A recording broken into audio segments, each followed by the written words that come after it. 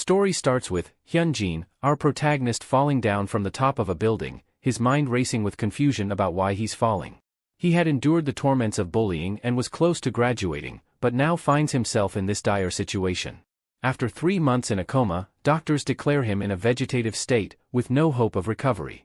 Though he can hear voices around him, he's unable to respond.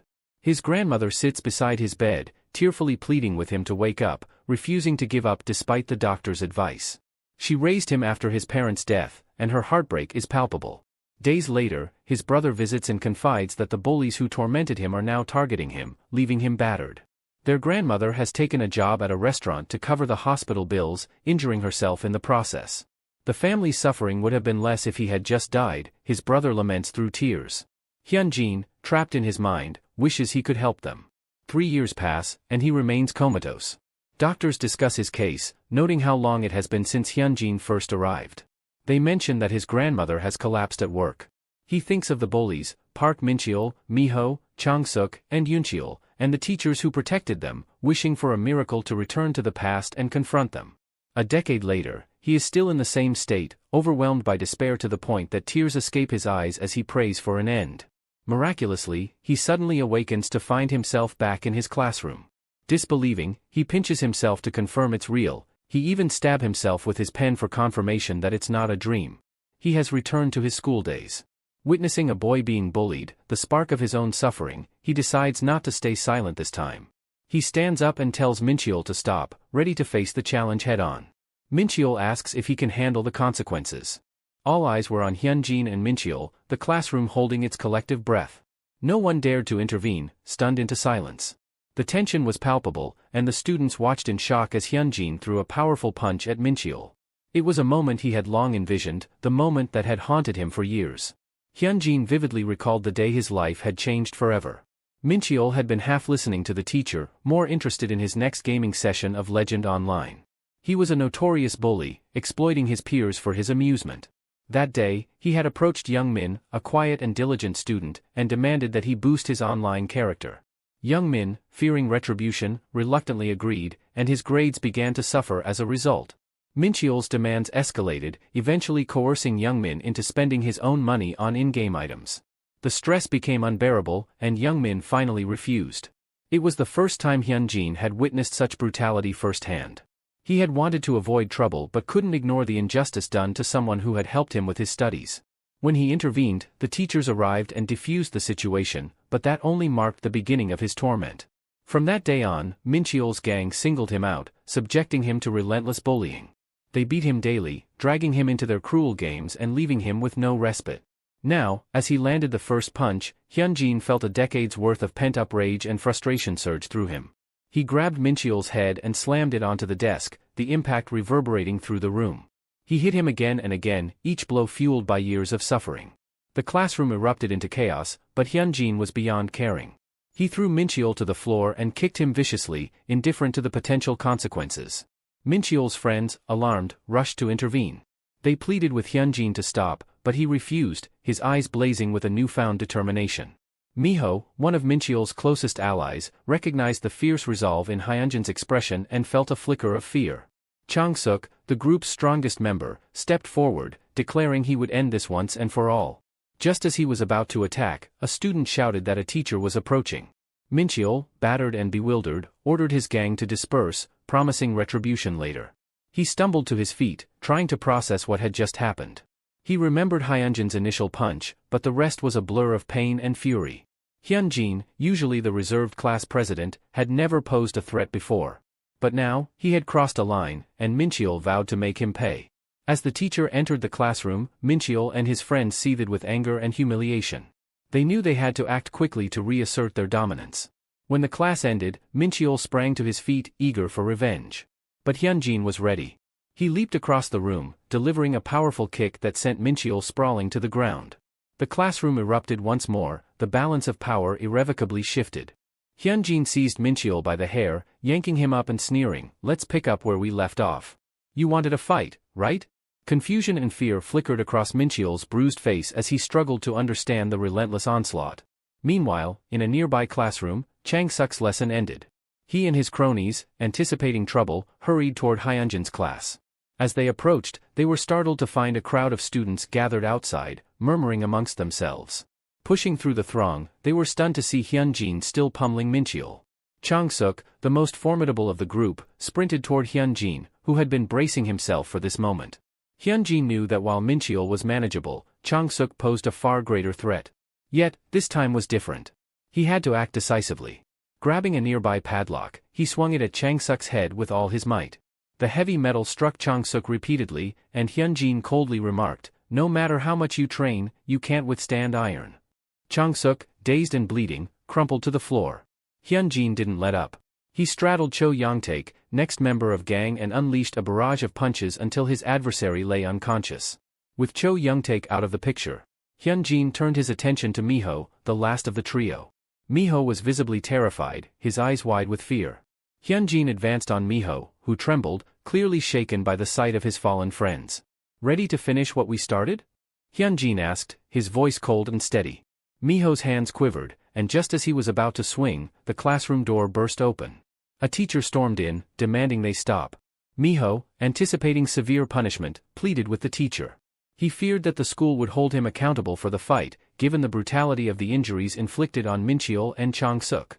The teacher, glaring at Hyunjin, took him to the office, berating him along the way. "Do you realize what you've done? Some of them are in the hospital with severe injuries. This is a major issue for the school," the teacher scolded. Hyunjin, defiant, met the teacher's gaze. "This isn't the first violent incident at this school. You need to handle it discreetly," he replied. The teacher's face turned red with anger, and he slapped Hyunjin hard across the face. Hyunjin's mind flashed back to the root of his suffering, not just the bullies, but the cowardly adults complicit in the abuse. Hyunjin then leaned in, his voice low but firm. "You'd better back off. I know about the bribes you've been taking from parents. And I know about your affair with the English teacher. If you push this, I'll make sure everyone else knows too." 10 years earlier, Hyunjin had hoped the teachers would help him when he first reported the bullying. Instead, the teachers had called everyone to the office, only for Miho to dismiss it as a joke, claiming Hyunjin had misunderstood. The matter was swept under the rug, and the bullies had walked away unpunished. As they left the office that day, Miho had threatened him, promising to teach him a lesson. They dragged Hyunjin outside the school, and Miho started to beat him mercilessly. At that moment, Hyunjin's hatred for his teacher grew, cursing him for not intervening or investigating the situation. His teacher, Mr. Kim, had appeared during the assault, witnessing the brutal scene. Hyunjin had hoped Mr. Kim would finally grasp the severity of the bullying and take action. However, Mr. Kim remained silent, his face a mask of indifference. Later, Hyunjin learned the truth. Mr. Kim had been accepting bribes from parents, including Miho's, and turning a blind eye to the bullying. One day, Hyunjin's anger boiled over, and he punched Miho in the face. Miho's parents, influential and wealthy, quickly intervened, demanding the principal expel Hyunjin. His grandmother had to apologize profusely on his behalf, making Hyunjin realize the depth of his helplessness in a system where power and money held sway. Even the school's violence committee merely punished him, leaving the real perpetrators unscathed. After falling into a coma, Hyunjin understood that revenge couldn't be achieved through brute strength alone. He needed to navigate the complexities of adult corruption and complicity. Back in the present, he confronted Mr. Kim, blackmailing him with the knowledge of his corruption and affair with the English teacher, who was a mother of 3. Fearful, Mr. Kim asked what Hyunjin wanted. Hyunjin demanded that he continue his corrupt ways but stay out of Hyunjin's matters. Mr. Kim, realizing the precariousness of his situation, agreed reluctantly. Hyunjin knew Mr. Kim was just the first step in his plan and began preparing his next move. Meanwhile, Miho was seething with rage, vowing to kill Hyunjin. He was confident Mr. Kim would back him, at least enough to get Hyunjin expelled. Later, Hyunjin re-entered the classroom and challenged Miho openly. He punched Miho so hard that he fell from his chair to the floor. Hyunjin jumped on him, kicking his face relentlessly while Miho begged for mercy and called for help. The other students watched in stunned silence, paralyzed by fear. Mr. Kim observed from the window, hesitant to intervene. Hyunjin leaned down, whispering to Miho that no one would help him, emphasizing the school's apathy and corruption. Mr. Kim's mind raced as he watched the brutal scene unfold. He thought about the earlier incident where 3 students had been hospitalized. He knew the school administration would want to avoid further escalation, yet he also understood the power Miho's wealthy parents wielded. They owned multiple residential complexes and were prominent figures in Daeseon, providing substantial financial support to the school. Mr. Kim realized that failing to handle the situation delicately could result in severe backlash from these influential parents. The school's recent renovation, funded largely through donations from Miho's parents, loomed large in Mr. Kim's mind. His own acceptance of their money added to his anxiety. If they turned against him, even his usual methods of manipulation wouldn't protect him. Desperate to find a way to separate Miho from the growing scandal, he hurried to the classroom. His heart sank when he saw Hyunjin already beating Miho savagely. Quietly, he backed away, knowing that his affair with the English teacher, if exposed, would end his career. Inside the classroom, Hyunjin continued his assault on Miho, finally tiring and sitting on a desk, surveying the damage. He understood that as long as he didn't target Miho, he could manage the fallout. But if he had chosen to avoid conflict, he would never have punched Mincheol upon returning. After enduring years as a vegetative patient, his desire for intense revenge consumed him. As expected, the news of the fight spread quickly. 3 students were hospitalized, and the principal was adamant about punishing Hyunjin. The witnesses' accounts made it impossible to cover up the incident. The principal, fearing backlash from Miho's influential parents, convened a meeting with the student committee. He insisted that Hyunjin be severely punished. Min Young, the English teacher, supported the principal, advocating for Hyunjin's expulsion. However, Mr. Kim defended Hyunjin, pointing out that Mincheol's gang had a history of bullying. He argued that Hyunjin had been a victim before becoming a perpetrator and that punishing him harshly would be unjust.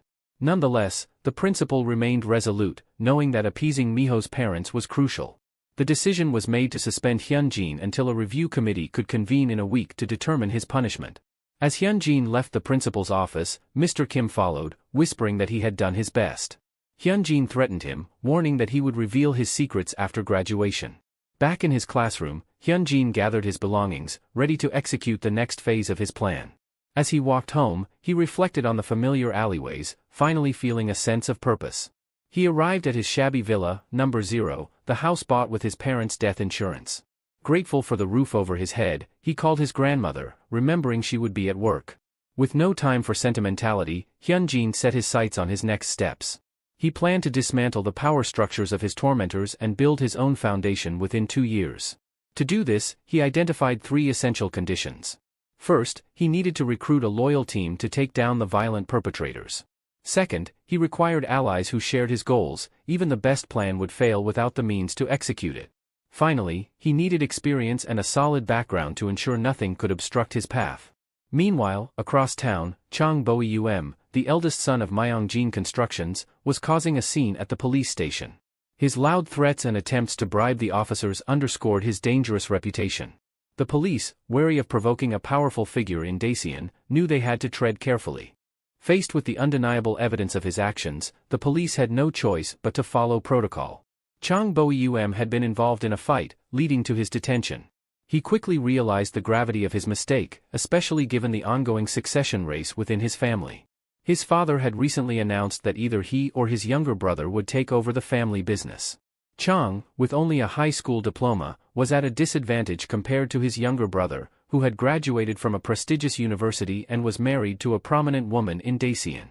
This had allowed his brother to secure a strong position in the succession race. As the officer reprimanded Chang for attacking innocent people, the situation seemed bleak. Just then, Hyunjin arrived, stating that he was there to testify on Chang's behalf. He requested to meet with the appropriate authorities and produced a video showing that the bystanders had initiated the altercation while Chang had merely been passing by.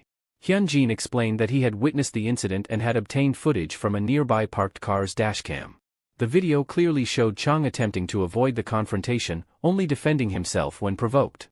Chang, relieved and impressed by Hyunjin's intervention, praised him for revealing the truth. The officer, concluding the investigation, released Chang, cautioning that the matter might require further review. Chang, grateful for Hyunjin's help, threatened the officer to remember his face and maintain peace. Outside the station, Chang thanked Hyunjin profusely and offered him a substantial reward, which Hyunjin accepted without hesitation. Chang noted Hyunjin's unusual confidence and lack of hesitation in accepting such a large sum. Hyunjin then posed a provocative question, asking if Chang thought the incident was a mere coincidence given the timing of the succession race. He suggested it was orchestrated and offered to provide proof. Intrigued, Chang listened as Hyunjin showed him the full dashcam footage, revealing that the attackers had been loitering suspiciously for half an hour before Chang's arrival. As soon as Chang appeared, they instigated the fight, suggesting a deliberate setup.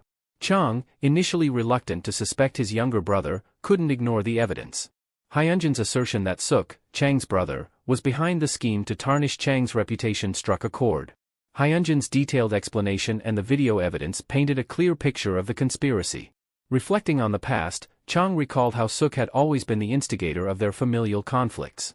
This new revelation led to a dramatic confrontation between the brothers. Chang, in a fit of rage, confronted Suk, resulting in a physical altercation that left Suk permanently disabled. Their father, enraged by the brothers' incompetence, declared neither of them fit to inherit the family business. The incident became a scandal, with the public mocking the brothers and their feud. Memes and posts circulated online. But that only happened in previous timeline. And because of that, Hyunjin was able to know where and when he should approach Chang.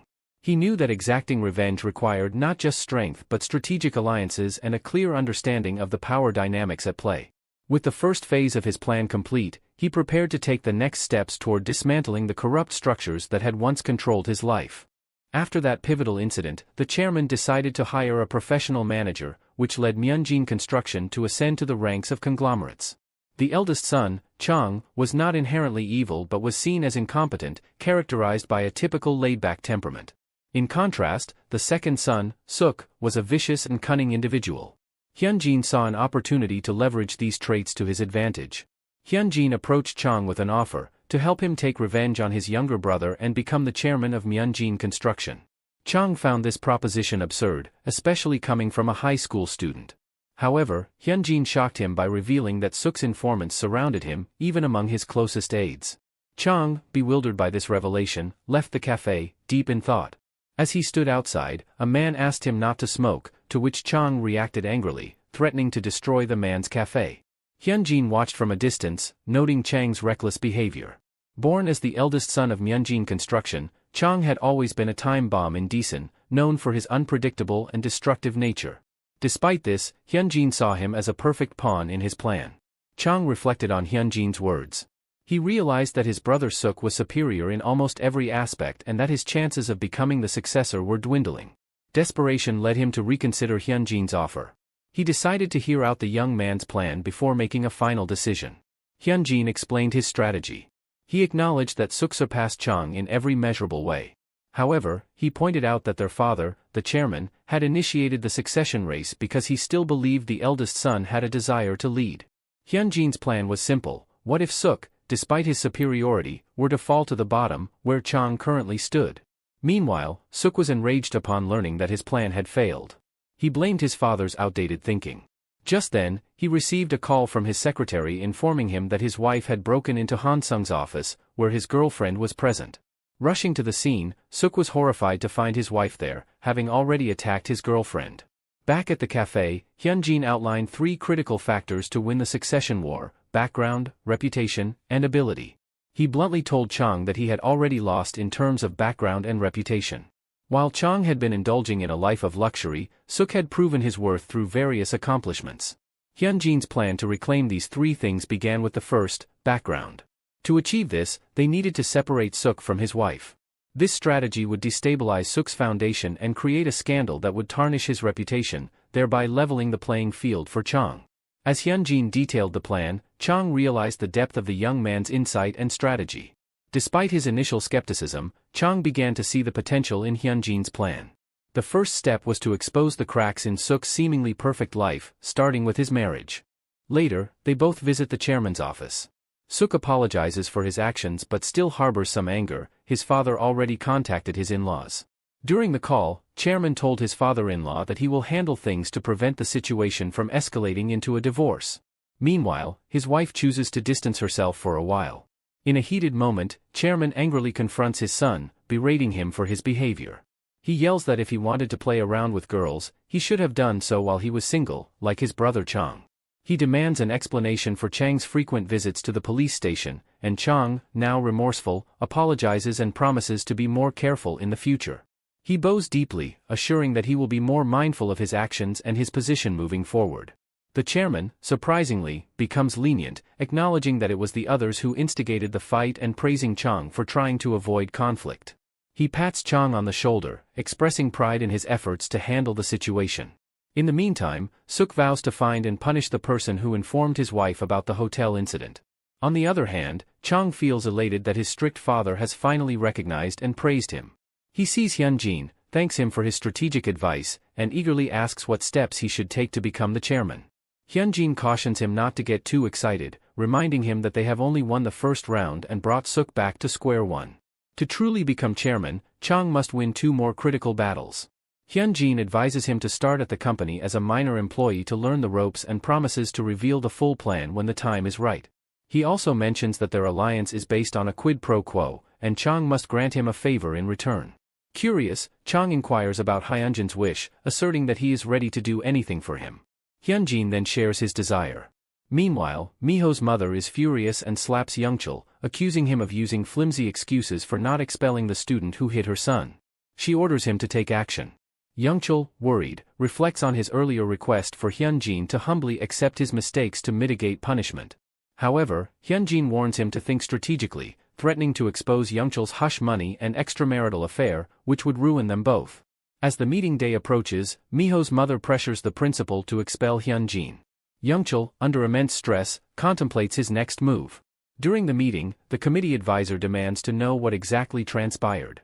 Youngchul rises and explains that Miho and his group have been bullying their classmates. He recalls seeing Chang, who is now Hyunjin's legal guardian, in the red light district and wonders how he assumed this role. Recognizing this as a chance to switch allegiances, Youngchul declares that it's absurd for the attacker to be treated as the victim. The principal seeks clarity to avoid misunderstandings, prompting Youngchul to recount multiple reports of Miho's group harassing students. Initially, Youngchul had scolded them, but the harassment intensified over time. A few days ago, Miho bullied Youngmin, and Hyunjin intervened to protect him. Despite this, the principal insists that regardless of the reasons, violence cannot be justified, especially since it led to 3 students being hospitalized for the first time in the school's history. To prevent such incidents in the future, they must thoroughly investigate and appropriately punish the responsible student. The deliberation begins with the committee hearing from student Miho about the incident. Miho recounts that he saw Hyunjin assaulting Minchul, who was already on the ground, and insists that other students witnessed Hyunjin starting the fight. He requests the principal to summon another witness to support his claim. Miho's mother rises and passionately urges everyone to look at her son's injuries, arguing that such violence is intolerable and could affect other students as well. The other parents present nod in agreement, expressing that no justification exists for such brutality, and demand that the principal take strict action against Hyunjin. In the meantime, at the hospital, others speculate that Hyunjin is likely to be punished due to Miho's mother's influence. Minchul, now more determined than ever, plans to make Hyunjin's life miserable until he breaks down and begs for mercy. Sensing the situation's urgency, Chang intervenes and asserts that it's time to uncover the truth about that day. He accuses Miho of being a malicious instigator who orchestrated the entire incident. Chang reveals that he has personally investigated Minchul's group and found that they have been involved in bullying, theft, and other misconduct. He challenges the principal, questioning why the school is covering up these issues and hinting at possible bribery from the parents. Chang continues, arguing that the root cause of the problem must be addressed. He asks if the parents and teachers would stand idly by if their own children were being assaulted. Miho's mother, furious, demands to know who Chang is, having heard that Hyunjin has no parents. Chang introduces himself as Hyunjin's guardian and the eldest son of Myunjin Construction Company. He emphasizes that Hyunjin is like a younger brother to him, and he dropped everything to attend the hearing when he learned of it. Chang then announces his intention to sponsor the school under Myunjin Construction's name, but retracts his offer, citing the school's corruption and poor management. He insists that schools should instill moral and just values, questioning why a student who defended a classmate is being punished. The parents and the principal are taken aback by Chang's status and his connection to Hyunjin. The principal is caught in a dilemma, realizing that siding with Miho could jeopardize any potential relationship with Myunjin Construction and might even lead to his expulsion from the city. However, siding with Hyunjin would mean severing ties with Miho. Ultimately, the principal shifts his stance, acknowledging reports of bullying since the beginning of the school year, with Miho as the ringleader. He labels Miho a perpetrator and praises Hyunjin as one of the school's top students, insisting that there must be a valid reason for his actions. He then suggests hearing Hyunjin's side of the story. Hyunjin, relieved that his side is finally being considered, reflects on his past experiences where his pleas were ignored, leading to his tragic fate. He recounts how he repeatedly informed teachers about Minchul's group's bullying, only to be dismissed with claims that Minchul wouldn't engage in such behavior. He questions why he is being scrutinized not just for a single act of self-defense, but because adults perceive him as powerless. He demands that the bullies be punished first, threatening to expose the incident publicly if no action is taken, which would tarnish the reputation of Chanil High School and bring disgrace to Daesun. He insists that only severe punishment will silence him. Miho's mother, defiant, declares that she will never allow her son to be held accountable. She calls her husband, informing him that the principal and teachers are unjustly blaming Miho due to pressure from Myeongjin Construction's eldest son. Her husband, shocked to learn of Chang's involvement, urges her to return home immediately, warning that Chang has the power to ruin their family. In the end, the committee decides that Hyunjin will complete 100 hours of volunteer work as a penalty for his involvement in the altercation. Meanwhile, Miho and 3 other students are expelled from the school. Enraged, Miho charges at Hyunjin, but his mother intercepts him. Hyunjin then commands Miho to get on his knees and beg for forgiveness. Confused and defiant, Miho questions why he should kneel since he's already been expelled. Hyunjin directs him to ask his mother for guidance. She, in turn, instructs Miho to kneel, and with reluctance, Miho bows before Hyunjin, pleading for forgiveness. However, Hyunjin coldly remarks that this act of submission brings him no satisfaction and ominously tells Miho to pray for his future, which will be filled with misery. That night, while Hyunjin is at home, he receives messages from Minchul, who urgently requests a meeting, claiming to have something important to share. Hyunjin agrees to meet him. Upon arrival, Minchul expresses his gratitude, but Hyunjin cuts him off, urging him to get to the point.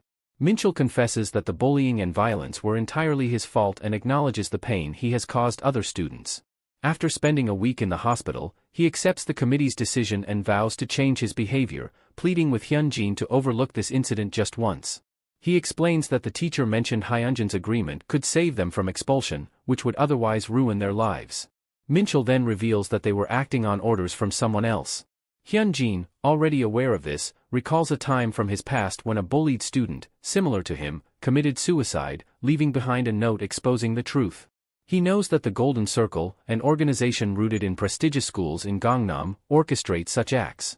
The founder of the Golden Circle, seeing the potential profit in school violence, recruited bullies and aligned with wealthy students' parents, offering protection in exchange for money. This system ensured that the students under their control excelled academically, while rivals were systematically eliminated. In the future Hyunjin envisioned, the outer members of the Golden Circle were eventually exposed, but the case was swiftly buried. To exact his revenge on those who condemned him to a living hell, Hyunjin realizes he must dismantle the Golden Circle entirely. He presses Minchul for details about the organization's operations in Seoul and Gyeonggi. Minchul discloses that Yangmin, a senior bully at their school, is involved but stops short of confirming his membership in the Golden Circle. Despite this, Yangmin's connection to the organization is undeniable, although extracting information from him will be challenging due to his strength and influence. Hyunjin then asks Minchul if he truly desires forgiveness but warns him that he will demonstrate the consequences each time they meet. He slaps Minchul across the face, reflecting on his past life where he was an ignorant father, oblivious to the suffering of others. Despite their successes, he was stunned by their prosperous lives. Now, with karma at play, he vows to inflict lasting trauma on those who wronged him, ensuring they suffer for the rest of their lives. The following day, the atmosphere at school is tense. Students whisper about Hyunjin, now branded a villain. Silence falls as he enters the classroom, everyone wary of his presence. Hyunjin sits at his desk when Jangmin approaches him, thanking him for his actions and offering to help him with anything he needs. Hyunjin, unimpressed, asks why Jangmin is showing gratitude now when he was too scared to testify before. He makes it clear that he no longer cares about what happens to Jangmin. Elsewhere, a student asks Yangmin about their next steps now that the Minchul gang has been expelled, noting that their plan has been ruined. Moreover, they can't touch Hyunjin because he is backed by the first son of Myeongjin Construction. Yangmin, unfazed, says they can still make a lot of money by taking control of the high school. Hyunjin, meanwhile, is strategizing. He knows that to dismantle the Golden Circle, he must excel academically. Their targets are the top-performing students, and if he consistently achieves the best grades, the Golden Circle will be forced to act against him.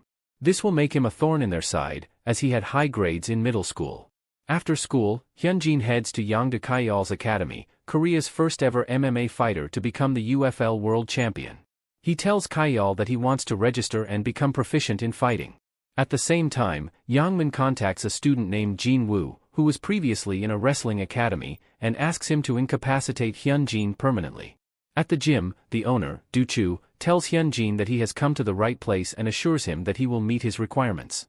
Hyunjin recognizes Du-chu despite his mustache, knowing he is the former UFL champion, Yangdu Kaiyol. When asked why he wants to join the gym, Hyunjin explains that he wants to become strong enough to defeat bullies. Du-chu, however, discourages this motivation, stating that the gym is not a place to learn to fight for revenge. He suggests Hyunjin work out to avoid being bullied but refuses to accept him under his current mindset. Hyunjin reflects on Du-chu's past. As Korea's first UFL champion, Du-chu could have lived a prosperous life based on his fame alone, but his career ended abruptly when he was found to have used anabolic steroids. Despite this, Hyunjin believes in Du-chu's talent, as he had once transformed an untalented fighter into a champion. Hyunjin offers Du-chu 100 million won, aware that Du-chu needs money. He promises to transfer the money within a day if Du-chu agrees to train him, paying in advance so that Du-chu won't lose anything even if Hyunjin quits. Hyunjin is fully aware of the risks, including potential disability or imprisonment, but he is determined. Du-chu agrees to teach him, emphasizing that he will not allow Hyunjin to use drugs, as he has already made that mistake himself. He then challenges Hyunjin to endure one round in the ring with him to prove his determination. If Hyunjin can last the round, Du-chu will accept the offer. That night, when Hyunjin returns home, his grandmother is shocked to see his battered condition and asks what happened. A few hours earlier, he had faced Du-chu in the ring, tasked with enduring one 3-minute round. Hyunjin had stepped forward, landing a punch on Du-chu's face, but was swiftly knocked to the ground with a blow to his nose. Du-chu tells Hyunjin to stand up, reminding him that only 10 seconds have passed and there are still 2 minutes and 50 seconds left. Hyunjin rises again, but Du-chu launches a flurry of attacks. Hyunjin tries to block, but Du-chu's speed and power are overwhelming. After a series of punches and kicks, Hyunjin is knocked down once more. Du-chu commands him to get up again, and Hyunjin complies, knowing he must endure to prove himself. As he takes more blows, Hyunjin realizes his stamina is waning rapidly. He resolves to muster any momentum he can. Du-chu, thinking he went easy on Hyunjin to ensure his wounds heal quickly, is ready to call it a day. But Hyunjin, bruised and bloodied, insists he can continue fighting. Surprised by his resilience, Du-chu agrees to continue but warns that he won't hold back. Du-chu attacks with full force, but despite the onslaught, Hyunjin keeps getting up. Du-chu is moved by his determination, understanding the desperation driving him. He knows he can't allow Hyunjin to follow a path of regret similar to his own. With a final punch, finally, the 3 minutes end. Du-chu tells Hyunjin to go to the hospital and not to reveal who injured him. He gives Hyunjin his bank account number for the money transfer. Reflecting on his own situation, Du-chu remembers a recent offer from a broker representing a new MMA association. They proposed a lucrative deal, contingent on his use of performance-enhancing drugs and participation in their tournament. Had Hyunjin not come through with the money, Du-chu might have accepted the deal. Instead, he texts the broker to decline. Hyunjin, back home, tells his grandmother he got into a fight with some kids at school and inquires about their housing subscription savings account. He suggests investing the money in a Myeonjin construction apartment program, hoping they might secure a deal. His grandmother agrees, relieved that she won't need to question the source of the money, which Hyunjin had intended to give her outright. The next day, Yangmin praises Jin Woo, mistakenly believing he is responsible for Hyunjin's condition. Yangmin tells Jin Woo to spread the word that they are close and plan to hang out after school. Jin Woo, seeing an opportunity, agrees, though he's confused. He heads to Hyunjin's class to assess the situation and is shocked by Hyunjin's battered appearance. Jin Woo concludes that Hyunjin must have been beaten outside of school for his arrogance. Yangmin, believing Jin Woo's supposed actions, thinks Hyunjin is not as strong as he seemed. He plans to beat Hyunjin next time and warns the other students to avoid him. After school, Hyunjin heads to the gym where Du-chu instructs him to work out for 2 hours. Du-chu sets a strict condition: if Hyunjin can't endure this, he will not teach him further. Understanding that to defeat Yangmin, who has trained for years, he must endure this physical training without faltering, Hyunjin accepts the challenge. Moreover, Yangmin is not his ultimate target. Hyunjin aims to expose the elusive golden circle hiding behind him. Du-chu, surprised by Hyunjin's stamina, wonders about his true purpose. Recognizing the boy's potential, Du-chu decides to try a different training method. He tells Hyunjin that he has always sought to excel without illegal practices, so even if his career ends, his students will succeed. From now on, he will apply the results of his research to Hyunjin's training, promising that if Hyunjin can keep up, he will become strong enough to make anyone kneel. A week later, Kim Siwoo, a classmate, approaches Hyunjin. Siwoo expresses his discomfort with how the other students are ignoring Hyunjin and declares he doesn't want to be like them. He reveals that Jinwoo has been threatening all the students, forbidding them from talking to Hyunjin, and even threatening to kill anyone who tries to get close to him. Despite the danger, Siwoo refuses to ignore his friend being bullied, even if it means he might get beaten. This moment stirs a memory in Hyunjin of Siwoo from his past life. Back then, after learning Hyunjin was being bullied, Siwoo stood up for him, distancing himself from Mincheol's group. As a result, Siwoo became the target of their teasing. One day, when Hyunjin was a patient, Siwoo apologized for not protecting him, admitting he was scared of getting beaten during every break. In the present, Hyunjin coldly asks Siwoo not to act like they are close, insisting he can handle his own problems. Siwoo responds that he will do what he wants and will never let Hyunjin be alone. Despite Hyunjin's harsh words, Siwoo leaves, determined to help his friend. After class, Hyunjin finds himself unconsciously waiting for Siwoo. He overhears students talking about Siwoo being taken by Jinwoo for a beating. Alarmed, he rushes to the scene. Meanwhile, Jinwoo confronts Siwoo, demanding to know why he spoke to Hyunjin after being warned not to. Siwoo defiantly questions why he should listen to Jinwoo and asserts his right to choose his friends, declaring that he won't abandon Hyunjin. Siwoo immediately kicks Jinwoo in the face, causing him to fall. Jinwoo instructs his friends to attack Siwoo. They move to attack, but Siwoo kicks one in the face and then a punch to other one. Despite their efforts, Siwoo gets punched and worries about Hyunjin, thinking that he won't abandon Hyunjin. Jinwoo, now enraged, steps forward and punches Siwoo, taunting him about his martial arts skills. He then starts beating Siwoo brutally while the other students watch in silence. Jinwoo declares that he will continue beating Siwoo during breaks, lunch, and after school. Exactly then, Hyunjin arrives. He realizes that to confront Jinwoo, he needs a strategy. Recognizing that Jinwoo relies on his size, Hyunjin decides to taunt him about his weight, calling him fat and accusing him of needing others to fight for him. Jinwoo's friends warn Hyunjin to back down, saying he will end up crippled like Siwoo. But Hyunjin remains defiant, ready to stand his ground against Jinwoo. Jinwoo orders his friends to stand back, saying he'll handle Hyunjin himself.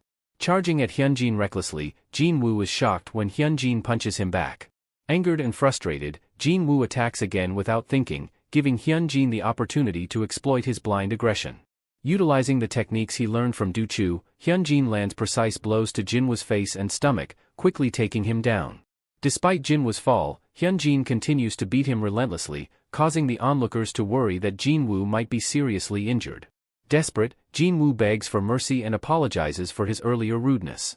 However, when Jinwoo tries to muster the strength for another attack, he confesses that he acted on Yeoman's orders, feeling he had no choice, and promises not to harm Hyunjin or Siwoo again.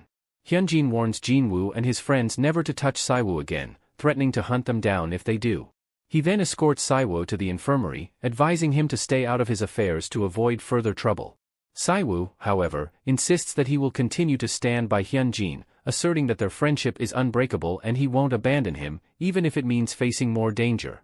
Hyunjin, determined to dismantle the gang that has been tormenting them, tells Siwoo that he cannot share his plans and urges him to stay away to avoid further harm.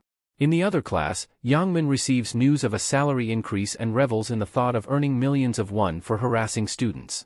Meanwhile, Hyunjin tracks down Yangmin and confronts him. As he launches his attack, Yangmin tries to dodge, questioning who Hyunjin is. Noticing Hyunjin's fighting skills but recognizing the lack of power and predictability in his attacks, Yangmin tries to strike back. Hyunjin introduces himself and reveals that he is one Yangmin has been looking for. When Hyunjin attempts to hit Yangmin with a chair, Yangmin catches his hand and punched him in the stomach, Hyunjin finding it bearable compared to Duchu's training. Realizing he cannot defeat Yangmin in a straightforward fight, Hyunjin aims to prove himself, prepared to risk everything. He uses a leg lift to push Yangmin back and dangles him out of a window, threatening to end him. Terrified, Yangmin asks what Hyunjin wants. Hyunjin declares his intent to finish things once and for all. Other students arrive and pull Hyunjin away from the window, but he continues to shout threats at Yangmin, vowing that the conflict will not end until Yangmin is dead. 30 minutes later, an urgent announcement over the school's PA system calls several students to the principal's office, indicating that the situation has escalated to a critical level. Yangchul arrived at the scene, eyes widening at the sight of the bloodshed caused by Yangmin. The gravity of the situation weighed heavily on him as he pondered how he might explain this to the principal in a way that would protect Hyunjin. To his astonishment, the principal instructed him to ignore the incident entirely. The principal elaborated, mentioning the recent developments with the Myeongjin Construction Company. Their eldest son, Chang, had unexpectedly gained significant influence and popularity. Chang had announced his intention to sponsor a substantial portion of the school's operating expenses. Furthermore, he pledged to dramatically increase the support if he were to become chairman. The principal emphasized that sponsorships were rarely acts of pure goodwill. They were typically driven by underlying motives. Chang's sponsorship was no exception. The principal revealed that Chang's condition for this generous sponsorship was that the school must protect Hyunjin at all costs. No matter what trouble Hyunjin caused, it was to be covered up. He tasked Yangchul with managing this, citing his proficiency in such matters. In return for his cooperation, the principal promised Yangchul various perks and privileges, including priority access to performance rewards and special benefits. He also mentioned that Chang had reserved a few units in an upcoming Myeongjin construction housing project. This would allow Yangchul to secure an apartment separate from his wife, providing him the discretion he needed for his personal affairs. The principal stressed that their primary responsibility was to shield Hyunjin from any repercussions. Yangchul, seeing the advantages for himself, eagerly agreed, vowing to dedicate himself to the principal's plan. The principal, acknowledging Yangchul's commitment, suggested that they address each other as brothers, indicating their shared interests and mutual support. Yangchul, grasping the principal's hand, promised to help elevate the school's prestige to unprecedented heights, ensuring that the principal would be celebrated as a legend in Daesun's future. The principal added that as long as Hyunjin graduated without any issues, the school would have the powerful backing of Myeongjin Construction, making their efforts all the more crucial. Their conversation was abruptly interrupted by the arrival of a staff member who reported that Hyunjin had been attacked, leaving both men in shock. They immediately summoned Yangmin for questioning. Despite Yangmin's insistence that he was innocent and that Hyunjin had initiated the altercation, the principal harshly reprimanded him for assaulting a student 2 years his junior. Yangchul continued the rebuke, pointing out that they had been monitoring Yangmin's behavior, noting his tendency to bully others whenever the opportunity arose. Shin Yangmin, fed up with the situation, screamed in frustration. "I almost fell off the building and died. There are witnesses," he shouted. Chul crouched down to Yangmin's level and responded calmly, "There are always witnesses. The issue is whether people believe them. Let's go outside and grab someone. Ask them who they think is at fault, an ordinary student or someone like you." Shin cursed in anger, prompting Chul to grab him by the clothes. "Watch your mouth," Chul warned. "If you don't admit to this, you'll face serious punishment." Looking at the two adults in front of him, Yangmin saw they were just as corrupt as he was. Realizing that messing with Hyunjin was a mistake, he finally apologized. As he walked away, he thought to himself that with graduation approaching, he couldn't let this incident ruin his future. He decided he had no choice but to seek help from outside, even if it cost him some money. In a car, someone remarked, "The situation is pretty bad. It's not unusual to use one's background, but how did Myeongjin Construction get involved? All the students who tried to harass the target were expelled, and even the teacher is protecting him." The broker, Kang Tae-gu, realized he had no choice but to handle the mission himself, as the Golden Circle didn't tolerate any mistakes. He drove to meet the principal, insisting that Shin was punished unjustly. The principal denied any wrongdoing. Tae-gu, thinking the principal would break under pressure, brought up a past incident where 4 students were sent to the hospital, but the attacker received a light punishment. He suggested that perhaps Hyunjin was receiving special treatment. "If that's the case, I won't let this go easily," Tae-gu warned. The principal laughed. "When in Daesun, do as the people of Daesun do. We didn't escalate this to a criminal case because we care about our students' futures. We've already discussed this with the police, so do what you must." Tae-gu threatened once more, but the principal remained unfazed. "I don't know what you plan to do, but threats won't work here." Frustrated, Tae-gu went to the police, but they sided with the school. The officer explained that the case was deemed self-defense, and punishing Hyunjin would also mean taking action against Shin. Tae-gu, enraged, smashed the table. "If you don't take this seriously, I'll make sure everyone hears about it online," he threatened. The policeman sighed, saying, "This is Daesun. Whether you publish it or not, it won't make a difference. People will forget about it in few days of vacation." Tae-gu was shocked, wondering what had happened to this town. He called a contact, who explained that the chief of police was very close with the principal. In a town like this, everyone knows each other. They're all probably keeping quiet, the contact added. Taegu finally understood. The principal's confidence stemmed from his trust in the local cartel. The problem with local cartels was that while intervention might be possible if it were a matter of personal interest, local sentiment, an ingrained territorial mindset kept outsiders from interfering in local affairs. Taegu realized this was why people avoided taking jobs in rural areas, preferring to stay in Seoul. He knew he couldn't afford to fail this mission. The Golden Circle had never failed a single request, and their reputation depended on this flawless record. If he failed, another broker would be sent to complete the job, and his own life would be ruined in an instant. The Golden Circle was unforgiving. Taegu knew he needed to calm down and think strategically. He called Yangmin, explaining that he couldn't help him directly because of the Golden Circle's involvement. Instead of fighting Hyunjin, find a way to bring down his grades by any means necessary, he advised. He warned Yangmin that failure would mean punishment not just for Hyunjin, but for him as well. Yangmin ended the call, bewildered about how to accomplish this. Suddenly, Hyunjin appeared behind him and struck him on the head. The next day, Yangmin heard his classmates talking about his fight with Hyunjin the previous day. They said he had lost, and Hyunjin had walked away unscathed. In reality, Yangmin had tried to attack, but Hyunjin had warned him, saying, "The request must be more important than your life." This had made Yangmin hesitate. Hyunjin then revealed that he knew about the broker's visit to the principal, making the situation clear. Hyunjin warned Yangmin that messing with him wouldn't just lead to expulsion. He would drag Yangmin to criminal court, ensuring he was convicted for his actions. After jail, Myeongjin Construction would make sure Yangmin could never live peacefully in Daesun again. Hyunjin added that to live a normal life, Yangmin would have to leave his hometown, but even that might not stop him. Terrified, Yangmin asked what Hyunjin wanted. "Justice," he suggested. Hyunjin replied, "I want one thing, to destroy anyone who messes with me." Hyunjin grabbed Yangmin by the shirt, his voice cold. "If you want to live like a human here in Daesan, you need to endure what your victims endured." He then started to beat him, which explained Yangmin's injuries. Yangmin thought he could easily defeat Hyunjin, but Chang and his group posed a bigger problem. If he left Hyunjin alone, the Golden Circle would come after him. And if the rumors were true, he'd wish for expulsion or conviction instead of dealing with them. He slammed his head against the table in frustration, realizing he had no choice. The only thing he could do was wait and hope Hyunjin's grade somehow dropped. Hyunjin saw this threat as temporary. Once exams were over and he scored top marks, the situation would change drastically. Yangmin, who was trying to survive within the Golden Circle, had to succeed at any cost. The requester, unable to see Hyunjin fail, would have to face the reality of his success, thinking that if he could achieve his goal, nothing else mattered. Whether he used the principle or acted with malice, it didn't matter. Looking at the situation, everything was going as planned. No one could touch him for the rest of his school life. This malevolent barrier gave Hyunjin a sense of relief. Later, Hyunjin went to the gym to train. It was clear he had some hidden talent, and even his coach commended him. If it wasn't about the money, the coach would have suggested he try his luck at becoming a pro.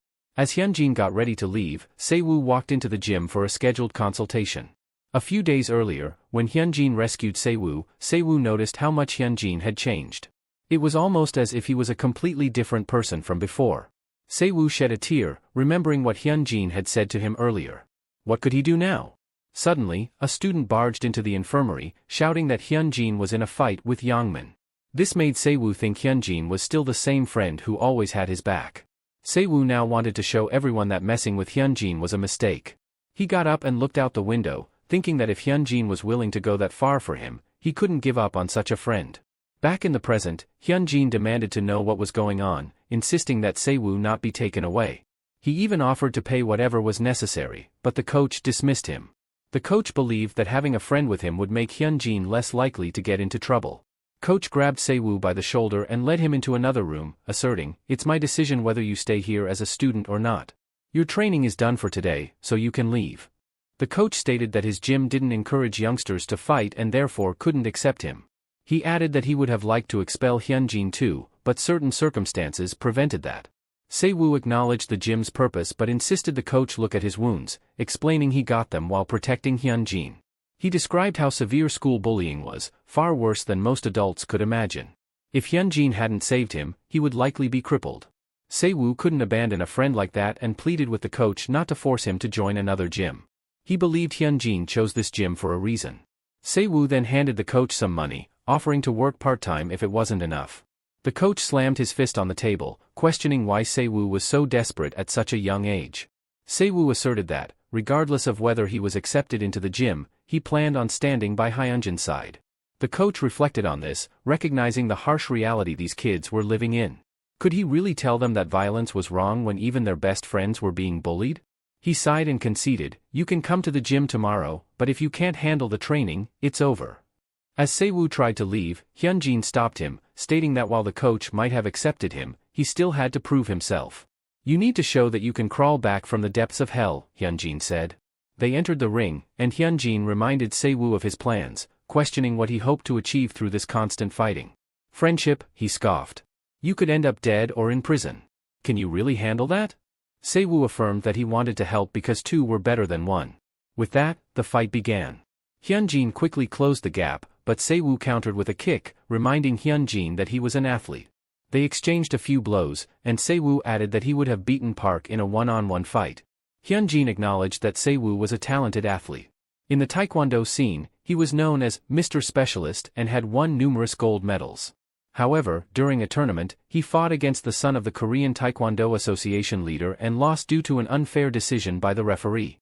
After that incident, he gave up on the sport. Yet, his determination never wavered. Hyunjin confronted him, asking if he knew about a technique called the kick catch, used in MMA. With a swift move, Hyunjin knocked Se-woo to the ground, urging him to surrender. But instead of giving in, Se-woo thought back to all the times Hyunjin had protected him. This memory sparked a new resolve within him. He tried to hit Hyunjin but missed, and Hyunjin continued his barrage of punches, demanding that Se-woo beg him to stop. Instead of pleading, Se-woo laughed, causing Hyunjin to pause. Hyunjin, puzzled, asked why Se-woo was acting this way. Hadn't he done enough for their friendship already? Se-woo, still chuckling, replied that he couldn't forget the times when he was beaten for doing nothing. But Hyunjin had always been there to help him. So why was Hyunjin doing this now? Se-woo explained that, despite knowing Hyunjin did nothing wrong, he couldn't ignore his own situation. It was his life, and he could make his own decisions. Suddenly, their coach barged into the ring. He demanded that they stop fighting and join him for a workout instead. He bet his life that they could reach the top of the UFL stage. The coach pointed out that both of them had exceptional talent. How could they be getting bullied when they could easily take down a few guys? Se-woo's kicks were incredibly accurate and powerful for his age, while Hyunjin had a keen sense of judgment and could detect gaps in an opponent's defense. The coach offered them a chance to utilize their abilities, emphasizing that it would be a waste not to. He suggested they drop out of school and focus entirely on sports. Despite running a rundown gym, he had connections with many athletes and could truly help them rise to the top. Hyunjin, however, questioned the coach about why he pursued MMA. The coach replied that he did it because it interested him. Hyunjin then admitted that he couldn't follow the same path because fighting brought him so much pain that he wanted to give up at every moment. But he had a purpose to fulfill, and he had to achieve it, no matter what. Hyunjin turned to coach, urging him to think it over. If the coach have different opinion than him, they would abandon the coach's dojo and continue their own way. Hyunjin then walked outside, with Se-woo following him. Se-woo assured Hyunjin that he wouldn't regret sticking with him through this journey. Hyunjin says he won't stop Se-woo anymore, but he has a few conditions. First, Se-woo must train with him every single day. Second, Se-woo should only get involved in matters he can handle. If it's a hopeless fight or a legal issue, he must leave immediately. Third, Myeongjin Construction will provide him with a living wage every month. Lastly, Se-woo must study. Hyunjin hopes that when the time comes to escape this hellish reality, Se-woo can have a much better life than he ever did. Hyunjin believes this is for the best, as he can use this situation to change Se-woo's future as well. When he arrives home, he finds his brother watching his favorite team play. Hyunjin tells him that he will cook for them, so his brother should keep watching the game. Hyunjin reflects on his previous life, remembering how this team made it to the championship game. He never mentioned it at the time, but he must have wanted to watch the game live. His little brother loved games but never once asked for a computer. He was always a sweet, considerate brother who never let on how much he wanted to spend time outside having fun. Thinking of his grandmother, his little brother, and Se-woo, Hyunjin resolves that he will get better and live differently than before. He will tear down anything that gets in his way to ensure that the people precious to him won't have to suffer. Suddenly, he receives a message from the coach, acknowledging that he might have crossed the line by asking Hyunjin to become a pro. However, the coach encourages him to reconsider if he ever changes his mind. A few weeks later, midterms begin. The top 10 students, who have yet to be acknowledged, are given a chance to prove their worth. As the papers are passed around, Hyunjin thinks that if he can't get good grades, his plan will fail. He could have easily gathered evidence and exposed the golden circle, but he is determined to completely destroy it. To bring out the real golden circle, he must become an immovable obstacle in their path. He must continue on this path to crush their disgusting pride and ensure success every time. This moment marks the true beginning of his revenge. In his previous timeline, after the exams, Hyunjin sheds tears. He prepared so hard for this exam and put in so much effort. Despite remembering everything, the emotional weight of his journey hits him. Hyunjin remembers all the correct answers. It dawns on him that he is still mentally stuck in his school days. Even while being bullied, he studied diligently, regretting those days while living in a vegetative state. The memories of his past life are still vivid in his mind, as if they were branded into his brain. And rightly so, he should never forget about them. The desire for revenge has shaped him into who he is today. After all the exams are finished, a girl named Hyaji approaches him. She asks why he isn't grading his own paper. He replies that he doesn't want to and thinks about her. She was quite popular because of her beauty, and she had confessed to him during her first year. He rejected her at the time because he didn't think he could handle both dating and studying. She offers to grade his paper for him and begins. Slowly, she remarks that he did, in fact, get 100 in all of the subjects. The next day, Hyunjin calls Youngchul to the rooftop, where they announce him as the top-ranked student in the entire school. Hyunjin asks if Chul knows about the golden circle, and if not, he will explain it to him. Earlier, we see the principal receiving constant calls from academies, even being accused of favoritism. How could a student who was a nobody before suddenly get 100 in everything? The principal dismisses any notion of cheating, claiming that the school simply has an excellent education program. After closing the call, Chul asks the principal if it was another call about academies. The principal confirms this, also wondering why they are so insistent this time. Chul notes that it must be because the exam was extremely hard this time. The principal says there is no reason to make a fuss over such a thing. Shouldn't they be excited about their high-achieving student? He can already envision it, Hyunjin receiving the highest CSAT score in the country and entering Hankook University at the top of his class. Such an achievement would give the school the opportunity to become nationally recognized. With Myungjin Construction's support, his long-awaited dream will come true. The only problem is that Hyunjin is causing issues, and it would be bad for the school's image if their top-ranked student were a problem child. The principal demands more from Youngchul, emphasizing the need to manage Hyunjin's behavior carefully. The principal tells Chul to take extra care of Hyunjin, especially since he has produced the first-ranked student in the school. He promises to start paying him a merit bonus next month. Handing Chul some money, he mentions that it's just a small reward and that they will undoubtedly achieve much more with Hyunjin's scores. Chul agrees, realizing that siding with Hyunjin was the right choice. Back in the present, Hyunjin explains to Chul exactly what the golden circle is. Afterward, Chul asks what Hyunjin wants him to do, perhaps stop Shin Youngman. Hyunjin clarifies that he wants them to feign ignorance of these actions and stand by. That's more than enough, and he advises Cho to prepare mentally in advance. Meanwhile, Shin Youngman is being beaten by the broker, who gives him one more chance to resolve the situation. If not, the price will be at least a limb. Sitting down with some friends, Shin wonders what he can do. Bae Songho, a burly guy, suggests that they all mess with Hyunjin at once. What can the principal do if 30 or more people are involved in a fight? Shin Youngman thinks it's a great idea, hoping it will lead to salvation. A few days later, during lunch, Hyunjin senses a strange vibe. Someone bumps into him, and another person slaps his head from behind, demanding an apology for bumping into his friend. Hyunjin thinks about how the bullying started, but this time, he's not weak. With a few punches, he takes them all out. Staying vigilant, he tells them to inform their leader to stop thinking about stupid stuff and bring it all at once. Later, Songho opens the door to Hyunjin's classroom, thinking he planned to provoke Hyunjin and bring the guys against him later. Hyunjin stands up, suggesting that if they have to fight, they should go to the recycling site where the teachers don't patrol. They head there, and Hyunjin reflects on his plan so far. Hyunjin knew that all the scenarios up until now weren't guarantees, as he had imagined. This revenge would be determined by fighting Shin Youngman. If he couldn't handle it, he would have to pay the price. Songho tried to intimidate Hyunjin, but Hyunjin didn't bite. Instead, he suggested they get to the point and fight. However, with spectators around, they should come at him one by one. One of the goons, nicknamed Demon Senior, stepped forward, saying that if Hyunjin wanted a one-on-one fight, that's what he'd get. In a school where students gather to learn, the necessity of power is extremely important. Hyunjin had defeated the strong with his radical moves, but his ruthless pursuit of victory had damaged his reputation. He was known for using malicious weapons like chairs or launching surprise attacks on unsuspecting enemies, with many believing his victories were due to luck. Hyunjin knew he needed to change this perception to continue his plan. To make Kainilhai his impenetrable fortress, he required a victory that couldn't be denied. Changhyun charged at him with a punch, landing it perfectly. Smirking, Changhyun assumed it was over, but he noticed Hyunjin had been guarding. Changhyun went for another attack but missed entirely, and Hyunjin seized the opportunity, delivering a powerful swing that knocked Changhyun out in one hit. From above, Jinwoo watched the fight, realizing that Hyunjin's victory was no fluke. He noted that Hyunjin had just defeated Demon Senior with a single blow and decided he should never get involved with him again, as Hyunjin fought like a rabid dog. Siwoo casually approached from behind, tapped Jinwoo's shoulder, and punched him in the cheek, noting that they had some old business to resolve. A while ago, after Hyunjin had dealt with the guys trying to annoy him, Siwoo had come up to him, wanting to help with his plan.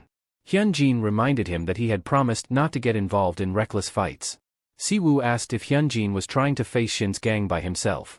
Hyunjin confirmed this, acknowledging Siwoo's concern but insisting that nothing good would come from Siwoo joining the fight, as their opponents would just use their numbers to win. Siwoo protested that it wasn't safe, but Hyunjin knew he had to handle this himself, as the issue wouldn't be resolved by someone else. However, Hyunjin had something for Siwoo to do if he really wanted to help, prove that Hyunjin wasn't alone by taking revenge on Jinwoo.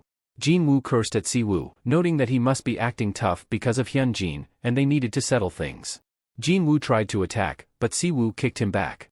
Jinwoo thought he might lose in a single blow but couldn't afford to, as too many people were watching. He continuously tried to swing at Siwoo and found an opportunity to tackle, but Siwoo countered and ended the fight with a single kick. Outside, Hyunjin took care of all of Songho's goons. They thought Hyunjin was clever, realizing this was all intentional from the start. He would have liked to push him to the ground with their numbers, but with so many people watching, even after Shin graduates and joins the Golden Circle, nobody would acknowledge him. The same would hold true if they just waited for Hyunjin to run out of stamina and beat him. Sungho realizes he needs to act now. He asks Hyunjin to stop, as he is ready to confront him. He declares that he holds no ill will towards him, but Hyunjin's attitude of trying to dominate everyone is absurd. Hyunjin responds, stating that his actions are a reaction to their absurdity. Sungho charges forward with a punch, which Hyunjin counters, but Hyunjin grins. This is exactly what he wanted, a battle of sheer strength. They trade powerful blows until Hyunjin lands a solid hit to Sungho's mouth, stunning him with pain. Seizing the moment, Hyunjin grabs Sungho by the hair and delivers a final punch to the ground, ending the fight. Hyunjin commands the other goons to bring Shin out immediately. Meanwhile, Shin Yongmin sits in the classroom, contemplating Hyunjin's situation. A classmate enters and informs him that Sungho and his group were utterly defeated. Shin inquires about the number of people Hyunjin fought, and the classmate estimates around 9. Satisfied, Shin decides it's time to execute the plan. He believes that, despite how corrupt the principal and Hyunjin are, the school remains an educational institution at its core. They won't be able to cover up this incident easily. Shin's plan unfolds as numerous people begin reporting Hyunjin's actions to teachers and contacting others. Shin notes that if their stories align, it won't be dismissed as self-defense. However, he isn't planning to stop here. The principal receives a call from the superintendent and answers with trepidation. A few days prior, during a staff meeting, Chul had informed the other teachers about the Golden Circle and how it thrived on bullying. He also revealed that Park Mincheol had past connections with the organization. This revelation sparked a heated discussion among the teachers. Chul acknowledged their confusion but emphasized the potential career-ending consequences associated with the Golden Circle. He pointed out that more than a handful of students, including Sungho and even Shin Young-min, were linked to the organization. Within the school, over a dozen students had ties to the Golden Circle. If this scandal were exposed, the repercussions would be catastrophic, not just for a few individuals but for the entire school. Chul, rising from his seat and slamming the table, proclaimed that the situation wouldn't end with just a few implicated. The entire institution could be dragged into the mess. He explained that the purpose of the meeting was to urge them not to sympathize with these bullies, regardless of the circumstances. They were to act as if nothing was happening, to ignore what they saw or knew. Acting righteously would only entangle them further with the Golden Circle. When a teacher attempted to argue, Chul silenced him, asking if he truly wanted to challenge an organization as formidable as the Golden Circle. What if they target you? They can destroy your career. You might even have to take the blame for everything. So his command is clear: do not sympathize with or go against the Golden Circle. Nothing is happening at this school. The Shin's plan had failed. The teachers were pushing the students away, and the police were dismissing the kids' reports as prank calls. Shin stomped through the school, seething with frustration. He thought to himself that the adults were just pretending to be ignorant, and even the police were useless. Weren't adults supposed to be responsible and take charge? Despite this setback, Shin remained determined. He would take down Hyunjin with his own hands. Shin received a surprising call. Earlier, Chang had approached a loan shark, claiming he had secured a few minor construction jobs and was considering raising his name value. The loan shark, eager for an association with Myeongjin Construction, asked what Chang needed. Chang simply wanted the contract with Shin Min-suk. Shin Min-suk was the father of Shin Young-min, believing it would put them in a favorable position. Shin Young-min receives call from his father, who angrily reprimanded him for laying a finger on Hyunjin. His father warned him never to touch Hyunjin again, threatening that loan sharks would kill him if Shin disobeyed. Suddenly, Chang took over the call, instructing Shin to listen carefully. He explained that soon, a red sticker would be placed on their house, the very thing his father had desperately tried to prevent. Despite his father's efforts, their family was still in debt, and that debt would now fall on Shin. Chang taunted him, asking if he planned to forsake his inheritance. Unfortunately, loan sharks didn't work that way, and Shin's entire life was at risk. Chang offered a grim solution: let himself be beaten up by Hyunjin and make it look convincing. Winning was all that mattered, and in this brutal game, there was no room for honor and pride. Shin protested, calling it cowardly, but Chang dismissed his concerns, stating that there was no such thing in a fight. If you win, you win. Means doesn't matter. He warned Shin to be careful, as he don't make empty threats. Determined and desperate, Shin arrived at Hyunjin's location and immediately launched an attack. However, Hyunjin stood still, not bothering to dodge. Shin intentionally missed the strike, confirming Hyunjin's suspicion that he had received the call. Hyunjin responded by slapping Shin, confident that he was now in control. Hyunjin grabbed Shin by the hair, slapping him repeatedly. "Why were you charging at me earlier?" he demanded. Shin had only two choices: get on his knees and beg or risk everything for his pride. Pushed to his limit, Shin erupted in a flurry of punches and kicks, trying desperately to bring Hyunjin down.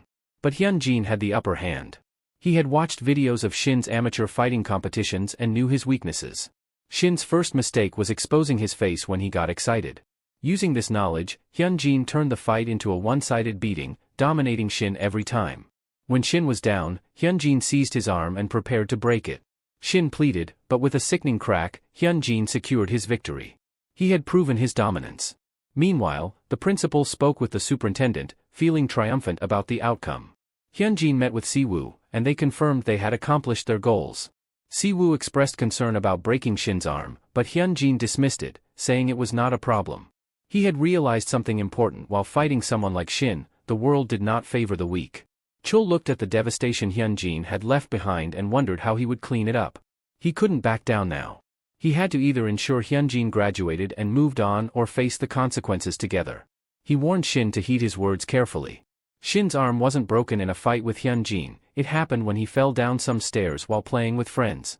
If anyone mentioned Hyunjin's name at the hospital, Chul threatened to expose everything they had done. Shin, struggling with pain and frustration, questioned Chul's integrity.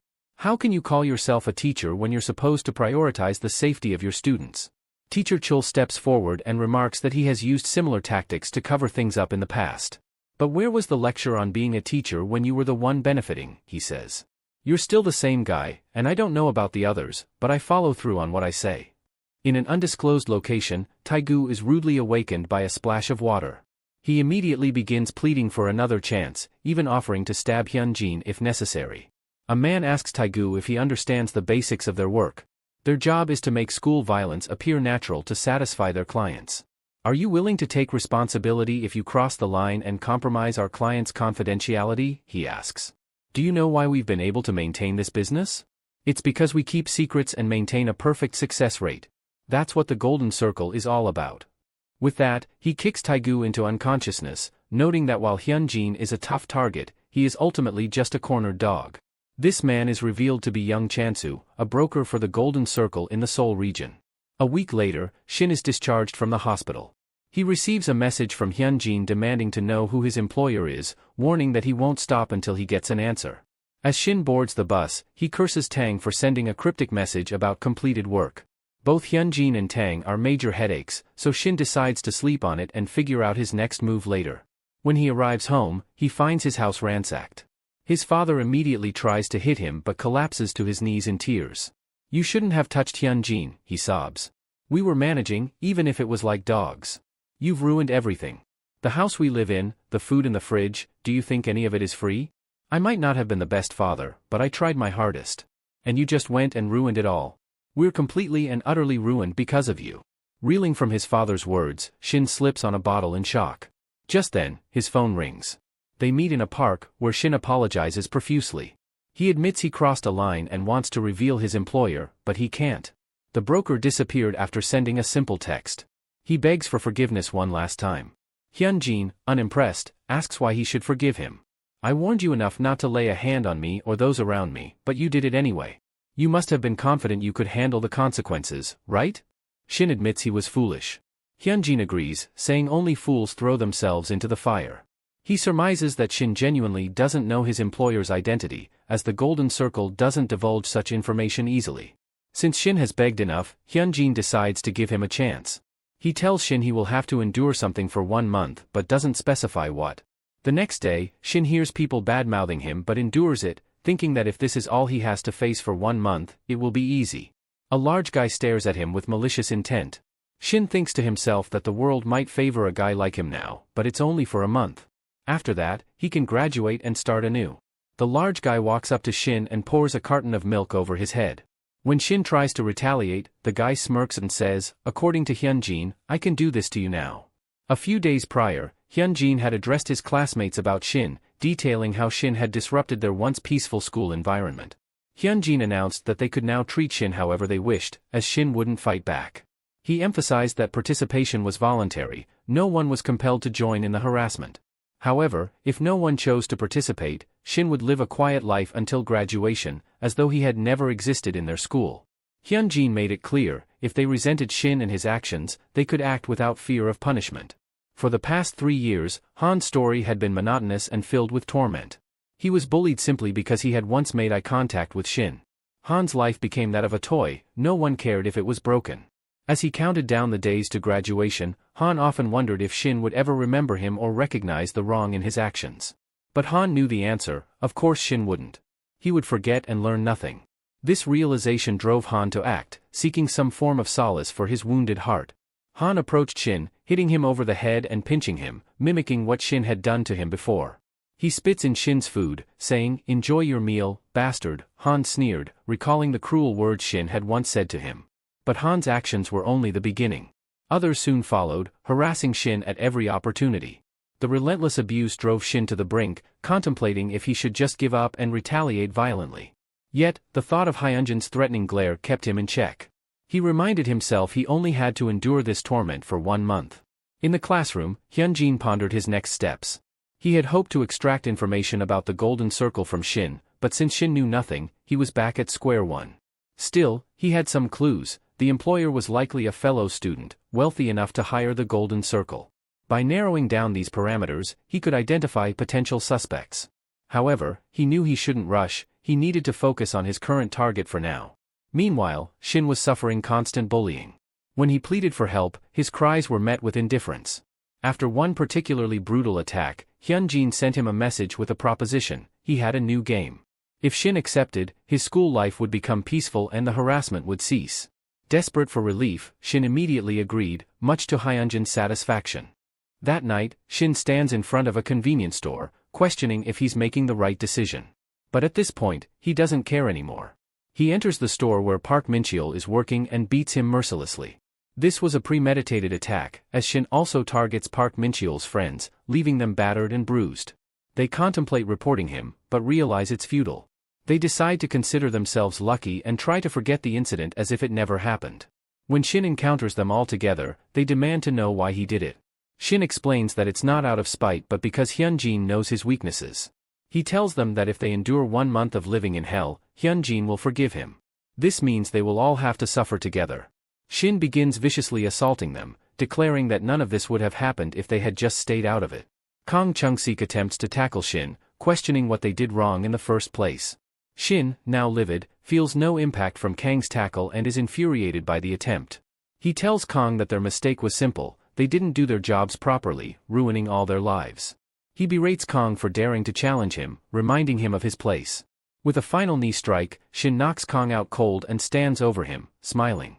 Just when he thinks things might be easier than expected, he feels a sharp pain in his left side.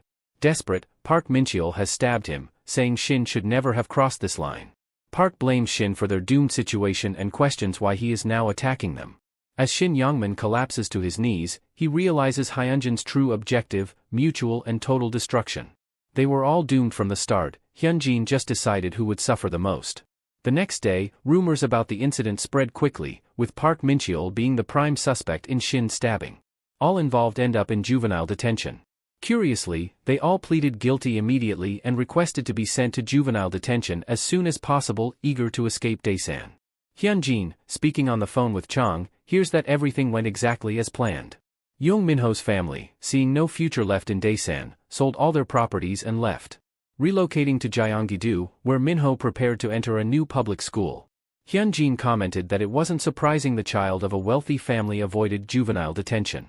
Chang offered to pull some strings to ensure Minho ended up there too, but Hyunjin declined, preferring to let Minho believe he had started a fresh, new life. He wanted Minho's despair to be greater when reality eventually shattered his illusions. Chang found Hyunjin's approach somewhat frightening but agreed. Hyunjin also mentioned that the other four would be sent to prison immediately after their release from juvenile detention, as he didn't want them back in society even for a second. Chang admitted he never wanted to become Hyunjin's enemy and then expressed frustration about his current situation. Despite starting at the bottom, as Hyunjin advised, he felt impatient with the lack of progress. Hyunjin reassured him that things would soon start to change. A few days later, real estate prices skyrocketed nationwide. At a construction site, workers were idling when a mishap caused metal beams to fall on one of them.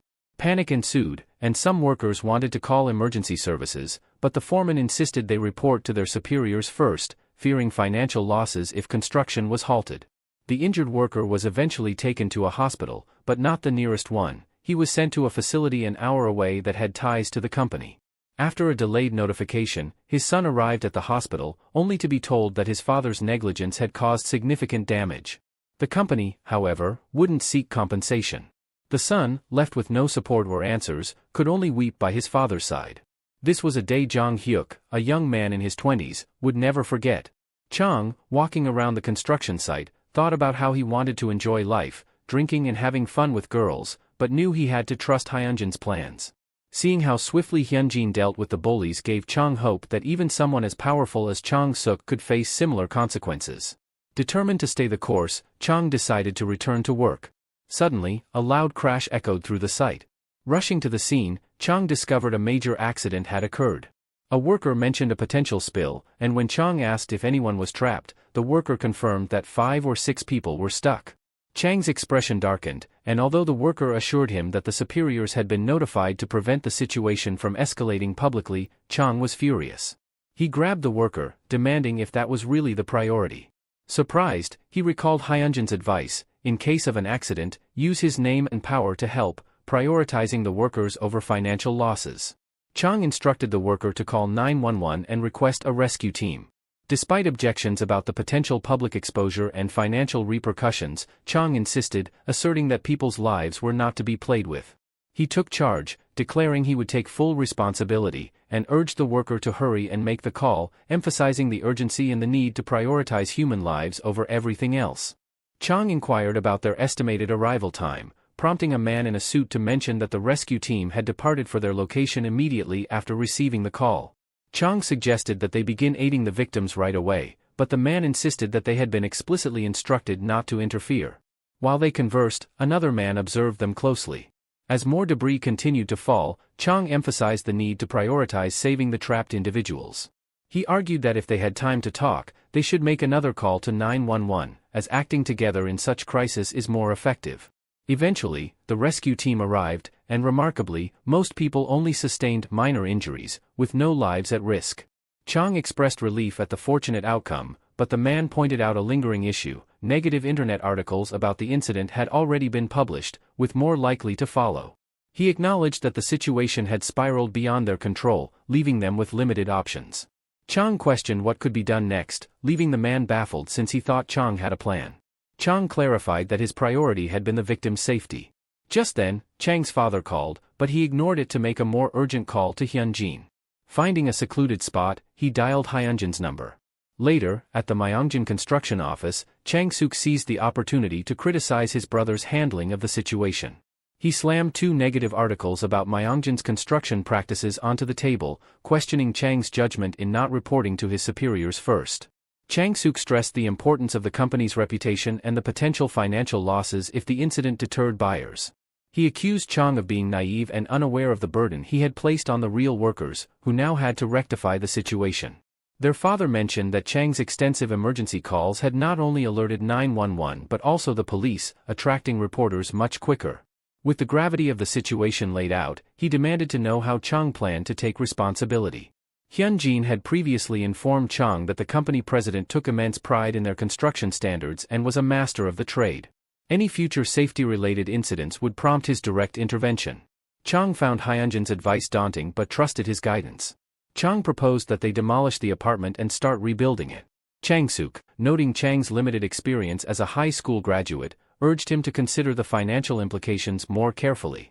He explained that most of the construction funding comes from the bank, and interest accrues daily. The costs associated with rebuilding, combined with the accumulating interest, would be devastating. He questioned if such drastic action was truly necessary for just one building. Chang reiterated that this was precisely why he suggested rebuilding. He acknowledged the enormous potential losses, despite not being an expert in finance. However, he emphasized that trust was their most critical asset. He pointed out the widespread issues of poor construction and the tarnished reputations of many construction companies. If they simply patched up the damaged section and continued as usual, what did they think would happen? Chang-suk argued that no one would buy the apartments anyway, given that someone had alerted the entire Daisan to the situation. He suggested that merely fixing the damaged part would minimize their losses. Chang countered that the real concern should be about restoring trust, which had been the foundation of their stability. This statement surprised their father. Chang continued, asserting that by acknowledging their fault and demonstrating a commitment to perfecting the first apartment, they could regain some trust, which was essential for Myeongjin Construction's reputation. Chang-suk mocked Chang, asking if he was an idealist or just foolish, emphasizing the company's profits. Their father intervened, acknowledging that Chang had matured.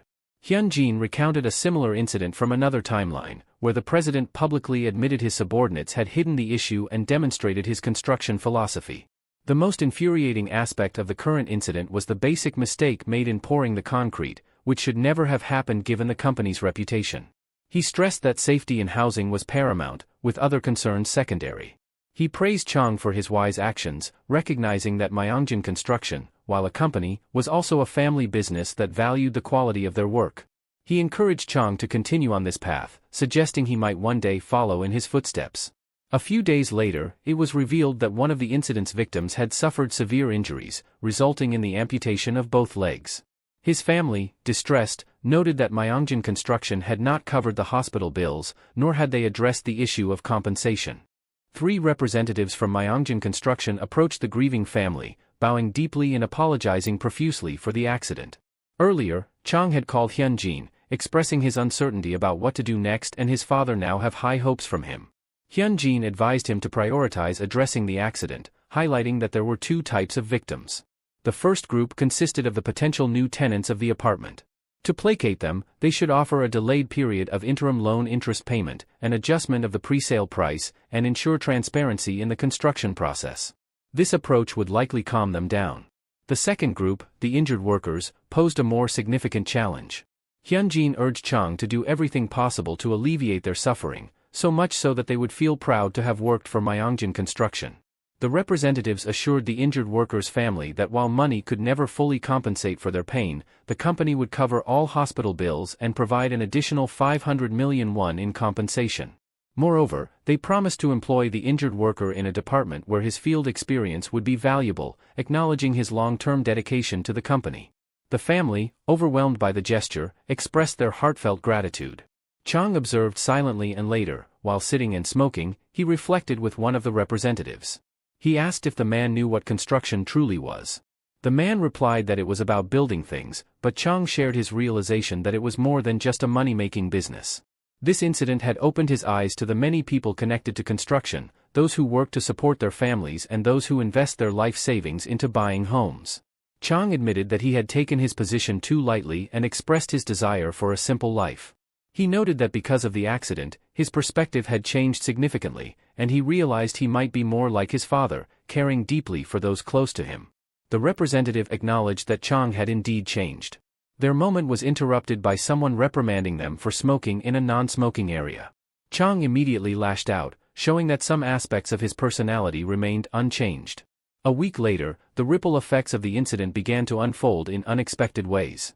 News reports emerged, with Jang Hyuk introducing himself as the son of a laborer who had been permanently disabled in an accident involving Mo Construction Company.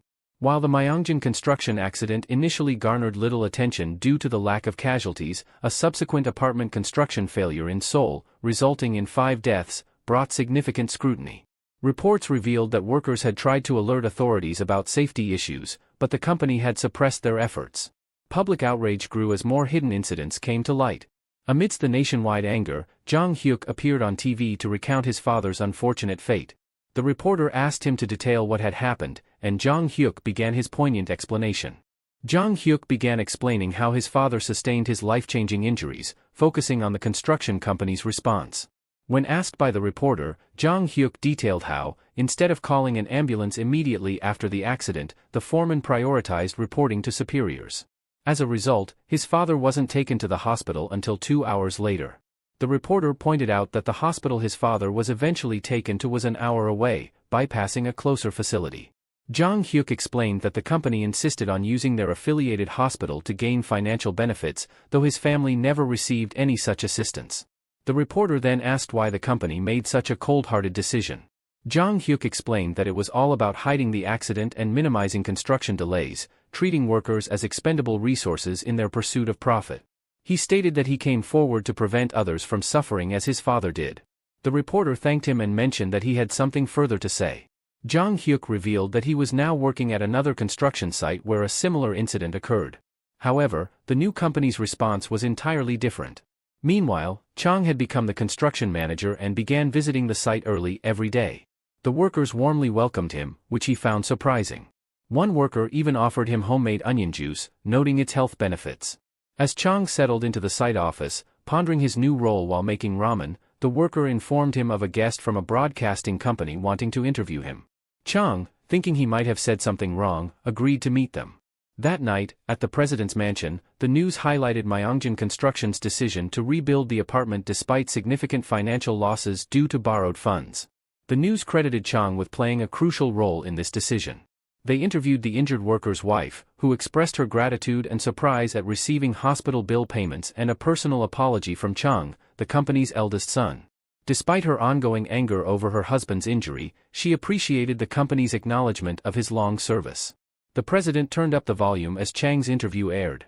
The interviewer praised Chang's numerous selfless actions and asked why he chose to take them. Chang explained that it was simply what his father had taught him. From a young age, his father emphasized that their work wasn't just about money but about maintaining a family business they would carry for their entire lives. The president received a call from Chairman Park, who congratulated him on raising such an exemplary son. The president, surprised by his son's newfound maturity, remarked that Chang was indeed following in his footsteps. Their conversation shifted to Park's daughter, and the next day, a woman called the president, stating that Chairman Park wanted Chang to go on a blind date with his daughter. This was fortuitous, given that her family was full of judges and prosecutors. The president inquired why their interest had changed, recalling how quickly they had been rejected in the past. The woman explained that Chang's reputation had spread far beyond Daesan, making him highly sought after. She mentioned that if they needed more options, she was available to assist. A knock on the door interrupted their conversation, and a woman entered, asking if the president needed her. He confirmed this, informing her that they no longer required the matchmaking company's services and inquiring about their current contracts. She reported that they had several significant projects, including the reconstruction of 3,000 houses for S Company, a new construction project in Gangbuk, and apartments for J Chemical Industry employees. Additionally, Daesan City had contacted them to expedite a contract for 5,000 houses, requesting completion before the end of the next year. This opportunity was the jackpot the president had been waiting for. Chang was then invited to a meeting where his father announced his promotion to executive director of the company. The people who once looked down on him now congratulated him warmly. His father mentioned that Chang would be involved in the Daesan City project, acknowledging that while it was early for him, it would be a valuable learning experience. Chang agreed and bowed, eager to contribute. At school, some girls whispered among themselves while a boy sat awkwardly in his seat. Hyunjin received news of Chang's promotion and his involvement in the Daesan City project. He hadn't anticipated such rapid progress, as he had planned to leverage his influence to participate in the project in the future. This unexpected change, possibly a result of the butterfly effect, required him to recalibrate his plans carefully. He noted that there could be no flaws in his strategy. Suddenly, Hyunjin spotted Chang's car and wondered why he was at the school unannounced. Chang met with the principal, who expressed admiration for Chang's actions, noting that he had become a symbol of Daesan's pride following his news coverage. Chang explained that he was there to express his gratitude for the school's support of Hyunjin, calling it a gesture of basic equivalent exchange. He offered a generous gift, the construction of a new gym and a modern swimming pool with the city's help. The principal was thrilled, noting that these additions would elevate the school's prestige. He promised to continue supporting Hyunjin, and Chang agreed, but also requested a meeting with teacher Chul. When Chul arrived at the principal's office, Chang greeted him warmly. He expressed admiration for Chul's pragmatic approach, acknowledging that in a world where survival and prosperity are paramount, working for the wealthy is understandable.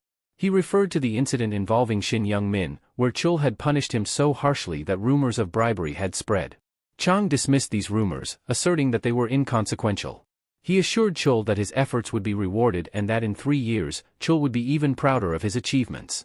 Chul, though nervous and sweating, agreed wholeheartedly. Chang then mentioned that he had heard about Chul's frequent visits to Miracle, a cabaret with beautiful girls. He revealed that he had put in a good word for Chul there and invited him to enjoy a night out with his trusted companions, without worrying about expenses. Additionally, he handed Chul a tightly packed box of vitamins, hinting that it contained money, and urged him to remember this favor.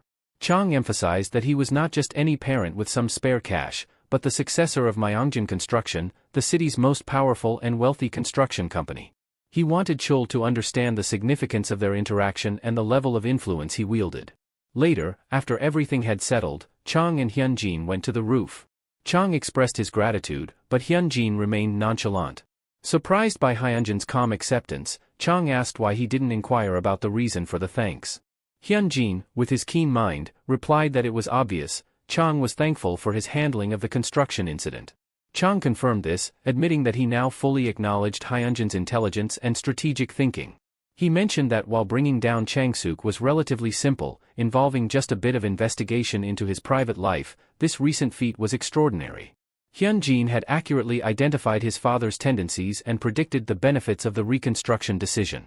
Thanks to Hyunjin's efforts, Chang had become the executive director and hoped to eventually become the chairman. He realized Hyunjin was aiming for a significant future, one that required substantial power, and he was grateful for Hyunjin's support in positioning him as the future chairman. He promised to uphold this role to the best of his ability, believing that together, they would be unstoppable. Hyunjin responded with a simple, "sure," prompting Chang to comment on his blandness despite his brilliance. Chang then offered his help, urging Hyunjin to ask for anything he needed. When Hyunjin inquired about specifics, Chang assured him that he was willing to do anything, anytime, whatever it may be. Hyunjin then asked how much cash Chang could spend on him. Later, during the closing hours of school, teacher Chul entered Hyunjin's class with exciting news. He announced that the school had established a scholarship system, generously sponsored by the prestigious Myeongjin Construction. The scholarship amounted to a substantial 10 million won, with no limit on the number of recipients. However, it would not be awarded to just anyone. The selection would be based on academic performance and future potential. The first recipient, chosen by Myeongjin themselves, was none other than their diligent classmate, Hyunjin. The class wasn't surprised, knowing Hyunjin was closely associated with one of the Myeongjin heirs and ranked first academically in the entire school. Chul also announced that Siwoo from Class 8 had been selected for his promising future in the ring, adding another name to the list of prestigious scholarship recipients. For those who weren't selected, teacher Chul encouraged them not to be disheartened and to continue focusing on their studies. By doing so, they might have a chance at earning this generous scholarship in the future. As students made their way home, 3 of them discussed how predictable the scholarship recipients were. They agreed that Hyunjin was a given, being the class president and the top student for 2 consecutive semesters. However, Saiwoo's selection puzzled them. One student remarked that Saiwoo was only notable for his past involvement in Taekwondo, which didn't seem sufficient for such a prestigious scholarship. The tall student agreed, finding the situation odd, while the short blue-haired student speculated further.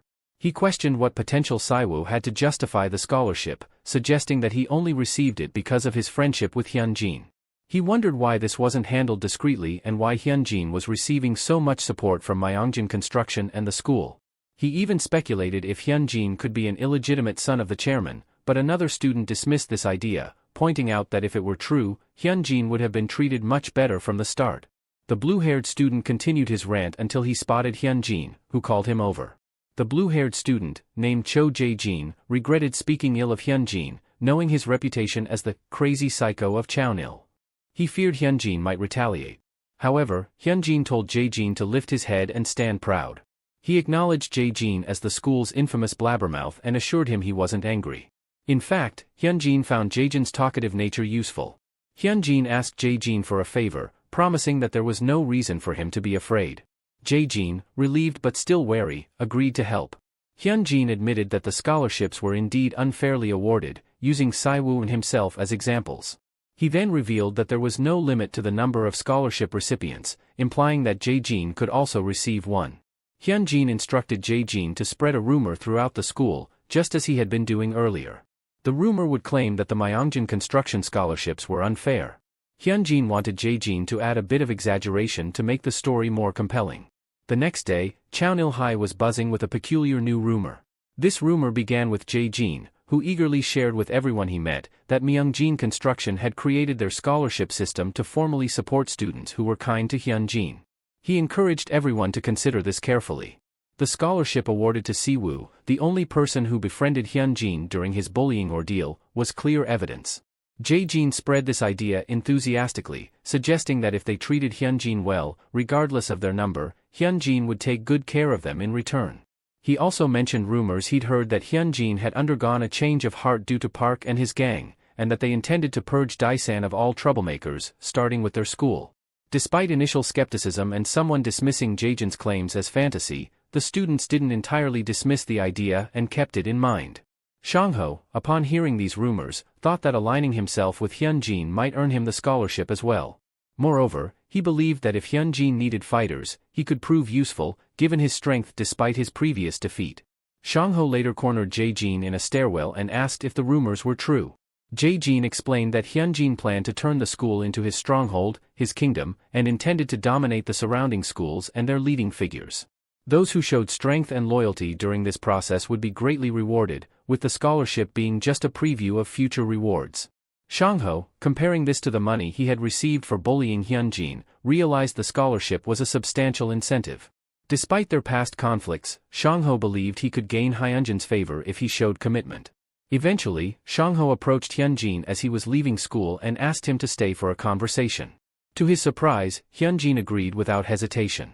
When they stopped, Shangho quickly apologized for his past actions, clarifying that they were not done out of malice. Hyunjin cut him off, indicating he understood and urged him to get to the point. Shangho explained he had heard rumors about Hyunjin's plans to dominate other schools and expressed his desire to be part of it. He admitted their previous conflict but emphasized his willingness to serve for financial gain. He assured Hyunjin that, as someone strong and reliable, he wouldn't disappoint if given a chance. Hyunjin confronted Shangho, saying he had heard from other students that Shangho had been the one to bolster Shin's plans. Shangho, knowing he couldn't lie, admitted it was true. Intrigued, Hyunjin said he was willing to take Shangho in, but only if he passed a test. Later, Shangho called a group of third and first years to a secluded spot. The third years arrived angry, not understanding why they had been summoned. Shangho eventually arrived, his face bruised. He announced that he would speak only once, so they needed to listen carefully. He declared his allegiance to Hyunjin, stating that anyone unwilling to follow Hyunjin should raise their hands now, warning that defiance would lead to a very bad end. Earlier, Hyunjin had severely beaten Shangho, saying he needed a loyal dog, one who would obey without question. If ordered to hit, he would hit, if ordered to bark, he would bark. Hyunjin asked if Shangho thought he was worthy of such a position. Despite the pain, Shangho considered the money worth the beating. Hyunjin assured him that as his most obedient subordinate, Shangho would be selected for the scholarship and receive many rewards, provided he remained loyal. However, Hyunjin warned that any betrayal would result in Shangho being torn apart and disappearing without a trace. Determined to secure the financial rewards, Shangho decided to go along with Hyunjin's demands. He summoned the third years, intending to assert his newfound authority. He beat one of them brutally, explaining that he had tolerated their behavior only because of Shin Young-min. With Shin gone, they were nothing, as worthless as dirt. The others were too frightened to intervene, understanding that Shangho was now a force to be reckoned with. Shangho grabbed the head of the beaten student and made it clear that he wasn't one for complex schemes and wasn't smart enough to talk his way out of trouble. From that moment on, he declared he would serve Hyunjin as if he were a god, and they would all follow Hyunjin's orders without question. Shangho warned them never to betray their generous leader, or he would break every bone in their bodies. He confirmed the rumors about the scholarship, saying those who supported Hyunjin would be richly rewarded. The next day, Jinwoo and another student were discussing Shangho, mocking him for submitting to Hyunjin so easily. They doubted he would get much money just by following orders. However, their doubts were shattered when they saw a crowd gathered and learned that Shangho and Jae-jin had both received the scholarship. Jinwoo realized the truth and wondered what Jae-jin had done to earn it. When he asked, Jae-jin explained that he simply followed orders and advised Jinwoo to do the same if he didn't want to end up like Shin. Jinwoo looked worried as he took this in. At that moment, Hyunjin, accompanied by Siwoo, arrived. Everyone made way for them, as the school's dynamics had shifted. No one at Kyeonil High dared to oppose Hyunjin, signaling it was time for the next phase of his plan. Meanwhile, a Golden Circle employee was driving and being scolded over the phone. The caller was furious about Hyunjin's takeover of the school, blaming the employee for not doing his job. The employee apologized, but the caller continued to berate him, threatening to inform the Golden Line members. The employee tried to calm him down, promising that Hyunjin would be forced to drop out by the end of November. After the call ended, the employee asked Choi Taejun, a Golden Circle hitman, if he was ready for the job. Taejun confirmed, reminding him of the promised reward. Arriving at the school, the employee met with the principal. The principal expressed his concerns about accepting a transfer student so late in the year but acknowledged that the request came from the superintendent of education, leaving them no choice. He also asked about Taejun's connection to the superintendent. Taejun explained that the superintendent was a friend of his father. The principal found the situation suspicious, recognizing the illegality of the procedure, but knew that raising an issue would cause significant trouble for the superintendent. The principal wondered why they had risked transferring this student despite the obvious risks. Was he part of the Golden Circle? Regardless, the principal wasn't going to let him run wild. He made it clear that Kyeonil High, the most prestigious school in all of Daesan, wouldn't offer any special treatment, even if his father was friends with the superintendent. Taejun acknowledged this and asked which class he would be assigned to. Taejun was placed in class 1 to 5. When he introduced himself, he noticed Jinwoo and recognized him. 6 months ago, Taejun had gained notoriety in the Syeongdong area, leading him to join the Golden Circle. Anticipating the need for future allies, he had mingled with various students, but he remembered Jinwoo as particularly useless. During lunch break, they went outside to smoke. Taejun asked Jinwoo about the school and his status within it. Jinwoo confessed that he had no real power at Kyeonil High, a school obsessed with prestige. However, he warned Taejun about one student in particular, Hyunjin, a guy with serious connections who was essentially the boss of the school. Taejun found it amusing that Hyunjin thought he was important but decided he could be useful for his plans. Back in class, Taejun contemplated his next move. His mission was to stay in Daesan for 6 months and dismantle Hyunjin's regime. The job paid well, and he had no reason to refuse it. Confident in his abilities, Taejun planned to pick the right fights and bring Hyunjin down.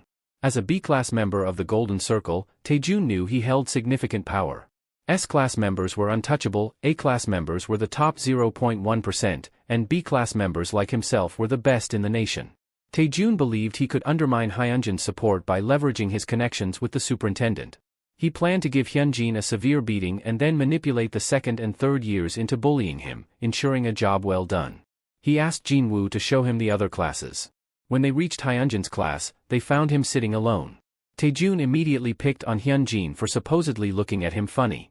Hyunjin calmly pointed out that Taejun was being overly aggressive and that he hadn't even looked at him. Taejun, maintaining his tough persona, accused Hyunjin of wanting to start a fight based on his reaction. Smiling, Hyunjin asked if Taejun could handle what he was about to do. Without warning, Jinwoo punched Taejun, knocking him to the ground. Jinwoo immediately dropped to his knees, apologizing to Hyunjin, pleading that he had not intended to cause any trouble and begging for mercy. Taejun was stunned by Jinwoo's sudden submission, noting how completely tamed he had become. Jinwoo was initially pleased to see Taejun, considering him a friend from the past when he was at his peak. However, the moment Taejun antagonized Hyunjin, Jinwoo realized he had to act to save himself. With a powerful punch, he knocked Taejun down and begged Hyunjin for forgiveness. A week prior, after Shangho's declaration of loyalty to Hyunjin, Kyeonil-high underwent a dramatic transformation. A new ruler had emerged, and Shangho enforced Hyunjin's authority without hesitation. Students who defied this new order faced severe punishment. Surprisingly, the majority of students welcomed this change. Under Shin's control, bullying and violence were rampant, but with Shangho's new role as Hyunjin's loyal enforcer, the school saw a decrease in such behavior. Shangho's transformation into a scholarship student and protector of the weak brought a newfound peace to the prestigious school. Taejun's confrontation with Hyunjin threatened this newfound stability, prompting Jinwoo to act out of fear and loyalty. Taejun was incredulous, questioning Jinwoo's sanity and their supposed friendship. Jinwoo retorted, accusing Taejun of betrayal. Hyunjin watched with amusement as the two bickered. Jinwoo, attempting to defend Hyunjin, attacked Taejun, who swiftly retaliated, boasting about his prowess and his status as a B-rank hitman in the Golden Circle. He easily overpowered Jinwoo, knocking him out with a series of punches and asserting his dominance. Taejun noticed Hyunjin laughing throughout the altercation and challenged him, declaring that he would beat him severely regardless of the plan. He warned Hyunjin to prepare for their next encounter, vowing to strike before Hyunjin even realized what was happening. His anger simmered as he returned to class, resenting Hyunjin and wondering where Jinwoo had gone. In class, Taejun grew increasingly frustrated as he noticed everyone avoiding him. The teacher asked a group to include him, but they refused, isolating him further. Confused and angered by their behavior, Taejun confronted the student who first refused him. When the student ignored him, Taejun's irritation grew, and he demanded a confrontation, intending to establish his dominance. At that moment, Shangho appeared, asking for the transfer student. Taejun stood up, ready to face whatever was coming, demanding to know what was happening. Songho confronts Taejun, asking if he's the one who dared to pick a fight with Hyunjin. Taejun, already furious, scoffs, exclaiming his frustration over everyone's obsession with Hyunjin. It's his first day at Kyeonil-high, and he believes people should calm down. Songho firmly states that at this school, no one messes with Hyunjin, making it clear how things work. Taejun, realizing the extent of Hyunjin's influence, understands that he needs to adjust his approach. He mockingly asks Songho if he's Hyunjin's loyal pet, provoking Songho's anger. Taejun seizes the moment to strike, landing a powerful blow on Songho. Though Songho retaliates, Taejun skillfully deflects the attack and shoves him away. Enraged, Songho charges again, but Taejun, using his experience, counters with a devastating uppercut. Songho, though visibly dazed, refuses to go down, prompting Taejun to grab his hair and slam him into a table with immense force, subduing him. Songho's companions, terrified by Taejun's display of strength, rush at him simultaneously. Taejun efficiently takes them down with a few swift strikes. When one of them attempts a sneak attack from behind, Taejun quickly notices, dispatching him with a cold, menacing glare. He then turns his attention to the last of Songho's group, clearly relishing the fight. As other students gather, some look ready to join the fray. Taejun, annoyed by the growing crowd, invites them to attack all at once, wanting to deal with them collectively. Songho, battered but defiant, struggles to his feet, declaring that it's not over. Taejun, exasperated, advises him to stand down for his own sake, noting how close to collapse he is. He taunts Songho, calling him a loyal dog who should know his place. Songho reflects on the events of the past week, questioning his loyalty and the power dynamics at play. A week ago, on his day of upheaval in the third-grade classroom, Songho received a congratulatory text and some money from Changbyum, praising his commendable efforts. Changbyum also gifted him some pocket money. The question lingers, what does Changbyum or his association with Hyunjin have to do with Songho? Changbyum is known for doing anything for Hyunjin. So, what if he takes out the Golden Circle hitman? The monetary rewards could exceed 100 or 200. Even if Songho fails in his mission, Hyunjin will still toss him some scraps, which are substantial for him. Songho rallies his fellow students, recognizing that he is more formidable than Shin and his gang combined, making victory uncertain even if they charge him. However, fleeing like cowards would reflect poorly in Hyunjin's eyes. The incident with Shin and Park's gang had taught Seong-ho something significant. He earned 500 for the spar, 1,000 from the scholarship, and 100 as pocket money, totaling 1,600 within days.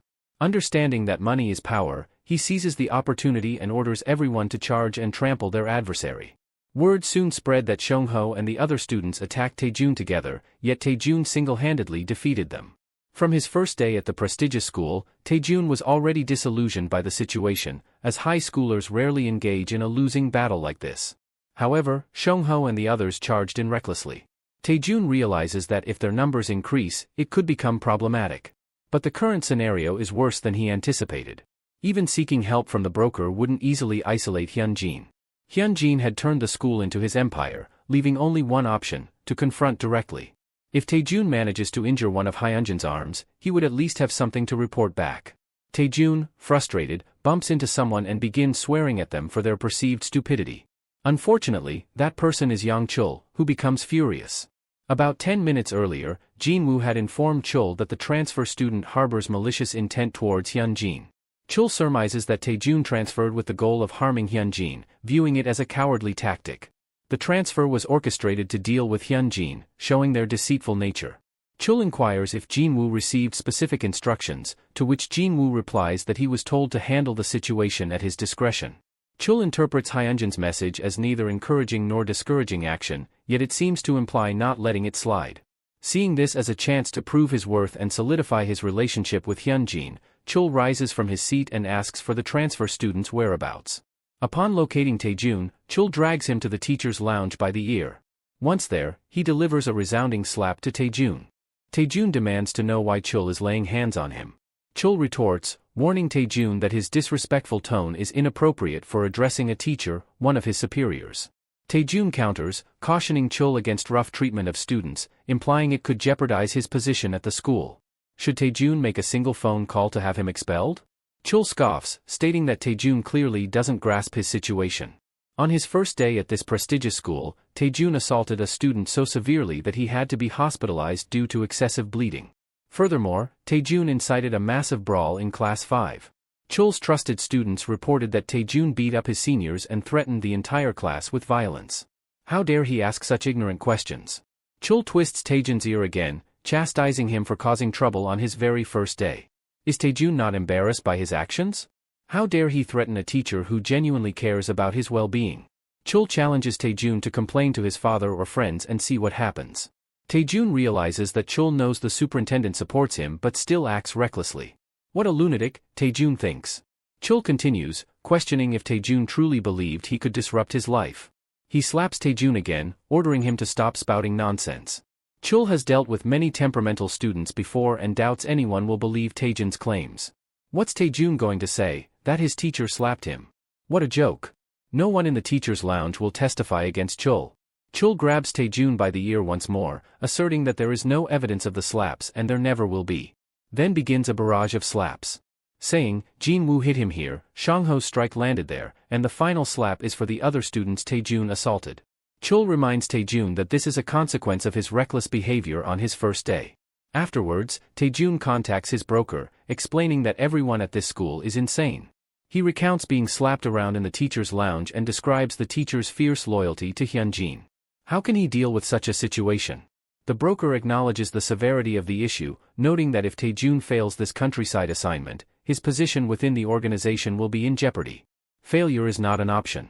The broker, currently in Seoul, advises Taejun to remain patient and cautious, promising to handle the situation as soon as possible. In Seoul, the broker meets with the superintendent, Moon Chang-ho, to discuss the matter. The broker explains that despite using his name, the teachers have taken no action. He requests Moon Chang-ho to apply pressure on the school's administration. Moon Chang-ho, recognizing the teacher's tactlessness, agrees to intervene promptly.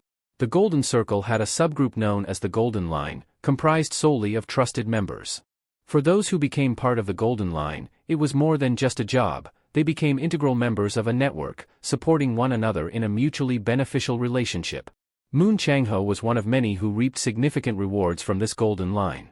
Before the redevelopment of the Gyeonggi-do area began, he purchased thousands of meters of land and subsequently hit a tenfold financial jackpot.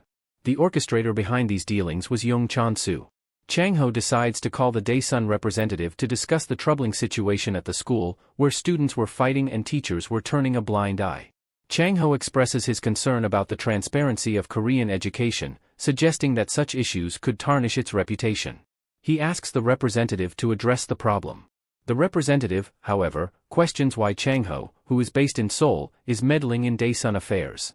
This infuriates Chang-ho, though he keeps his composure. He emphasizes that they are all working towards the same goal of bettering children's futures through education. Should he, therefore, feel unqualified to handle Daesun's problems? The representative firmly insists that Chang-ho should indeed step back, pushing Chang-ho to the brink of anger. Chang-ho retorts, hinting that he knows about other corrupt practices in their small town and advising the representative to watch his words. The representative silences him with 3 words, the golden circle. Did Chang-ho truly think they were unaware? It's laughable. The representative then questions Chang-ho's readiness for a dirty fight, assuring him that if it comes to that, he won't be going down alone. He points out that people like Chang-ho often assume those in the countryside are there because they failed to make it in Seoul. In reality, they are there because it's their home. They don't need the backing that Chang-ho does. Once someone like Chang-ho loses the position of superintendent, their influence is gone, leaving them to live the rest of their lives without authority. He advises Chang-ho to know his limits, as infighting won't solve anything. With that, they end the call. Principal Dae-hwan thanks the representative for allowing him to proceed, noting that while Chang-ho might not take open action, the battle behind the scenes is fair game. However, the representative expresses concern, pointing out that the Golden Circle is a formidable opponent and any investigation into Daesun's corruption could implicate them both. Dae-hwan acknowledges the risk but mentions that he has someone who can help, someone more influential than the superintendent. The influential backer behind their school is Myung-jin Construction, pouring a fortune into the institution. Chung, the next chairman, is supporting them. The representative acknowledges that exposure of their corruption would spell disaster, but Dae-hwan counters that he doesn't mind losing his position if it means the school will prosper. He insists that everything he does is out of love for the school. Additionally, they have the unwavering support of a highly intelligent student. Tae-jun receives a call from the broker, who informs him that they couldn't intervene and advises him to be cautious and selective in his battles. Tae-jun worries about expulsion, but the broker reassures him that it won't happen, as they still wield some influence. Tae-jun feels trapped. If he abandons the mission, he loses his status within the Golden Circle, but the situation seems too chaotic for any effective action.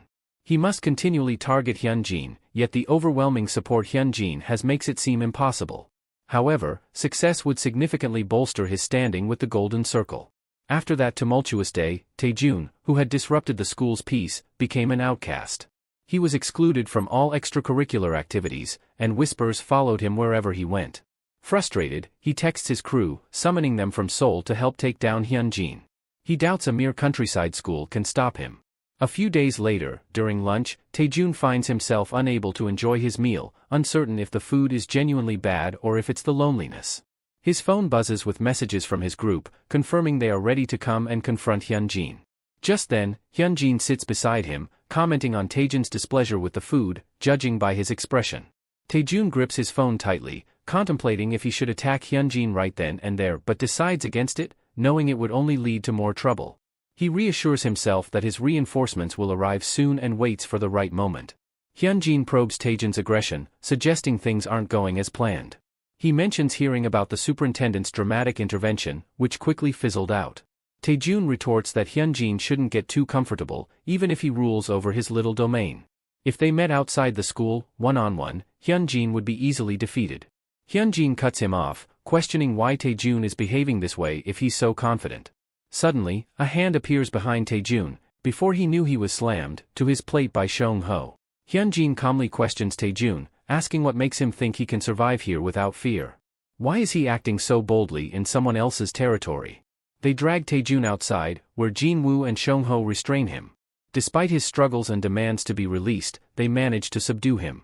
Once on his knees, Tae-jun begins cursing at Hyunjin, challenging him to face him directly instead of hiding. To Tae-jun's surprise, Hyunjin admits to witnessing Tae-jun's strength firsthand. He acknowledges that Tae-jun is a B-rank hitman, implying he is quite formidable. However, Hyunjin points out that their levels are too far apart for a fair fight. To balance things out, Hyunjin orders his followers to attack Taejun.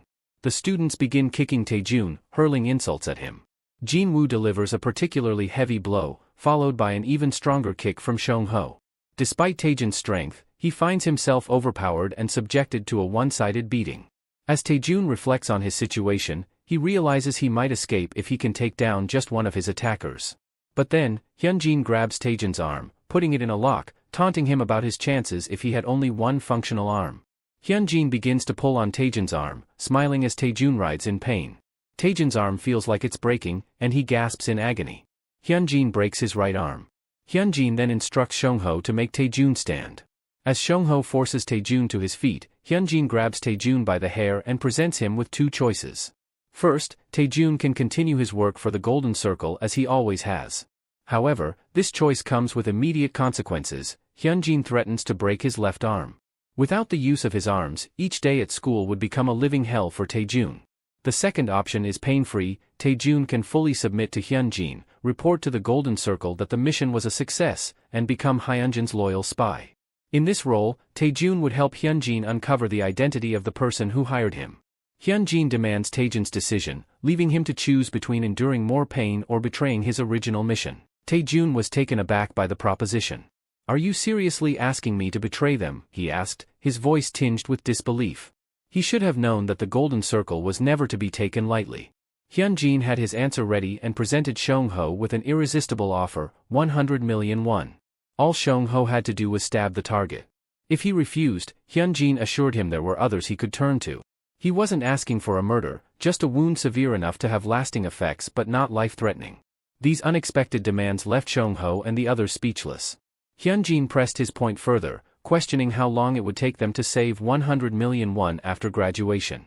Even with a steady saving of 1 million won monthly, it would take them around 8 to 9 years. Yet, these young men had mistakenly believed their relationship with Hyunjin was ordinary. They were wrong. Hyunjin emphasized the immediate reward, a fortune earned in seconds with minimal effort.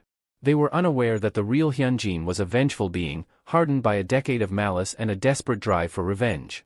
The gravity of the situation dawned on them, and even Taejun lost his will to fight. Hyunjin reassured them that he would ensure they testified to the police that the stabbing was a harmless prank gone wrong. In Daesan, no one would believe otherwise. A few days earlier, Hyunjin had met with Chul, who handed him Taejun's student record. It confirmed Hyunjin's suspicion that Taejun was a Golden Circle operative. As Hyunjin reviewed the record, he considered the possibility that Taejun, likely a B ranker, could be defeated in a fight. But defeating Taejun wouldn't suffice.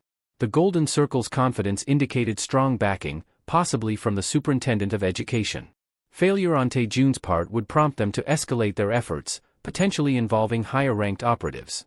Reflecting on his connections and the unpredictability introduced by figures like Siwoo and Jong Hyuk, Hyunjin realized his plans were far from flawless. The myriad variables made his strategy risky. He needed to manage the situation meticulously and prepare for any contingencies. In this relentless pursuit of revenge, Hyunjin understood that friendship was neither beneficial nor welcomed. His focus was solely on calculating his moves carefully and ensuring every step was taken with utmost caution. Seong-ho announces his decision to proceed. He declares, "I'll do it. Hyunjin has always treated me well and rewarded me generously." With that, he instructs the other students to hold Taejun. Seong-ho takes the knife from Hyunjin, fully committing to the deal. As he unsheaths the blade, Taejun desperately tries to reason with him. However, Seong-ho is resolute, driven by the lure of the money, and swiftly aims for Taejun's abdomen. In the final moments before the inevitable, Taejun opts for the second option and pledges to become a loyal follower. Hyunjin orders Seong-ho to stop, assuring him that his loyalty will still be rewarded. Seong-ho agrees to let it go, and Taejun, relieved, plans to contact his broker to resolve the situation properly once he's free. Before Taejun can think further, Hyunjin reveals he knows Taejun's exact address and details about his family, his parents and sister. Startled, Taejun demands to know how Hyunjin obtained this information, but Hyunjin disregards the question. He warns Taejun that he cares little for his family but would relentlessly destroy anyone who obstructs his path. Hyunjin gives Taejun one final chance: remain loyal to the Golden Circle or become his dog. He urges Taejun to choose wisely, emphasizing the gravity of this last opportunity. Taejun's dreams of the Golden Circle flash before him. Faced with Hyunjin's malevolent presence and threats, Tae-jun realizes the cost of his ambitions, another's life. Bowing his head, he promises once again to be Hyunjin's loyal dog. Hyunjin acknowledges his choice, grabbing Tae-jun's head and remarking that he made the right decision. Seong-ho returns the knife, questioning if letting Tae-jun go is wise, considering he could be a future liability. Hyunjin tells him to relax, assuring that any betrayal will be met with severe consequences. He also tells Seong-ho to check his account after school for his promised reward. Additionally, Hyunjin tasks him with discreetly bringing Jae-jin to him immediately. Rumors soon spread throughout the school about a rift between Hyunjin and Seong-ho, which Hyunjin hears but disregards as part of his plan. In the director's office, Chang's brother tries to persuade everyone to support his bid for the director's position. He warns that their father might even make Chang become chairman if things continue as they are. He questions if they can handle the consequences and if they are truly okay with the choices they've made. One member urges him to calm down, pointing out that although Chang got the opportunity, he has yet to prove himself in the workplace. Compared to him, Chang doesn't hold a candle. The brother retorts angrily, calling this thinking foolish, insisting their father will inevitably choose the eldest. Another member suggests reconciling with his wife, but this only frustrates him further, as he has already tried, and the members still think he was in the wrong, making it difficult to regain their trust. A man points out that something is amiss. Chang has always been seen as an idiot, an egotistical jerk, and a womanizer, which is why they all chose to follow the brother instead. But recently, Chang's behavior has changed drastically, suggesting that someone unknown is supporting him behind the scenes. This man, Cheol-jin, the internal director of Myeong-jin Construction, shares his suspicions. The brother asks for more details, and Cheol-jin explains. Chang was the only one who could have benefited from someone else revealing his affair. Chang also began staying on the construction site until the end of the day, never missing work, and handled a concrete accident impressively, suggesting they take down the whole building and restart construction. This didn't seem like the usual Chang. It was clear someone was advising him, but they didn't know who. The brother asks what they should do, and Cheol-jin suggests they find this mystery advisor quickly. They begin spying on Chang. At 6 a.m., he checks the construction project's safety, has lunch with the project manager at 2 p.m., and dines with a casual acquaintance at 8 p.m. Frustrated at finding no evidence of an advisor, Chang Suk's men propose various suspects. Some suggest Judge Hwang due to marriage rumors, but this is dismissed as Hwang dislikes Chang. Others suggest Director Kang, but he's considered too simple. Another idea is Sung-shin Construction, as their son is close to Chang, but Chang Suk explains the CEO is currently on good terms with him. Then, one of his men notices something odd about Chang's cash flow, with large sums going to Kyeonil High School for scholarships, gyms, and swimming pools. Chang Suk dismisses this as Chang's habit of spending money frivolously, recalling how he once paid off a bar girl's debt, causing trouble with their father. While most scoff at the school's significance, Cheol-jin sees it as a potential lead. Suddenly, Chang Suk receives a call from a hidden number, which he ignores. Then, he gets a text from the caller, claiming to be Chang's backer and requesting a private meeting. Earlier, Chang had warned Hyunjin that he was being tailed, suspecting someone had been following him with a camera for a week. Chang assured he would be extra cautious and hinted that Chang Suk might be trying to uncover Hyunjin's identity. Hyunjin dismisses the idea that the brother might make a better offer, urging trust and suggesting Chang get a phone with a fake ID to resolve everything. Now, standing with Cheol-jin, Chang Suk asks what to do when they find the backer. Cheol-jin proposes two options: recruit the backer to their side, leveraging his skills to deal a significant blow to Chang. However, if he doesn't join them, they will simply have to eliminate him. Speaking in a disguised voice, Hyunjin confronts Chang Suk, asking why he has been searching for him. Chang Suk decides it's best to be direct and offers to recruit Hyunjin. He points out that while Chang barely managed to graduate high school and he has a degree from a prestigious university, he himself has gained extensive experience from his calculations and work. Given this, who is more suitable to become chairman? Their father will eventually appoint someone who will grow the company. Hyunjin asks how Chang Suk is so sure about that. Chang Suk replies that it's simple, it's how the company has always progressed. Their father might even hand over the company to a management specialist if it means advancement. So, Chang's dream of becoming chairman is unrealistic. He knows that, right? That's why he called in the first place. Hyunjin states that if this is the case, he has one condition. When Chang Suk returns from his conversation, he informs everyone that Chang's backer contacted him, believing Chang Suk is more suited to become chairman. The backer didn't ask for much, only a position as an internal director. Cheol-jin urges reconsideration, noting the importance of the position and the fact that they don't even know the backer. Chang-suk angrily slams the table, telling Cheol-jin to shut up. He argues that Cheol-jin has no right to speak, as he just watched Chang advance without taking any action. Now, he's bringing someone competent on board and expects Cheol-jin to watch his words. Cheol-jin remains calm and explains that it's not that simple. He couldn't act because Chang is the eldest son, and there was no backlash to him becoming director. However, the internal director position is reserved for those with at least 20 years of experience with the company. While he's not suggesting they keep the backer for that long, they should at least test him. Chang-suk dismisses this, stating that tradition is too burdensome and he will change it once he becomes chairman. He promises everyone compensation once he takes the position and abruptly ends the meeting, claiming exhaustion. Despite the meeting's conclusion, Cheol-jin is shocked by what transpired. He recognizes that Chang-suk is also flawed, self-absorbed, abusive, and unfaithful. Cheol-jin knows he isn't a good person, but his support stems from Chang-suk being the lesser evil compared to Chang, who shows no interest in the company. Cheol-jin believes that, at the very least, Chang-suk would put in more effort. Tradition, when disregarded, leads inevitably to fractures. Ultimately, it will be Chang-suk who brings this company to ruin. Despite the potential pain it might cause him, he must speak with the chairman immediately, for the sake of the company and the countless individuals who have devoted their entire lives to it. In an unexpected moment, his phone rings, displaying an unfamiliar number. Upon answering, the caller immediately questions if he supports Chang-suk's decision, suggesting it might be overly severe. Startled, Cheol-jin demands to know the caller's identity and if this is some sort of joke. The caller assures him it is not, revealing no desire to join the board of directors but rather to inform him that Chang-suk and Chang are not as he perceives them to be. Skeptical, Cheol-jin listens as the caller, identified as Hyun-jin, explains that Myung-jin Construction was founded on tradition. In some companies, a directorial position might be offered to anyone, but anyone who understands the chairman's vision and the future trajectory of Myung-jin Construction should not make such promises lightly. Hyun-jin commends Cheol-jin for his pride in being an internal director and urges him to support Chang, insisting he is no longer the same person he once was. This, Hyun-jin insists, should not be seen as a betrayal but as an opportunity to work together for a prosperous future for Myung-jin Construction. A few days later, Cheol-jin confronts Chang, demanding to know who his true backer is. Chang evasively states he cannot disclose that information and asks for Cheol-jin's understanding.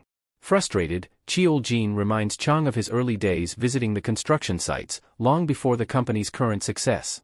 He recalls Chang as a toddler, perhaps 3 or 4 years old, using his little hands to carry bricks and assist with the construction.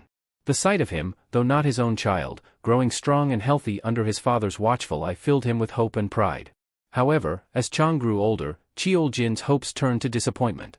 Chang frequently skipped school, sent in place of the chairman, because of his tendency to get into fights. Even as Myung-jin Construction expanded rapidly, Chang was often found drinking, partying, and causing trouble, squandering the opportunities laid before him. This is why Cheol-jin started believing that Chang was not suited for the chairman position. If a family member was destined to inherit the leadership anyway, he thought it would be better if it were Chang-suk, who always strived to gain recognition. But why was he, a mere director, contemplating all this? Because, like his father before him, he had given his all to Myung-jin Construction and could not bear to see it fall into the hands of an incapable man who couldn't even take care of himself. However, he had noticed a change in Chang recently, and it didn't matter who had helped him transform. As long as he delivered results for the company, that was all that mattered. He would not investigate further, but he would state this now: Myung-jin Construction needed people like Chang, and he looked forward to working with him from now on. Meanwhile, in a small restaurant squeezed between a convenience store and a food cafe, Hyunjin's grandmother worked tirelessly to feed her customers, despite their concerns about her overworking herself. She believed it was her duty to work hard to save money for her grandson's tuition. She received a call from someone in real estate, offering to buy her pre-sale rights to the Noblesse apartments, promising a premium of at least 5,000 won if she sold. Later, during dinner, Hyunjin spoke with his grandmother and asked why she continued to work at the restaurant when she didn't need to, given his financial support and her pension. She insisted on working, pointing out that his contributions came from his scholarship, awarded for his academic excellence. She also mentioned being bombarded with calls from real estate agents about the Noblesse apartment winnings, with offers ranging from 5,000 to 6,000 won. Hyunjin reflected on the recent surge in Myung-jin's brand value following a successful concrete casting project and recognized Noblesse as a premier apartment complex in Daesan. Leasing it alone would recoup the sale price, making the agent's offers undervalued. He assured his grandmother that the agents were not acting in her best interest and advised her not to sell. She expressed concern about the down payment of 200 million won, a sum she found overwhelming despite securing the pre-sale rights with his help.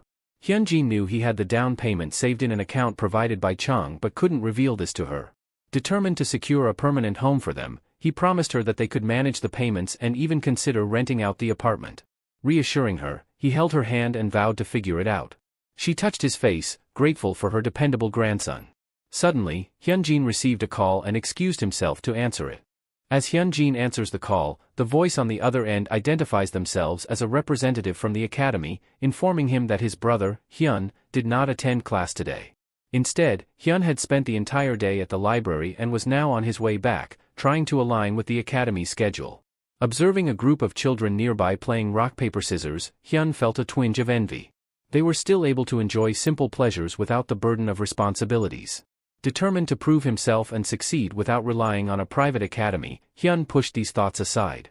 Deep in contemplation, he accidentally bumped into someone. It was his brother, Hyunjin. They found a bench and sat down. Hyunjin mentioned his visit to the academy and how they informed him of Hyun's sudden departure. Hyun apologized for not telling him earlier but insisted he was old enough to handle things himself. He pointed out the strain on their grandmother and their financial difficulties, arguing that if only one of them could pursue education, it should be Hyunjin. With his better grades, it made more sense for Hyun to work while Hyunjin focused on academics. Hyunjin was taken aback by his brother's words. He remembered how, after being comatose for 5 years, Hyun had vowed to become a police officer and avenge the people responsible for his condition. But the burden of hospital bills for both him and their grandmother had forced Hyun to abandon his studies. Despite dedicating himself to studying, Hyun had repeatedly failed the exam. Family obligations had held him back, causing him to struggle and ultimately fall into the same cycle of hardship. To alleviate Hyun's worries, Hyunjin showed him a message about winning an apartment lot in Yonggang, one of Daesan's wealthiest neighborhoods. Hyun was astonished. Just then, Chang arrived in his car. Stepping out, he expressed surprise at finding Hyun in a library. Introducing himself as the eldest son of Myung-jin Construction and Hyunjin's strongest supporter, he invited Hyun to verify this information online if he had any doubts. Sitting down between them, Chang explained that since he was already assisting Hyunjin with a scholarship, he intended to cover Hyun's tuition as well. It was the least he could do. Hyun, needing to speak with his teacher, excused himself. Once he was gone, Hyunjin thanked Chang for coming at such a late hour. Chang downplayed the gesture, insisting it was no big deal. He had to look after his best friend, after all. Chang then handed Hyunjin the information he had requested about 3 individuals and informed him that Cheol-jin was now fully on their side. What should their next steps be? Hyunjin explains that they had previously discussed a specific piece of land, Yongwoo real estate in the Sangye area, to be precise. Their first task is to establish a rapport with the local real estate agent there. Hyunjin instructs him to call as soon as a new property becomes available. A few days later, at school, a student with blue hair spreads the news that Hyunjin achieved a perfect score on the 11th mock exam, ranking first nationwide. When Hyunjin arrives at school, he is met with stares and questions from reporters about his grades and the number of private academies he attends. Even Principal Dae-hwan congratulates him, making Hyunjin suspect that the principal orchestrated the attention. Hyunjin steps up to the interview mic, thanking his exceptional teachers for helping him reach this academic milestone. He confirms he didn't attend any private academies and reflects that the Golden Circle's client must be seething with rage, powerless to act. Meanwhile, in a dark alley, the Golden Circle broker confronts Tae-jun, demanding an explanation of the results. Tae-jun reports that Hyunjin and Song-ho are at odds again, and he has managed to isolate Hyunjin, but more time is needed to handle all the variables. The broker, frustrated by the lack of clear progress, warns Tae-jun that this is his last chance to satisfy the client before the holidays. Later, Tae-jun meets with Hyunjin, apologizing for his lateness as he feared being followed by the broker. He shares valuable information, and Hyunjin reflects on his status as a target of the Golden Circle, wondering why they are going to such lengths against him and who might have hired them. He identifies 3 potential clients: Jin Young, a wealthy and academically successful student he might have annoyed, Lee, who fought with him at the semester's start and hasn't spoken since, and has a father with significant influence, and Choi Siona, whose high-ranking government official father might be upset that Hyunjin outperformed her on an exam. Hyunjin used Tae-jun to bait these three and, after today's conversation, has narrowed it down to one. He prepares for the next day, determined to sever ties with the Golden Circle forever. The following day, Chul watches over the boys playing soccer, including Hyunjin, who easily scores before leaving the field. Siona, chatting with a friend, comments on how cool Hyunjin seems. Her friend Haiji warns her to stay away, labeling him a bad boy. Ignoring the warning, Siona approaches Hyunjin and offers him a drink, which he had anticipated. Hyunjin suddenly invites her to talk somewhere private about something important. 15 minutes into the break, Haiji becomes worried when Siona hasn't returned. She then receives a desperate plea for help from Siona, who is trapped in the storeroom. 15 minutes earlier, Siona felt a bit nervous following Hyunjin into such a dark place, but she reassured herself that he was one of the good guys. Hyunjin instructed her to close the door and asked if she knew about the trouble he had been facing recently. She acknowledged, mentioning how people had been picking fights with him constantly. He confirmed this but revealed that most people didn't know someone had orchestrated these attacks. There was a mastermind behind it all. Hyunjin explained that he had set a trap by having Jae-jin, the blue snake, leak information to the people he suspected. He told one person that Hyunjin was having a hard time and was considering transferring. That person showed no sign of happiness, ruling them out. To another person, he mentioned that Hyunjin and Seong-ho were on good terms, which should have infuriated the mastermind, but there was no reaction. Siona began to back away slowly as Hyunjin continued. He told her that the mastermind would have been angry if they thought Hyunjin was still pushing through despite his difficulties. The truth was, his planted spy had observed one student reacting harshly. Hyunjin asked Siona what she thought about this. Just then, Haiji arrived and asked if Siona was okay and where Hyunjin was. Hyunjin, who had been standing behind the door, told Siona to leave as she had completed her part. As she left, Hyunjin slammed the door shut, trapping Haiji inside. It might seem like Siona was the mastermind, but Hyunjin had discovered otherwise. Haiji started to panic, asking what was going on. Hyunjin recounted how he had Chang investigate the three suspects, leading him to an unexpected truth about Siona. He asked Haiji if she knew why Siona transferred from Seoul to Daesun. Siona's brother had been bullied and did something terrible to himself. She lost her brother because of bullies, prompting the family to move for her sake. But such a family wouldn't do something drastic for grades alone. Siona had once said she despised the person who orchestrated the bullying because she couldn't protect her brother. She supported Hyunjin because he was brave. This left only one possibility: Siona had shared the information with someone else. Hyunjin hugged Haiji tightly, revealing her as the one who tried to ruin his life. Haiji denied it and attempted to escape, but the locked door forced her to beg. She insisted they had always been friends, so why would she do something so hurtful? She claimed Siona was the one who hired the attackers, complaining about his grades multiple times. Hyunjin reminded her that Siona's parents resigned from their positions long ago and were not active members of the anti-school violence committee. Could such a family concoct something so vile? Haiji then mentioned her father was a high-ranking police officer, and the Golden Circle had connections with such people. But she realized too late that Hyunjin had never mentioned the Golden Circle during their conversation. Her face contorted with anger as she admitted everything was Hyunjin's fault. If he hadn't been so cold-hearted, none of this would have happened. A few months ago, Haiji had her eyes on Hyunjin, who was tall, attractive, had a great personality, and excelled in sports, the perfect guy in her mind. But many girls had been rejected by him, making her fear rejection despite her popularity. She decided to test the waters by asking for help with homework and touching him accidentally on purpose. Hyunjin's smile made her feel he was interested, so she had a friend ask about his type. When he said he liked hardworking and cheerful girls like her, she thought it was confirmed. She prepared to confess, but for the first time in her privileged life, she faced rejection. Born into a wealthy family, Haiji had never been deprived of anything. This small rejection caused her immense anguish, turning her hostile.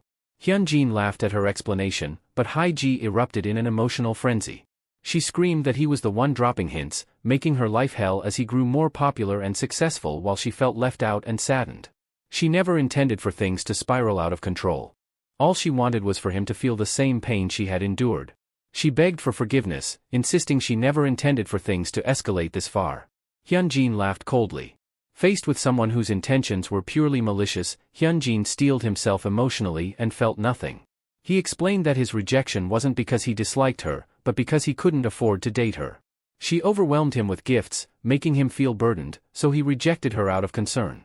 Haiji took his hand, suggesting that he should have been honest from the start, and urged them to return to their old ways and live peacefully. Hyunjin, however, believed it was too late for that. He grabbed her hair tightly, vowing to destroy her and everything she stood for.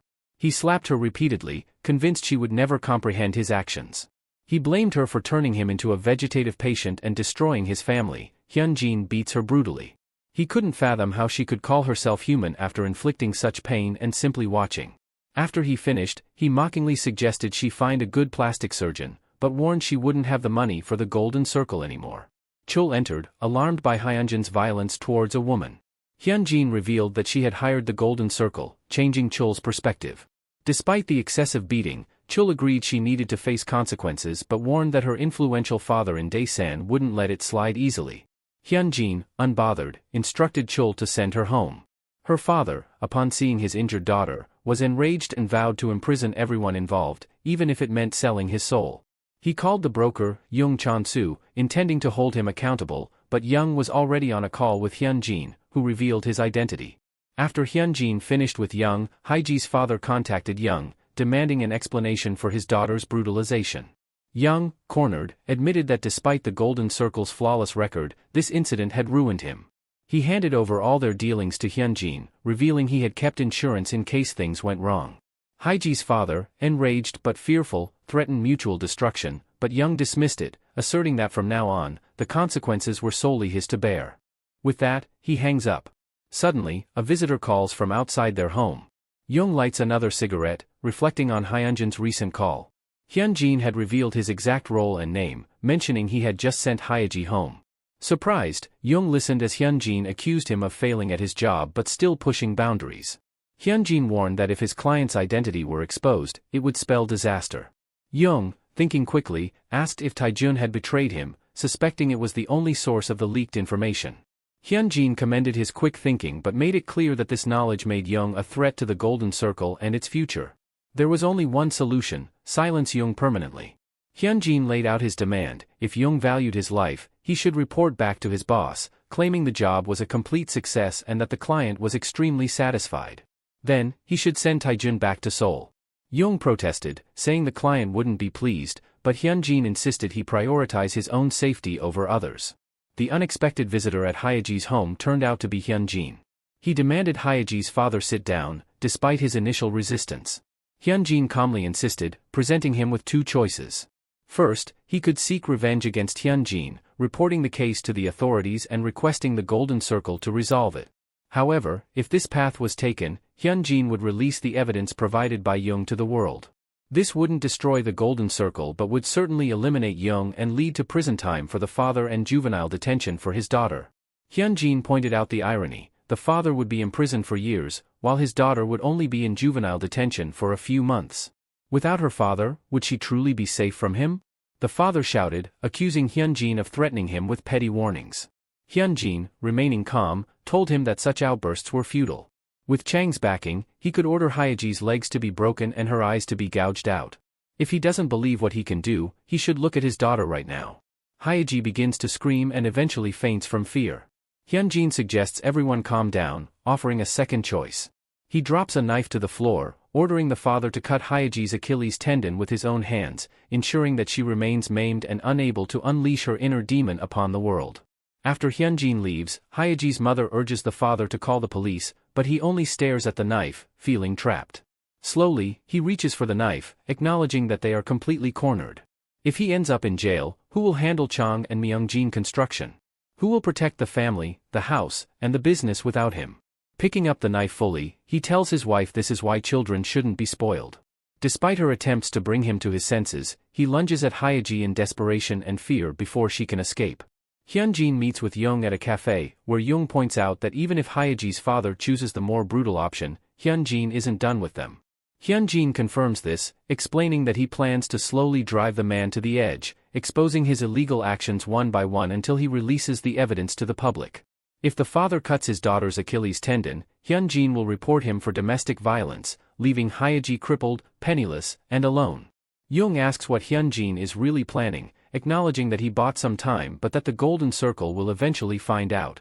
Hyunjin agrees, explaining that he has a Trojan horse in mind. He didn't give Jung all the material out of foolishness but because he was betting on his survival, knowing Jung was expendable to the Golden Circle. In this world, money talks, so Hyunjin proposes making money through him.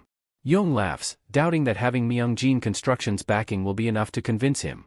No matter how pushed he is, Jung insists he won't be an internal spy, as it would constantly put his life at risk. He admits that, just as Hyunjin said, he joined the Golden Circle to climb to the top. He craved money, power, and fame and only handed over control because his fear of the Golden Circle had intensified. Despite this, he questions Hyunjin's plan to create a Trojan horse. What would he gain in return? Myungjin Construction and Hyunjin's trust? It doesn't work that way. Suddenly, Hyunjin says one word, Celestials. This shocks Jung. Hyunjin explains that, for at least the next 2 years, he will oversee the top-tier members. The Golden Line is a natural hierarchy in any vertical society, with classes within it. The top tier consists of politicians, chaebols, and businessmen. In the Golden Circle, a similar hierarchy exists. Members of this tier have their own elite brokers, and the higher the rank, the better the rewards for the broker. Above all, a top-tier broker is once accepted as a top-tier member. Jung is astounded, knowing that the top tier's existence is not widely known. How does Hyunjin know about it? But what if he can make it happen?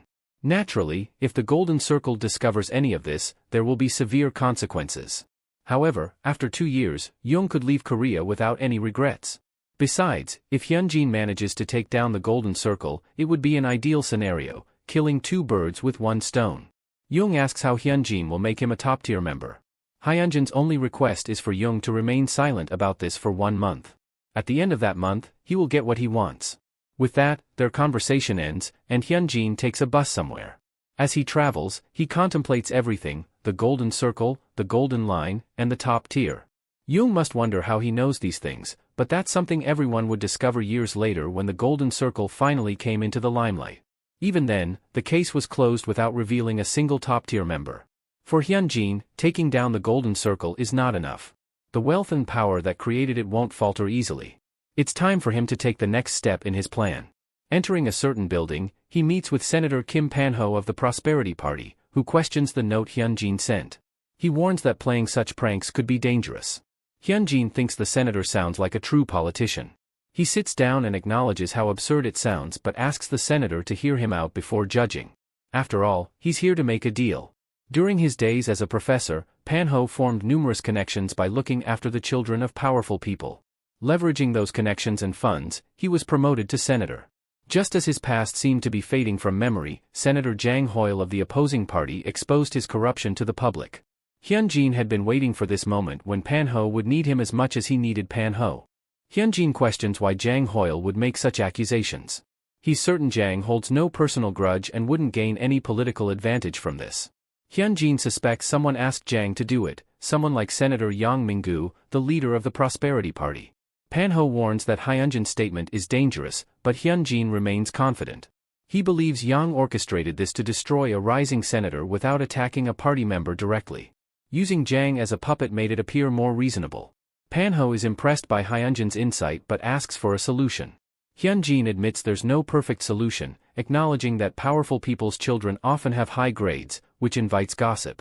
The only way to resolve this is to discredit the messenger. Soon, a story will break about international students doing drugs, with one student's identity hidden, coincidentally, Senator Jang's son studying abroad. Pan-ho laughs, unaware of this, but Hyunjin insists the story will soon hit the news. If Pan-ho plays his cards right, he can escape the scandal unscathed. While it won't completely clear him, it will be enough to avert immediate suspicion. Hyunjin gets up to leave, offering additional plans once Pan-ho feels he can trust him. He gives Pan-ho a week to decide. A few days later, news about Jang's son being a drug abuser spreads, and Pan-ho calls Hyunjin back. He marvels at how Hyunjin, a high school student, knew so much. Hyunjin credits Chang, who has an extensive list of influential friends. Pan-ho, having researched Hyunjin, realizes he controls his school and reached out knowing the truth. Impressed, Pan-ho decides to hear Hyunjin's plan. Hyunjin asks Pan-ho if he plans to run for president. Even if Panho isn't sure, his ambition suggests so. However, Panho lacks a compelling story. He was born into an elite family, followed an elite path, became a professor, and then a parliament member. His top 0.01% life will hinder his presidential bid. Panho asks if Hyunjin is suggesting he give up, but Hyunjin offers to help him become president, acting as his kingmaker. At school, rumors circulate about Hyeji dropping out due to severe injuries. Hyunjin smiles, knowing her father cut her Achilles tendon, a desperate act to protect her. Despite countless other ways to protect his daughter, the father acted irrationally, overwhelmed by emotion. Hyunjin understands, having experienced similar emotions in his past life. With Hyeji out of the way, Hyunjin's focus is now on getting Panho to accept his offer. In his office, Hyunjin explains that Myeongjin Construction will handle the funding. Money laundering is easy in construction, and they will craft a perfect narrative for Panho's presidential campaign. The story will portray Panho as the politician who takes down the Golden Circle, a group Hyunjin explains in detail. Once the Golden Circle becomes a social issue, Panho can rise to prominence by solving it, becoming a star overnight. Hyunjin's responsibilities were clear: he would set the food on the table, and if anything got spilled, he would clean up. Panho understood his task, and Hyunjin assured him he would be given ample time. Meanwhile, Panho was to investigate further. Hyunjin told him that he was the person that second son of Myeongjin Construction was desperately searching for, Chang's true supporter. Leaving school, Hyunjin considered his options. If Panho refused to cooperate, Hyunjin would have to switch to Plan B. This plan carried risks, as the Golden Circle might intervene and Panho could join them, but Hyunjin hoped this scenario wouldn't occur. Suddenly, a large man approached Hyunjin and instructed him to get into a parked car. Hyunjin complied, and soon found himself face-to-face with Panho. Panho was astonished to learn Hyunjin was Chang's backer. Impressed, Panho questioned if Hyunjin had what it took to dismantle the Golden Circle. He also expressed confusion, noting that Hyunjin had never been victimized by the Golden Circle, so why was he so determined to destroy it? Hyunjin's expression darkened as he asked Panho if he had ever felt helpless in the face of sheer malice.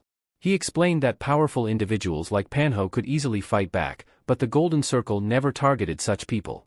Instead, they preyed on the poor and weak, those who couldn't defend themselves. These victims couldn't abandon their education, as their futures depended on it, yet they couldn't rely on adults for help because the Golden Circle's influence made adults wary. Experiencing daily torment, even after school, was akin to living in hell. Hyunjin vowed to break this cycle of violence, recognizing that while violence was a perpetual human issue, he aimed to dismantle the Golden Circle that profited from it. Moved by Hyunjin's determination, Panho agreed to hear his plan. Hyunjin outlined that the Golden Circle maintained its power through extreme secrecy and by avoiding any documented history. His strategy was to recruit a broker to falsify a report, making it seem like the commission concerning him was a success. This would expose the Golden Circle for manipulating results and deceiving clients. As Hyunjin prepared for his senior year and the SATs, he planned to transfer to Seoul to maintain his top ranking nationwide. If he joined a prestigious school in Gangnam as the top student, and the truth about the Golden Circle's failure spread, it would create a significant impact. Hyunjin needed Panho's support to withstand the Golden Circle's attempts to get him expelled. Panho, after considering the proposal, realized they shared a similar drive. He recounted his own ambition to become president simply because he wanted to prove it was possible.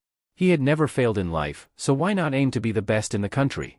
He accepted Hyunjin's plan but warned that any failure would lead to abandonment and destruction of any evidence of their collaboration. If Hyunjin could meet these conditions, Panho was on board. After school, Seona approached Hyunjin with something important to discuss. She revealed that Hyeji had dropped out of school and was taken to the emergency room after a recent incident. Seona suspected Hyunjin's involvement. She considered Hyeji a sociopath. Seona offered help to Hyunjin in destroying the school violence, motivated by her brother's death at the hands of similar monsters. Hyunjin, recalling no prior encounters with Seona in his past life, noted her twisted side, now revealed. Given her parents' high-ranking government positions and her father's role as chairman of the Anti-School Violence Committee, Seona could be valuable. However, Hyunjin doubted her commitment. To test her, he asked can she gouge out the eyes of those responsible for her brother's death with a pen, emphasizing the difficulty and consequences of such an act. When Hyunjin broke his opponent's bones, he was ready for his own to be broken as well, and the same principle applied to ruining lives. Hyunjin questioned whether Seona possessed the willpower and determination to follow through with such a grim task. With that, he walked away, advising her never to contact him for such matters. Again, as her frailty would hinder his quest for revenge. He concluded that on this path, which offered no normal life afterward, she had no place. It was best to turn her away now, for her sake and for everyone involved. Just then, Siwoo grabbed Hyunjin's shoulder and asked if he was finished. Hyunjin, in response, inquired if Siwoo had studied. Siwoo confirmed, reminding Hyunjin of the promise he made. Hyunjin thought that his views on Seona applied to Siwoo as well. Although they were together in Daesan for now, their paths would diverge when Hyunjin moved to Seoul. He needed to face the challenges ahead alone, but he would ensure Siwoo could manage without him first. Siwoo pointed to a man and remarked that he was being scouted again, despite previous rejections. The man introduced himself as Ju Byum-suk, a director of Miracle Intensive Academy, and assured this would be the last time he approached Hyunjin. He asked for a moment of Hyunjin's time. Due to Daehwan's relentless pursuit of prestige, various private academies had tried to recruit Hyunjin, only to be turned down. Siwoo advised Hyunjin not to reject Ju too harshly this time and left them to talk. Hyunjin, recalling his previous harsh refusal, asked why Ju had returned. Ju handed him an envelope and explained that he wanted to buy Hyunjin's reputation. Miracle Academy planned to expand to Seoul, and having Hyunjin associated with them would elevate their status. Ju didn't need Hyunjin to attend the academy, he just needed him to acknowledge the rumor of being well taken care of at Miracle. Additionally, Ju offered 100 million won in cash if Hyunjin achieved a perfect SAT score. Hyunjin smiled at the value placed on him but declined, driven by his vendetta rather than material gain. The next day, a woman waited for him at the school gates. Introducing herself as Lee Miso, the admin of the Daechi area Skymom Cafe, she invited him to a cafe for a discussion. She explained that the Skymom Cafe was a community where local parents shared academic information. She made a straightforward proposal: would Hyunjin tutor their children, including her own? She clarified that she didn't expect dramatic academic improvements, as Seoul had many qualified teachers, but wanted him to impart his school knowledge. He would teach once a week, 4 times a month, for 2 million won per student. The classes could be held in Daesan, and they would accommodate his conditions within reason. Unfamiliar with such offers, Hyunjin asked for a few days to consider.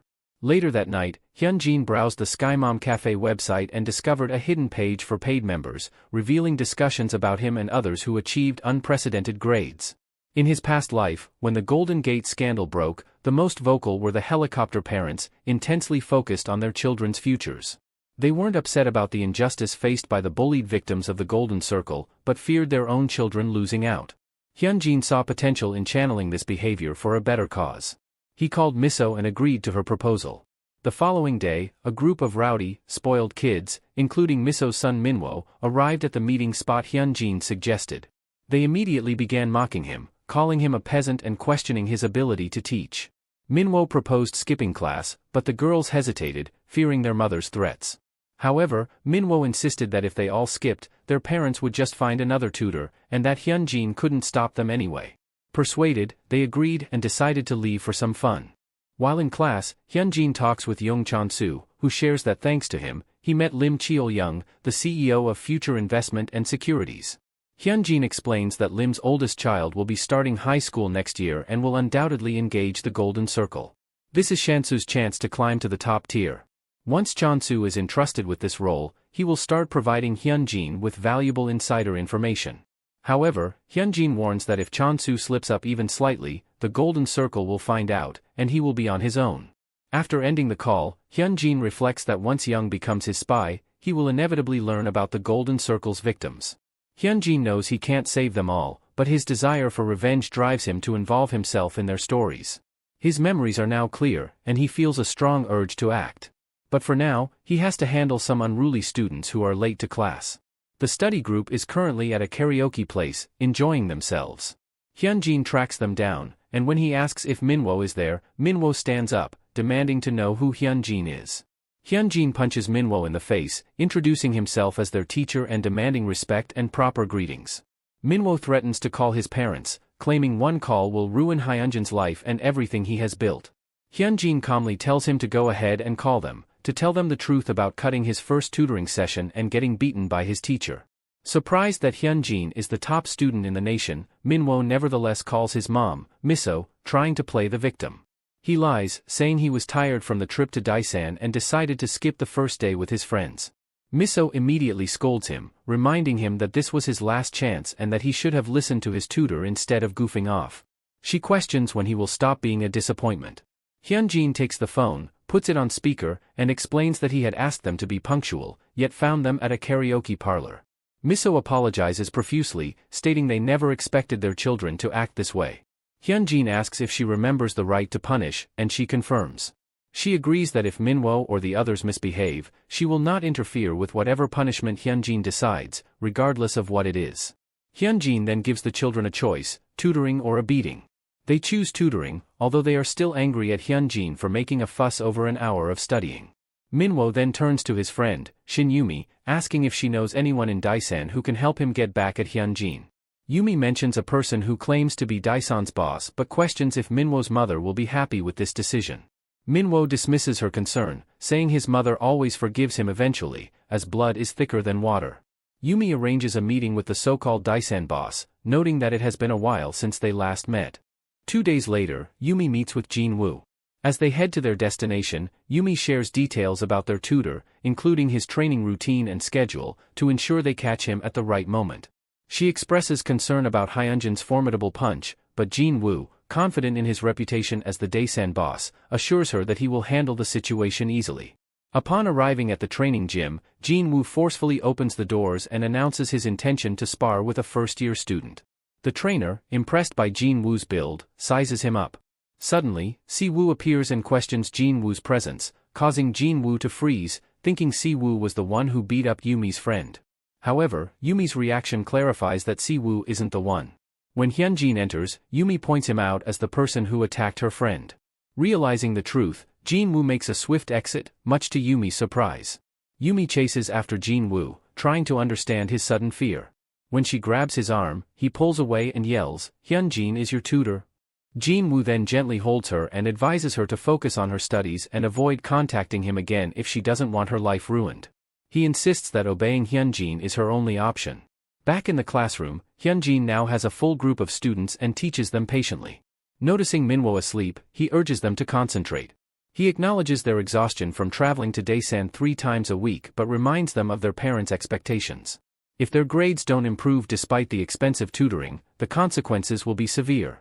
Hyunjin promises that if they perform well on the finals, he will reduce the tutoring sessions to once a week and recommend their parents drop other tutors. He guarantees that following his guidance will secure them a place in a 4-year university. He encourages them to be patient and dedicated. Half a month later, Hyunjin meets with Miso, who is thrilled with the improved grades of all the children he tutored. She congratulates Hyunjin on his perfect score on the final exam and thanks him sincerely.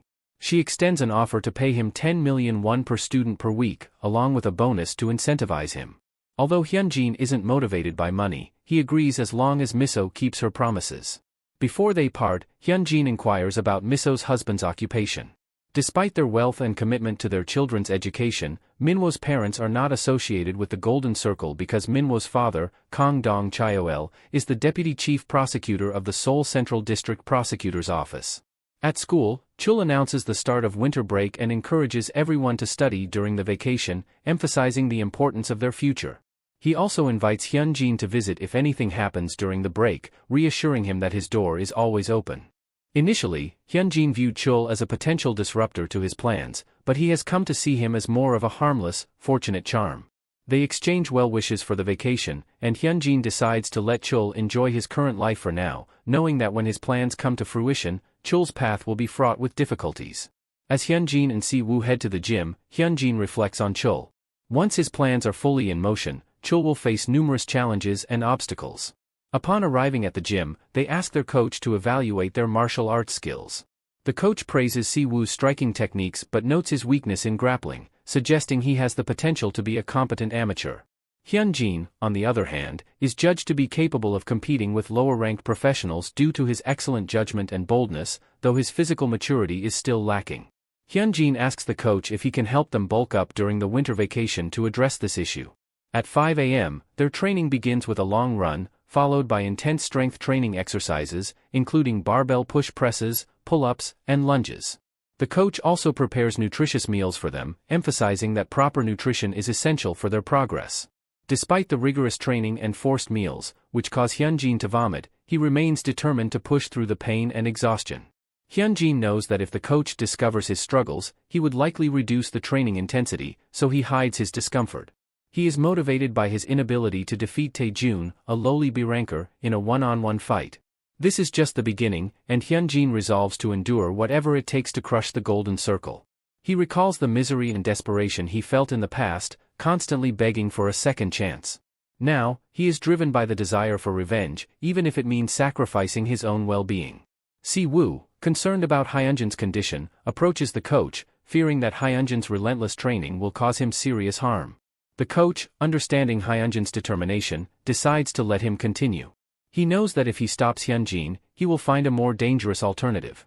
Although he doesn't fully understand what drives Hyunjin, he recognizes that Hyunjin will not stop, so he allows him to make his own decisions.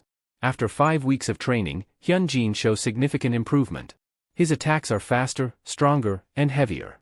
He asks the coach to assess his current level. The coach acknowledges the rapid development of Hyunjin's muscles but notes that they are not yet fully dense. When Hyunjin asks what would happen if they fought, the coach invites him to the ring to find out.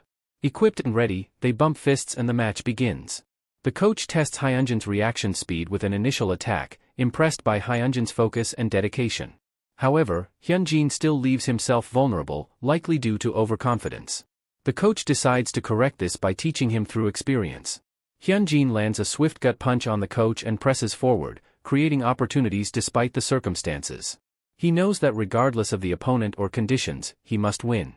Excuses like the enemy being too strong or too numerous would only hinder his future and his quest for revenge.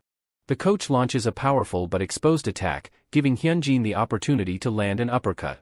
Despite this, the coach retaliates with a much stronger uppercut of his own, commending Hyunjin for his skills and hard work while reminding him of the harsh realities he has yet to understand. Hyunjin loses consciousness but later wakes up to Si-woo's concerned face. Si-woo reassures him, saying that it's not Hyunjin's weakness, but rather their coach's monstrous strength that made the difference. Their coach wasn't a champion without reason, he took Hyunjin's attacks effortlessly and overpowered him with ease. Hyunjin laughs, recalling that the first time he fought the coach, he couldn't even lift his fist. It was a complete thrashing back then, but this time was different. Though he still lost, the coach took the fight seriously, and Hyunjin is confident that he will become much stronger within a year. Later, Hyunjin meets with Chang, who is astonished by Hyunjin's transformation and newfound intensity.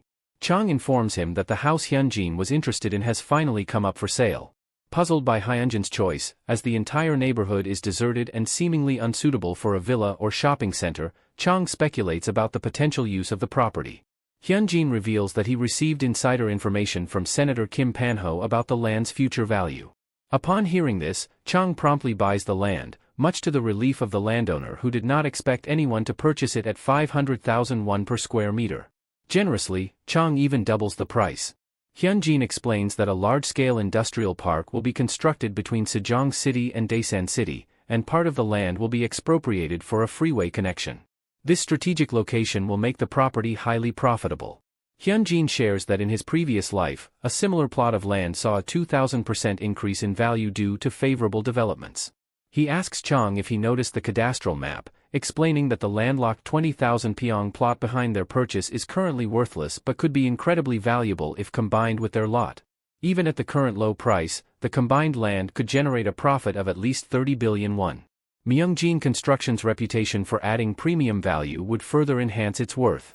This project could prove Chang's capability as the chairman of the company. Walking to school, Hyunjin contemplates his rigorous training regimen, Chang's financial support, and Panho's influence, recognizing that he still lacks sufficient force. He acknowledges that he needs a group of strong allies like Chonsu or Seongho to execute his plans.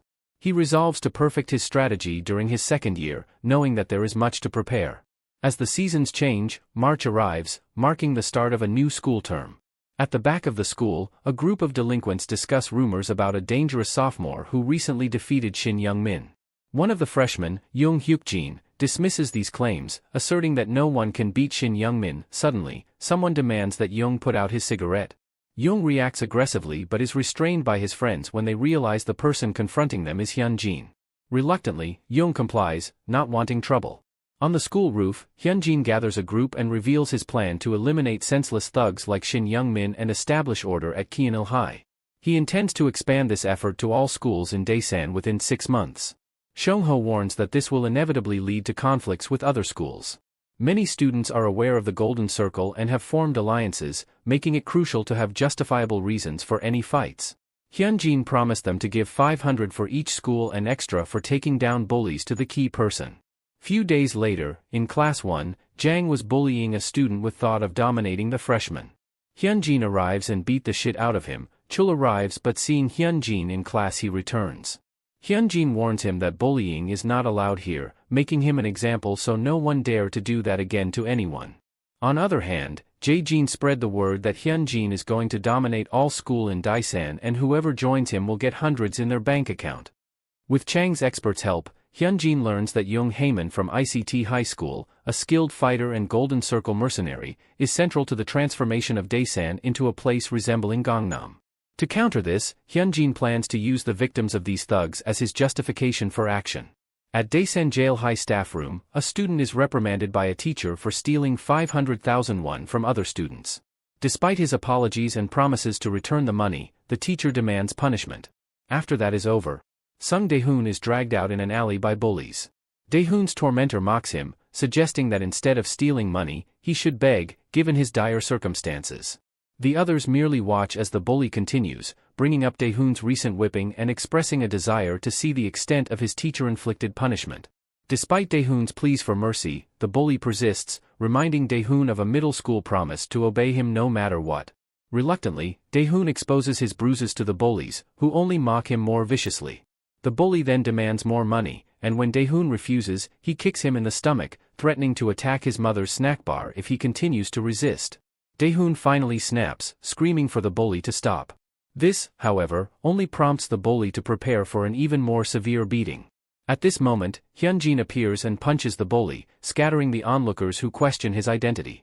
As Hyunjin takes them down, he calmly explains that he is Dae-hoon's friend. Dae-hoon, who endures daily bruises and dark thoughts of violent revenge, finds solace when he receives an email from a group that addresses school violence. They offer to exact revenge on his behalf if he provides details of his bullying. Hyunjin, acknowledging the harshness of the world, criticizes those who dismiss such bullying as mere pranks, noting the lifelong trauma inflicted on victims and the impunity enjoyed by bullies. The next day at Jail High, Hong Ryul, the bully's older brother, confronts Dae-hoon, demanding to know if he is the one involved. When Dae-hoon remains silent, Ryul strikes him, insisting he show respect and acknowledge his actions. Dae-hoon hands over his phone, explaining that his friend intervened and provided his number for further confrontations. Ryul calls the number, immediately accusing Hyunjin of assaulting his brother.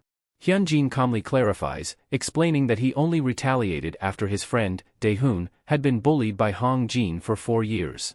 Dae-hoon's tormentor not only beat him and stole his money but also forced him to run errands and complete his homework. Recently, he humiliated Dae-hoon by making him strip in front of others. Confronted by Hyunjin, Dae-hoon's friend, the bully's older brother, Hong Ryul, receives an ultimatum: if he's a decent brother, he'll make his younger brother apologize, ending the conflict peacefully. However, Ryul dismisses this, seeing nothing wrong with his brother tormenting Dae-hoon. Hyunjin questions Ryul's loyalty, given his brother's misdeeds, but Ryul stands firm, even challenging Hyunjin to a fight if necessary. With a grin, Hyunjin agrees, arranging a time and place, and reveals his name is Hyunjin from Kyanil High. At the agreed location, both sides arrive with their respective reinforcements. Ryul suggests a compromise, warning that a fight could escalate into a war between their schools. He proposes mutual apologies to resolve the issue.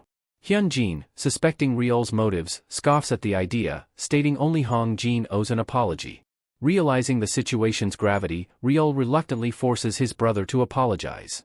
Hong Jin, initially defiant, eventually complies under pressure, muttering a barely audible apology. Dae-hoon then reveals that Hyunjin offered him 2 choices: either end the conflict with a promise from Hong Jin to stop the bullying or seek revenge. Although the first option was safer, Dae-hoon chose the second, driven by a desire for retribution. As Hong Jin's weak apology ends, Hyunjin suddenly punches him, signaling Dae-hoon's decision to make him suffer equally. Hong Jin collapses, and Ryul orders his group to attack, igniting an all-out brawl. Song-ho charges into the fray, effortlessly taking down opponents, motivated by a promised bonus from Hyunjin. When an assailant tries to ambush Song-ho, Si-woo intercepts with a powerful kick, eager to prove his loyalty and usefulness to Hyun-jin. Si-woo's determination stems from his desire to remain by Hyunjin's side, no matter the cost. The other students also charge in, eager for the bonus, surprising the other school with their fearless approach despite being outnumbered. Realizing the worsening situation, Ryul decides there's only one option: take down Hyunjin. He believes that defeating Hyunjin will demoralize his subordinates and secure their victory. However, Hyunjin is much stronger and lands a powerful punch that sends Ryul flying back to his starting point. Hyunjin crouches down to Ryul's level and plays back a recorded phone conversation. Ryul, bewildered, asks what Hyunjin plans to do with it. Hyunjin explains that Dae-hyun's testimony alone could lead to disciplinary action, but with the recorded evidence, Ryul's life would be ruined. In desperation, Ryul asks what Hyunjin wants. Hyunjin states his demand: today's fight was solely between Jail High and its students. If Ryul mentions the incident to anyone, there will be severe consequences for him and his loved ones. When Ryul hesitates to answer, Hyunjin begins to pull out one of his front teeth, causing Ryul to scream in agony while others watch in horror. After the tooth extraction, Hyunjin remarks that Ryul took too long to respond and should blame himself. The next day at school, Dae-hyun bumps into someone who initially tries to reprimand him. However, upon seeing Dae-hyun's face, the person is reminded of Hyunjin and quickly apologizes and runs away. Dae-hyun is astonished. Those who once bullied him now flee in fear. School becomes peaceful for him once more, and he knows he must keep his promise. Rumors about Dae-hyun's situation soon spread and turn into facts when he posts on Hyunjin's social media page, thanking him for saving him from his bullies. He offers others the same opportunity, stating that if they want to inflict the same pain on those who ruined their lives, all they need to do is send an email, and their dreams will come true. While some are apprehensive, others are eager, knowing that if anyone from their tormentors appears, Hyunjin will deal with them. One day, a student talking nonsense is suddenly confronted by Hyunjin, who asks if he's Mo. Shocked that a stranger knows his name, Mo inquires how Hyunjin knows him. Hyunjin reveals that he learned everything about Mo from an informer and lists Mo's offenses, including violence, ostracism, extortion, and theft. Frightened, Mo drops his cigarette and, along with his friends, charges at Hyunjin, thinking they can overpower him. Hyunjin removes his hood and remarks that Mo truly lives up to his reputation as a good-for-nothing, then proceeds to beat them. Elsewhere, Shangho handles another group of bullies, informing Hyunjin of his progress. After Dae-hyun's social media post went viral, it attracted numerous emails from people seeking help. Si-woo also confronts a bully, reminding him of the pain he inflicted on others by taking their money, burning them, and beating them. He tells the bully that a normal life is no longer possible for scum like him. At Daesan ICT High School, a group of bullies torment their victims. One of them asks Haemin what his plan is regarding Hyunjin and his crew, fearing they too might become targets. Haemin acknowledges Hyunjin's toughness because he took down Shin Youngmin but questions why he's causing trouble in Daesan instead of sticking to Kyeonil. He instructs the guy to call Ryul, leveraging their relationship where Ryul can't refuse his requests. When Ryul arrives, Haemin explains that Hyunjin is simply responding to requests from victims, gaining moral high ground in the process. He criticizes Hyunjin for not leaving the weaklings alone, like he did when he was less powerful. Haemin expresses concern that Hyunjin will likely target him too, and Ryul agrees. Haemin then asks Ryul to report to a teacher that he was brutally bullied by Hyunjin. If word spreads about this, they could take legal action against Hyunjin. Ryul hesitates, finding the task daunting, but Haemin forcefully reminds him of their friendship and insists he comply. Haemin vows to handle Hyunjin himself, viewing him as a weakling. Meanwhile, Dae-hoon is called into a meeting with teachers who confront him about his social media post suggesting he hired someone to commit violence on his behalf. They warn that Hyunjin will be punished, regardless of Ryul and his brother's actions. When asked to explain, Dae-hoon denies Hyunjin's involvement, arguing hypothetically about finally receiving help after years of bullying. He maintains that Hyunjin is not connected to the incident, despite the teacher's suspicions. Outside of school, Haemin gathers his group and outlines his theory that Hyunjin is establishing a system across schools to swiftly deal with bullies in his territory. Haemin deduces that Hyunjin is using the issue of school violence as a pretext to take over Daesan, which he finds unacceptable. One subordinate asks what they should do, and Haemin responds that they need to break Hyunjin's spirit in a particularly cruel way. Elsewhere, a student named Hojin is relentlessly bullied, blamed for becoming trash because he initially defended someone else. His bully, Jonghyun, claims Hojin brought this upon himself and must now pay for the stress he caused. Suddenly, Hyunjin appears, confronting Jonghyun and asking if he is the trash standing before him. Seeing Hyunjin, Hojin apologizes, explaining that he had no choice but to follow the plan to protect his brother from harm. Haehyun silences Jonghyun with a punch, and suddenly, a swarm of students arrives, including Haemin, who greets Hyunjin with a smirk. Haemin remarks that Hyunjin has brought this upon himself by trying to take over Daesan. This entire situation was a trap, and Haemin sarcastically asks if Hyunjin is happy with all the attention. Hyunjin surveys the crowd, estimating about 100 people, and comments on their apparent abundance of free time. He then decides to share a story with them, revealing the identity of the speaking from Daesan social media page admin, Jae-jin, the blue-haired snake. As the admin, Jae-jin could see the authors of posts and comments, and to gain favor with Hyunjin, he fully cooperated with Hyunjin's plan. Hyunjin tells Haemin that he has a close relationship with Jae-jin, who knows the identities of those posting anonymously. Suddenly, a group of people, including the bullies Hyunjin had previously defeated, appear behind him. These former bullies now seek to shed their old titles.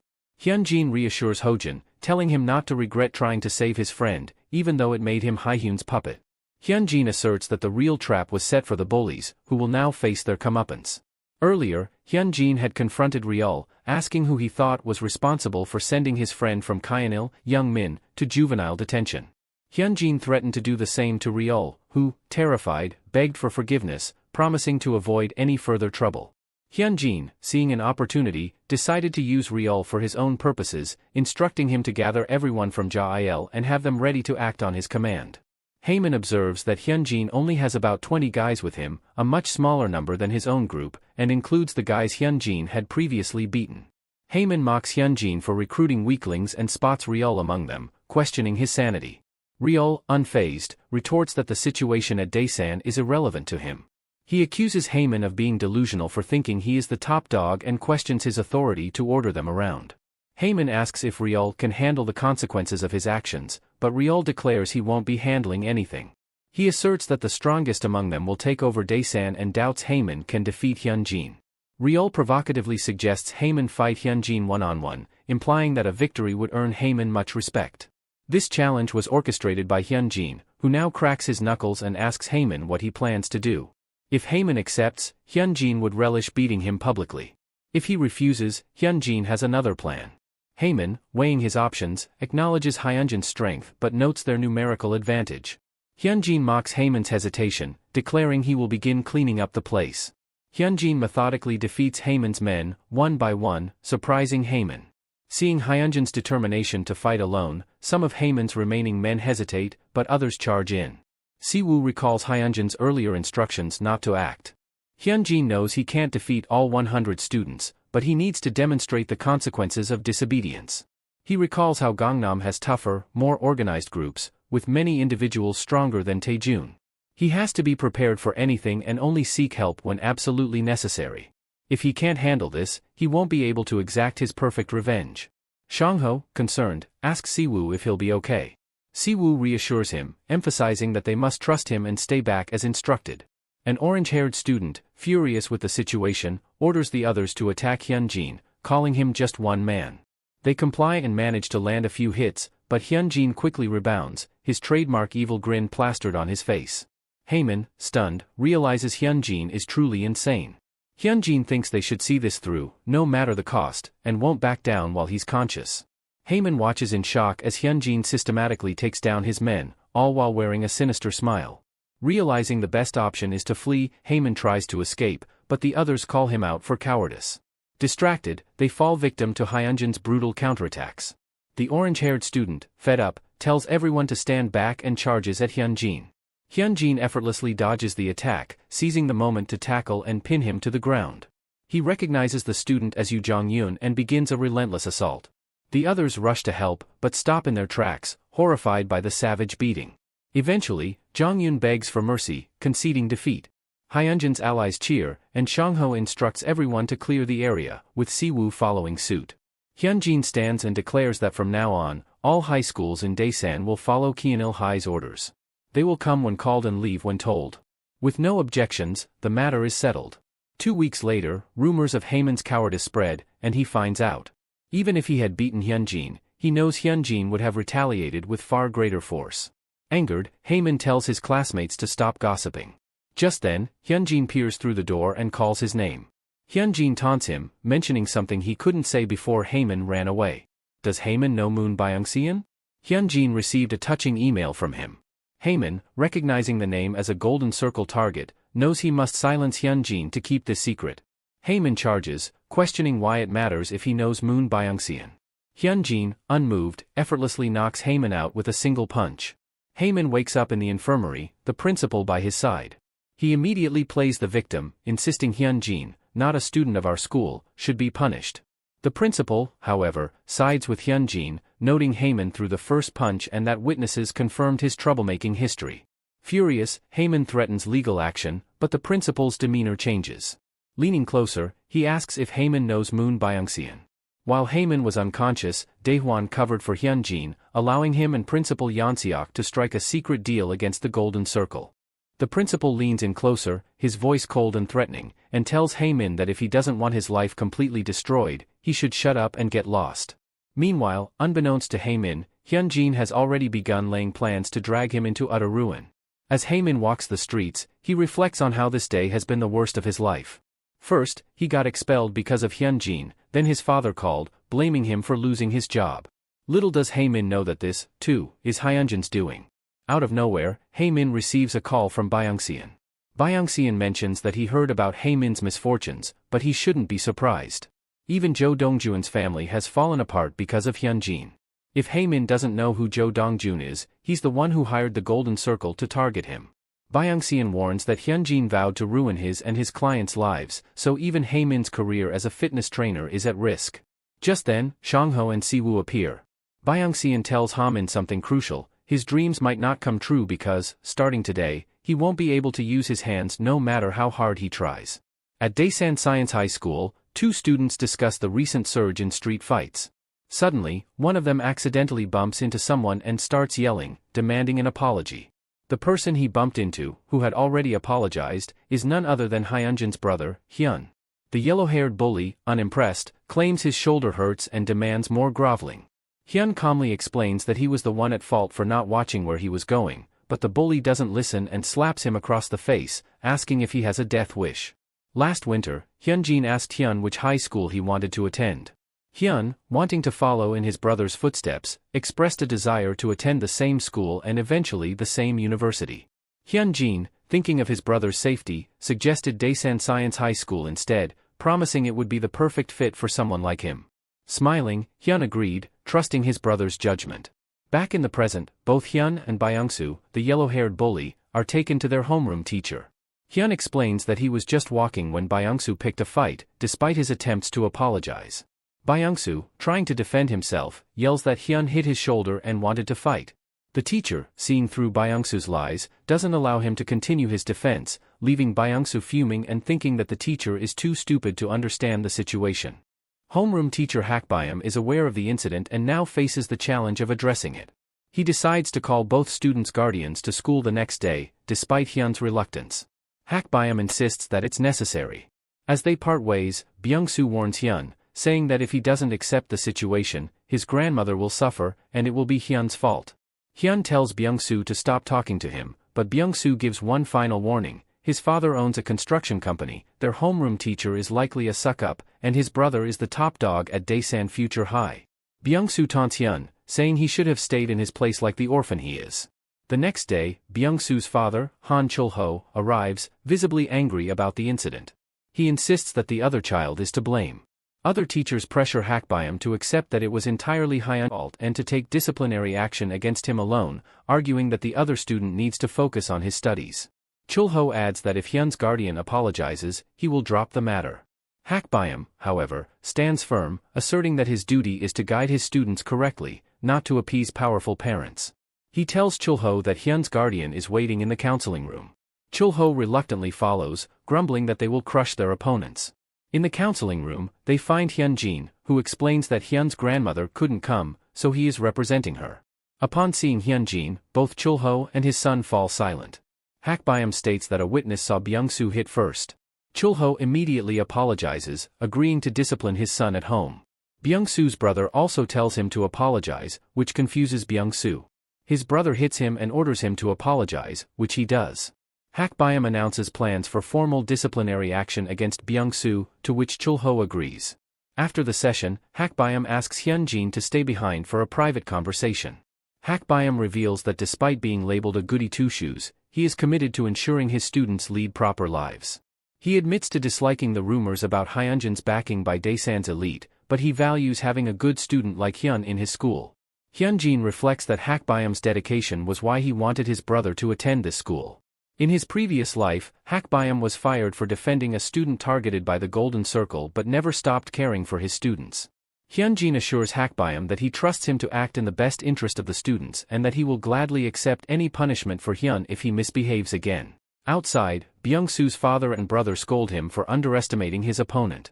Byung-soo, confused, asks why they are worried. His brother explains that Hyun is the younger brother of the notorious Kim Hyun-jin of Kianil High, a figure not to be trifled with. When Hyun-jin exits the classroom, he tells Byung-soo to follow him because he has something to say. However, noticing only Byung-soo is following, he angrily asks why his brother and father aren't coming too. They eventually follow him to a discreet spot. Byung-soo immediately drops to his knees, apologizing profusely.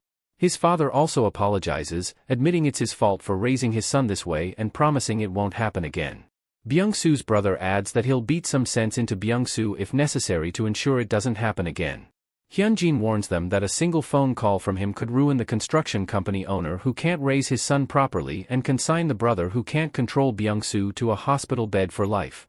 Now that Hyun-jin has the support of everyone in Daesan, anyone who crosses him can be dealt with swiftly. Terrified, they all beg for forgiveness, insisting it was an accident and they didn't mean it. Seeing Hyun's beaten face triggers Hyunjin's repressed trauma and rage. He steps closer to Byung-soo, demanding to know who he thinks he is to lay a hand on his brother. Hyun-jin threatens to tear Byung-soo and his family apart but holds back for his brother's sake. He orders Byung-soo to go to his brother immediately and beg for forgiveness on his hands and knees. A little while later, Byung-soo does just that, apologizing with everything he's got for his thoughtlessness. Everyone watches as the prideful Byung-soo grovels. Hyun, different from Hyun-jin, tells him it's fine and he can stand up. Hyun acknowledges the difficulty of apologizing publicly and accepts his apology, warning him never to do it again. Hyun's childlike innocence and kindness are traits Hyun-jin wants to protect, which is why he sent him to Daesan Science High School. From that day on, Hyun's world begins to change. Others start to suck up to him, and seniors come by to meet him, promising to deal with anyone who messes with him. Hyun knew his brother was popular but didn't realize the extent. Hyun quickly becomes the talk of the town, with many eager to see how he will wield his newfound power. However, he chooses to do nothing significant, and soon June arrives with warmer days. In Chang's office, one of his employees announces that they have succeeded. The government has officially announced the Sejong City reconstruction project. Chang is delighted, feeling their hard work has finally paid off. A few months earlier, there was a heated debate at the Myeongjin construction conference room about the land buy and expansion. Chang-suk's side thought it was a terrible idea, while Chang's side saw it as a fantastic opportunity.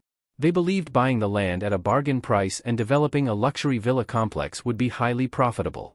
They also noted that Daesan City's road plan was already in its early stages, presenting a low-risk situation. Chang-suk, however, argued that during a real estate boom, they should focus on proven money-making ventures rather than speculative projects. With people eager to buy any buildings or apartments they construct, diverting manpower to a luxury villa complex seemed inefficient. He questioned how the executive director, Chang, could support such a risky change. Chang responded confidently, explaining that the land wasn't going anywhere. All they needed to do was wait for the right moment, and everyone would see the wisdom of his plan. Chang-suk is frustrated, unable to understand why he doesn't see the bigger picture.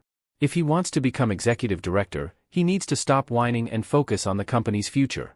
Their father silences both of them, reminding them that Chang is in charge of this project. Whether it succeeds or fails, the responsibility and the results will fall on Chang. Chang promises not to let them down, confident in their success. In a present-day meeting, an employee explains the potential profit from the land alone could be 30 billion. Once the industrial park is completed, its value could soar even higher. Witnessing Chang's dedication and effective management, the father decides it's time to announce that the next chairman of Myeongjin Construction will be the executive director, Go Chang. Naturally, Chang-suk is furious, arguing that Chang's few successes shouldn't determine the future leadership. The father counters that Chang's focus on the company's welfare makes him a better fit for chairman, unlike Suk, who opposed the land deal out of personal ambition. The other executives agree, and Suk feels his world collapsing as they urge him to step down and live peacefully. Outside, Suk is in disbelief at his ousting. He decides to take drastic measures and calls a reporter to arrange a meeting. Meanwhile, Chang brings Hyunjin to the cafe where they first met, reminiscing about how he initially thought Hyunjin was crazy. He reveals he trusted Hyunjin because of his unabashed greed, which assured Chang that Hyunjin would make him chairman. Now, Chang promises to support Hyunjin in any way possible. Suddenly, Chang receives a call alerting him to an article claiming he is an illegitimate son, born from an affair. Suk, sipping wine, revels in the chaos, thinking his older brother should have stayed in his place.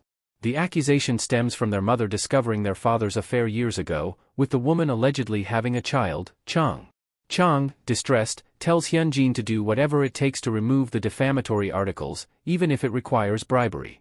Apologizing to Hyunjin, Chang says he must act immediately to address Suk's mess, which is unforgivable. Hyunjin cautions that attacking Suk won't solve anything and might cost him everything he has worked for. Chang, however, is determined, feeling compelled to act as his mother is hurt. At this critical moment, Hyunjin reveals a shocking truth: the illegitimate child is not Chang but actually Chang Suk. In his past life, when the illegitimate child scandal broke out, Chang had responded by breaking Chang Suk's jaw. This incident deeply disappointed their father, who then hired a specialist operations manager to take over, marking the beginning of the scandal. Now, Hyunjin is more interested in the strange dynamics within the family rather than Chang Suk's violent tendencies. At that time, the succession race favored Chang Suk, yet he had exposed the scandal himself. Despite appearing to be the more suitable heir, their father supported Chang, keeping the company silent about the matter. Their mother always solved Chang's problems, no matter what, while ignoring Chang Suk. When Chang Suk studied abroad, their mother, who embraced the presumed illegitimate child of her cheating husband, never visited him. After digging deeper, Hyunjin discovered that Chang Suk, not Chang, might actually be the illegitimate child. He asks Chang why he didn't use this information to his advantage, which would have disqualified Chang Suk from the succession race for good. Chang explains that their father was not a good man. He drank excessively, cheated, and even abused their mother. One day, during a particularly intense fight between his parents, young Chang tried to comfort his mother. Touched by his words, she revealed that Chang Suk wasn't his brother, but she had no choice but to raise him. She saw their father in Chang Suk, which caused her even more pain. Chang suggested she divorce their father and take a large alimony check, but she insisted that despite everything, they were still family. This is why Chang never used the information against Chang Suk. He didn't want to tie the family's struggles to the competition for the chairman position. He would rather forego the chairmanship than hurt his mother further. Hyunjin comes up with a brilliant idea that could resolve the situation peacefully without hurting anyone. He asks Chang if he'd like to discuss it. The next day, in the press room of Myungjin Construction, Chang steps up to the podium and introduces himself as the executive director. He begins by apologizing for disappointing many people with his family issues.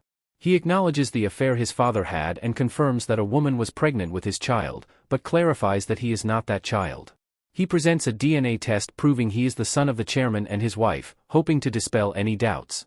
A reporter asks if there is another illegitimate child they need to know about. Chang confirms there was, but explains that the child died in a miscarriage. He adds that his father felt extreme guilt about the miscarriage, which is why he continues to send money in the form of alimony. Once Chang Suk, watching the press conference, hears the revelation, his entire world collapses. As reporters clamor for more details, Chang halts them, stating firmly that this is the truth. He warns that as the next chairman and eldest son, he will respond brutally to anyone who harasses his family further. Enraged, Chang Suk smashes the screen and begins to cry, unable to accept the lie. Later, both brothers go to their father's office. The chairman congratulates Chang for handling the situation admirably and prioritizing the family over the competition. Chang humbly replies that he did what mattered most. The father reassures him that the paperwork for his position is still progressing and advises him to live a life he can be proud of as chairman, something he himself failed to do. The chairman then asks Chang to wait outside while he speaks with Chang Suk. He acknowledges Chang Suk's efforts to become chairman but reprimands him for his recent actions, questioning his judgment. He recalls the family's efforts to treat Chang Suk fairly despite his illegitimacy, hoping he would prove to be a better chairman. However, his recent behavior disappointed them all. Chang Suk falls to his knees, begging for forgiveness. His father, unmoved, expresses his disappointment, noting the cruelty and selfishness he inherited from his mother. He decides to provide Chang-suk with some buildings to ensure financial stability but insists he must step back and live quietly. Despite Chang-suk's pleas, his father remains resolute, explaining that Chang kept his secret because they considered him family. This realization hits Chang-suk hard. He had been privileged all along, yet he squandered the family's trust. The next day, at Incheon International Airport, Chang-suk prepares to leave, feeling he no longer belongs. He hands Chang files with important company materials, advising him to take good care of the employees, as they will prove valuable. Before departing, Chang-suk asks Chang who helped him. He suspects Kim Hyun-jin, a mere high schooler, but Chang's reaction confirms it. Chang warns him not to harm Hyun-jin, as this is a line he should not cross. Chang-suk acknowledges his brother's superior ability to use people and resigns himself to his fate, admitting he wouldn't have listened to a high schooler. Just before boarding his plane, Chang-suk receives a call from Hyun-jin, who warns him that he will not resolve matters peacefully if provoked. Hyun-jin emphasizes that while Chang-suk may live comfortably as a family member, he will have no power and will face dire consequences if he tries anything. Chang-suk laughs, recognizing the loyalty between the two. He assures Hyun-jin that he won't cause trouble and acknowledges his brother's capability to become a great chairman. With this resolved, one piece of the puzzle fell into place, and only a few months remained before Hyun-jin could execute his plan to dismantle the Golden Circle. However, before he could proceed, there was still some unfinished business to address. On the same day, Chang visited Hyunjin's high school, where the principal welcomed him warmly. Chang informed the principal that Hyun-jin would be transferring to Seoul next year, which surprised the principal, as Hyun-jin was crucial in elevating Kyanil High's prestige. Chang explained that if the principal resisted the transfer, he would face trouble. Luckily for the principal, Chang pointed out that Hyun-jin was set to graduate soon, suggesting that their long-term relationship with the school could continue to thrive even without Hyun-jin. He expressed his intention to keep supporting the school to ensure it became the most reputable institution. The principal quickly relented, emphasizing his commitment to his students' futures. He agreed that someone with Hyunjin's capabilities would benefit more from being in Seoul. While Hyun-jin waited for someone, he read through a series of messages expressing deep regret for past actions and a desire to apologize properly. The sender was willing to do anything to make amends and earn Hyunjin's forgiveness. Hyun-jin laughed as he read these messages, but the sender finally arrived. It was Young Min-ho. After leaving Daesan, Young had hoped for a fresh start in a new city and school. His parents had spent a significant amount of money to erase his past mistakes, and he had promised himself to lead a better life. With this new beginning in mind, he tried to become a better person by buying snacks for his new friends and helping them in various ways, aiming to live a normal student life. Unfortunately, one fateful day, Park Mingu targeted Young, demanding he carry his backpack home. Young, fearing he'd become Mingu's errand boy, refused and got beaten. Despite this, he believed that surrendering would make him appear weak and lead to constant bullying. Determined not to be seen as weak, he tried to fight back, but Mingu easily overpowered him and branded him as his new plaything. Young's life worsened as his friends abandoned him, and the bullying escalated. Mingu extorted more and more money from Young, knowing he had it. Frustrated and angry, Young stared at Mingu with defiance, only to be warned that Mingu had connections with a rich family who could ruin his life with just one word. Reporting Mingu was also out of the question, as Mingu's friend would hire the most expensive lawyer to destroy Young's life and his family's too. Summoning the courage, Young asked Mingu why he was doing this to him. What had he done to deserve this? Mingu revealed that someone had asked him to target Young, explaining that Young's past life of bullying and misdeeds had come back to haunt him threefold. Young immediately suspected that it was Hyun-jin who was orchestrating his misery, holding out the false hope of a new and better life, only to plunge him deeper into despair with each step he took upward. Hyun-jin had hired Mingu through his connections within a shadowy network. He provided Mingu with an initial payment of 1,000 and promised an additional 5,000 upon completion of the job, which required Mingu to ensure Young's downfall. Hyun-jin was determined to show Young that, no matter where he attempted to start anew, there was no escape for someone like him. Hyunjin's contactor Chonsu called him a crazy bastard with no morals, a label he wore as a badge of honor. Young realized that Hyun-jin was the one who had employed the shadowy network to ruin his life, ensuring he would never find peace. The thought of running away crossed his mind, but he knew that Hyunjin's reach was far and wide. Resigned to his fate, Young decided to endure, believing that if he persevered long enough, things might eventually improve and he could live peacefully. An unexpected opportunity arose when Mingu approached him with a challenge.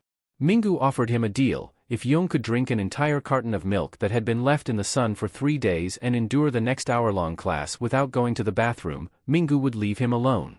Seeing this as his last chance for a normal life, Jung accepted the challenge and gulped down the milk. As the class began, Jung quickly felt the overwhelming urge to relieve himself, but he fought against it with all his might. He believed that this was the final hurdle he had to overcome.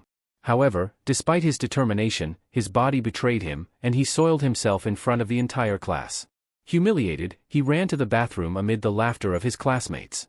Sitting in the stall with his soiled pants, Jung resolved that he had had enough and couldn't endure any longer.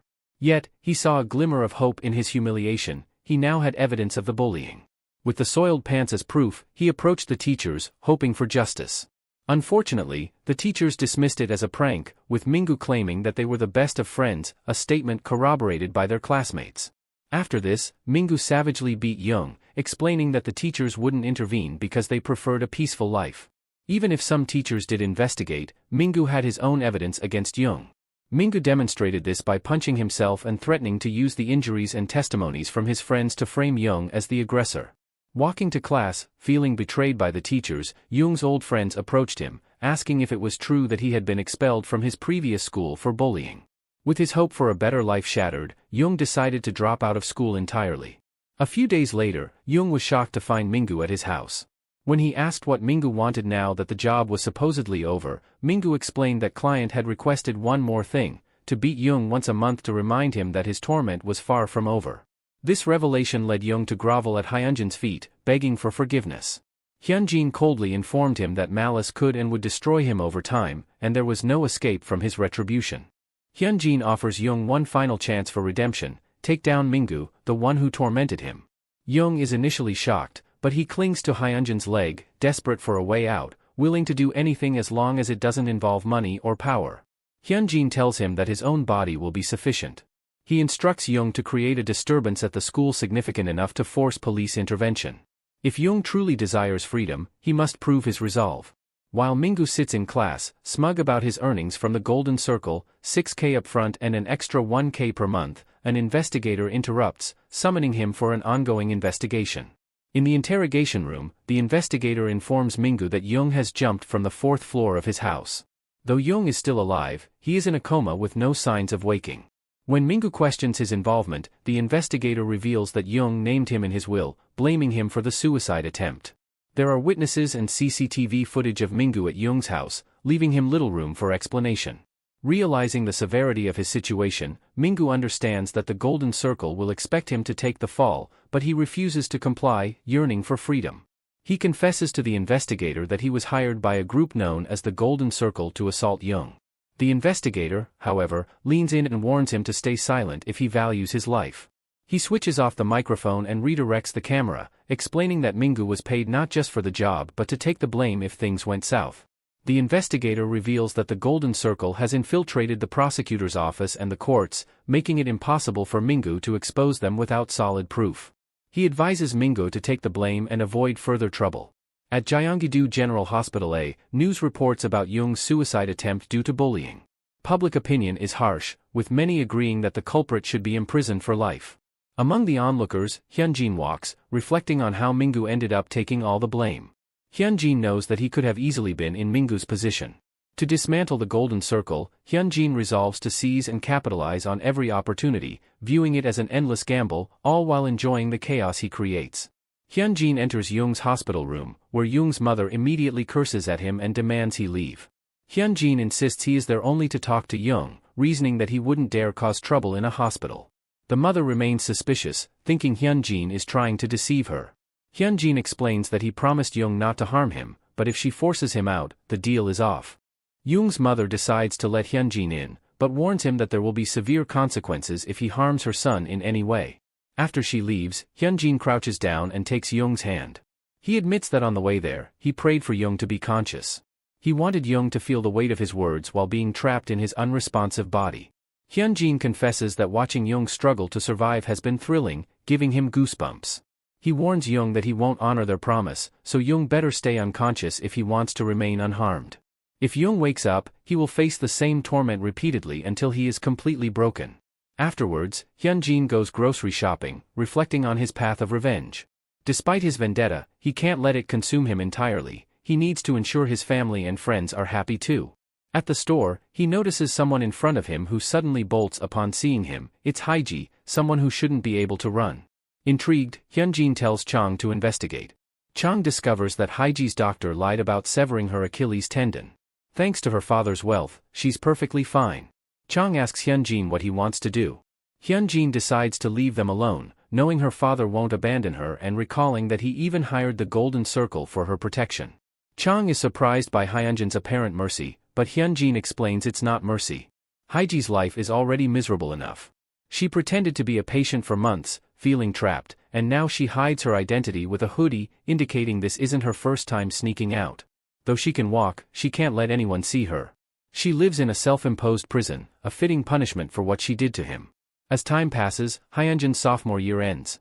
While other students relax, Hyunjin intensifies his training with Siwoo. Both show clear improvement, but Hyunjin is far superior, only stopping when the bell rings. Siwoo, exhausted after 5 rounds, asks if Hyunjin isn't tired. Hyunjin admits he is, but he pushes on. Their coach congratulates them for their diligence and announces exciting news. He can now fulfill his promise of putting them on a stage where no one can rival them. With their training nearing its end, they need to clear their schedules for a real fight in Seoul. A few days earlier at Lee Do-hak's gym, Duchul visited to speak with the coach, who was a junior at their previous gym. Do-hak once idolized Duchul, but everything changed after Duchul's drug scandal. Following the scandal, Do-hak joined the UFL and inherited Duchul's popularity, though no one knew he was also using drugs, more than Duchul ever did. He muses that if he had been caught back then, he wouldn't be living such a lavish lifestyle, but he quickly dismisses these thoughts, knowing he can't dwell on them. He suggests they have their students spar, wanting to see the difference between training in Seoul and the countryside city of Daesan. Predictably, Do-hak declines, aware that any attempt to reclaim his image in the martial arts scene is futile due to his tainted past. He questions why Duchul would even attempt this, warning him that aiming too high will only lead to another downfall. Although Duchul feels a pang of hurt, he is secretly relieved that Do-hak remains a contemptible person. He clarifies that he's not looking to debut, he simply wants to measure his students' progress and compare their training methods. Seeing an opportunity to humiliate Duchul and boost his own gym's reputation, Do-hak agrees to the proposition. Duchul and his students are now set to prove themselves. However, when Do-hak proposes the fight to his students, Dae-myung, who has a record of 5 wins and 3 losses, and Dong-yeop, with 4 wins and 1 loss, they initially refuse, fearing the potential damage to their reputations. Do-hak understands their hesitation but emphasizes that these opponents are trained by Duchul himself. If they defeat them soundly, it will draw significant attention to their gym, leading to numerous opportunities. Convinced, they agree to the match, seeing little to lose. Most people remember Do-hak as a proud and successful UFL player, but his memories of that time are far from pleasant. Despite his high drug intake, he never managed to surpass Duchul, even until his retirement. Meeting Duchul again after so many years stirs a cathartic pleasure in Do-hak, though the hope in Duchul's eyes for his students unsettles him. This encounter presents Do-hak with a chance to demonstrate his superiority in teaching. When Duchul arrives, he notices many famous faces from the martial arts community gathered, suspecting that Do-hak plans to undermine him. Observing his students, he sees no trace of nervousness, which fills him with admiration. While helping them with their gloves, he asks if they know why so many prominent figures are present for a sparring session. They think it's because the fight will be tough, but Duchul explains otherwise. He tells them that if they manage to win, no high schooler will be able to challenge them on equal footing again. For the first time in years, Duchul feels a profound pride in his students, which reflects his own pride as their trainer. Dong-yeop is the first to fight, facing Siwoo, who feels a bit guilty about beating a high schooler but blames it on the boy's foolish teacher. However, Siwoo admits that Dong-yeop's focused expression irritates him. When the gong sounds, Dong-yeop initiates the attack, but Siwoo lands a surprising kick to his leg. Dong-yeop anticipates the next move as a fake and tries to counter the real attack, another leg kick, but Siwoo cleverly aims even lower, striking his calf. Siwoo's technique of targeting the opponent's calves with low kicks is meant to restrict their movements. Dong-yeop, annoyed by Siwoo's continuous kicking, underestimates him due to his taekwondo background. However, Siwoo notices Dong-yeop aiming for his feet and decides to be quicker, delivering a powerful kick that puts Dong-yeop down. As the referee stops the match, Siwoo reflects on Hyunjin's likely plan to leave for Seoul. He thinks Hyunjin won't pick him up, believing he's of no help, but Saiwoo wants to show that his role in Hyunjin's grand plan extends beyond Daesan. Saiwoo taunts Doohak, saying the pro from Seoul didn't last even one round. He volunteers to take on the next opponent, suggesting Hyunjin save his strength. Doohak, infuriated, calls Saiwoo an insolent bumpkin and criticizes Duchul for not teaching his student manners. Duchul admits Saiwoo's behavior is rude but points out that Dongyip still lost in one round. He reminds Doohak that inviting people to a sparring session means accepting such outcomes. Realizing his reputation is at stake, Doohak reluctantly agrees to the next match, warning Duchul not to complain if his student gets hurt. Dongyip exits the ring, apologizing, but Doohak dismisses him, focusing on Daemyeong. Confident in his fighting style, Daemyeong assures Doohak he can handle it. As the bell rings, Daemyeong starts passively, testing Saiwoo's range. Observers notice this unusual behavior, but Doohak smirks, knowing Daemyeong's strategy. Daemyeong eventually charges in, showcasing his skill in controlling distances. Saiwoo takes a strong punch but refuses to give up, driven by memories of his grueling training. Spotting an opening, he aims for Daemyeong's jaw, but Daemyeong dodges and strikes him in the face. Despite the hit, Saiwoo remains determined, charging at Daemyeong, who realizes Saiwoo's tenacity stems from a desire to initiate close combat. As they fight, Saiwoo thinks about Hyunjin, who used to be cheerful and kind before changing. Despite Hyunjin's ruthlessness, Saiwoo believes he's still the same person deep down and resolves to support him just as Hyunjin supported him in difficult times. Saiwoo successfully locks Daemyeong in a hold, forcing him to tap out, shocking Doohak and the spectators. Saiwoo approaches Hyunjin, asserting that he proved his worth by defeating two pros and can be a valuable asset. He urges Hyunjin to use him strategically, promising to follow his plans or act independently if necessary, confident that Hyunjin will need him in the future. Hyunjin wonders why he is pushing himself so hard, and Siwoo echoes the question. Hyunjin's demeanor suggests he's living on borrowed time, as if his life is already over. Doohak interrupts, telling him to leave the stage since it's time for the next match. His final contender is Shin Chang-hoon, an unknown quantity. The spectators begin to gossip, believing Doohak is in a dire situation after two pros lost to a high schooler. Doohak fears his reputation will be ruined, with people viewing Duchul as a superior player and coach. Fortunately for Doohak, he has a secret weapon, Chang-hoon. He believes Chang-hoon is the most talented among his students and sees this match as a chance to reclaim some prestige. Chang-hoon, however, is reluctant, desiring a more spectacular debut but agrees to participate. Doohak proposes to Duchul that to truly test their student's abilities, his other student should face Chang-hoon. Hyunjin, reflecting on his past life, recalls two promising figures in national martial arts, Kim Woo-yeol and Chang-hoon. Chang-hoon, nicknamed Dynamite, had a sensational debut and quickly rose to prominence, joining the UFL within 2 years. Hyunjin chooses to fight Chang-hoon, seeing it as an opportunity to prove himself against a talented opponent. Before entering the ring, he assures Siwoo they'll talk later. As soon as the gong sounds, Hyunjin charges at Chang-hoon, who plans to end the fight quickly. However, Hyunjin proves formidable, dodging and landing a chest blow. They exchange numerous blows, with both Duchul and Siwoo noticing Hyunjin's uncharacteristic fighting style. Hyunjin realizes that being overly calculated is futile in this new environment. Seoul is an unpredictable territory teeming with unexpected adversaries. He decides to abandon his inhibitions and rely on instinct, believing it will be his key to survival. Hyunjin intensifies his attacks, surprising Chang-hoon, who was previously cornering him. Now, Chang-hoon finds himself on the defensive. Duchul contemplates Hyunjin's attributes, his impressive physique, innate talent assessment, situational awareness, and aspiration. What makes Hyunjin truly formidable is his disregard for personal safety, allowing him to channel all his energy into defeating his opponent. As Chang-hoon falls, the crowd erupts in cheers for Hyunjin, while Doohak regrets ever accepting the match. Approaching Duchul, Hyunjin acknowledges the unreasonable nature of his request but expresses profound gratitude for Duchul's support in achieving his strength. Bowing his head, he thanks Duchul, who responds with a softened expression, stating this is all he can do for him at this time and wishing Hyunjin safety. The martial arts community is left shaken by Duchul's students' victory, speculating on Hyunjin's imminent debut and eagerly anticipating his progress. Following this surge of publicity, Duchul receives numerous messages, some inquiring about his students, others proposing collaborations. Despite their previous indifference, they now seek his favor.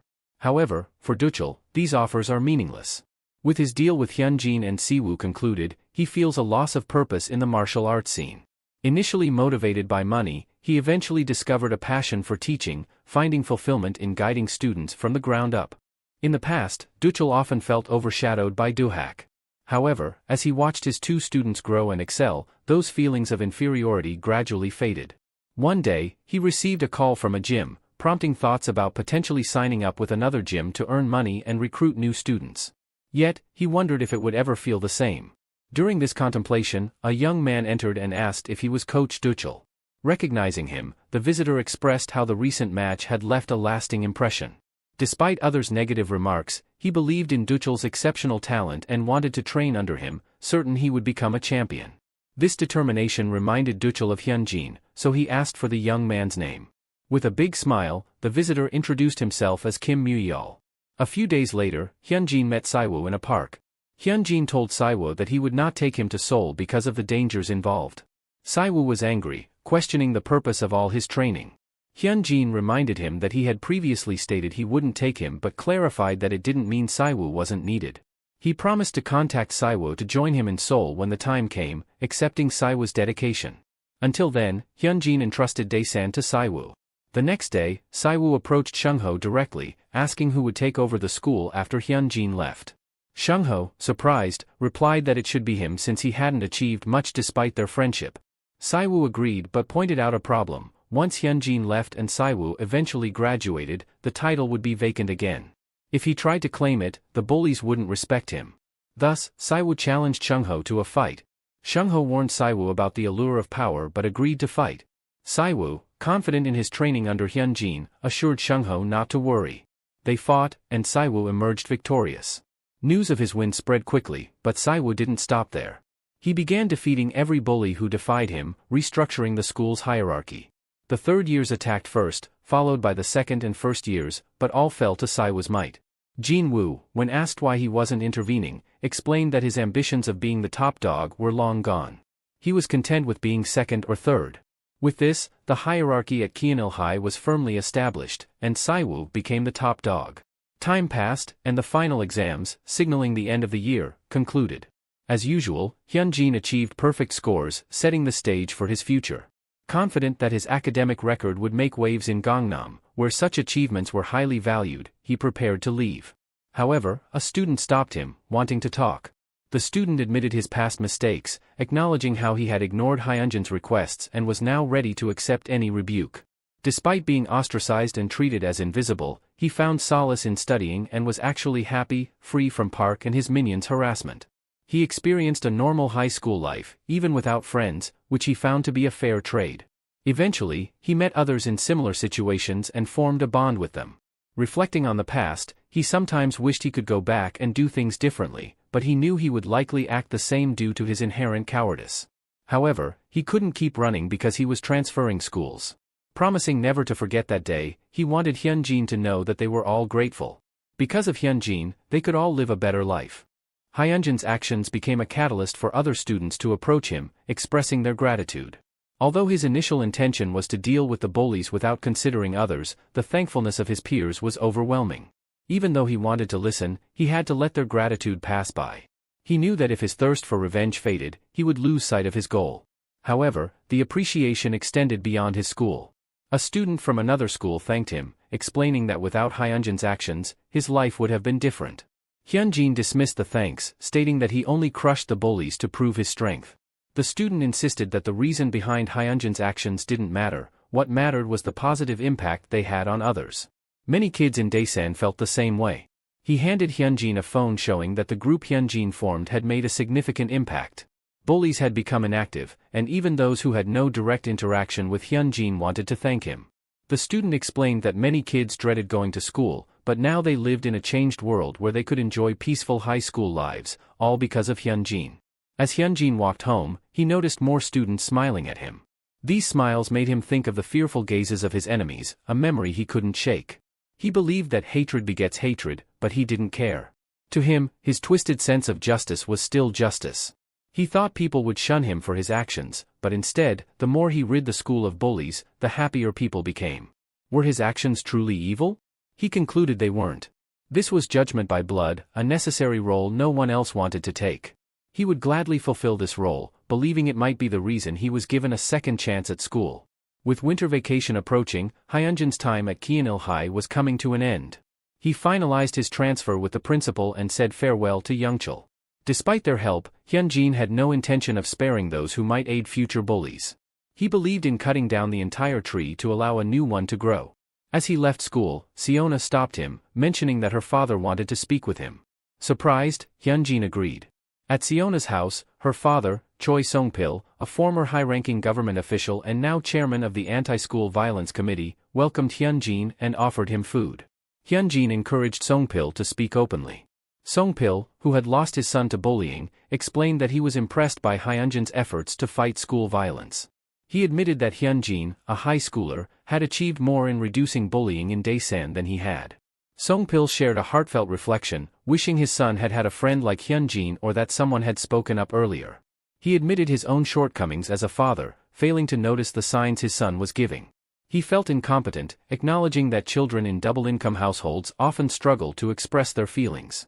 He recounted how he pressured his son about his grades, failing to understand the deeper issues. When he suggested that he wants to transfer schools, he didn't listen, thinking his son was just trying to avoid the academic difficulties he was facing. That day remained etched in his memory, a constant reminder of his failure to prioritize his family's happiness over his own. This realization drove him to move to Daesan, to better care for Seona and to fight school violence. Yet, he recognized that Hyunjin's methods were far more effective, as Hyunjin was the unbiased enforcer of justice that he could never be. Hyunjin's decision to move to Seoul signified an expansion of his mission to eradicate injustice. Song-pil finally expressed his admiration for Hyunjin, vowing to support him regardless of what he faced in Seoul. As long as Song-pil's organization was active, they would ensure no one obstructed Hyunjin's path. With a firm handshake, Hyunjin thanked him, promising to remember this moment forever. Later, Hyunjin spoke with Seona, who confessed her frustration at not acting on her desire for revenge against those who harmed her brother. Hyunjin reassured her, stating that she was not to blame. Seona admitted that the real culprits were the ones who caused the harm. Inspired by Hyunjin, she now had a new dream. Seeing Hyunjin gain power and face no obstacles made her realize the importance of wielding that power. She decided to become a prosecutor, determined to take control of her life and live it fully. She urged Hyunjin to continue his fight, as his strength gave her the courage to pursue her own goals. Hyunjin promised to do his best and support her efforts. As winter vacation began, Hyunjin devoted his time to his family. They shared delicious meals, enjoyed beautiful sceneries, and visited an amusement park for the first time, where his grandmother's joyful smile made him cherish these moments even more. Despite their outings, home always felt the best.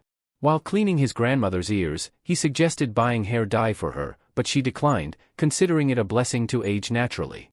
She insisted he spend the money on something for himself and his brother. These moments filled Hyunjin with happiness, making him appreciate the time he had with his family. What he valued most about his return to the past was not the opportunity for revenge, but the disappearance of the pain he had caused his family, bringing him unparalleled joy. He wished these moments would never end, but he knew he had to continue on the path he had set for himself. We will use main character's name Kim Hyunsung from now on. The Dae Taeyang Group holds the prestigious position of being the third wealthiest corporation in South Korea. Its vast empire spans multiple industries, including electronics, automobiles, and insurance, among numerous other sectors. Because of this, Dae Taeyang consistently ranks among the top 3 companies that fresh graduates dream of joining as they step into the professional world. Within one of the towering buildings owned by Dae Taeyang, employees often catch glimpses of a particular individual, the heir to this massive conglomerate. Whenever he makes an appearance, murmurs of admiration ripple through the halls.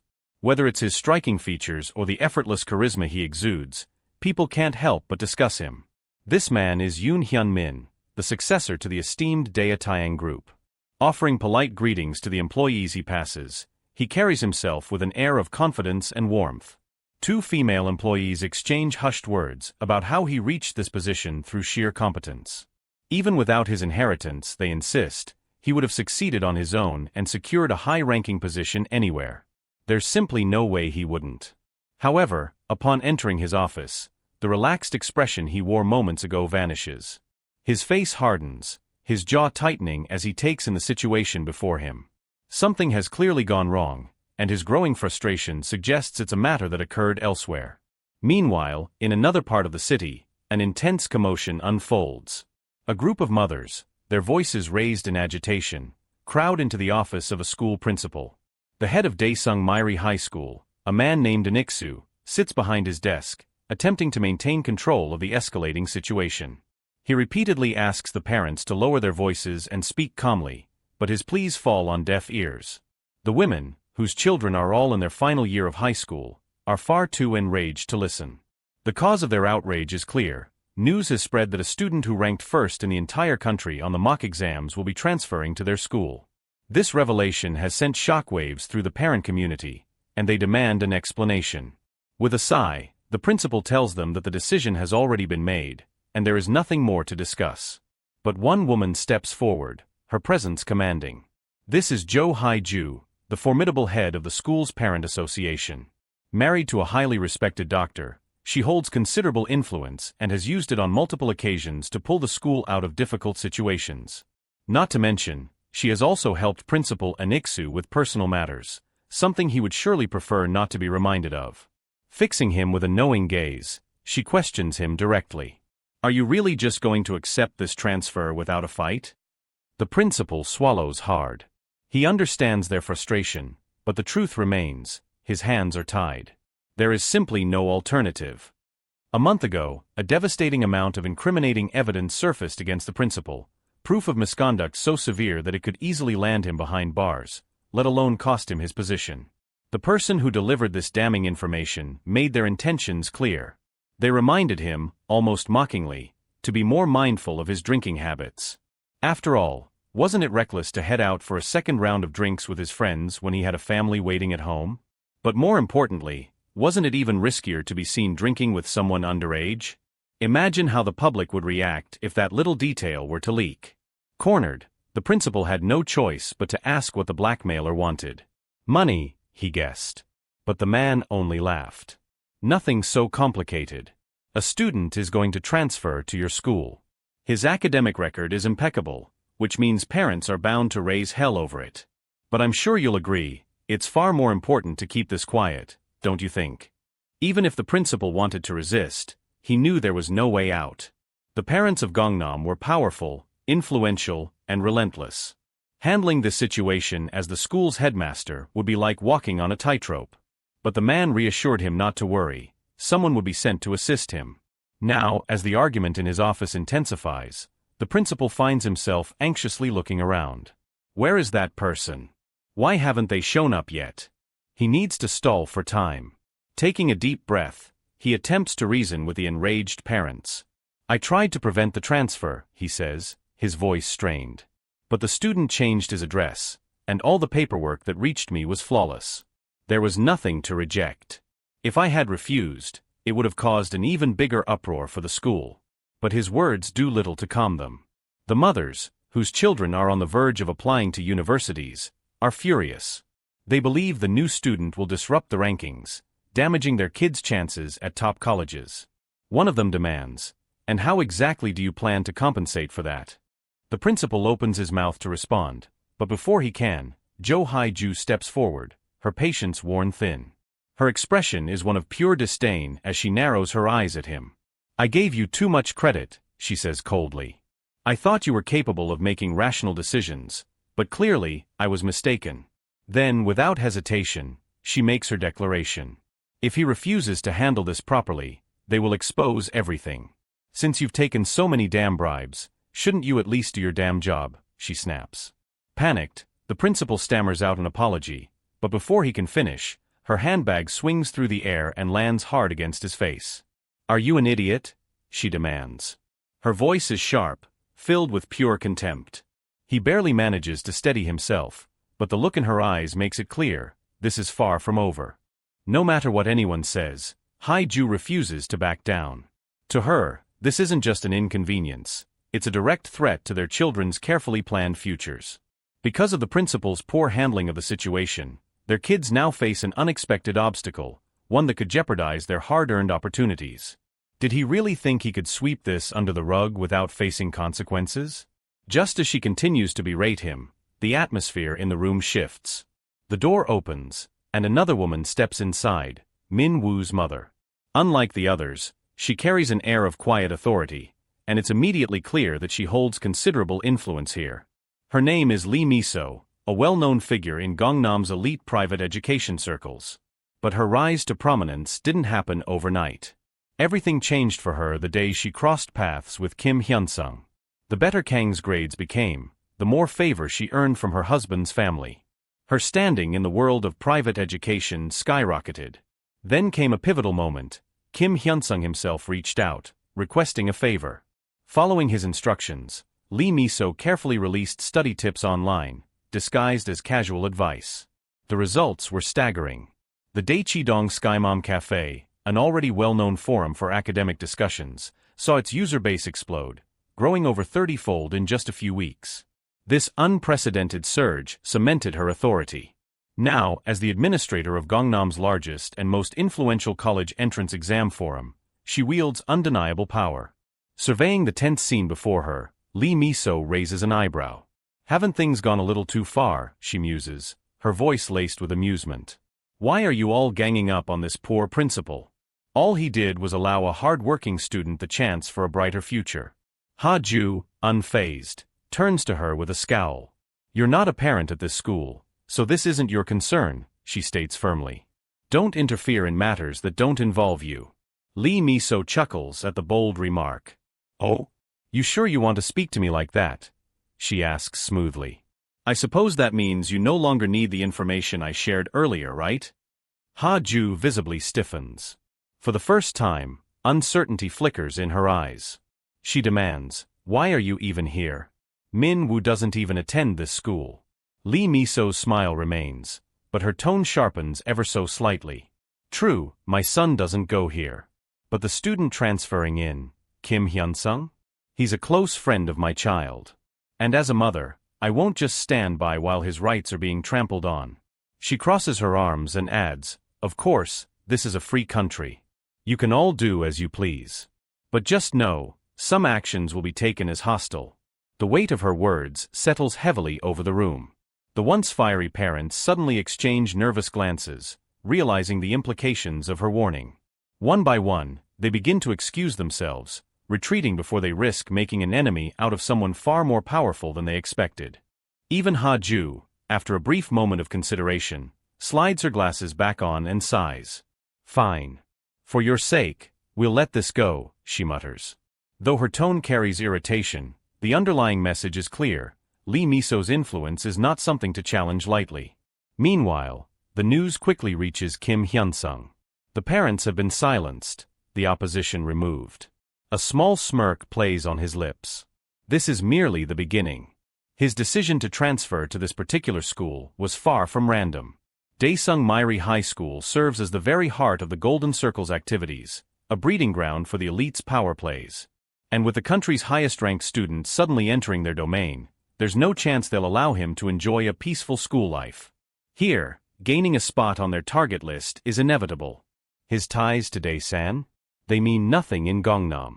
Influence and reputation from outside won't protect him here. But fear? That's an emotion he discarded long ago. If anything, the looming conflict excites him. He's been waiting for this. Gangnam is within his grasp now, and if there's one thing time has proven, it's that corruption runs deep. Then, just as expected, word arrives. He's been officially marked by the Golden Circle. Elsewhere, Yoon Hyunmin listens intently as his assistant lays out the situation. Kim Hyun-sung is on their radar, the man reports. But this isn't his first time being a target. Hyunmin narrows his eyes. Go on. The assistant hesitates for a split second before continuing. The first broker, Taegu, was assigned to handle him. He failed. The job was then passed down to Chun-soo, who is currently tracking him as we speak. Hyunmin remains silent, waiting. But we received confirmation that the job had already been completed, the assistant admits, his voice growing tense. When we looked into it, we realized the report was entirely false. The operation was a complete disaster. Every individual connected to the hit, from the commissioner down to the lowest operatives, faced severe consequences. Hyunmin's expression darkens. And why, he asks slowly, voice laced with irritation, was I only hearing about this now? The assistant swallows hard. Chun Soo and mercenary Tae Jun had been compromised, he explains, by Kim Hyun-sung himself. The moment we realized it, we moved against Chun Soo, but by then, he had already vanished. We have no idea where he is. A chilling silence falls between them. Are you telling me, Hyunmin finally says, his tone now cold and measured, that Chun Soo stayed within the circle just to leak information from the inside? The assistant says nothing. Instead, he drops to his knees, forehead pressed to the ground in desperation. Forgive me. I should have. Hyunmin cuts him off with a sharp glare. So it took you this long to tell me that we're completely screwed? His voice rises, anger barely restrained. If this information spreads within the Golden Circle, do you have any idea what kind of chaos it will cause? The assistant trembles, unable to respond. Hyunmin exhales sharply, gripping the edge of his desk. This situation is spiraling out of control faster than he anticipated. And the worst part? He has no one to blame but the incompetence surrounding him. If control over the Golden Circle wavers because of one person, then everything he built will crumble. Yoon Hyunmin clenches his jaw. This Kim Hyun-sung isn't just some reckless fool stumbling into enemy territory. He made a conscious decision to leave the safety of Daesan and come straight to Seoul. That means one thing, he's targeting them. But the boy made a fatal mistake. Hyunmin smirks, leaning back in his chair. Kim may be talented, but he's up against forces far beyond his reach. The police? The courts? Even politicians bow before him. That's the reality of the Golden Circle's influence. No matter how capable Hyun-sung thinks he is, he'll soon realize he's fighting a battle he cannot win. He glances at his assistant. Handle him, he orders. Wait 1 month after school starts, then take him out. No exceptions. Elsewhere, within a secluded meeting room, several Golden Circle members gather to discuss their latest priority, Kim Hyun-sung. He's an unusual case, one of them remarks, tapping the table. Based on his previous dealings with us, it's clear he has insight into our methods. Not only that, but he managed to unify all of Daesan's schools under his control. Another member scoffs. Daesan isn't Seoul. True, the first continues, but his capabilities are undeniable. His influence alone puts him at least at a plus-rank threat, possibly higher. A hushed silence follows. Despite being an outsider, Kim had already proven himself more than just a nuisance. He only caused so much trouble because the faculty at Kyeonil High backed him. Another member chimes in. The principal and his homeroom teacher protected him because of his connections to Myeongjin Construction's managing director Chong. And the parent committee tried to block his transfer here, someone else adds, but they were shut down by Lee Miso. She's running that Daechidong Sky Dome Cafe now and has serious pull in Gangnam's private education network. So let's be clear, the informant says, scanning the room. Kim Hyun-sung came here for a reason. Whatever he's planning, this transfer isn't random. One of the attendees raises a hand. What about the chief prosecutor? Does Kim have ties to him? The informant shakes his head. Unlikely. The prosecutor won't intervene on his behalf. What about the political sphere? Another voice asks. Not involved, comes the reply. At the head of the table, Park Hyung-jun, one of the Golden Circle's high-ranking executives, chuckles. So this kid is making enough waves to bring us all together for a meeting. That alone makes him impressive. His expression hardens. But we can't let him run free. He came into our territory knowing exactly what he was walking into. That arrogance needs to be punished. He turns to the informant. How many students at Daesung can we use? At the moment, there are 2 S-rank students, the informant replies. One of them is S+ rank. A wicked grin spreads across Hyung-jun's face. Perfect. Park Hyung-jun leans back in his chair, deep in thought. The internal resistance will soon be handled, but there's one more thing to consider. What about the teachers? The informant smirks. Most of the faculty at that school are already in our pocket. The only real issue was the principal, but that won't be a problem for much longer. We're arranging for his removal and will replace him with someone more cooperative. Hyung-jun nods in approval. With that in place, things should proceed smoothly. Although they've been given a month to take care of Kim Hyun-sung, he's confident they can wrap this up within a week. The following morning, Kim Hyun-sung makes his way to school, taking in the unfamiliar scenery around him. Towering skyscrapers, designer suits, polished cars. Everything about this place screams wealth and influence. Gangnam is truly a world apart from Daesan. The school itself is no exception. Its pristine campus, located conveniently near the subway, is immaculate down to the last detail. This institution doesn't just educate the elite, it shapes the future leaders of the country. As he approaches the school gate, Kim pauses for a brief moment. This is it, the first real step toward his revenge. Stepping into the classroom, he's immediately greeted by his homeroom teacher, Wang Ji. "Everyone, we have a new student joining us today," the teacher announces, his tone neutral yet firm. "You've probably heard of him. First place in the national mock exam, Kim Hyun-sung. Go ahead and introduce yourself." Kim scans the room. The moment his eyes meet theirs, he senses it immediately: hostility. It's not the usual cold reception new students sometimes get. This feels orchestrated, as if the entire class had been prepped in advance. Whether it's resentment over his top-ranking status or a direct order from someone higher up, it doesn't matter. Their thinly veiled animosity only makes him more amused. Kim keeps his introduction short, not bothering to play into their expectations. The teacher doesn't seem fazed. "All right, let's continue with the lesson." As the lecture progresses, Kim quickly realizes that the coursework here is leagues ahead of what he was used to in Daesan. The difficulty isn't an issue, he can handle it, but it's clear that this school operates on a whole different level. After a while, Wang Ji glances in his direction. "Since we have a top-ranking student with us, why don't we have him solve this problem on the board?" Kim sighs internally. Here we go. He strides up and solves the equation with ease, but instead of genuine praise, he's met with lukewarm responses. Not bad," the teacher mutters, as if expecting him to struggle. This routine repeats throughout the day. Every teacher calls him up to solve complex problems in front of the class, and each time, their reaction is the same: mild surprise, followed by reserved acknowledgement, as if reluctant to give him any credit. Kim finds it amusing. So this is how they're going to play it?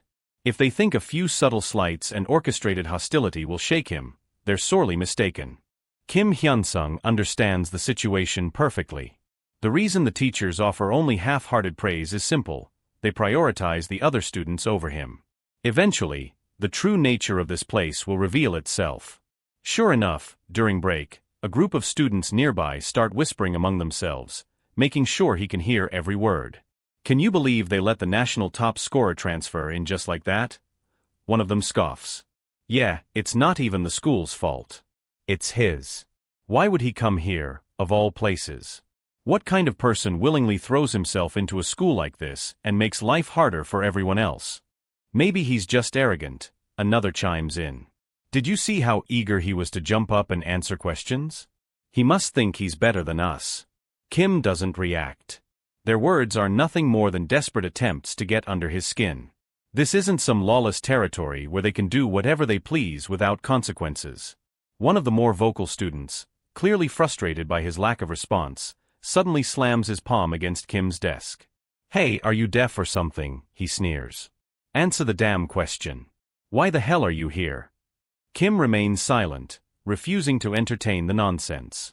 The student's expression darkens. "Oh, so that's how it is?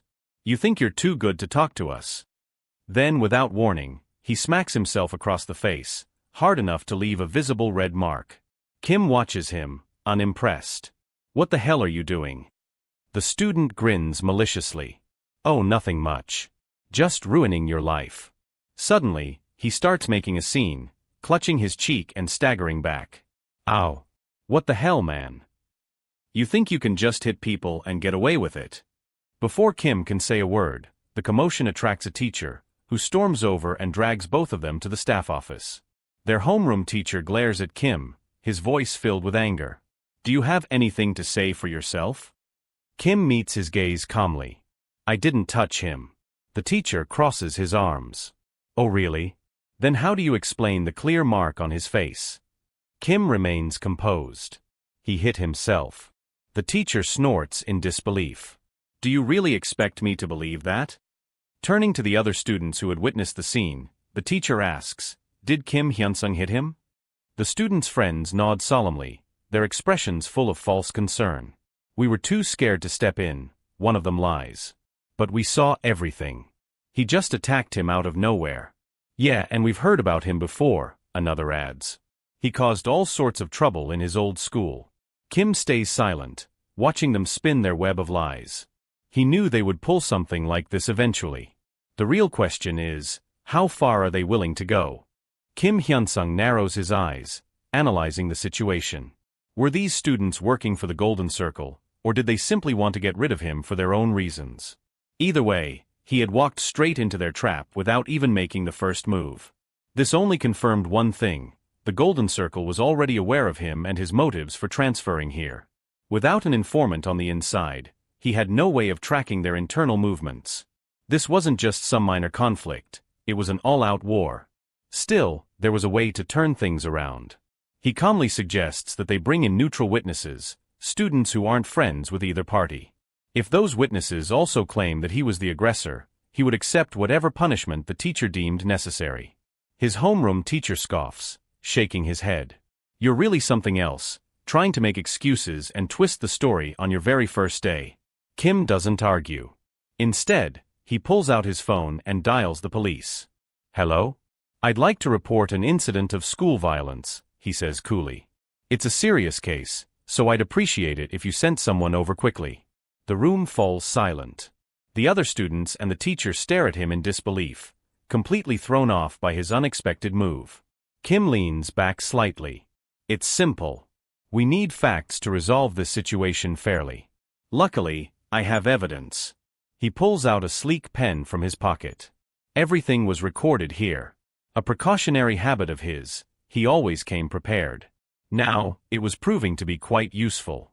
This should make things easier for everyone, don't you think? When the detective arrives, he takes one look at the situation and shakes his head in exasperation. A high school student framing himself? Are we in some kind of revenge drama? He sighs. What the hell were you thinking? The chatty student's bravado crumbles instantly. He bows his head and mutters, I'm sorry. I've been struggling with my grades lately, and seeing him do so well just frustrated me. The detective turns his glare toward the homeroom teacher. And you didn't even bother to listen to both sides before jumping to conclusions. The teacher swallows hard and nods.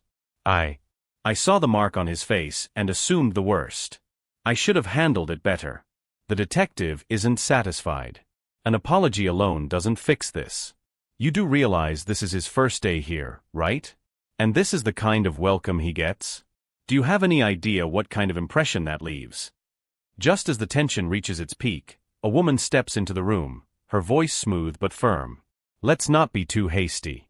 Kim turns to see Kyung-hee, the vice principal, watching the scene with a measured gaze.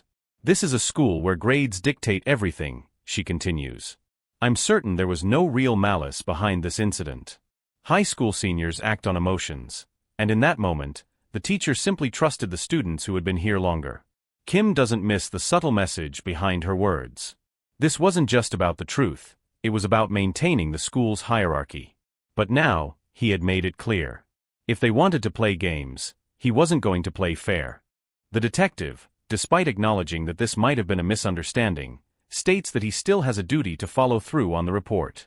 Once an official complaint has been filed, it cannot simply be brushed aside. Kyung-hee nods in understanding, though her tone remains composed. Of course, you're just doing your job. Still, you must be aware that this school has its own unique circumstances. We rarely accept transfer students, yet the principal personally pushed for this one. Given everything we already have to manage, I'd appreciate it if you could be a little more considerate in handling this matter. The detective exhales, rubbing the back of his neck. I get that the school has its priorities, but so do victims. It's only fair that the affected party gets proper consideration as well. Kyung-hee maintains her calm demeanor. Naturally. We'll ensure that disciplinary action is taken against those responsible. We wouldn't want incidents like this to happen again. The detective, satisfied that the matter is being dealt with, seems eager to wrap things up. All right, that settles it. Kid, I suggest you accept their apology and move on. No need to make things more complicated than they already are. Kim Hyun-sung, however, sees right through their act.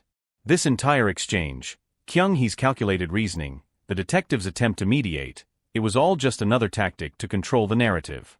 They weren't trying to resolve anything, They were simply making sure things went the way they wanted. Like a den of snakes, they manipulated the situation to suit their needs. A deep sinking feeling stirs inside him, one that he hasn't felt in a long time. Powerlessness. The bitter reminder of how things once were. But this time, he isn't the same as before. He already expected this. The system in Gangnam is different. The teachers, the police, everyone here moves under the influence of the Golden Circle. This is their home turf, and they make the rules. Still, something about this situation unsettles him. He never once agreed to forgive anyone, yet the detective speaks as if he has. The vice principal, too, is pushing for a compromise, her gaze practically telling him that refusing would make him the bad guy. It's a subtle but well-practiced strategy, twisting the situation so that he looks unreasonable if he doesn't comply. They try to frame this as a minor issue, an insignificant event that shouldn't be blown out of proportion. But Kim doesn't buy it. He's just a student, a minor. This should be something discussed among adults. Just as he turns toward the door, it swings open. A man in a crisp suit steps inside with an air of authority. Park Jong-soo. His lawyer. This wasn't something Kim had originally planned for, but Lee Miso had already set things in motion. At first, he didn't think much of her involvement, her main advantage being her marriage to the deputy chief prosecutor of Seoul. That alone made her a useful ally. But there's more.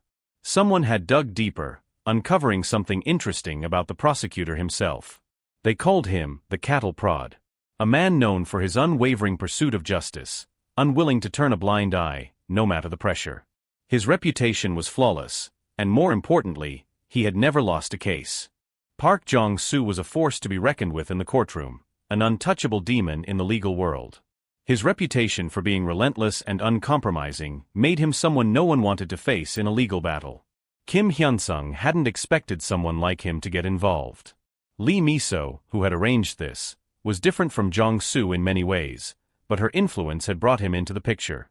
And while dealing with someone like Jong-soo required caution, one wrong step could turn things against him, Kim wasn't concerned. If anything, he needed someone precisely like this. A legal expert who was both highly competent and completely unshakable.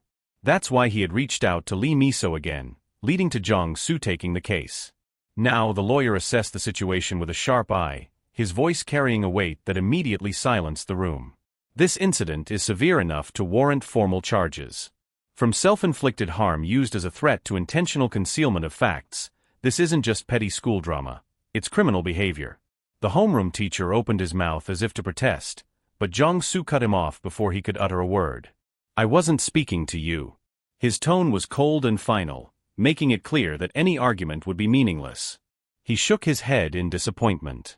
This could have been handled properly if the school had followed protocol. But instead, you opted to give the perpetrator a mere slap on the wrist and sweep the matter under the rug. That makes the institution itself accountable for everything that has transpired. Kyung-hee, the vice principal, tried to ease the situation, her voice measured but slightly strained. "They're just kids. Young boys make mistakes." Jong-soo didn't even blink at her words. "That's not for you to decide. The court will determine whether this was just a mistake or something far worse." The weight of his words crashed down on the chatty student, who collapsed to his knees, desperation evident in his expression. "I swear, I'll never do anything like this again. Please just let this go." Jong-soo gave him a cold, unwavering stare. "A mistake," he said slowly, "is when something happens unintentionally. But when someone deliberately acts with malice, it's not a mistake, it's a crime." Silence filled the room as the realization settled in. With the situation now fully out of their control, the faculty and students exchanged uncertain glances before turning to Kim. "We'll leave the final decision up to you," they conceded.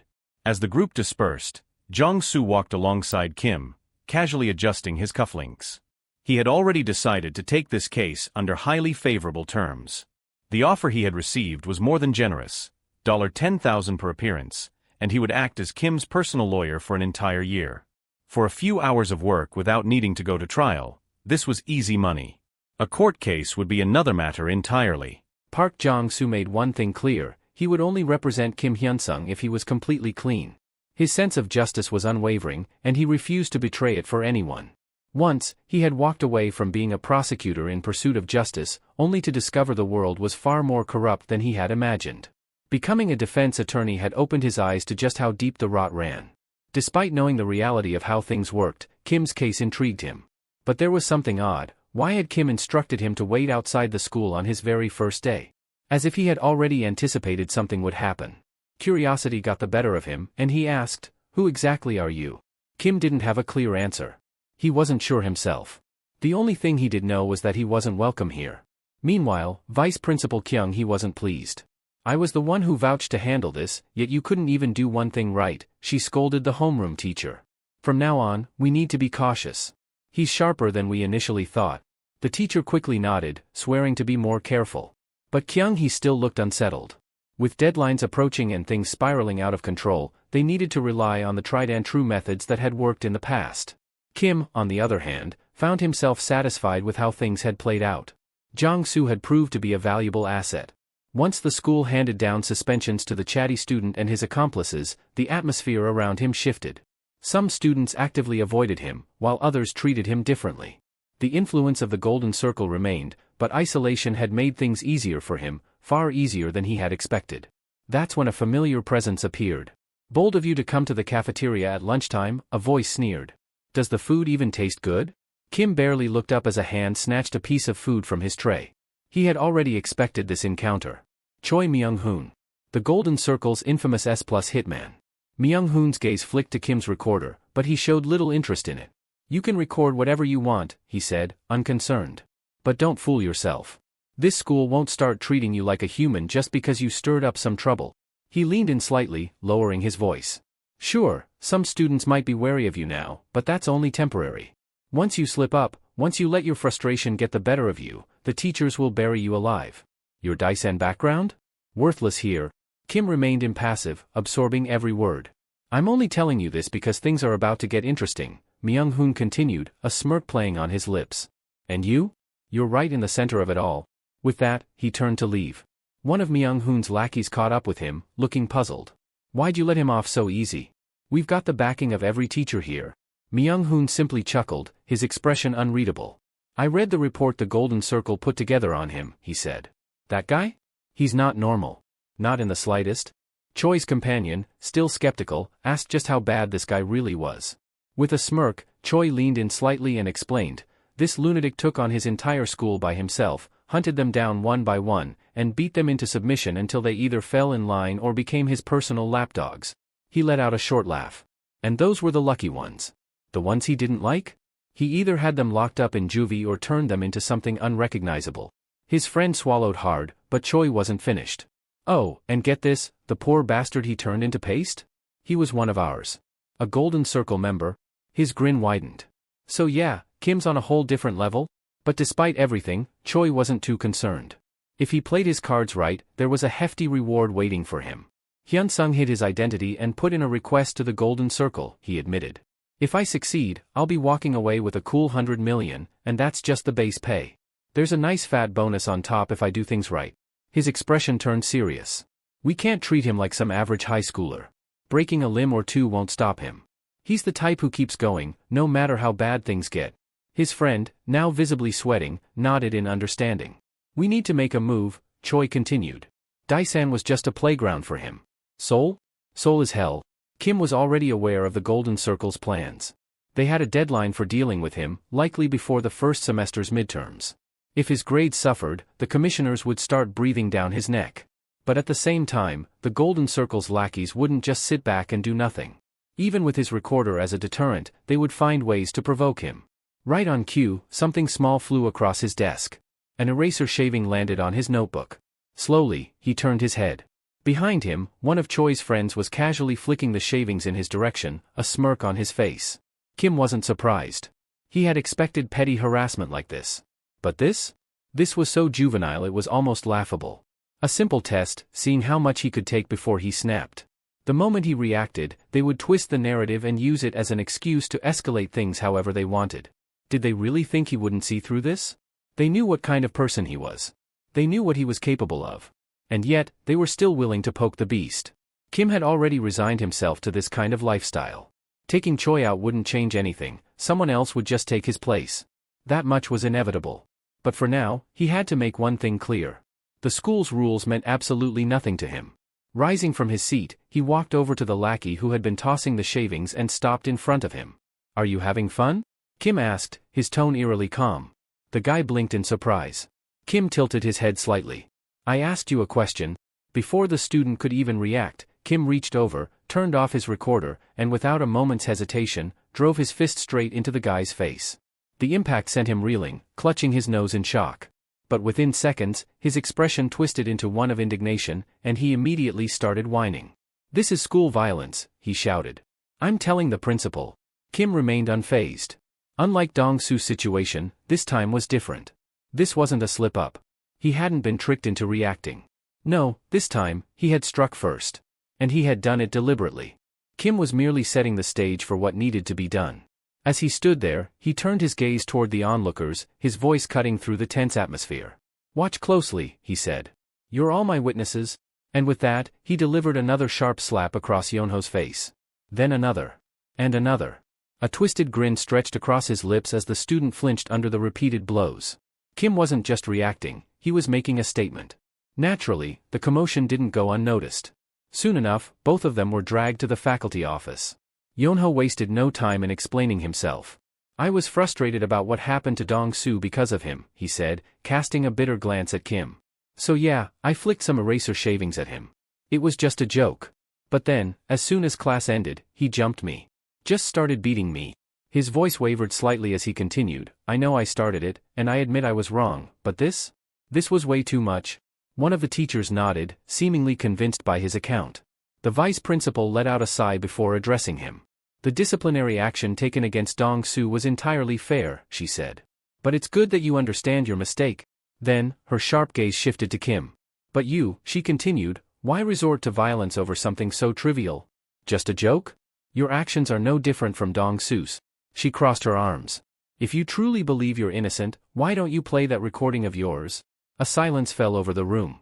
Then, to everyone's surprise, Kim simply shrugged. "I hit him," he admitted without hesitation. "And since this isn't something words can resolve, let's take it to the council." His expression remained unreadable. "If I must be punished, then so be it. I only hope that the decision is made fairly, based on actual justice." A teacher leaned in to whisper something to the vice principal. "Something's off," they murmured. "He's always calculating. He even prepared a recording device beforehand. Why would he willingly accept suspension?" The vice principal's lips curled into a knowing smirk. "He probably thinks he can sway the council somehow. A desperate attempt to find an opening?" She scoffed. "He's young and overconfident. This isn't Daesan. Here, the only real power belongs to the Golden Circle. No amount of background or influence will change that." She folded her hands on the desk, her voice laced with finality. "There's no master plan. He's just grasping at straws. He won't be attending this school for much longer." That evening, Lee Miso was making her way to check in on her son's studies when she received unexpected news. "I can't tutor him anymore," Kim informed her. The words barely registered before the plate she was holding slipped from her grasp, shattering against the floor. 7 days remained until the next council meeting. Determined not to sit idly by, Heeju gathered with the other mothers for a discussion. "The council is involved now," she informed them. "They're claiming he hit another student." A murmur spread among the group. "It's probably because he's in Gangnam," someone suggested. "The real issue is whether they'll handle this fairly," another added. After a brief pause, Miso made her stance clear. "We should work together," she declared. "We can't let outside forces determine his fate. If we support him, we can ensure he isn't treated unjustly." She met their gazes one by one. "And if we show him our sincerity, maybe, just maybe, he'll reconsider tutoring." Later that day, Lee Miso talks with her husband, frustration evident in her voice as she recounted the situation. "If only you lend me your help," she sighed, "I might be able to fix this." Her husband exhaled deeply before responding. "Miso, I'm a prosecutor," he reminded her. "Even if my salary is good and I have influence, I can't just wield it however I please." His expression softened as he continued, "I know you're upset about Minwo's chances at Korea University, but this isn't on you." He leaned forward, a resolve settling in his gaze. "I've been distant from our family for too long," he admitted. "That ends now. If there's one thing I can do, it's be there for my son. I can't interfere as a prosecutor, but as a father? I'll make sure he's prepared." 5 days remained until the council meeting. Kim made his way to Jong-soo's office, where the lawyer was seething. "You're seriously trying to renegotiate now?" Jong-soo snapped, glaring at him. "Do you take me for an idiot?" Slamming his hand on the desk, he continued, "I can't represent you at the council meeting. This was school violence, on campus, no less. And if you think you can buy me off, forget it. I'd rather terminate our contract right now. Go find yourself some sleazy back-alley attorney instead." Kim remained silent, his expression unreadable. The lack of reaction unsettled Jong-soo, and after a long moment, he exhaled sharply, running a hand through his hair as he sank back into his chair. "If I'm being honest, I haven't been able to sleep since that night," Jong-soo muttered, his voice quieter now. "What the hell even happened? Who the hell is backing you?" His fingers drummed restlessly against the desk. "The students, the teachers, even the police, they all saw something in you that scared them." "Why?" Kim studied him for a moment before speaking. "If you truly wish to back out, I'll nullify our contract without any penalties," he stated plainly. "But before you make that decision, I'd like you to hear me out." Jong-soo hesitated before nodding. "Fine. Speak." Kim knew he had his attention now. The day of the council meeting arrived, and the tension in the room was palpable. Every key figure was in attendance as the vice principal formally initiated the proceedings. "We are here today to address Kim's act of school violence," she declared, her tone leaving no room for argument. However, what the council didn't know was that a few days prior, Kim had already shared something with Jong-soo, something that changed everything. Sitting in Jong-soo's office, Kim had pressed play on his recorder. The voices of teachers filled the room, their threats chilling. "We'll tear you apart?" Jong-soo had leaned forward, his eyes widening. "Why are they acting like this?" he murmured. Kim's voice had been calm, but his words struck like a knife. "Because I'm the one thing the Golden Circle can't control," he said. "I'm their greatest weakness." Jong-soo was left speechless. Kim was an anomaly, someone they couldn't erase, a blemish on their perfect system, a step too high to crush beneath their feet. Jong-soo found himself unable to immediately answer Kim's question. Was using violence against the Golden Circle truly right or wrong? The answer eluded him. In the past, he had taken on cases from victims of the Golden Circle, desperate individuals who sought justice. Yet, every single one of them eventually withdrew their complaints, their eyes filled with quiet resignation. That was when he realized just how deep the corruption ran. Jong-soo had once pursued law with the belief that he could live with both justice and dignity. But there were moments, many, in fact, where he questioned whether he had made the right choice. He had challenged corrupt senior prosecutors, exposing their wrongdoings, only to be cast out as a traitor. The legal world turned its back on him. His colleagues saw him as a problem, an outcast. Then his wife left him. And now, standing at this crossroads, he was forced to ask himself, what had been the right decision? Could he ever be both a good man and a good father? Yet, one thing remained clear: if he abandoned his principles now, all his sacrifices would be meaningless. Justice was all he had left to pursue. He could finally admit it to himself: he had done nothing wrong. He had simply done what was necessary to survive. He sighed, looking at Kim. "What do you want from me?" Kim's request was simple. "Don't attend the council meeting." The atmosphere in the council room was tense as the vice principal began speaking. This incident originated from Yonho's immature actions. Upset over his friend's misfortune, he decided to take it out on Kim, repeatedly throwing eraser shavings at him, she explained. But instead of handling the matter appropriately, Kim resorted to violence. She paused for a moment before continuing, her tone firm. He retaliated immediately and excessively. According to witnesses, Kim launched a one-sided assault on Yonho, showing no restraint. As a result, Yonho has suffered permanent damage. A murmur of shock spread among the gathered parents. Miso, who had come hoping to support Kim, felt a wave of unease wash over her. The vice principal held up a document. This medical report states that Yonho lost 3 teeth due to the attack and is now undergoing psychiatric treatment for trauma. The room fell silent. "But that's not all," she continued. "I also have here a signed statement from the parents of our students, collectively demanding that Kim face proper punishment." She glanced around, gauging the reactions of those present. "Acts of school violence often escalate into other, more dangerous behaviors," she said, her voice growing sharper.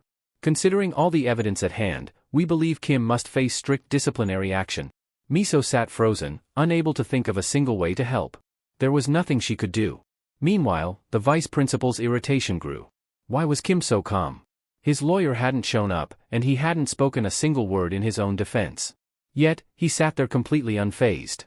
But it didn't matter. Between the medical diagnosis, the witness testimonies, and the official statement from the parents, everything was in place. There would be no escape. The vice principal turned to Kim Hyun-sung and instructed him to formally state his position regarding the matter at hand. Without hesitation, he admitted to striking Yonho. However, he firmly denied inflicting any lasting injuries. One of the teachers immediately interjected. "Are you suggesting that the diagnosis is false?" Kim nodded. "That's exactly what I'm saying. Before you rush to conclusions, there are two important points to consider. First, did Yonho's teeth actually fall out? There were no signs of such an injury after the incident. Second, let's not forget that this school once falsely accused me, as evidenced by the situation with Jong-soo. If I had made even the slightest misstep back then, I would have been punished on the spot. So tell me, given how quickly disciplinary action is handed down here, can I truly trust the integrity of this investigation?" A heavy silence filled the room before both teachers erupted in outrage. "How dare you throw around such baseless accusations?" one of them snapped. "You should at least have the decency to show some remorse for your actions," the other added. Meanwhile, the vice principal remained unimpressed. She had already made up her mind. "So your defense is to admit to the assault but challenge the legitimacy of the punishment?" she scoffed. "Pathetic. This so-called rebuttal holds no weight in this situation." She shook her head. "There's no point in prolonging this any further. You engaged in a blatant act of violence in front of numerous witnesses. You've shown no remorse, and given your history of incidents before transferring here, I see no reason to allow you to remain at this school." With a finality in her voice, she declared, "Effective immediately, you are expelled." Elsewhere, Hyung-jun leaned back in his chair, a satisfied smirk on his face. "Thank you for handling this so efficiently," he told the vice principal over the phone. "With him gone, our clients will be pleased. Naturally, your efforts won't go unrewarded." The vice principal chuckled, clearly pleased with herself. "It's the right decision. Besides, with the principal gone, I'm now officially in charge of the school. Everything is under control." Hyung-jun nodded approvingly. "You're the perfect choice for the position. Congratulations." As she ended the call, she couldn't help but relish the moment. That fool of a principal had made things far too easy. With him out of the way, she now held true authority over the school, backed by the full support of the Golden Circle. Life was truly wonderful sometimes. The following day, she stormed into one of the classrooms, her heels clicking sharply against the floor. She stopped in her tracks as she spotted Kim Hyun-sung sitting at his desk, calmly flipping through the pages of his book. Her eyes widened in rage. "What the hell are you doing here? You've been expelled." Kim barely spared her a glance. "I see no reason to abide by your decision." The word sent her into a frenzy. "You insolent little. You're just a student. You don't have the power to overturn this." Without missing a beat, Kim reached into his bag and pulled out a neatly folded document. He held it up for her to see. "If you have any concerns, feel free to discuss them with my lawyer." His tone was cool and unbothered. "Otherwise, I suggest you get out of my way. I have studying to do." Her fingers trembled as she took the document, her eyes scanning the contents. The blood drained from her face. Later, in the faculty room, Young-soo leaned back in his chair and explained the situation to the gathered staff. The ruling was riddled with inconsistencies. "Given the circumstances, we naturally filed for a suspension of the decision's execution," he stated matter-of-factly. The faculty members exchanged uneasy glances. The situation had just taken an unexpected turn. Jong-soo leaned back in his chair, his expression calm yet unwavering as he continued his explanation. "If the request for suspension of execution is granted, then regardless of what the school decides, my client has absolutely no obligation to comply with any of their so-called disciplinary measures," he stated firmly. "Expulsion? Detention? Any other form of punishment? None of it will matter." His tone turned sharper. "And to make sure this case drags on for as long as possible, I'll exhaust every legal loophole available. By the time we're finished, my client will have already graduated, completely unscathed." The principal's expression twisted in frustration. She clenched her fists, barely restraining the urge to lash out. "If that happens," she murmured under her breath, her mind racing. Young-soo smirked. "That's right.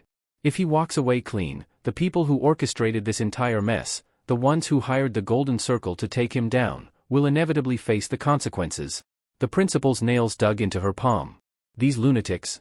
Did they really believe they could take on the Golden Circle and win? She let out a bitter laugh. "You idiots really screwed up this time?"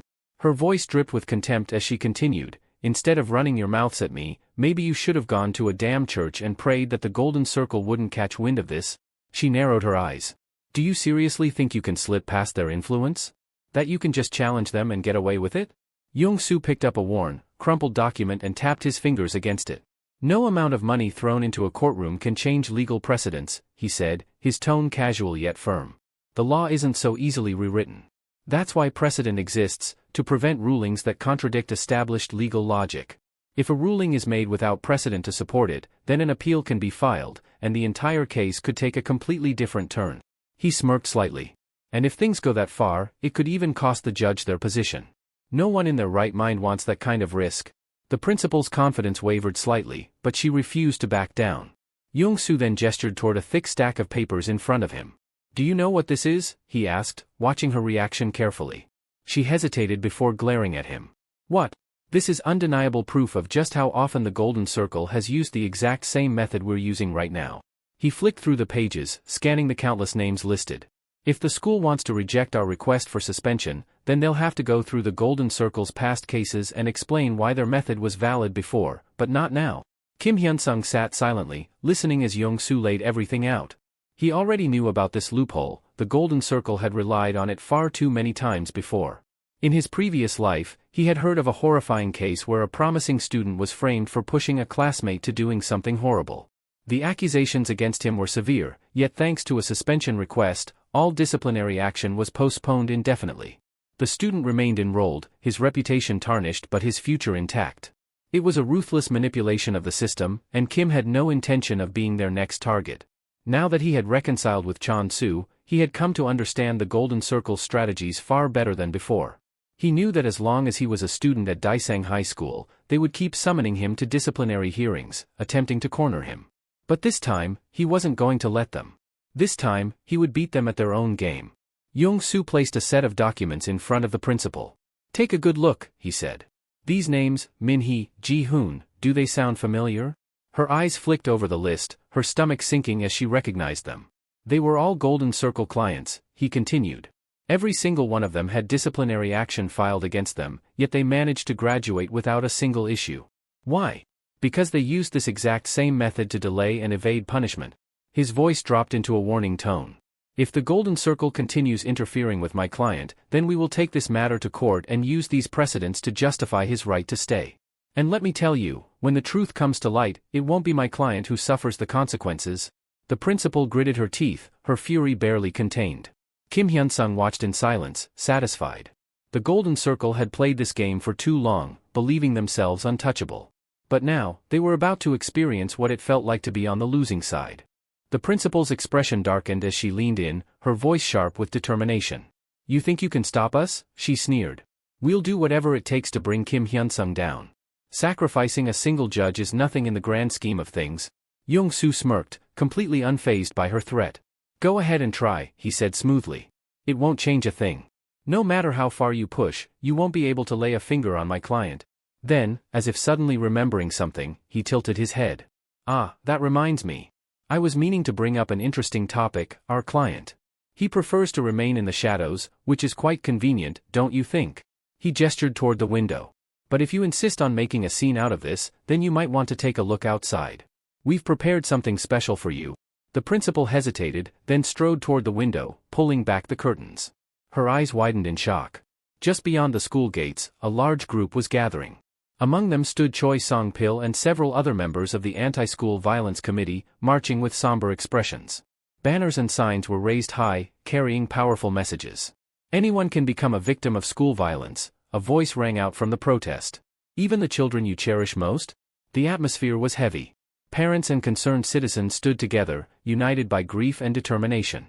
"Look at them closely," Choi Song-pil continued, his voice steady yet filled with sorrow. "These are the signs. The withdrawn behavior, the distant stares, the silent suffering.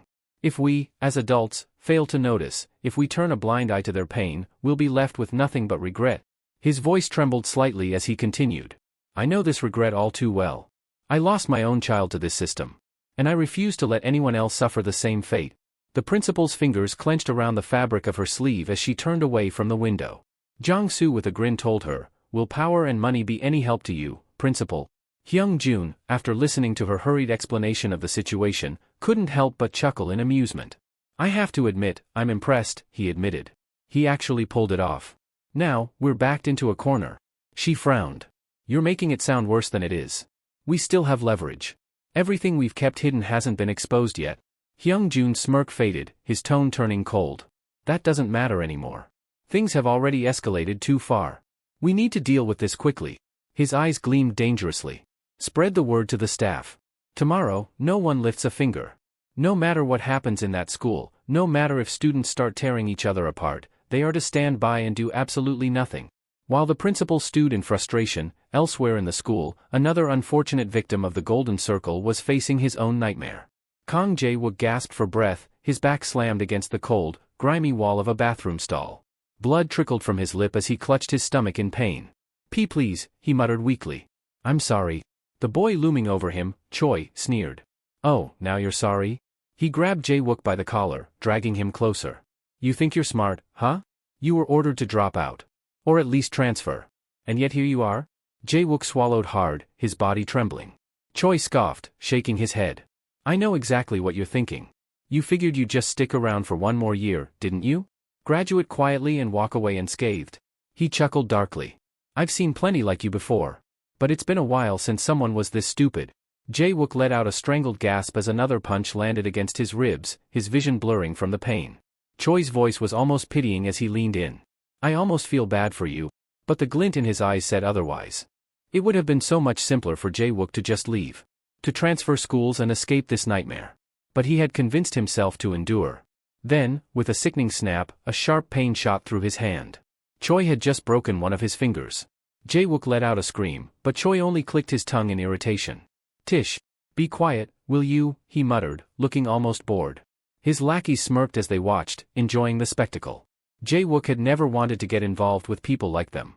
He had once been a promising student, his future bright, his parents full of hope when they moved to Gangnam, believing he would have an excellent high school experience. But everything changed after the first midterms of his freshman year. He had ranked first. And that was when Choi appeared in his life. At first, he endured. For the sake of his parents, for the dreams they had for him, he bore the pain. But as the beatings grew harsher, his will to endure began to crumble. There were nights when he lay in bed, staring at the ceiling, wondering if it would be easier to just disappear. Then, one day, a rumor reached him, one that filled him with despair. Choi had turned his attention to another senior. A student named Kim. But unlike Jae-wook, Kim fought back. At first, Jae-wook thought it was a mistake. Standing up to Choi was nothing short of suicide. And just as he expected, Kim suffered for it. The student council, under Choi's influence, had cracked down on him mercilessly. It was proof that resistance was useless. At least, that's what Jae-wook believed. But then, days later, Kim was still at school. Not only had he survived, but he was still attending classes, walking the halls like nothing had happened. Rumors spread that he was using some kind of legal loophole to protect himself, something that might even let him graduate without issue. For the first time in a long while, Jae-wook felt something stir within him. Hope. Maybe Kim was different. Maybe he had found a way to fight back. And if Kim could stand up to Choi, maybe he could, too. With that thought, he sought Kim out, hoping, no, needing, to talk to him. Listen, Jae-wook said, lowering his voice as they stood in a quiet hallway. I think Choi's deliberately trying to provoke you. He hesitated before adding, and I think I'm a target too. Just like you. Kim stared at him for a moment, unreadable. Why are you telling me this? Before Jae-wook could answer, something cold and wet splashed over Kim's head. A carton of milk had hit its mark, dripping down his face and soaking into his uniform. Both of them turned toward the source. Choi was standing there, a smug grin on his face. Kim exhaled slowly, wiping the liquid from his face. You're right, he muttered. He really is targeting us both. Jae-wook tensed, expecting Kim to lash out, but instead, he straightened his shoulders and looked Jae-wook dead in the eye. From now on, don't do anything, Kim said firmly. Pretend you don't know anything. Jae-wook's eyes widened. But Kim was already walking past him. I'll handle this, he called over his shoulder. Choi watched him approach, his grin widening. Oh? You're actually coming to us? He turned to one of his lackeys. Tell the others. It's time. Kim climbed the stairs, his expression calm. At the top, a dozen students stood waiting. One of them stepped forward, opening his mouth to say something. Kim punched him. The student crumpled to the ground, groaning. The others hesitated for half a second before they all rushed at him. But Kim had positioned himself perfectly. They were on a staircase. There was only enough room for them to attack one at a time. Jae-wook, watching from below, felt his heart pound. Kim was different. He already knew about Jae-wook's situation, Chon-soo must have told him. But even knowing everything, Kim was charging forward, ready to fight. And for the first time, Jae-wook wondered if he could do the same. Jae-wook had always been a dedicated student, someone who sought knowledge with genuine passion. But right now, books and lectures were the last things on his mind. As Hyun-sun's fists connected with another attacker, sending the student tumbling down the stairs, he barely spared a glance at Jae-wook. He knew why the boy had approached him earlier: desperation. He had once felt the same way, clutching onto the last sliver of hope when the world had turned its back on him. But Hyun-sung wasn't just fighting for himself anymore. If he could make it down these stairs in one piece, if he could carve a path through this chaos, then maybe both he and Jae-wook could find peace. Even if that meant some broken bones and blood-stained floors along the way. Up above, one of Choi's lackeys watched in horror. This wasn't how things were supposed to go.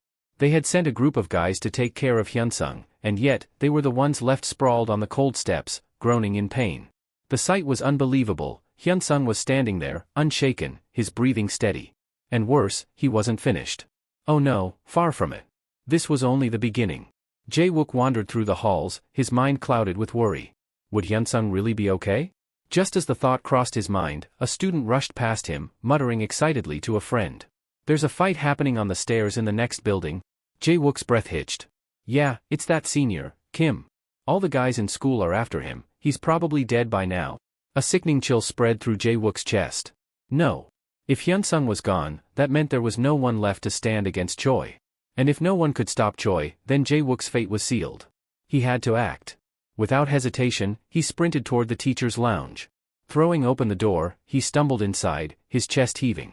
There's a fight happening, right now. You have to do something. The teachers barely looked up. One of them sighed, rubbing his temples. Get out. Jae-wook's stomach twisted. You don't understand. We're having a meeting, another teacher interrupted, stepping forward. His tone was calm, firm, and utterly dismissive. Leave. Jae-wook clenched his fists. He had expected nothing from them, but actually seeing them brush this off so easily made his blood boil. Fine. If the teachers wouldn't help, then he would call the police. Pulling out his phone, he dialed emergency services and quickly explained the situation. A moment of silence followed. Then, the operator's voice came through, eerily detached. You're calling from Daesung Myri High School? Yes. Please, you have to send someone. Unfortunately, we're dealing with a 3-car collision nearby. We're unable to dispatch any officers at this time. The call disconnected. Jae-wook stared at his phone, unable to move. The teachers had ignored him. The police had brushed him aside. This wasn't a coincidence. Somewhere deep down, he had already known. The system had failed him long ago. But now, the realization hit him like a ton of bricks. The adults weren't just useless. They were letting this happen. The night before, Hyung-jun had stood before Choi, his expression filled with amusement. Tomorrow, the school will be lawless. Choi's eyes gleamed with anticipation. There will be no rules. No consequences. No interference. A wicked grin stretched across Choi's face. Hyung-jun chuckled. Do whatever you want. There won't be any witnesses left when it's over. Choi had understood the message loud and clear. Tomorrow was going to be fun. Jae-wook stood frozen in the hallway, his mind racing. He could turn around. Pretend he saw nothing. This wasn't his fight. But Hyun-sung had worried about him. Hyun-sung had been the only person to stand by his side. The only one who ever saw him as more than just another victim. His grip tightened. A broken mop handle was the only weapon he could find, but right now, it would have to be enough. Bracing himself, Jae-wook stepped forward. Jae-wook gritted his teeth, gripping the broken mop handle tightly. He had spent too long standing on the sidelines, letting fear dictate his actions. Not anymore. Determined, he made his way up the stairs, each step filled with purpose. But just as he neared the rooftop entrance, the muffled sound of a struggle reached his ears. Something was wrong.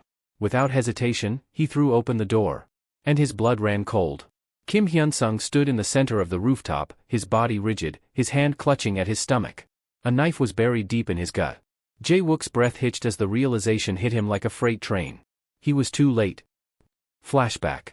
Earlier that year, before he ever stepped foot in Seoul, Hyun-sung had pushed himself harder than ever. Every day, he trained at the gym, testing his limits, forcing his body past exhaustion. Sweat dripped from his brow, muscles screaming in protest, but he didn't stop. He couldn't afford to. Saiwoo had warned him more than once. You're going to kill yourself at this rate? Hyun-sung didn't waver. You already conquered Daesan, Saiwoo pressed. What more do you have to prove? Hyun-sung tightened the straps on his gloves, his gaze cold. The golden circle isn't like Daesan. Daesan had been a battlefield, but at least the enemies there had fought face to face. The golden circle was different. They played in the shadows, using influence and deception as their weapons. Hyunsung had run through every possible scenario in his mind, considering the worst of the worst. He had known things wouldn't be fair, that the rules wouldn't apply. But even he hadn't expected them to go this far. When the students attacked him earlier, their hesitation had been obvious. They weren't used to their victims fighting back. That was their mistake. Hyunsung had known about Choi's scheme. The teachers would turn a blind eye. The police wouldn't interfere. And in return, Choi had free reign. So be it. If no one would stop him, then Hyunsung would make sure they regretted ever trying. The rooftop. Hyunsung had burst through the door moments ago, stepping into the open air. Choi was already waiting for him. Leaning against the railing, he greeted Hyunsung with a slow clap. "You really are something else, huh?" he mused. "A complete lunatic?" Hyunsung said nothing, his gaze locked onto him. Choi smirked. "Well, since you love playing the crazy guy, I went ahead and set the stage for you." He gestured to the ledge. "This is how it's going to go down," Choi continued, voice laced with amusement. "You've pissed off the entire school. You picked a fight with everyone. So naturally, after causing enough chaos, you tripped?" Hyunsung's expression didn't change, but his fingers curled into fists. "The police will investigate, of course," Choi went on, shrugging. "But all the witnesses will say the same thing, that you lost control, went too far, and ended up falling." A slow grin stretched across Choi's face. "And just like that, it'll all be over." Hyunsung exhaled through his nose. A laugh. Soft, low, and utterly devoid of fear. Choi's smirk faltered slightly. "You're right," Hyunsung finally spoke. "Someone is dying tonight." Choi's eyes narrowed. And then they moved. Both of them lunged at the same time, fists flying, muscles tensed. This was it. No more tricks. No more games. Just a fight to the bitter end. Meanwhile, inside the teacher's lounge, an uneasy silence lingered. One of the faculty members shifted uncomfortably in his seat. "Are we really going to let this happen?" he asked, voice barely above a whisper. The principal exhaled deeply, folding his hands on the desk. "There is no other way." The answer was simple, emotionless. Their ties to the Golden Circle had already been established. Their fate had been sealed the moment they accepted their backing. Now, all they had to do was sit back and watch. And when the dust settled, they would clean up whatever remained. What if this doesn't go as planned? The principal, unfazed, leaned back in his chair. "It will. Choi isn't the only S-rank in the school. No matter how skilled Kim is, there's no way he walks out of this untouched." On the rooftop, Kim Hyunsung was taking a beating. Choi's fists connected over and over, his strikes relentless. Hyunsung could have dodged, but his movements had slowed. His stamina was wearing thin. But that didn't change a thing. This fight had been unfair from the start. If he didn't win, he was done for. Choi, however, wasn't just any thug. As an S-rank under the Golden Circle, he had real skill. Even so, compared to the director, he was nothing. Hyunsung grit his teeth and lunged, meeting Choi's incoming punch with a brutal headbutt. The moment Choi staggered back, Hyunsung capitalized, slamming a powerful blow into his ribs and following up with a relentless assault. Choi, quick to recover, regained his balance, evading the next few strikes before retaliating. His smirk returned. "I'll give it to you, you're tough. But even with all that strength, you're still no match for me." Hyunsung ignored him and forced himself upright. His breathing was heavy, but his eyes were sharp. "This has been rough," he admitted, rolling his shoulders. "But it's still manageable. Let's keep going, see which one of us is choking on our own blood first. Sound good?" Choi's fingers twitched. This was wrong. He had overwhelmed this bastard with a continuous barrage of attacks. Hyunsung should have reached his breaking point by now. And yet, his strikes were still heavy. His presence was still terrifying. A flicker of doubt crept into Choi's mind. His confidence wavered. For the first time, Hyunsung didn't seem like a man on the verge of defeat, he seemed like a monster. His frustration boiled over, and he let out a furious scream. One of the students watching from the sidelines panicked. Without thinking, he lunged forward, blade in hand, and drove it straight toward Hyunsung's torso. At that exact moment, Jae-wook burst onto the scene. Choi turned to the attacker with a smirk. Good timing. He recognized this guy, an S-rank bully who had already faced juvenile charges multiple times. Brutal. Merciless. Unstable. And yet, the student's eyes widened in sheer terror. "What the hell are you doing? Help me," he shrieked. Choi blinked. That was when he saw it. Hyunsung, standing firm, gripping the blade that was meant to gut him. With his bare hands. Choi's smirk disappeared. The attacker, an S-rank himself, was frozen in disbelief. This guy was crazy. Hyunsung's voice cut through the air, low and unimpressed. So this is the guy they call an S rank? Some punk who got his rank through sheer cruelty? His grip tightened. The blade cracked. Then, with a single movement, it snapped. The attacker barely had time to react before Hyunsung drove him into the ground. A sharp breath escaped Choi. This wasn't supposed to happen. Hyunsung straightened, his gaze drifting toward the other students who had been watching in silence. The fact that all of you turned out like this, he muttered, voice laced with contempt, is the fault of the adults who let it happen. The teachers. The system. Everyone who turned a blind eye. And Hyunsung had no intention of letting any of them off the hook. When adults neglect a child's growth, they create something broken. Something dangerous. The tension in the air was suffocating as the teacher and principal finally arrived on the rooftop. The teacher's voice wavered as he demanded an explanation. Hyunsung exhaled sharply, shaking his head. You already know, don't you? After all, I was outnumbered. This guy ordered everyone to bury me. What you're seeing now, this mess, is the result of that. His gaze swept over the unconscious and groaning bodies sprawled across the rooftop. Judging by how hard I hit them, the infirmary isn't going to cut it. You should call an ambulance. And while you're at it, you should probably call the cops too. This isn't something you can just brush under the rug. The teacher hesitated. Hyunsung turned away, uninterested in whatever excuse they might come up with. Jae-wook hurried after him as he walked down the stairs. Are you okay? He asked hesitantly. Hyunsung didn't respond. Jae-wook didn't press further, simply following him in silence until they reached the classroom. That was when Hyunsung finally spoke. They sent dozens of guys after me. That wasn't enough, so they used knives. And yet, the police still haven't shown up. The teachers are pretending nothing happened. The ambulances arrived, but without sirens. They're quietly taking the injured away, completely ignoring me, the actual victim here. His fingers curled into fists. Now, why do you think that is? Jae-wook shifted uncomfortably. I don't know. Hyunsung scoffed. It's because of the golden circle. That's where the order came from. His eyes darkened. And we both know exactly who made the request. Meanwhile, up on the rooftop, the principal gathered the teachers. Her expression was severe as she addressed them. We need to frame this as nothing more than a simple fight. The use of weapons? That never happened. Understood. A male teacher hesitated. Can we even do that? The principal shot him a sharp look. Use your brain. If the full truth gets out, we're all done for. We allowed this school to become a lawless battlefield just to get rid of one student, but that guy turned it around on us. He used our own chaos to tear everything apart. She let out a slow breath, her eyes scanning the uneasy faces of the teachers. Could we try making him the villain? Sure. But there's evidence everywhere. Too many witnesses. We can't twist the narrative to our liking this time. If Kim takes this to court, if he brings in a lawyer or some private organization, we're finished. And if things spiral any further, we'll be forced to take full responsibility. Silence. Then, she narrowed her eyes. I hope you all understand what's at stake.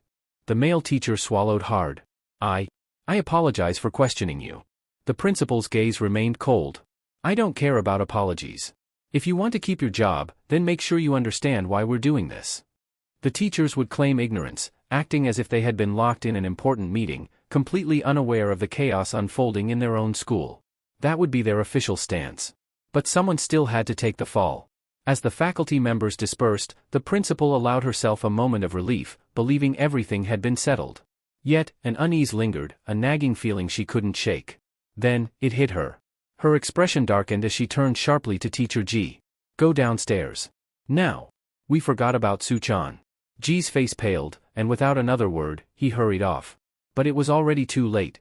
By the time he arrived, Su-chan was crumpled on the floor, several teeth missing, completely unconscious.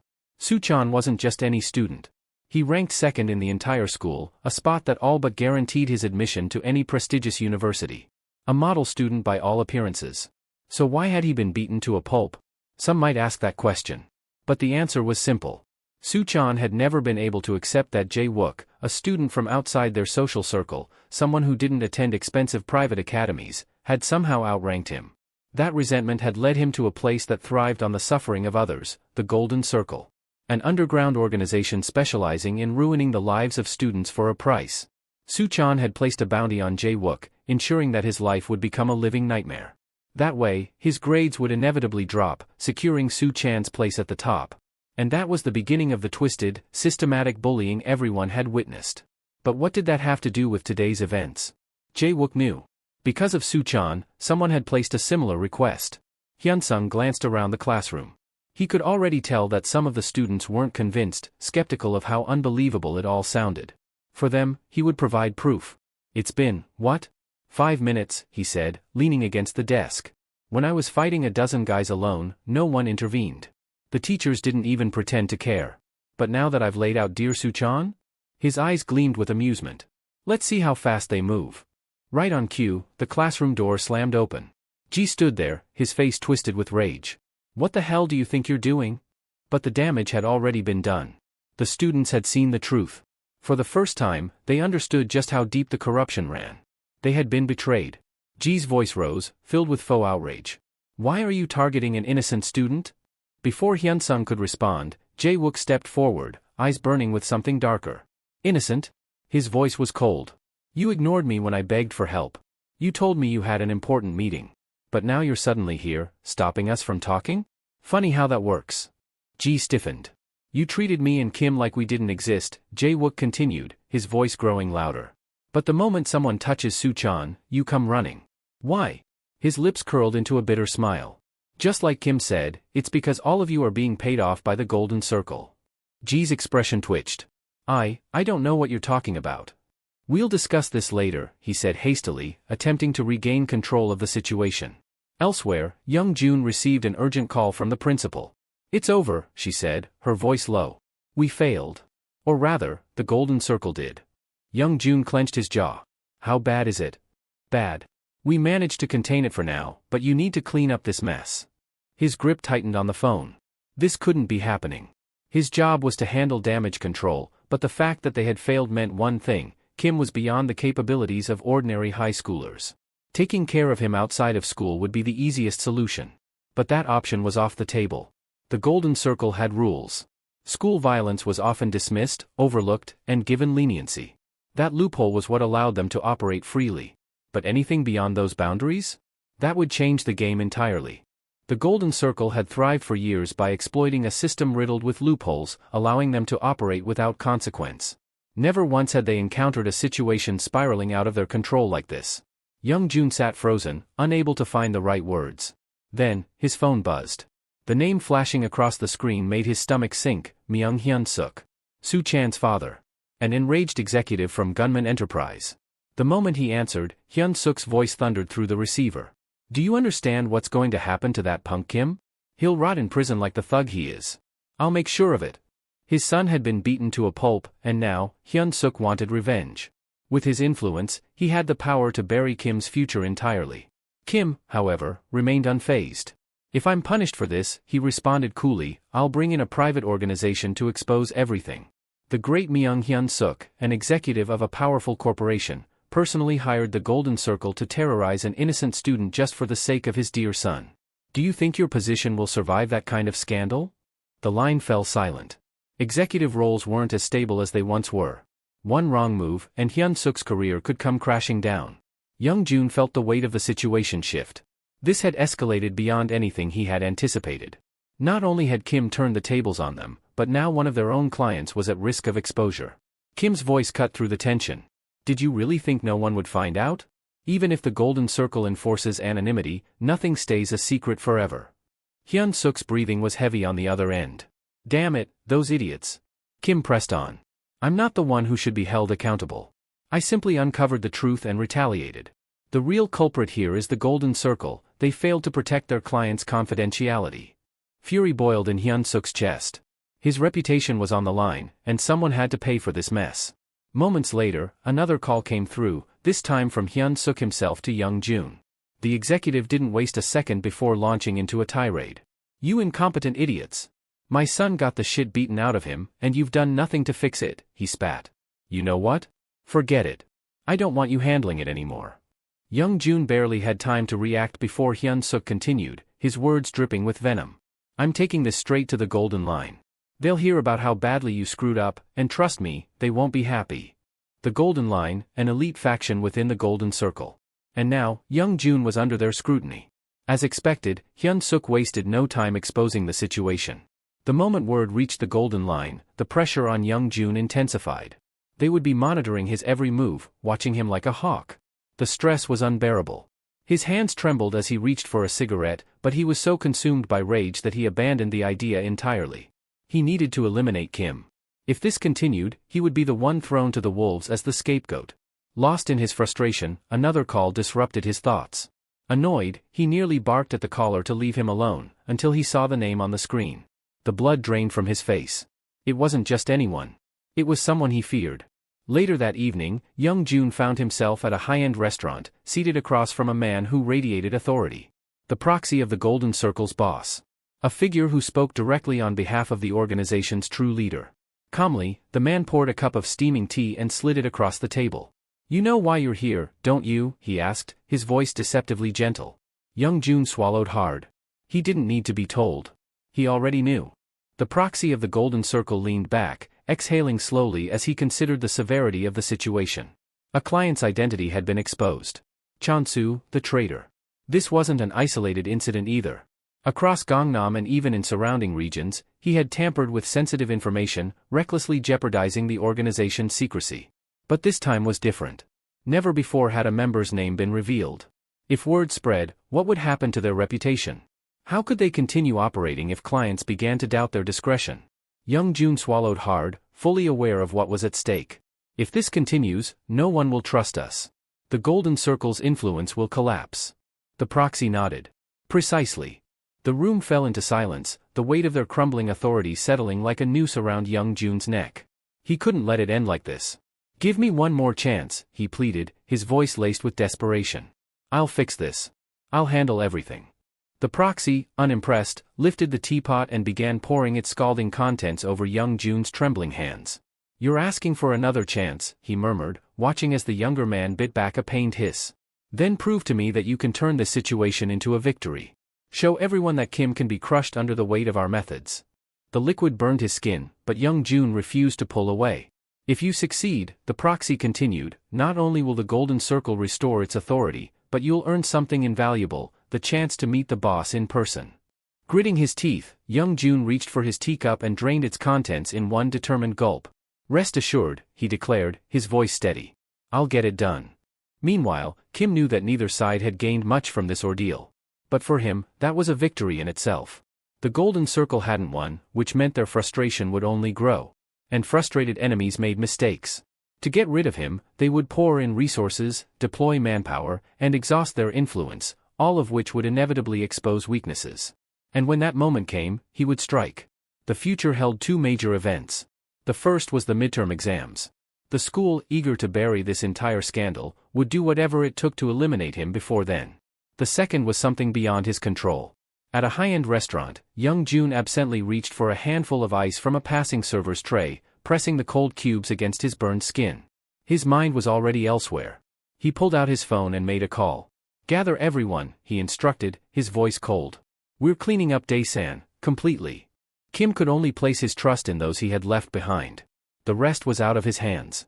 At that moment, a sleek black car rolled to a stop in front of Daesan Science High School. Inside, a man sat seething.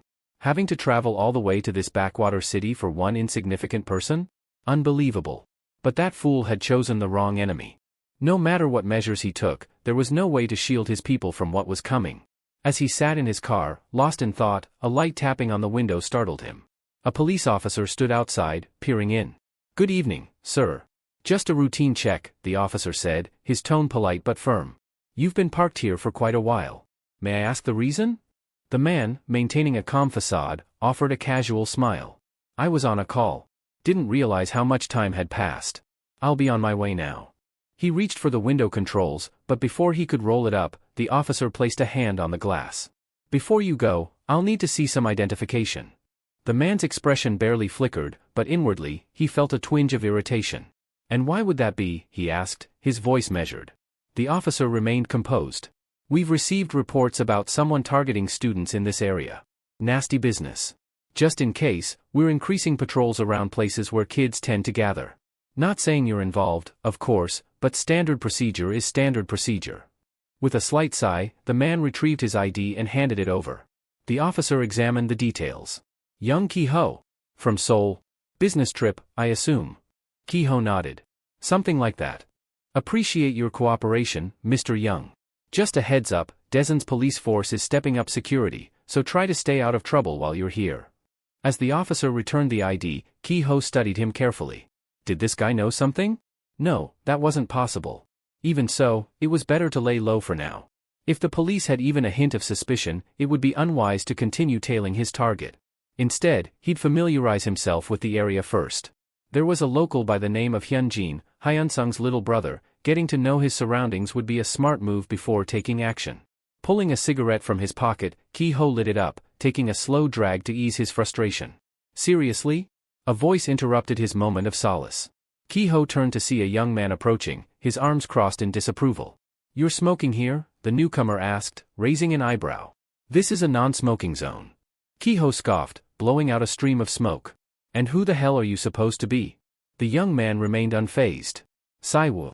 From the neighborhood youth council. If you want to smoke, do it in the designated areas. Ki-ho's irritation flared. He had already been pushed to the edge tonight, and now some brat thought he could lecture him? With a growl, he lashed out, swinging at Saiwoo. But before his fist could connect, Saiwoo smoothly sidestepped, twisting to his left. Then came the counterattack. A powerful kick slammed into Ki-ho's side, sending him crashing to the pavement. Before he could recover, two other students appeared, stepping into position. The moment he looked up, blows rained down on him. Fists. Kicks. Merciless and relentless. The entire beating unfolded under the watchful eye of a nearby security camera. Ki-ho's dazed mind registered the blinking red light too late. By the time he managed to crawl away from the scene, bruised and humiliated, he had already made up his mind. Later, accompanied by a police officer, he returned to the very spot where his humiliation had taken place. And this time, he had one goal, finding the punks who dared lay a hand on him. Maybe smoking in an alley wasn't the best choice. But did that justify the brutal beating he had endured? Ki-ho didn't think so. He needed to see the security footage for himself, to prove exactly what had happened. They were finished. That much, he was certain of. He had the right connections, the kind that ensured they wouldn't stand a chance in court. Just as he was lost in thought, the officer beside him spoke up. Ki-ho, the cop addressed him by name, his tone unusually sharp. You've been patrolling two particular locations for quite some time now. The Science High School, where Hyunjin studies, and Sanchin Apartments, where he lives. Care to explain why? Ki-ho clenched his jaw. He had been careful, or so he thought. How had they noticed? Not that it mattered. That security camera should have caught everything, he said, masking his frustration. The officer smirked. That camera? It doesn't even work. Ki-ho's eyes narrowed. Something wasn't right. The officer continued, and according to this, he gestured toward a document. It seems the youth council didn't just stop you for smoking. There's plenty of evidence suggesting you were attempting to break into someone's home. Ki-ho scoffed. That's ridiculous. Oh? Well, with them as witnesses and this much evidence stacked against you, I'd suggest getting yourself a very good lawyer. Before he could react, two more officers appeared from behind him, their intentions clear. Ki-ho felt his blood boil. Do you people really think you can get away with falsifying evidence? One of the officers chuckled. Read the room, buddy. Then, leaning in with a smirk, he added, of course we can. Now, unless you want more charges thrown at you, I'd suggest you come along quietly. Across town, in the dimly lit office of Myung-Jin Construction, Chang answered an incoming call. The voice on the other end spoke in a hushed tone, we've taken all necessary measures. But are you sure this is okay? Chang leaned back in his chair, exhaling slowly. The higher-ups are taking the bait, right? Yes. Then it's fine. He offered a polite thanks before ending the call. Whatever trouble came next, his company would handle it. He walked over to the window, cracking it open to let in some air. This world was truly rotten. At one point, he had believed his own actions were excessive. But now? People were actually trying to target Kim's family. Unacceptable. If their enemies thought they could operate in the shadows, it was time to turn the pressure up a notch. Turning to his assistant, he issued a firm order. Tell the workers to prepare. Just in case Ki-ho manages to walk out of that police station sooner than expected. And sure enough, Ki-ho was out far quicker than he should have been. Thanks to Hyung-Jun. As soon as Ki-ho confirmed that Dae-san was fully prepared for him, Hyung-Jun's expression darkened. They're protecting Kim's family like this, he muttered, his anger barely contained. None of this made sense. Why was Kim, of all people, receiving this kind of protection? Then, it clicked. Chung. The man who had won the inheritance battle because of Kim. The two of them were sticking together now. Like two rotten apples. But Hyung-Jun saw something different. An opportunity. Those who have the most often fear losing it the most. That was precisely why Chang needed to be dealt with first. The rest could wait. Hyung-jun voiced this sentiment, but he wasn't in a hurry to strike. Chang is no fool. He's likely already made preparations for us. We should wait for the right moment. Ki-ho considered the suggestion but couldn't shake his impatience. Why not deal with both him and Hyun-jin at the same time? Hyung-jun smirked. The Golden Circle way? That was all Ki-ho needed to hear. A slow grin spread across his face. Now they've really messed up. Despite his confidence, Ki-ho had miscalculated. He had expected to easily manipulate the younger, less experienced miners into doing his dirty work. Their inexperience made them easy to sway, or so he thought. But the moment they found out who he was targeting, everything fell apart. Most of them immediately refused. Some even demanded outrageous sums, one even threw out a ridiculous price of 1 billion won. And just like that, his petty revenge scheme crumbled before it could even begin. A few days later, four matte black vans rolled up to the headquarters of Myeongjin Construction. The National Tax Office had arrived. And they weren't here for a casual visit. A notice was handed over, ordering an immediate halt to all business operations. Panic erupted inside the office as workers scrambled to gather documents, hard drives, and anything else they could salvage. Chang, watching the chaos unfold, was unfazed. He had heard stories about the tax office before, but witnessing their efficiency firsthand was something else. To shut down an entire operation within a single day, it was almost admirable. Almost. His thoughts were interrupted by a sharp voice. "You should correct yourself," the lead investigator said with a smirk. "We're not the impressive ones. Your company is just that corrupt." The remark made Chang chuckle. "You really have no idea who you're talking to, do you?" The investigator scoffed. "Do you even understand how bad a tax investigation is? I doubt you even went to school." Chang raised an eyebrow. "And yet, here I am." The investigators weren't interested in further conversation. Once their job was done, they packed up and left. Later that evening, Chang visited his father's office. "So," his father asked, "was everything taken care of?" Chang nodded. "They took everything they wanted." His father leaned back, seemingly satisfied. "We knew this was coming. Avoiding the tax office was never an option." A pause settled between them before his father asked, "Are you sure about this?" Chang didn't hesitate. "Absolutely. Besides, I'm not the president anymore." His father's gaze darkened.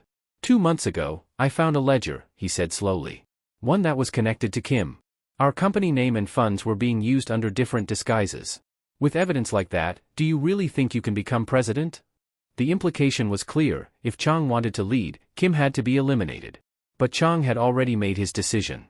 "You once told me," he began, "that people should be treated with fairness, regardless of age, gender, or status.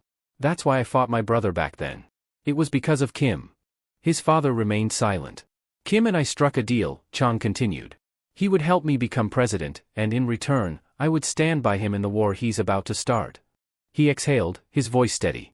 "I know this will bring some damage to Myeongjin Construction, but I won't abandon my people. I've taken your words to heart, and I see this as a great opportunity for both of us." His father's expression remained unreadable. "I'm not the president yet," Chang admitted. "You can fire me anytime if I fail. But if my arrogance ever puts the company at risk, I'll take full responsibility and step down myself." Silence stretched between them before his father finally spoke. His father was taken aback by Chang's words. All this time, he had seen him as nothing more than an impulsive child, one who lacked the foresight to handle the weight of responsibility. But now, hearing him speak with such conviction, he realized he had misjudged him. Letting out a deep sigh, he muttered, "Perhaps I underestimated you." However, that didn't change the reality of the situation. "This isn't just about stepping down from your position," his father continued. "This is dangerous. Once you go down this path, there's no turning back. If things go wrong, you won't just lose your title, you'll lose everything." He leaned forward, his gaze sharp. "Do you understand what that means?" Chang didn't waver. "I do." "Then tell me, why? Why go this far for him?" His father's voice carried a hint of frustration. "We've already used him for what we needed. People are replaceable. Why should we protect him now?" Chang's expression remained resolute. "Because I choose to." His father scoffed, but Chang pressed on. "As a businessman, I respect you. But as a craftsman, I have my own principles. I will stand by those I believe in, no matter the cost. That is the life I've chosen. That is the kind of leader I want to be." His father studied him in silence before shaking his head. "You think ideals will save you?" He let out a bitter chuckle. There are construction companies out there far more successful than ours. But even the strongest of them crumbled under a single tax investigation. You think Myungjin Construction is different? His gaze turned cold. This company was never built on purity. I pushed harder than the rest, took risks others wouldn't. I never aimed for less, only more. And now that the investigation has begun, it's obvious we'll take a hit. He exhaled sharply. If sacrificing you is what it takes to protect this company, then so be it. Meanwhile, elsewhere, Hyung-jun's phone buzzed. It was a call from the head of the National Tax Office. Myungjin Construction is a mess, the man reported. Their operations are poorly managed, and their financials are full of holes. If we hit them with everything we've got, they'll collapse overnight. There was a pause before the official added, but before we move, the Golden Circle needs to decide, are we just sending Kim a warning? Or are we taking them both down for good? Hyung-jun didn't answer immediately. Kim had been a thorn in their side for a long time, and in a way, he almost admired the kid for how long he had resisted. But in the end, he was still just a child. And now, without Chang backing him, he was nothing. Hyung-jun ended the call and turned over the possibilities in his mind. He needed to pressure Chang and make sure everything was going according to plan. Just then, his phone rang again.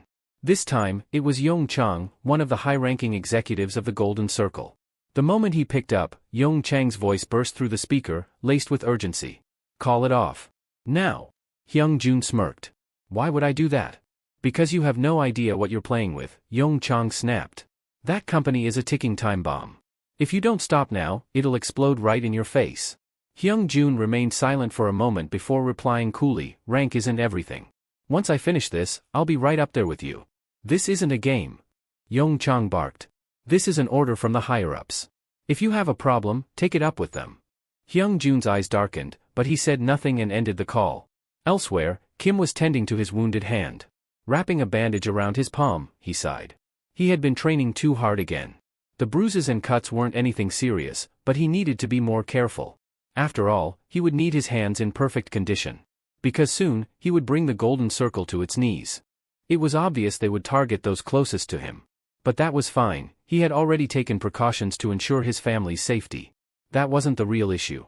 The real problem lay with those assisting him, particularly Chang. Unlike Kim, they had much more to lose. In any battle against a corporation, a tax investigation was one of the most legitimate and devastating weapons one could wield. For the Golden Circle, something like that was nothing more than a routine maneuver. The real challenge was finding a way to counter it. A perfect defense didn't exist, but that didn't mean there wasn't a way to turn the situation to their advantage. Months earlier, Kim had foreseen this possibility and prepared accordingly.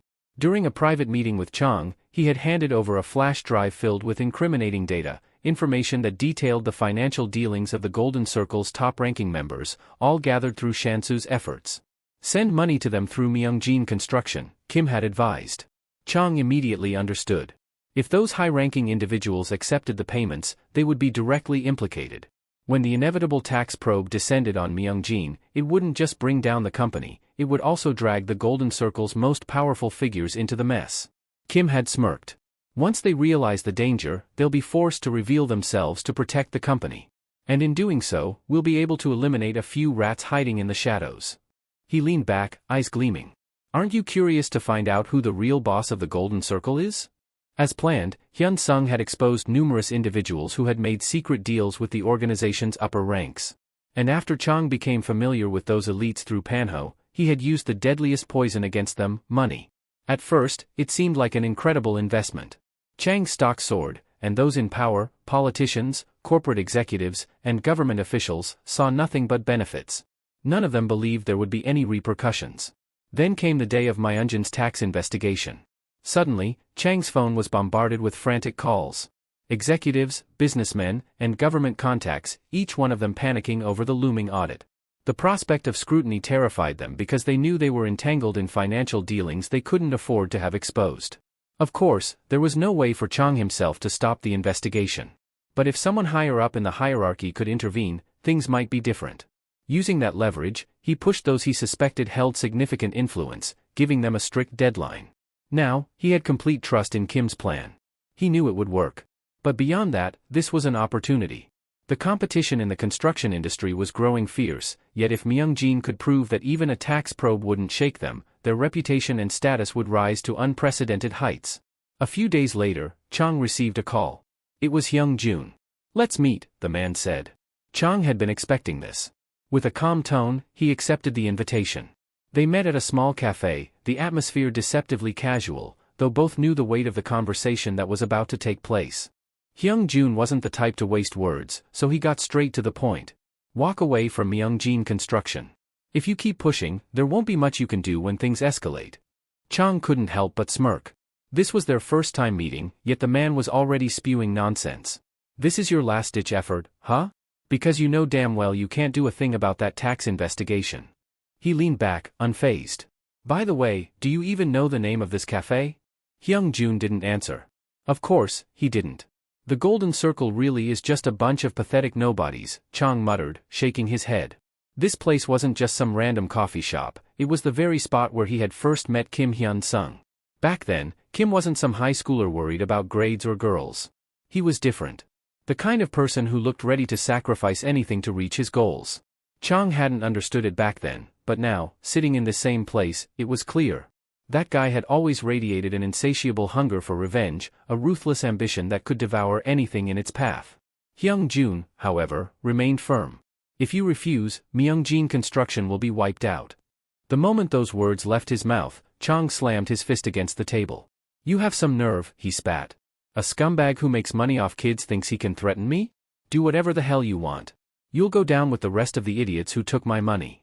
His tone darkened. "Besides, this is Daisan. My turf." Before Hyung Jun could react, Chang's fist crashed into his face, sending him sprawling. "Figure it out yourself," Chang sneered. "Before I decide to have some real fun with you." But Chang wasn't the only one suffering consequences for siding with Kim. Young-woo, too, found himself under siege. Out of nowhere, a flood of complaints began pouring in about his legal consultations. Private client information was leaked, and fingers were pointed squarely at him. He was being made a scapegoat. The pressure mounted until he had no choice but to rip out his phone line entirely. That's when it finally clicked. This wasn't just some unlucky streak, this was orchestrated. And then he remembered what Kim had told him. "They'll come after you. They'll do everything in their power to bring you down. But if you can endure it, you'll be rewarded beyond your imagination." Young-woo leaned back, exhaling sharply. That guy really does see the future or something. But backing down wasn't an option. If he was the kind of man who folded under pressure, he wouldn't have become a prosecutor in the first place. He wasn't going anywhere. Not until this fight was over. Determined, he picked up his phone and dialed an old friend, Kang Dong-cho. They hadn't spoken in a while, but this was important. "Let's meet up. We need to talk." A short while later, they were sitting across from each other in a quiet cafe. It felt nostalgic. Back in their rookie days, they'd often grab cheap coffee like this whenever they had time.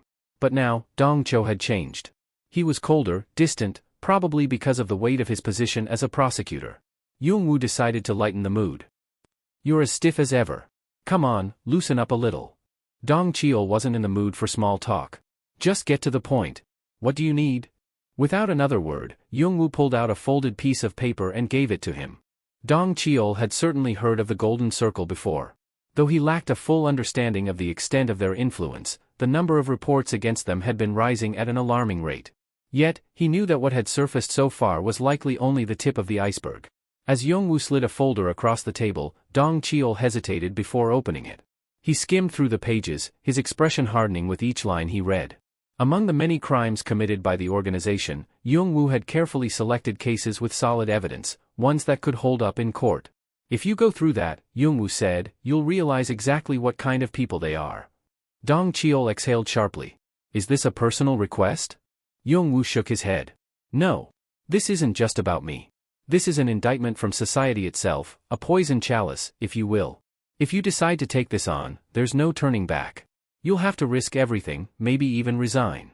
Dong-cheol remained silent, deep in thought. "But these guys need to be dealt with," Young-woo continued, his voice firm.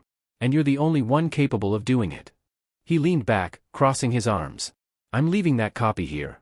If you decide to move forward, give me a call." As he got up to leave, he added, "My client is a victim of the Golden Circle. His name is Kim Hyun-sung." At that, Dong-cheol's eyes narrowed. He was already familiar with the name. Kim Hyun-sung had been Min-woo's tutor. His wife had once requested that he help the young man, but he had refused. If he had stepped in back then, perhaps things wouldn't have spiraled so far out of control. But he was a prosecutor. He had never made excuses for anyone, no matter how powerful or influential they were. Yet this was different. The Golden Circle wasn't just another corrupt organization, it was a system in itself. A structure designed to ensure that those with wealth and power maintained their grip on both, crushing anyone who dared to stand in their way. And now, this entire machine was being set in motion against a single individual. Despite everything, Dong Cheol felt conflicted. He tapped his fingers against the table, debating his next move. But in the end, there was only one choice he could live with. He refused to become the kind of person who turned a blind eye to injustice. Without hesitation, he pulled out his phone and made a call. "Swing by my office tomorrow," he said. "I have a favor to ask." Meanwhile, elsewhere, things were not going as planned. The proxy of the Golden Circle was anything but pleased. His patience was thin, and his disappointment in Hyung-jun was evident. "I handed you everything on a silver platter," he muttered, tapping his fingers against the desk. "A clear opportunity. A chance to prove yourself." He let out a slow, deliberate sigh. "And yet, the outcome is the complete opposite of what you promised me." Hyung-jun was on his knees, his forehead nearly touching the floor, even though there was no one around to see his desperation.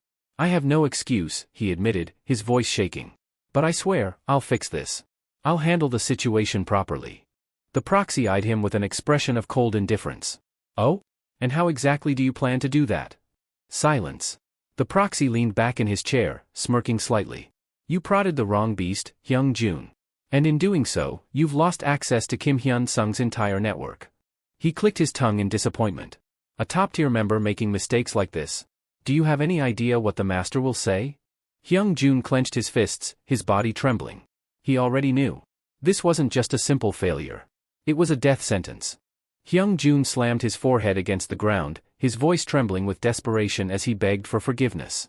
Every word was drenched in sincerity, his entire being consumed by regret. He knew he had failed, knew that the weight of his mistakes had brought him to the brink. But just when he thought his fate was sealed, the proxy, after a long pause, decided to grant him one final opportunity. "This is your last chance," the proxy said coldly. Hyung-jun didn't hesitate. He accepted immediately, swearing that he would stake his very life on completing the task this time. The proxy leaned back, his expression unreadable. The master is determined to eliminate any trace of internal doubt. The Golden Circle must be seen as an unstoppable force, willing to go to any lengths to achieve its objectives. You will play a part in proving that. Hyung-jun listened carefully, not daring to interrupt. Kim cannot be allowed to take his midterm exams. You have two options: either ensure his grades plummet or make it impossible for him to attend at all. In short, the proxy's lips curled into a smirk. He needs to disappear. A twisted grin formed on Hyung-jun's face as he bowed deeply once more. "This time, I will not fail. I'll make sure Kim suffers." Meanwhile, Chang sat in his office, phone pressed to his ear. "It worked," he said, his voice laced with a mix of relief and disbelief. "The pressure did the trick. I just got word, the tax investigation has been called off." On the other end of the line, Kim remained composed. "I appreciate you keeping your word. It must have been a tough call for your company." Chang scoffed, shaking his head. "You think this is the first reckless move I've made? Running a business like this, you need a sharp mind to survive. But you," he hesitated before adding, "you'd better take care of yourself." Kim let out a quiet chuckle. "I will." Even so, Chang couldn't shake off the uneasy feeling settling in his gut. "Are you sure this will be enough?" he asked. "Daisan is one thing, we control our turf. But Seoul? That's a different battlefield." "Don't worry," Kim assured him. "I'll handle things here." As the call ended, Kim leaned back in his chair, deep in thought. At first, he had viewed Chang as nothing more than a disposable pawn, an expendable piece in a much larger game. But that perception had shifted. Chang had proven himself more than useful. He had not only helped Kim stand against a massive organization but had also played a crucial role in creating an opportunity, an opening that could expose the top-tier members of the Golden Circle. Kim suspected that at least a few of those high-ranking individuals knew the true identity of the elusive boss. And if those in power hadn't placed their absolute trust in the Golden Circle's network, the organization wouldn't have lasted as long as it had. That was the key. All he had to do was crack it open. The tax investigation wasn't just an ordinary case, it held deeper significance, one that directly connected to Congressman Lee Kyung-hyol, a central figure in the ruling party. Even in Kim's past life, Lee had been a prominent political player. When the Golden Gate scandal erupted, he managed to build a solid reputation as a long-standing congressman, which made it highly likely that he had ties to the Golden Circle. From the very beginning, Kim had been wary of him. To confirm his suspicions, he set a trap, using Manhwa to bait him with money. The plan worked. The tax investigation followed soon after, entangling Lee in a web of scrutiny and forcing the Golden Circle to act swiftly in response. But Lee wasn't the only one who reacted in a noticeable way. Others did as well. One of the most significant figures was Lim Cheol-young, the CEO of Future Investment and Securities. Through careful observation of Hyung-jun's contacts, information gathered from Chon-soo, and the movements of the enigmatic figure known as the Proxy, Kim had begun piecing together the identities of the Golden Circle's top members. The key to dismantling the organization lay in connecting these scattered dots. If he could trace the right path, it would inevitably lead him to the very core of the Golden Circle, to the elusive mastermind pulling the strings from the shadows. Only then could he set his true revenge into motion. Meanwhile, at Myri High, the atmosphere had undergone a dramatic shift following the blackout incident. Those who had been injured, including Myung-hoon, had yet to return to school. Among the student body, Kim Hyun-sung's name was now whispered with a mix of awe and fear. Rumors surrounding the Golden Circle spread like wildfire. Ever since Kim had spoken about them, speculation ran rampant. Was the organization real? Was it true that Soo-chan had actually formed that secretive commission? And if so, what did it mean for the students of Myri High? The weight of these questions loomed over them. However, as mere high schoolers, there was little they could do. Left with no real power to act, they resorted to the only thing within their control, distancing themselves from Kim. Yet, the fallout extended far beyond the students.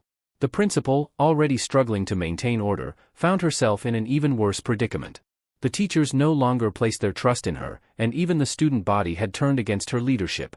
Adding to the turmoil, Hyung-jun had begun using the faculty to make Kim Hyun-sung's life as difficult as possible in the days leading up to the first semester's midterm exams.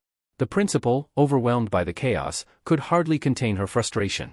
How had everything spiraled so far out of control?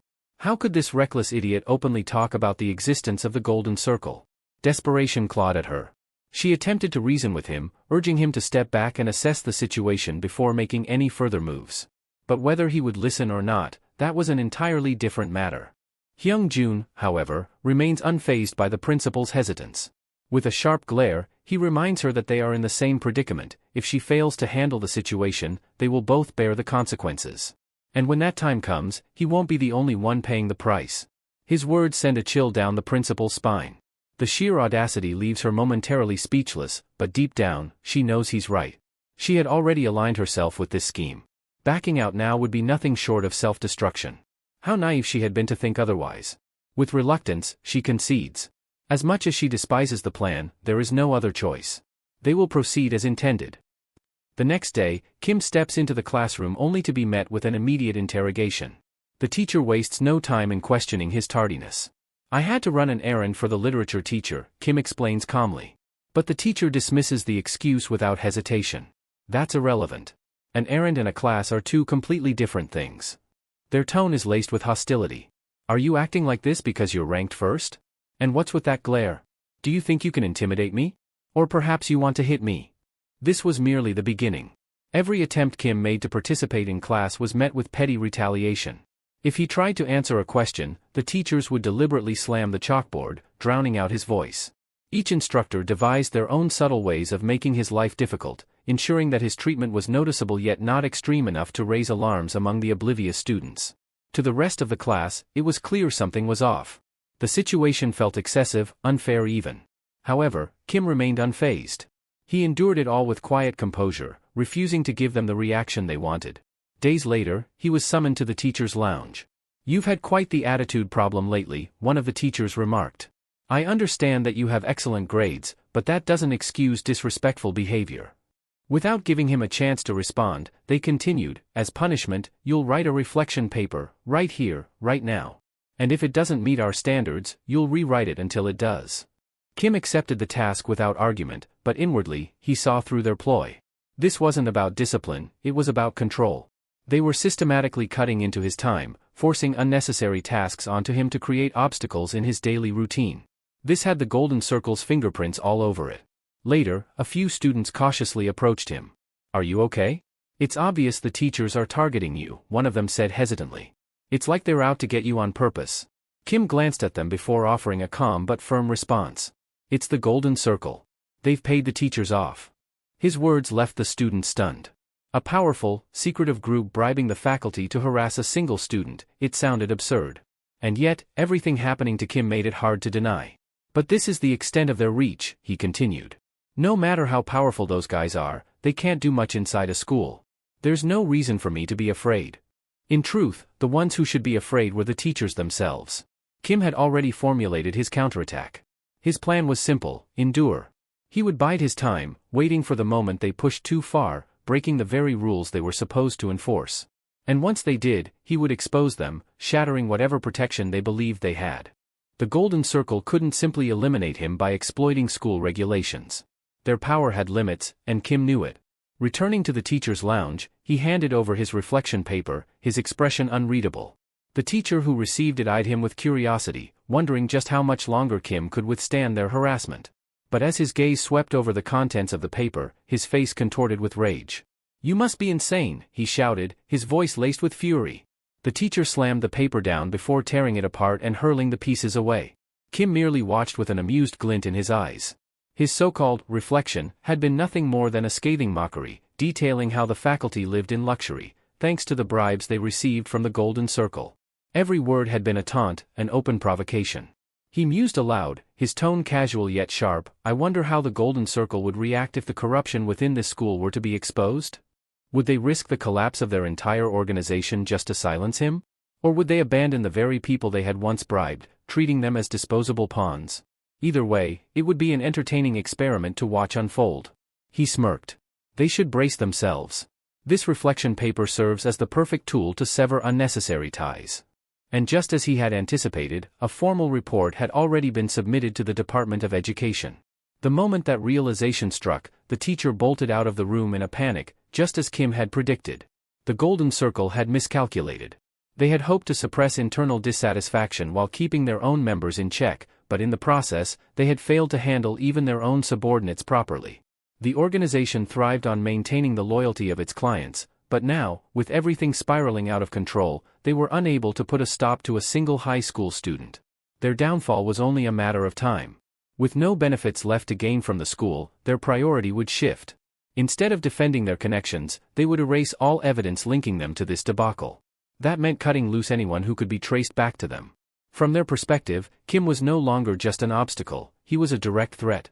To preserve their dominance, the Golden Circle's leader would undoubtedly attempt to eliminate him.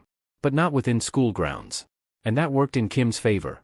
This only gave him more room to maneuver, allowing him to dig even deeper.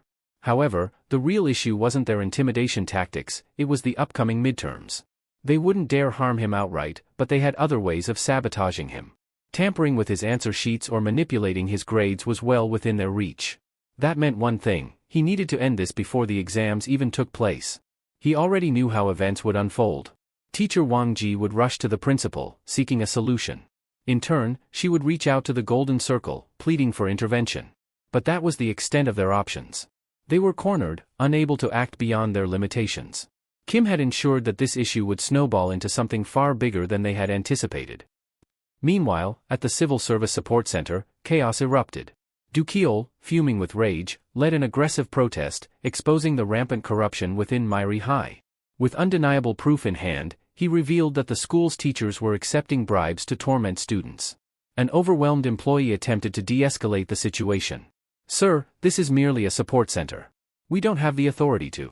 "Then investigate their financial records," Kiol bellowed, slamming a stack of documents onto the counter. "Look into 1G's assets, and you'll see I'm telling the truth." The room buzzed with murmurs as the demand was processed. If what he claimed was true, then this case wasn't just about school misconduct, it was a scandal that could reach far beyond Myri High. The employee attempted to pacify Du Kiol, urging him to calm down, but his frustration only grew. "Calm down? You expect me to stay quiet when even the principal is part of this corruption," he shouted, his voice filled with righteous anger. He exposed a troubling truth: wealthy parents were using their influence to manipulate attendance records, securing early leaves and excused absences through discrete financial transactions. What did that imply? That money dictated the rules at Myri High? The employee hesitated, realizing the gravity of the accusations. "I understand your concerns, sir, but we have to follow the proper procedures. By the time you finish your so-called procedures, it'll be too late." Du Kiol cut in furiously. His voice rang through the room as he slammed a fist against the counter. His son was a victim of school violence, and he despised it with every fiber of his being. He refused to sit back and allow more students to suffer under this corrupt system. The Department of Education had a duty to act, not just as bureaucrats, but as protectors of students' rights. The employee couldn't believe what was unfolding before him. It wasn't just an enraged parent causing a scene, there was an entire group of civilians backing him, turning this into a full-scale protest. And to make matters worse, Gyeongjin News had arrived to cover the event. Gyeongjin News was well known for its integrity, its reports carrying weight in the public sphere. Their presence meant this wasn't just another school controversy, it was something far bigger. How did they even get involved? Unbeknownst to many, Do Kyeol had arrived at the support center after receiving inside information from Kim. But that wasn't the most shocking part. The fact that Gyeongjin News was already on the case suggested that Kim had more than just a single ally. He had another force working behind the scenes. A few days prior, Kim had approached Manhwa with a request, seeking his influence for an operation that would shake the Golden Circle to its core. He presented his findings, evidence revealing that, besides Cheol-young, several other high-ranking members of the Golden Circle were powerful figures in both politics and business. Manhwa had been stunned. He hadn't anticipated that Kim would identify the leader of the Golden Circle so swiftly. However, what intrigued him even more was the presence of Kyung Cheol, the very figure spearheading the political faction Manhwa had vowed to destroy. Seeing Manhwa's interest, Kim explained, "I've orchestrated this entire situation so that you can make your move. Once we take down Kyung Cheol, the Golden Circle, this festering societal problem that's been waiting to explode, will collapse with him. And if that happens, nothing will stand in your way when you run for president." Manhwa couldn't help but grin. He had doubted the boy's ability to deliver on his promises, but Kim had proven him wrong. The level of strategy he displayed was astonishing. "You're something else, kid," Manhwa admitted. "I like it. This is going to be fun. But tell me, what do you want in return?" Kim's request was simple yet strategic. "I want Myri High's corruption to dominate the headlines. Call in a media outlet that can exert pressure on the Golden Circle. Once they see the heat rising, they'll know someone is coming after them." Manhwa let out a hearty laugh. "That's it? Fine. I'll even let you borrow my name if it'll help." Now, in the present, the consequences of their plan had taken full effect.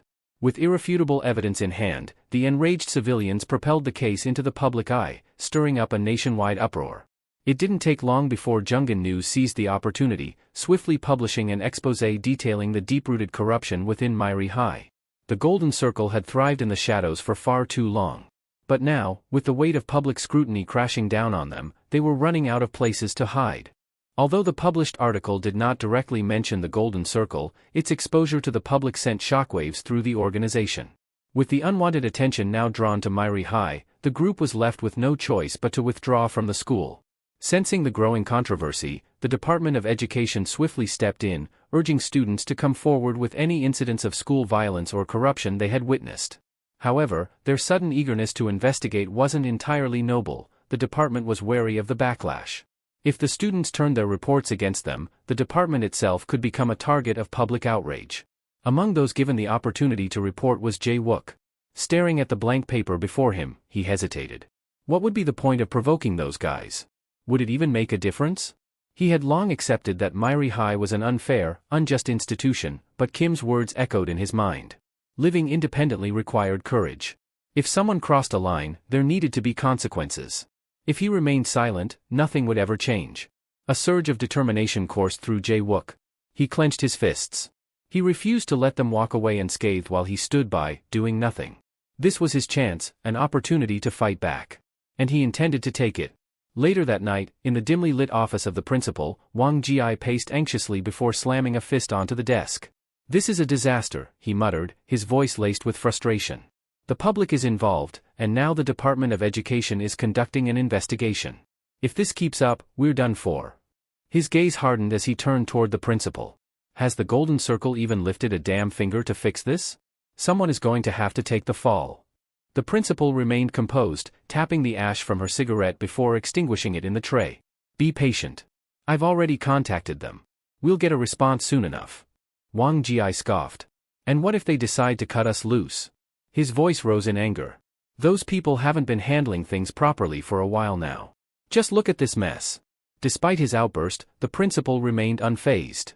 She leaned back in her chair and exhaled, her expression cool and calculating. "Even if that happens, there's only so much they can do," she said firmly. "You should know that by now." Before she could continue, her phone buzzed, interrupting the conversation.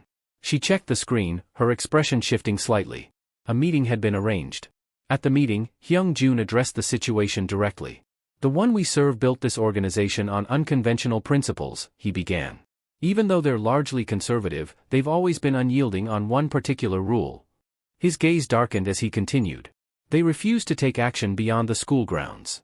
Hyung-jun understood why the organization had always handled matters within the school. It was easy to mask their actions as mere incidents of student violence. To the outside world, everything appeared to be the result of reckless teenage mistakes, concealing the truth lurking beneath the surface. However, this time was different. The potential rewards of eliminating Kim were substantial, making it logical to consider bending their own rules. Yet, granting such an exception could also expose a weakness, a crack in the foundation of their carefully constructed operations. The principal, her expression tense, asked what their course of action should be. Hyung-jun sighed, leaning back. "This situation is beyond control. It's not a simple case anymore." He glanced at the reports on his desk. Politician Manhwa set a perfect trap, and now the media has sunk its teeth in. This isn't just one journalist digging for dirt, it's a collaboration between a seasoned reporter and an ambitious politician. Manhwa is using this as a stepping stone to boost his influence. The real problem, however, was that this could not be buried. There was no way to silence the noise. If they couldn't force their opponents to retreat, they would have to offer a sacrifice, someone to take the fall. The principal's eyes widened in realization. "Are you seriously suggesting that I be the scapegoat?" she snapped, slamming a hand on the desk. "Do you expect me to just sit back and let it happen?" Hyung-jun's expression remained cold. "It's in your best interest," he replied smoothly. "If you cooperate, they'll reinstate you in time. But if you resist," he let the words hang in the air, his meaning clear. "You'll be erased. You are nothing more than a pawn in their game." His gaze hardened. "This is simply the price you pay for all the benefits you've received." Across the room, Wang Ji felt his stomach churn. It was over. The Golden Circle had promised him wealth, but now, would they still honor that promise? He had seen others discarded like trash once they were deemed no longer useful. Panic gripped him as his mind raced. He had a mortgage to pay, children in school, and a future that suddenly looked terrifyingly uncertain. Unlike the principal, he never even got to enjoy his time at the top. And it was all because of Kim. His desperation led him to make a choice. If those who followed Kim received financial backing in Daisan, perhaps there was still a way out for him. With trembling hands, he picked up his phone and arranged a meeting. When he finally stood before Kim, Wang Ji did something he never thought he would. He bowed deeply, his voice shaking. "I didn't want any of this," he pleaded. "I had no choice. I have debts to pay. I have children to take care of.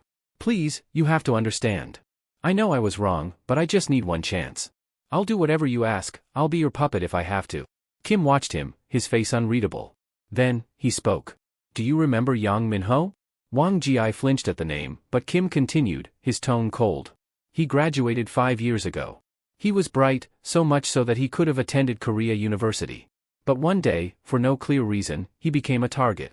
He endured the bullying and still tried to move forward. He wanted a future. He chose to enlist in the military, hoping it would help him move on." Kim's voice grew sharper. But that wasn't what he needed. The damage had already been done. With nowhere left to turn, he took his own life 3 years ago. Kim's gaze bore into him. "Did you ever consider the consequences when you took money from the Golden Circle?" Silence hung between them like a noose tightening around Wang Ji's throat. "You're a fool," Kim continued, disgust evident in his voice. "You have blood on your hands. You played a role in all of this. And whether you accept it or not, your fate is sealed." A bitter chuckle escaped him.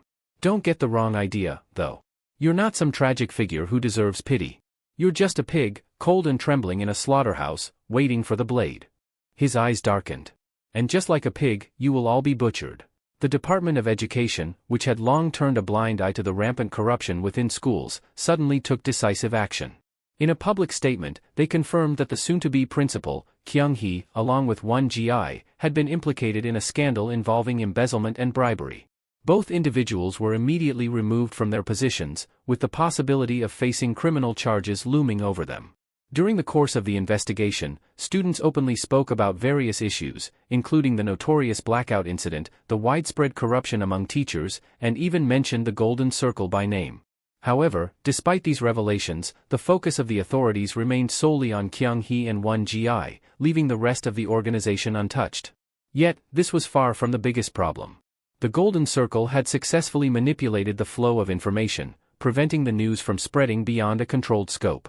The Department of Education's official website, where the announcement was posted, was not widely visited by the general public, meaning very few people were even aware that such a scandal had taken place. While Young and News did cover the story, as expected, most adults were too preoccupied with their daily lives to pay much attention.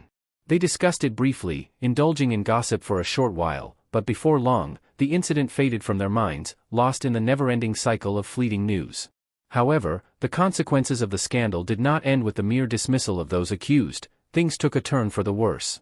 1GI, now under intense scrutiny, refused to answer any questions without the presence of a lawyer. He remained certain that the Golden Circle would intervene on his behalf. After all, he had been a loyal servant to their cause and had even been in direct contact with some of their executives. That loyalty, he believed, would not go unrewarded. But the prosecutor, who had been reviewing his file, could only shake his head. "Naive," he muttered. "You put far too much faith in them." Leaning forward, he continued, his voice devoid of sympathy. "If you're expecting a lawyer from them, you can forget it. They won't be sending anyone." 1GI's expression faltered. Panic crept into his eyes. "You don't understand," he insisted. "I was just following orders." The prosecutor gave him a look of pure indifference. "If you wanted real support, you should have aligned yourself with the right people. You placed your bets on the wrong side, and now you're on your own." Then, almost as an afterthought, he added, "Did you even check what was sent to you last night?" 1GI's breathing hitched. "A USB drive," the prosecutor revealed, watching his reaction closely. "An audio file, sent by Kim Hyun-sung himself." He let the weight of his words sink in before continuing. "It seems you didn't realize that the Golden Circle couldn't get involved directly. That's why he sent it. A brilliant move, really. He made sure they would see you as a liability, someone who could no longer be trusted." 1GI's face drained of color. "And to make matters worse," the prosecutor went on, his voice calm but sharp as a knife, "they also discovered that you attempted to betray them." He let out a low chuckle. "Now tell me, what do you think their next move will be?" Realization dawned on 1GI like a death sentence. The best way for the Golden Circle to clean up this mess was to make sure he never spoke again. 1G, overwhelmed by desperation, erupted in fury. His voice echoed through the room as he shouted that he was being framed, his curses directed at Kim, damning him for daring to bring about his downfall. His rage knew no bounds, but the prosecutor remained unimpressed. "Enough," the prosecutor ordered, his tone sharp. "If you understand your situation, let's end this here." He leaned forward, his gaze unwavering. 1G, do you admit to your charges?" 1G's breath came in ragged gasps. He had the right to remain silent, but what good would that do him now? Silence wouldn't save him, nor would it change his fate. His energy drained from his body, his once defiant spirit crumbling under the weight of reality. But before surrendering completely, he needed to know just one thing. "If I had never crossed paths with Kim," he asked, voice barely above a whisper, "would the Golden Circle have protected me?" The prosecutor smirked, as if he had been expecting that very question. "Protected you?" he scoffed. "They were never going to protect you." He tapped on the thick case file in front of him. "The only reason they gave you money was to use you. And once you outlived your usefulness, they had no problem throwing you away. This case is as good as wrapped up, your incarceration will be easy." The word struck 1G like a blade to the chest. His entire world collapsed in an instant. His eyes, once filled with fury, now burned with nothing but hatred. With a sudden burst of rage, he lunged at the prosecutor, his fingers outstretched for his throat. "Restrain him," the prosecutor barked, and within seconds, his subordinate seized 1G, dragging him away as he thrashed and cursed. "Let go of me," he roared, his mind consumed with a singular thought: murder. If he ever got the chance, he would kill that prosecutor with his bare hands. But as he was being hauled through the hallways, something caught his attention. The vice principal.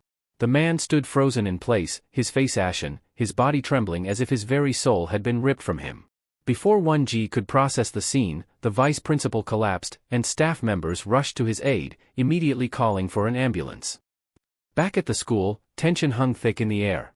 The remaining teachers were in a state of unease. They knew the walls were closing in. One teacher, his voice laced with anger, scoffed, "They can't possibly punish all of us. Even the Golden Circle would struggle with that. They'll probably just let this end with Kyung-hee and 1GI," another muttered. As long as we stay quiet, we'll be fine. But the moment they stepped into the faculty room, they froze in place. Kim stood before them. His expression was unreadable, his presence alone enough to make their hearts pound. "Gather all the teachers who are outside," he ordered, his voice devoid of emotion. "You have 10 minutes. The teachers exchanged uneasy glances but complied without hesitation. Within moments, the entire faculty was assembled. A heavy silence filled the room as Kim took center stage. "I'm sure Kyung-hee and 1GI are terrified right now," he began, his tone cold and calculated. "Worried about what will happen to them. But what about all of you?" His sharp gaze swept across the room. "Are you not also accomplices?" The teachers remained silent. No one dared to speak. Kim continued. "I'm the one who orchestrated this situation. I called the Department of Education. I made sure those two were rightfully punished." His eyes darkened.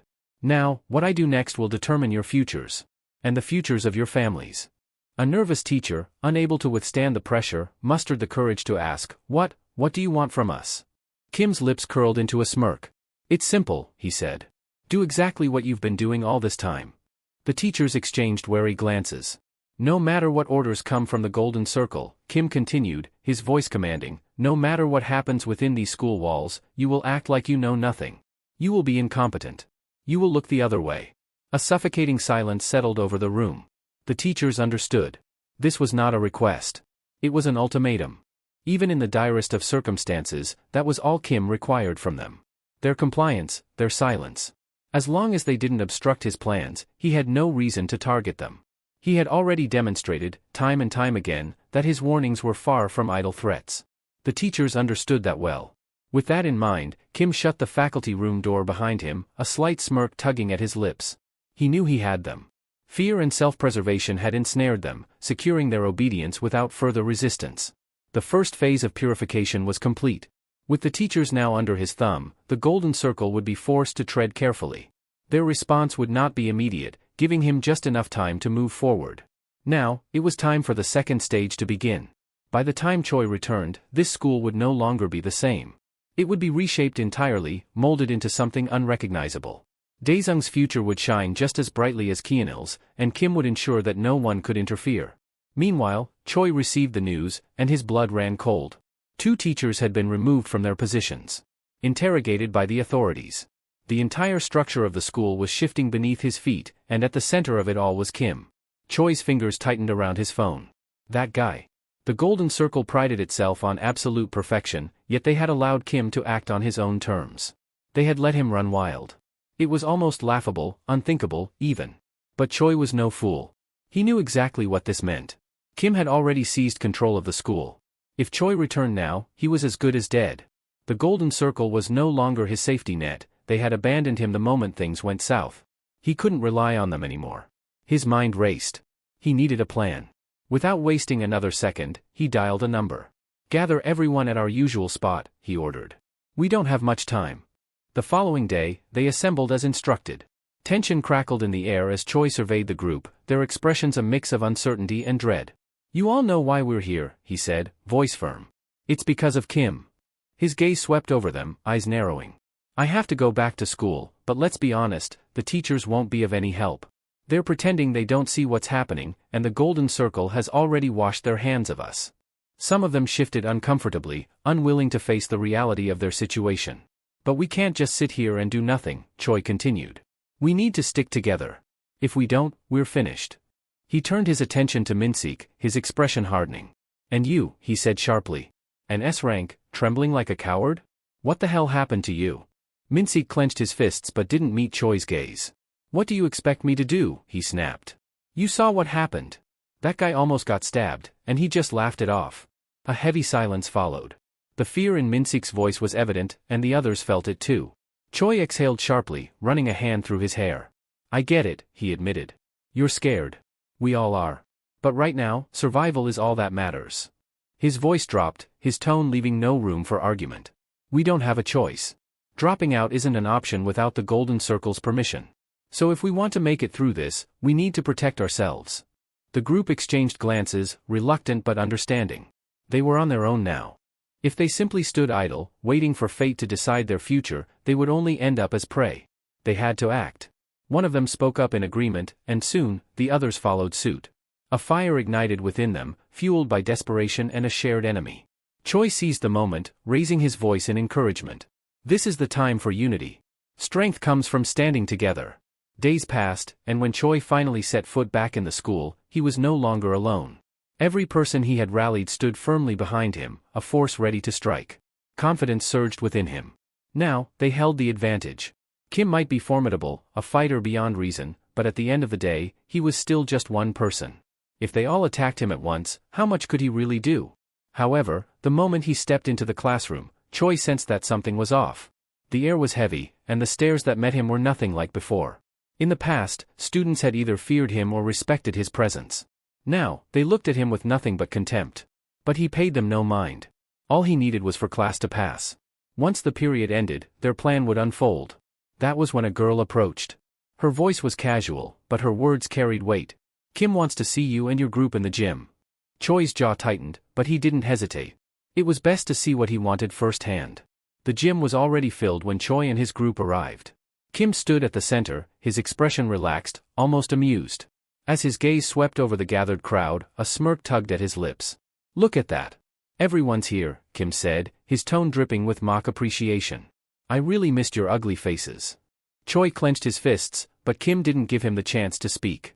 I know you've been thinking a lot about what to do next, Kim continued. So let's skip the formalities and get to the point. His eyes flickered with something unreadable before he dropped his next words. I have no interest in fighting all of you. That'd be too messy. 1 year from now, I'll be gone. If you can keep your heads down and go about your business without getting in my way, I'll leave you alone. Sounds like a fair deal, right? The room was silent, tension thick in the air. But Kim wasn't finished. Then again, he mused, tilting his head slightly, is there even a reason to let you stay here? Choi's stomach twisted. He knew something was coming. But don't worry, Kim added. I'm feeling generous today. So, I'll give you all a choice. A golden opportunity, really. His gaze shifted toward the gathered students. The ones responsible for everything are Choi and Jo Min-sik, Kim announced, voice steady and composed. If you beat the crap out of them, I'll let you stay. Simple as that. The shift was instantaneous. One moment, Choi had his allies. The next, they were lunging at him with fists raised. Rage burned in Choi's veins. He had expected underhanded tactics from Kim, but the sheer speed of this betrayal was staggering. Still, he refused to go down so easily. He gritted his teeth, dodging blows where he could, enduring the ones he couldn't. Time. He just needed time. The bell would ring soon, and once it did, the teachers would come looking for missing students. Then, this madness would be forced to end. Kim, however, simply watched. Arms crossed, eyes gleaming with amusement. Then, the bell rang. For a fleeting moment, relief washed over Choi. He had done it.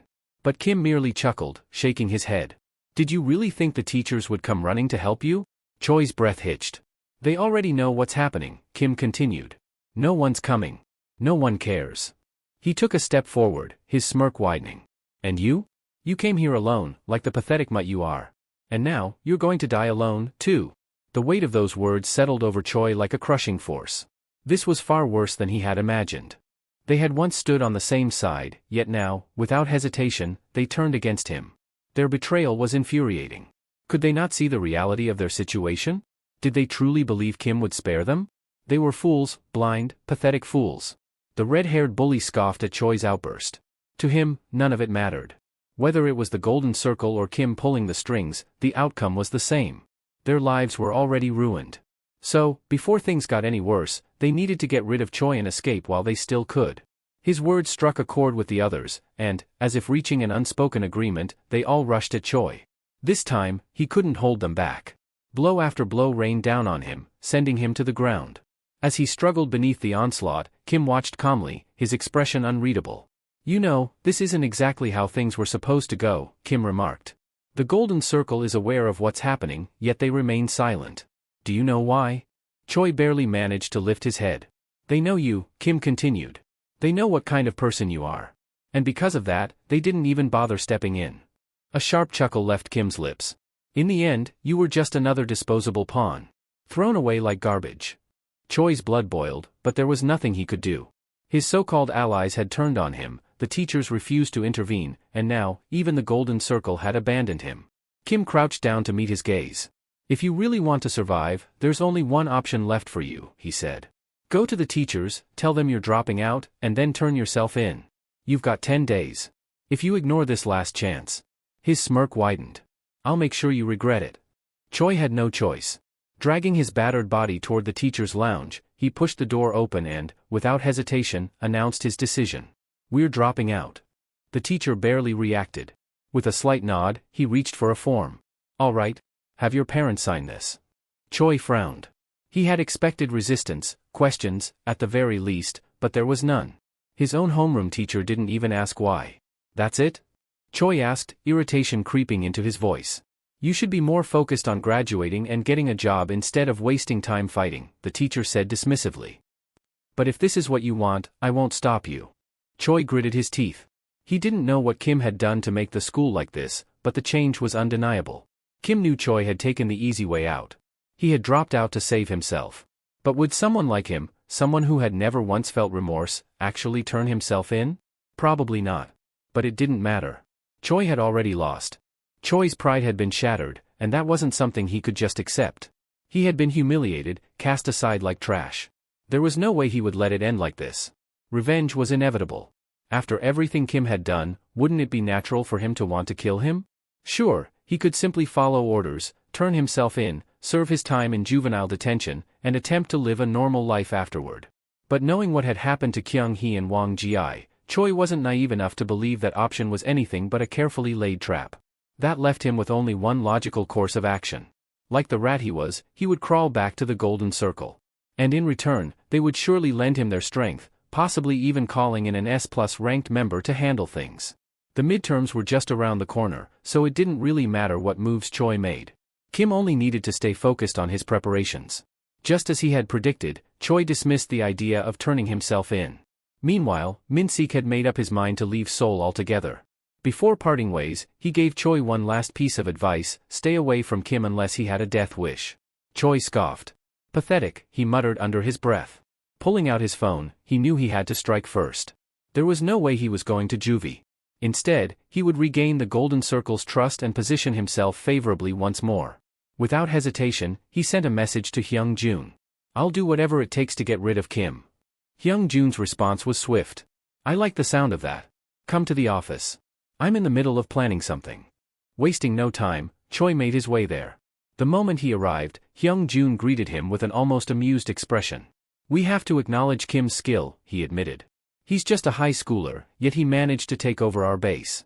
That means he orchestrated this entire situation from beginning to end. And that, quite frankly, is terrifying.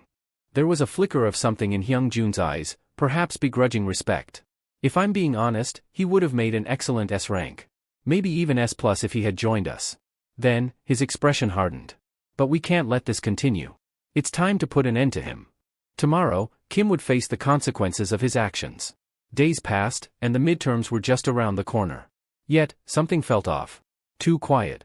Kim had expected the Golden Circle to make a move, possibly even outside of school. But given how large the city was, it wasn't exactly easy for them to stir up trouble without attracting attention. Still, he remained cautious. Returning to his apartment, he instantly knew something was wrong. The place was a wreck. Despite having state-of-the-art security installed, the entire apartment had been torn apart, furniture overturned, walls damaged, personal belongings shattered. But the most unsettling part? No one was there. His phone buzzed. A message. From none other than Choi. Since you're trying to conquer Gangnam, some people are after your head. They're relentless. I'll do my best to stop them, but watch your back. Kim narrowed his eyes at the message. What was this rat babbling about? His answer came swiftly. A thunderous pounding on his door echoed through the apartment, accompanied by furious voices demanding he open up. Instinctively, Kim glanced at the security monitor. It wasn't just one person. There were several of them. But their uniforms? They were unfamiliar. That's when it clicked. Choi had deliberately sent that text, leaving behind evidence to fabricate a narrative. When this incident was inevitably exposed, it would look like nothing more than a violent clash between students, an ordinary high school gang dispute in the eyes of the ever-clueless public. And the Golden Circle? They would be completely uninvolved. Kim had no time to escape, and even less time to plan. He had to admit, they had set up a flawless trap. But they underestimated him.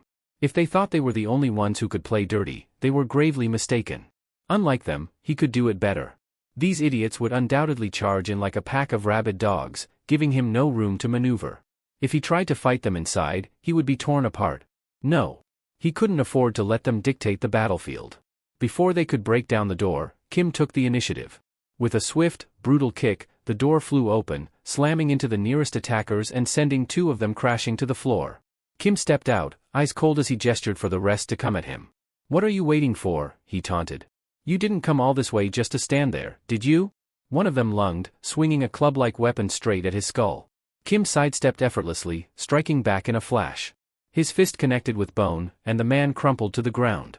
Another came at him from behind, wielding a metal bar. Kim ducked at the last second, causing the attacker to strike his own ally instead. The sickening crunch of impact was followed by a strangled cry of pain. One hit. That was all he needed. But no matter how many he took down, there were too many of them. Staying here wasn't an option. He needed to carve a path out, even if it meant breaking a few bones along the way. With that in mind, Kim launched forward, forcing his way through the attackers with sheer aggression. They swarmed him in a desperate attempt to hold him back, but he moved with precision, dodging, countering, incapacitating. However, as soon as he broke free of the apartment, his escape was cut short. Kim stopped in his tracks. A grim sight awaited him. Every direction, left, right, even above on the fire escapes, was occupied. A sea of hostile figures, all with one goal in mind, his death. The Golden Circle had truly lost their minds. Still, he had to give them credit. They had gone through quite the effort for this elaborate execution. At the building's entrance, a commotion was unfolding. Several individuals blocked the residents from entering, turning the scene into utter chaos. The distraction was working. Far away, watching from a distance, Choi observed the events unfold with smug satisfaction. To him, Kim was as good as dead. When the news broke, it would be framed as nothing more than an unfortunate escalation of a student brawl, one that tragically resulted in a fatality. No matter what Kim does now, his fate is sealed. They had planned everything meticulously. The CCTV? Disabled. The building's maintenance staff? Bribed into silence. The evidence? It was an elaborate setup, designed to ensure there would be no way out for him. And yet, despite all their careful preparation, they expected Choi to deliver the final blow. Hyung-jun had handed him a knife, instructing him to stab Kim. Afterward, he was to turn himself in, claiming it was a tragic accident. Being a minor, his sentence would be reduced significantly. Time behind bars was inevitable, but the Golden Circle had promised to take care of him once he got out. Generously. Even if Choi had some degree of trust in them, this was a dangerous game. A single misstep, and he could be the one thrown away. But hesitation wasn't an option. He had no choice but to follow through. Meanwhile, Kim was still fighting, but exhaustion was beginning to take its toll. His movements, once precise and sharp, were slowing. The relentless attacks from all directions forced him to absorb more hits than before, his stamina wearing thin. Yet even as fatigue crept in, his skill remained razor-sharp, taking down his opponents with ruthless efficiency. However, sheer numbers had their own advantage. His attackers, despite being battered and bruised, were pushing their own limits, determined to overwhelm him. Kim knew reality wasn't like some exaggerated high school manhwa. There was no miraculous power-up waiting for him just because he trained hard. This was one against many, and no matter how skilled he was, the odds were stacked heavily against him. Still, surrender was never an option. One of his enemies managed to land a solid hit, sending Kim tumbling down the stairs. Several others were knocked down in the process, but the chaos opened a window for one particularly unhinged guy. The crazed attacker lunged at Kim, trying to pin him down. But Kim was faster. Catching him in a tight sprawl, Kim held firm, refusing to let him escape. It took effort, but soon enough, the man went limp, unconscious. Despite witnessing Kim's terrifying resilience firsthand, the others refused to back down. How much longer is he going to resist? Someone muttered. But Kim wasn't the type to give up halfway. They had crossed a line. And now, he would make sure every single one of them suffered for it. Meanwhile, Hyung-jun received a call from the police chief. The reports were piling up, and maintaining control of the situation for more than 10 minutes would be nearly impossible. Hyung-jun simply reminded him of their deal. No one involved would face any consequences. At worst, the authorities would face mild criticism for reacting late. But the money? That would more than make up for it. The chief acknowledged the arrangement and ended the call. Hyung-jun leaned back, convinced that it was all over. This was their domain. They had mobilized so many people that it was practically overkill. Things would settle soon, and Kim would meet his end, just as he deserved. As he casually sipped his drink, his gaze wandered toward the apartment complex. A group of students was approaching. Their uniforms were unfamiliar. Something felt off. A sinking realization hit him, but by the time he processed it, it was already too late. They had begun eliminating the Golden Circle members. Choi, watching from afar, instantly recognized the uniforms, Kianil High. But there was something else. Why were students from Daesan High here as well? Had Kim predicted this in advance? Even if he had, it wouldn't matter. There were far too many Golden Circle elites in play. A handful of Daesan students wouldn't stand a chance. Choi barked out orders, rallying his forces and commanding them to advance. However, amidst the chaos, one of the Daesan fighters locked eyes with him, recognition flashing in his gaze. He knew exactly who Choi was and the extent of his crimes. This battle had been a long time coming. Several days earlier, Kim had received an urgent report. Choi had been spotted meeting with students linked to the Golden Circle. It was no surprise. Kim had already anticipated that Choi would be used as a pawn against him. The timing of the attack was uncertain, but its inevitability was never in question. The informant who had brought him this information was worried.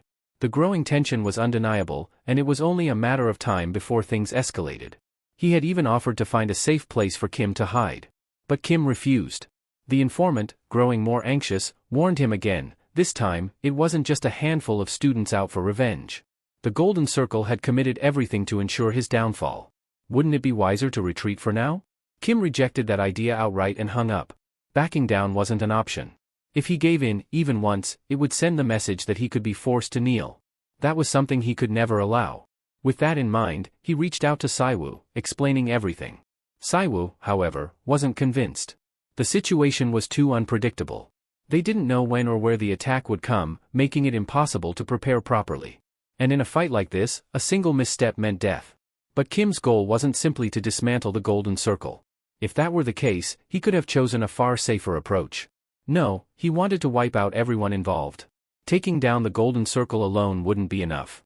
If the true masterminds behind the organization remained untouched, they would simply rebuild and continue their reign of terror. That was unacceptable. There was only one way to draw them out.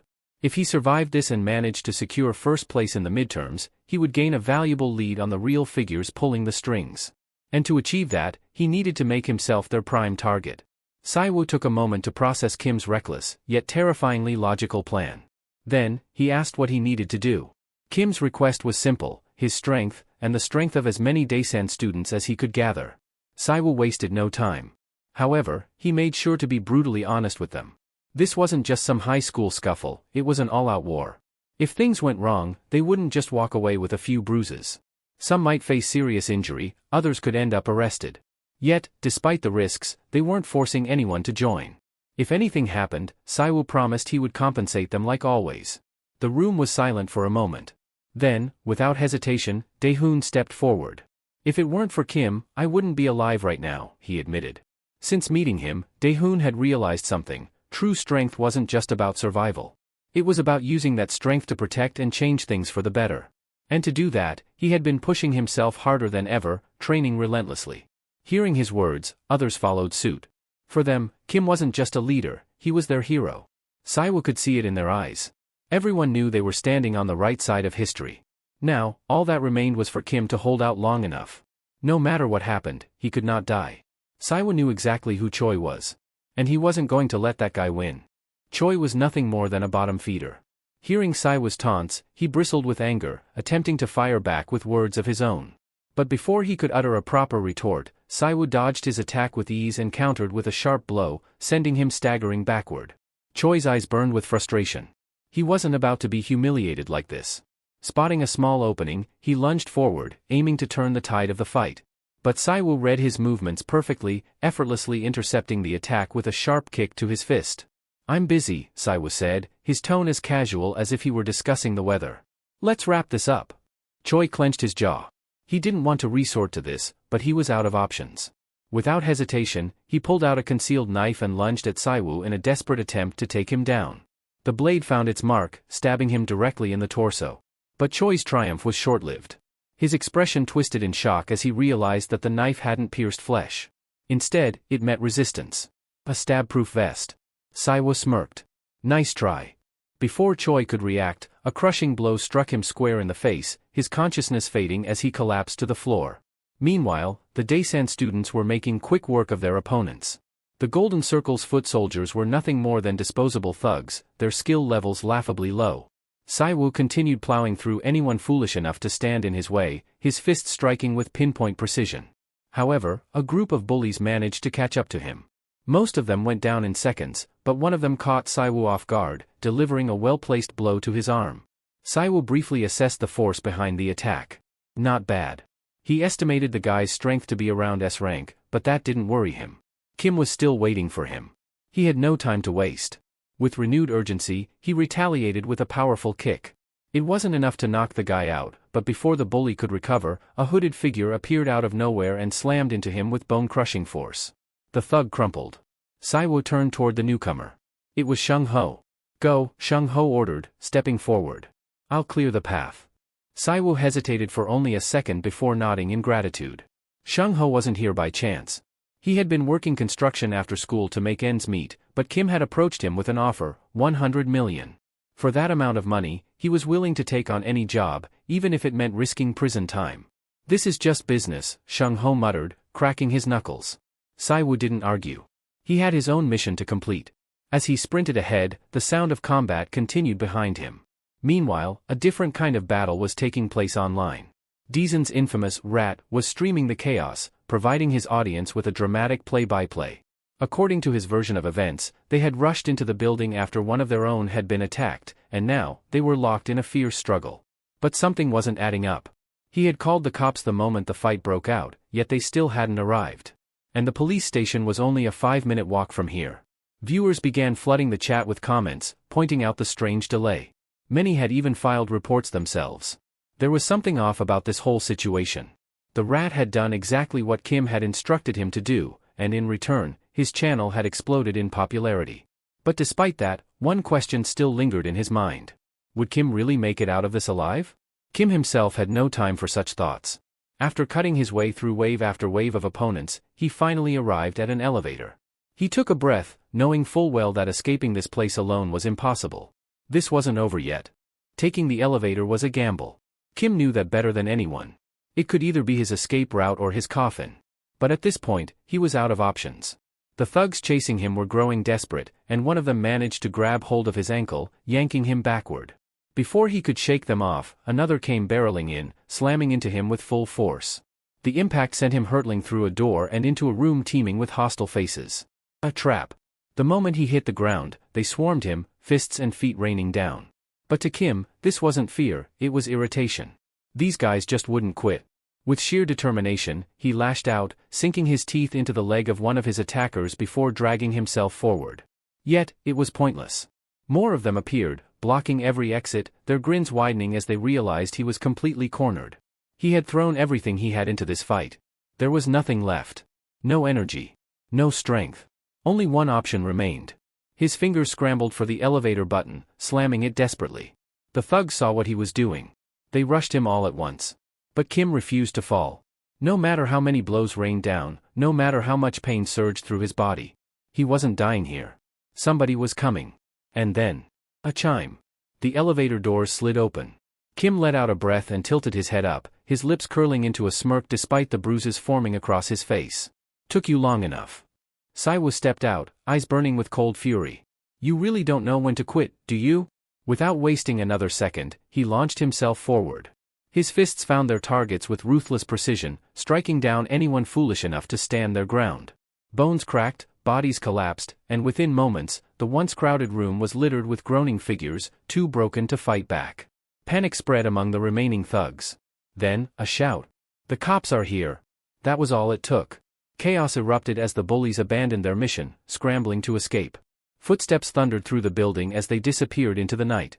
Saiwoo let out an irritated sigh before turning his attention back to Kim, who was barely standing. Annoyed, he hoisted him up. You got a death wish or something? Kim chuckled weakly. I had to make sure everyone saw that I was the victim. Saiwoo's brow furrowed. And what's with the hair? Kim smirked. Thought I'd change things up since I came to the big city. Saiwoo didn't buy it. His grip tightened slightly. After this is over, you're telling me everything. No excuses. Kim exhaled through his nose, amusement flickering in his eyes despite the pain. I'll think about it. No, Saiwoo's voice was firm. You will promise me. Kim didn't answer. The streets outside were now flooded with flashing red and blue lights. Police cars and ambulances lined the area, sirens wailing as officers began swarming the building. It was over. The Golden Circle had thrown everything they had at him, and still, he survived. And there would be consequences. Far away from the chaos, a phone call connected. Hyung-jun's voice was laced with fury. "How the hell could you let this happen?" he spat. On the other end, the chief of police remained calm. "What did you expect?" he replied. "The fight was live-streamed. If I delayed any longer, I'd be forced to resign. You should have shut that down first." Hyung-jun slammed his fist onto his desk. "That idiot took my money and this is all he did for it?" His vision blurred with rage. Things were about to get messy. Hyung-jun clenched his jaw, his fingers tightening around his phone. His mind was a whirlwind of rage and desperation, but at this moment, nothing else mattered except survival. He couldn't think clearly anymore.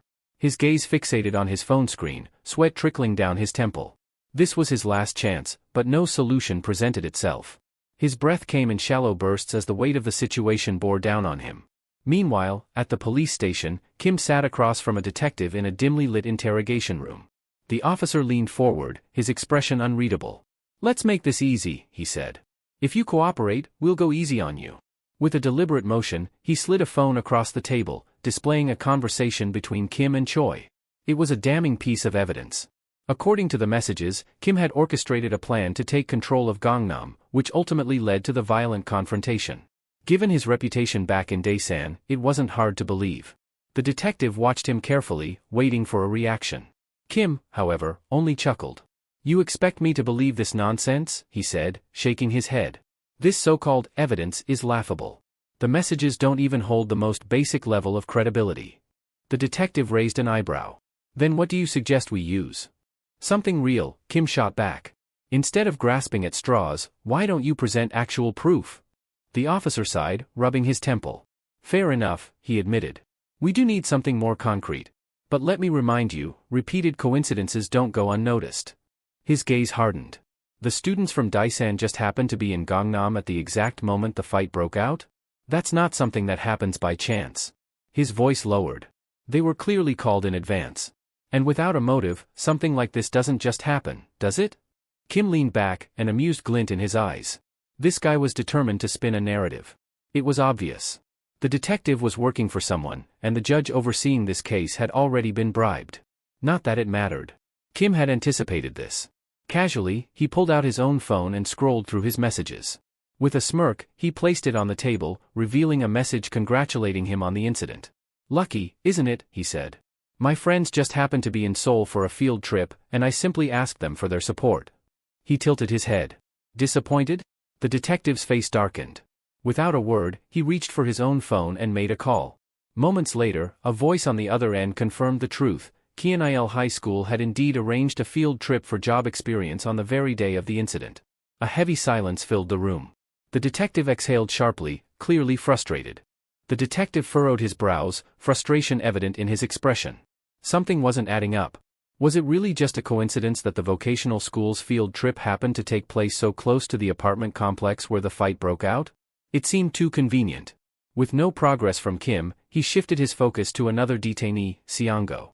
Sitting across from him, the young man remained defiant, refusing to admit to any of the accusations. But the detective wasn't about to let him off easily. "This isn't some trivial schoolyard brawl," he warned, leaning in. "If you don't cooperate, your life as you know it is over." Unlike the others, who were still juveniles, Seongo was legally an adult. That meant real prison time. And once he was behind bars, the Golden Circle would ensure he never saw the light of day again. "But," the detective continued, lowering his voice, "if you testify against Kim, if you claim that he was the mastermind behind the entire incident, I can make sure you walk free. You'd even be handsomely rewarded for your cooperation." Silence filled the room. For a moment, Seongo simply stared at his hands. Then, without hesitation, he removed them from the table and met the detective's gaze.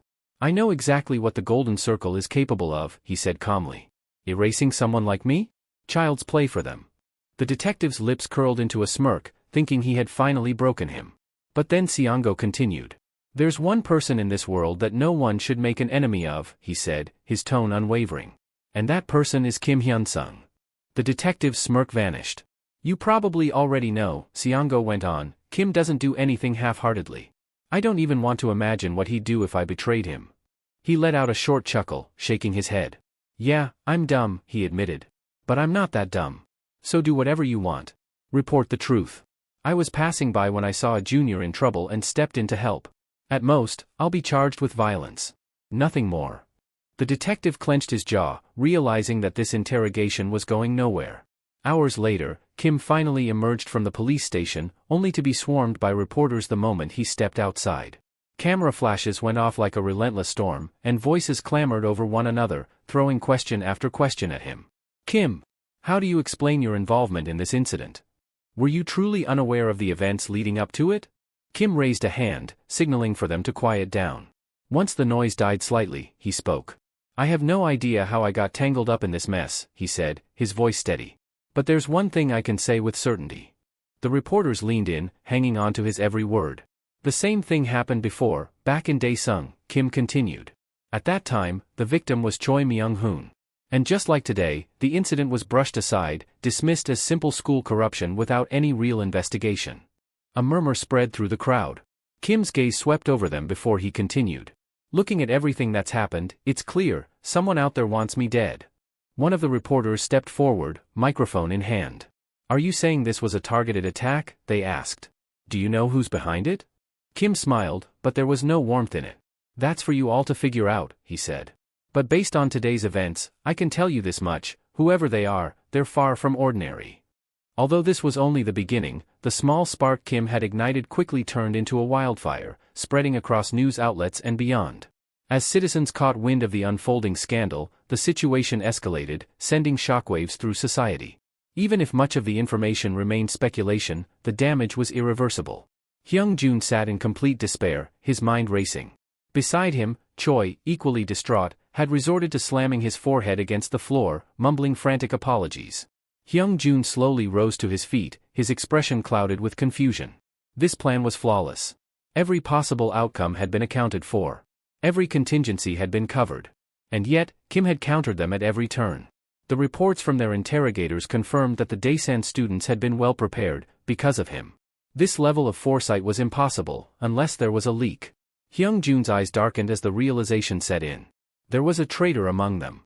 And that traitor was standing right in front of him. Choi's face went pale as he saw the suspicion in Hyung-jun's eyes. This wasn't me, he protested, shaking his head. I swear, I would never betray you.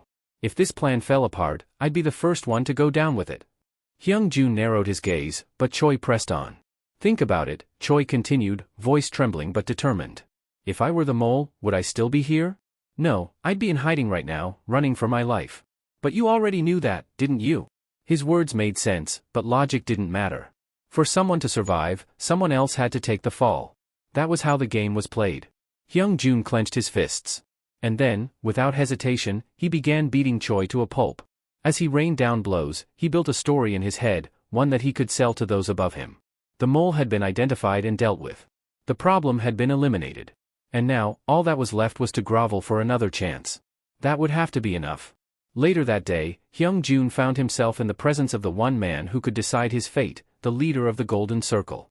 As he entered the dimly lit room, he bowed respectfully, choosing his words carefully. The man before him, Hyun-min, regarded him with a knowing smirk. I appreciate that you know your place, Hyun-min said, his voice smooth yet cold. But let's start with a question. Hyung-jun stiffened. Why do you think our organization has lasted this long without crumbling? Hyung-jun swallowed. Because of confidentiality, he answered quickly. Hyun-min nodded in approval. Correct, he said.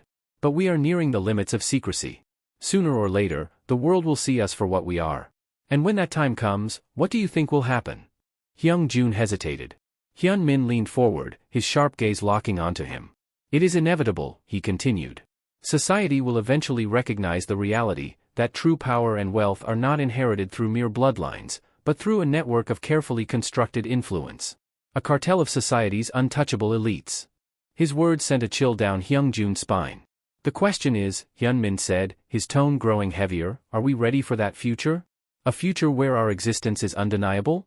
Where people will know there is a force controlling them, but will be too powerless to do anything about it. Hyung-jun remained silent, not daring to speak. Hyun-min leaned back, exuding absolute authority.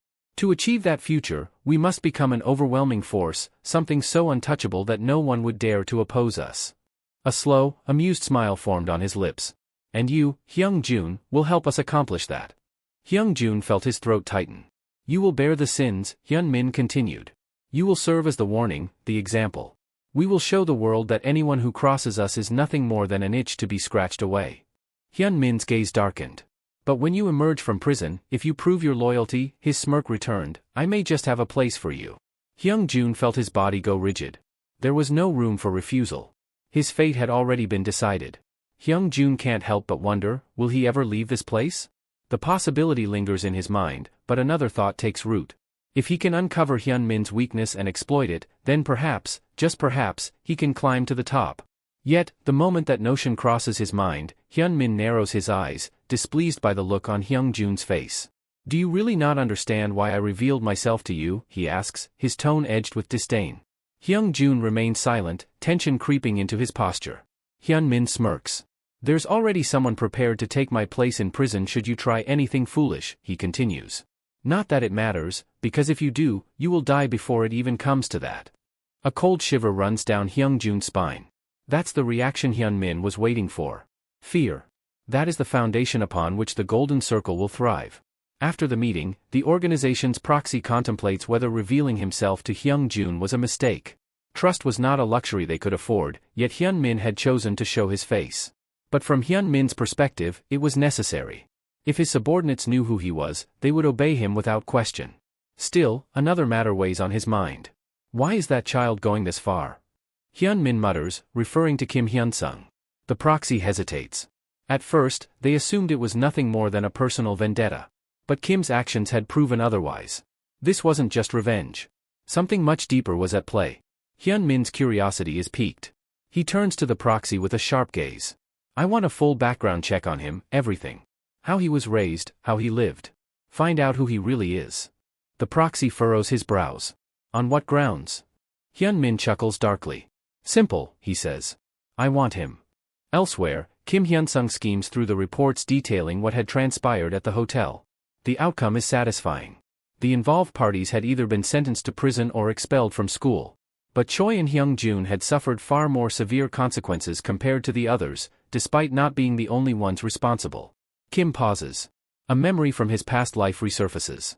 Something similar had happened before. Back then, the Golden Circle's identity had been exposed following a student's death. Yet, despite this revelation, the organization had barely suffered any lasting damage. Had the prosecution and police failed to dig deep enough? That question lingers in his mind. If he wants to dismantle the Golden Circle before they become untouchable, he needs to uncover the identity of their true leader. But rushing in blindly would be reckless. No, he must craft the perfect opportunity. And the first step begins tomorrow. With the midterm exams just around the corner, Kim prepares for his next move. His strategy isn't to target the Golden Circle directly but rather to apply pressure where it hurts the most, their families. The school wouldn't dare postpone the exams simply because some students had faced disciplinary actions. To them, maintaining balance within the institution was paramount. Their children's struggles were not an excuse to delay the curriculum. Kim knew what they were thinking. They saw this as their opportunity. Rumors about Kim's declining condition had spread. They assumed he wouldn't be able to perform well this time. But they were wrong. When the results were announced, Kim Hyun-sung had achieved perfect scores on every subject. The academy fell into chaos. Elsewhere, in the confines of his home, a student throws a fit. His future at the academy has been ruined, all because Kim Hyun-sung had aced the exams yet again. His anger echoes through the room. And just like that, the first crack Kim had been waiting for had finally begun to form. A doctor at the university hospital, named Hong Sun, who listens to his son's enraged complaints about the recent midterm results. The boy's future at the academy was now uncertain, all because of one student, Kim Hyun-sung. But Hong Sun, who remains calm. Don't worry, he assures his son. I'll take care of it. Meanwhile, a gathering of influential figures takes place.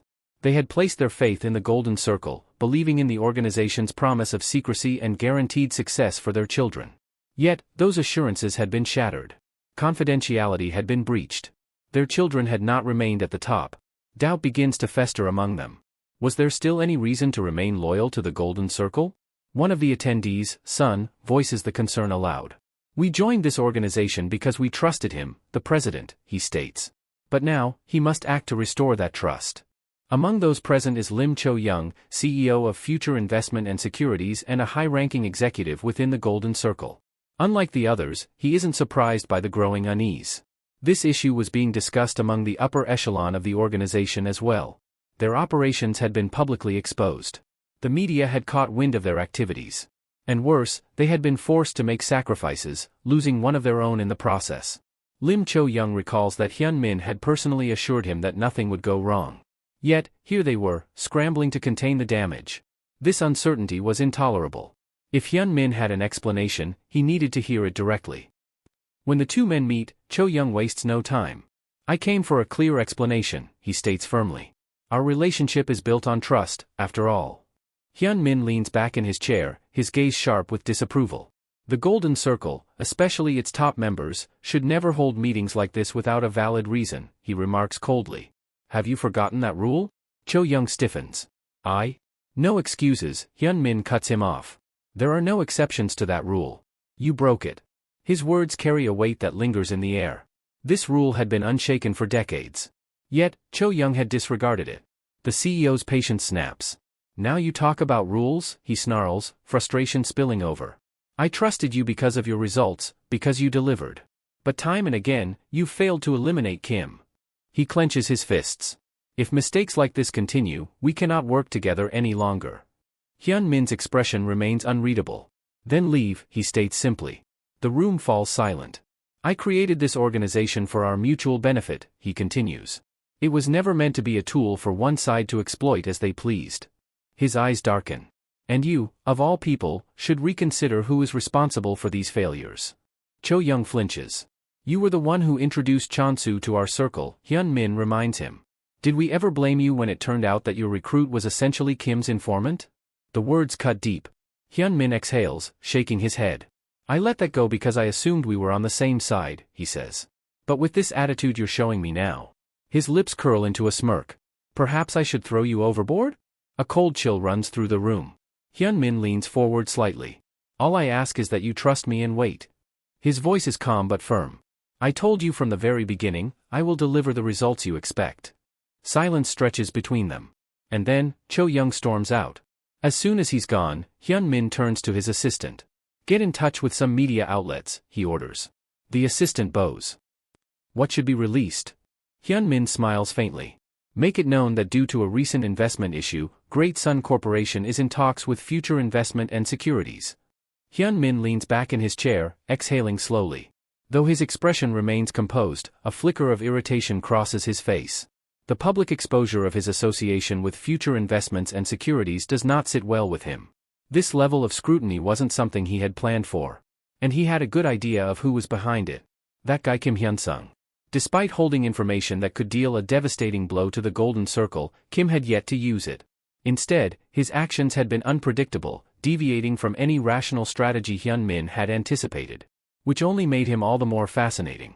Hyun Min wanted to own him.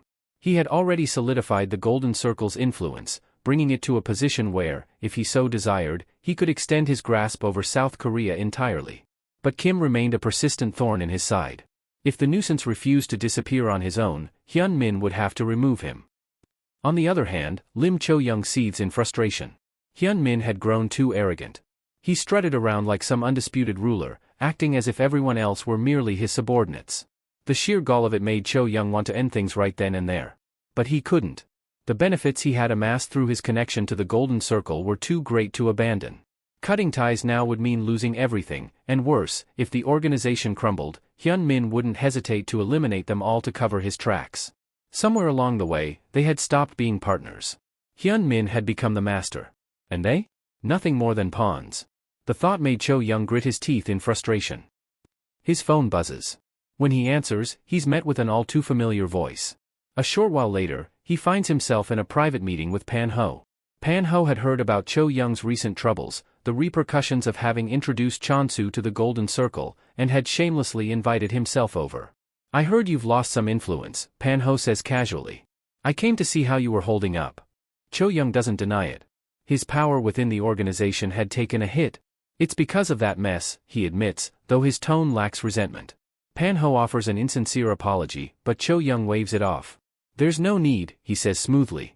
After all, he had never publicly revealed who had introduced him to Chan-su. He had chosen to withhold that information. Pan-ho smiles. You're a generous man, truly a good friend.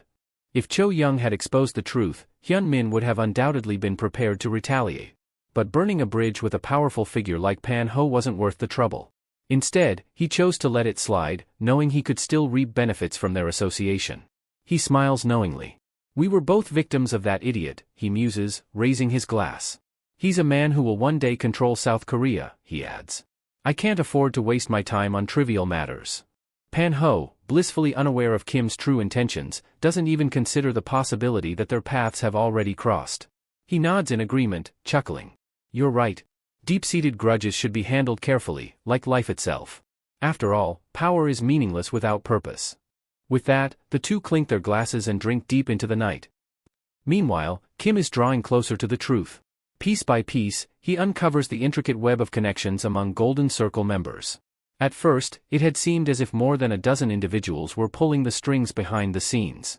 But as he dug deeper, the pattern became clearer. During a tax investigation into Myeongjin Construction, one individual had displayed unusual interest.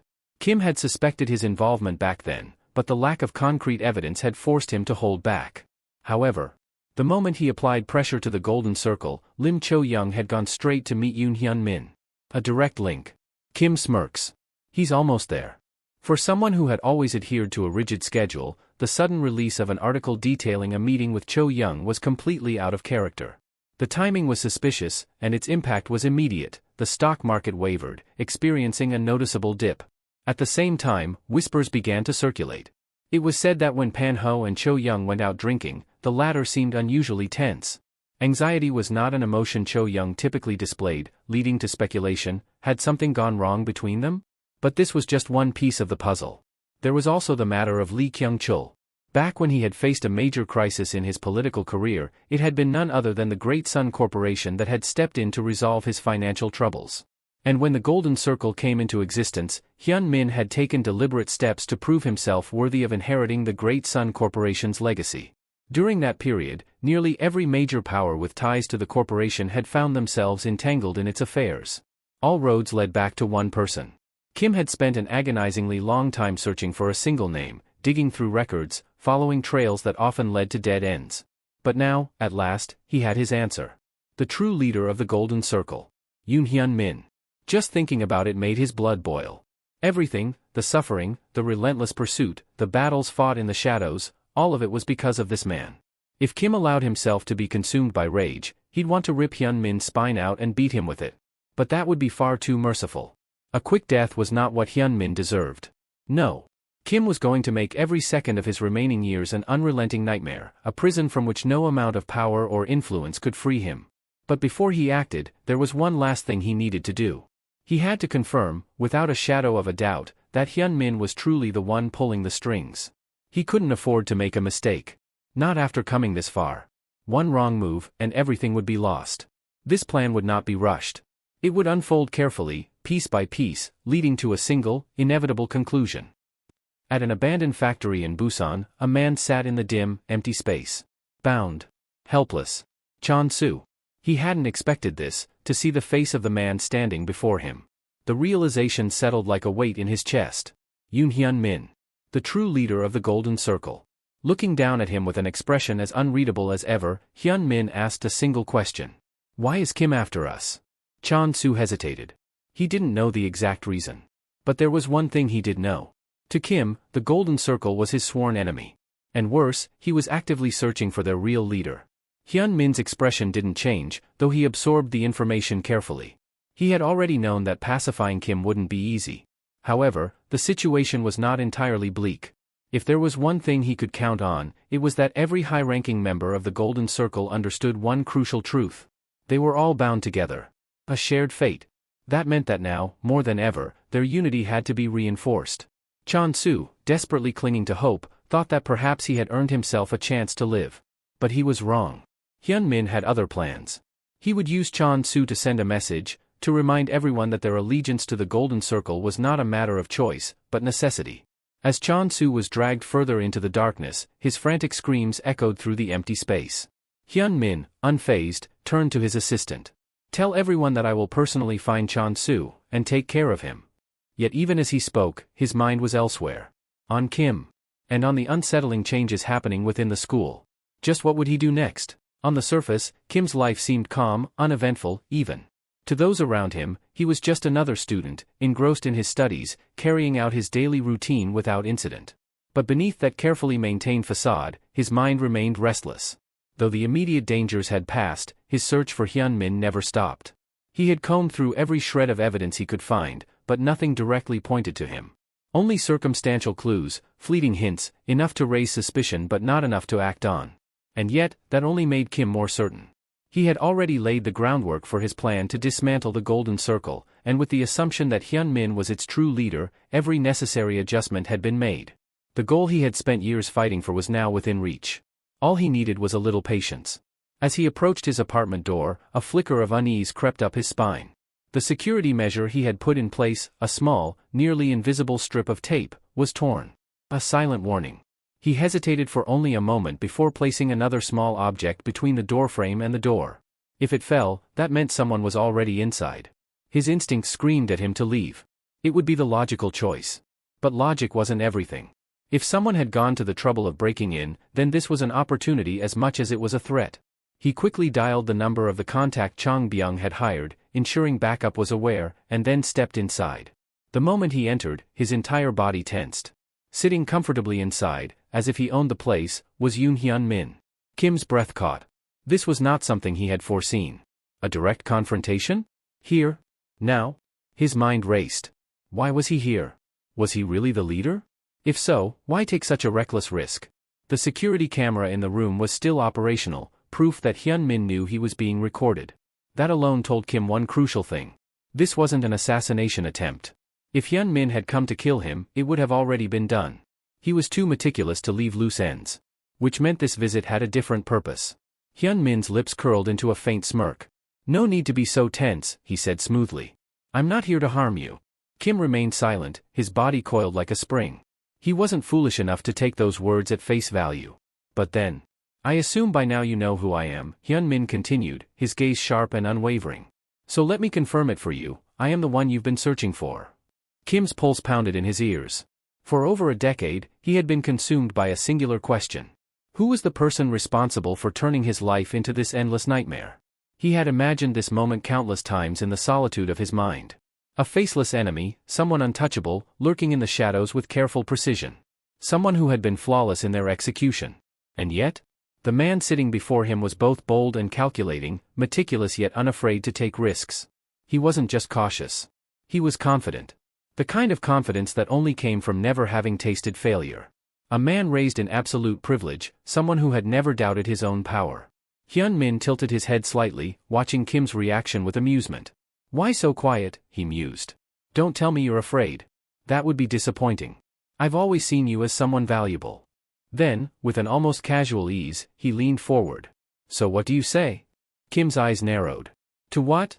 Hyun Min's smirk widened. Join me. Kim's fingers curled into fists. Why would I ever consider that? Hyun Min exhaled through his nose, as if the question itself was tedious. Because things are changing.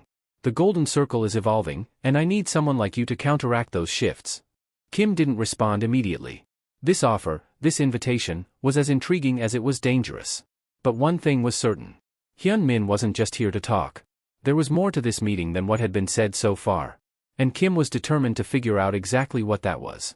Kim leaned back slightly, his expression unreadable. You do realize, he said, his voice calm but laced with sharpness, that the damage I've inflicted on your organization isn't something minor. And yet, you're still considering me.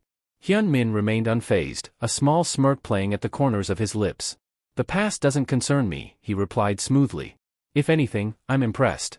Every move you made was deliberate, each action pushing you toward your desired outcome.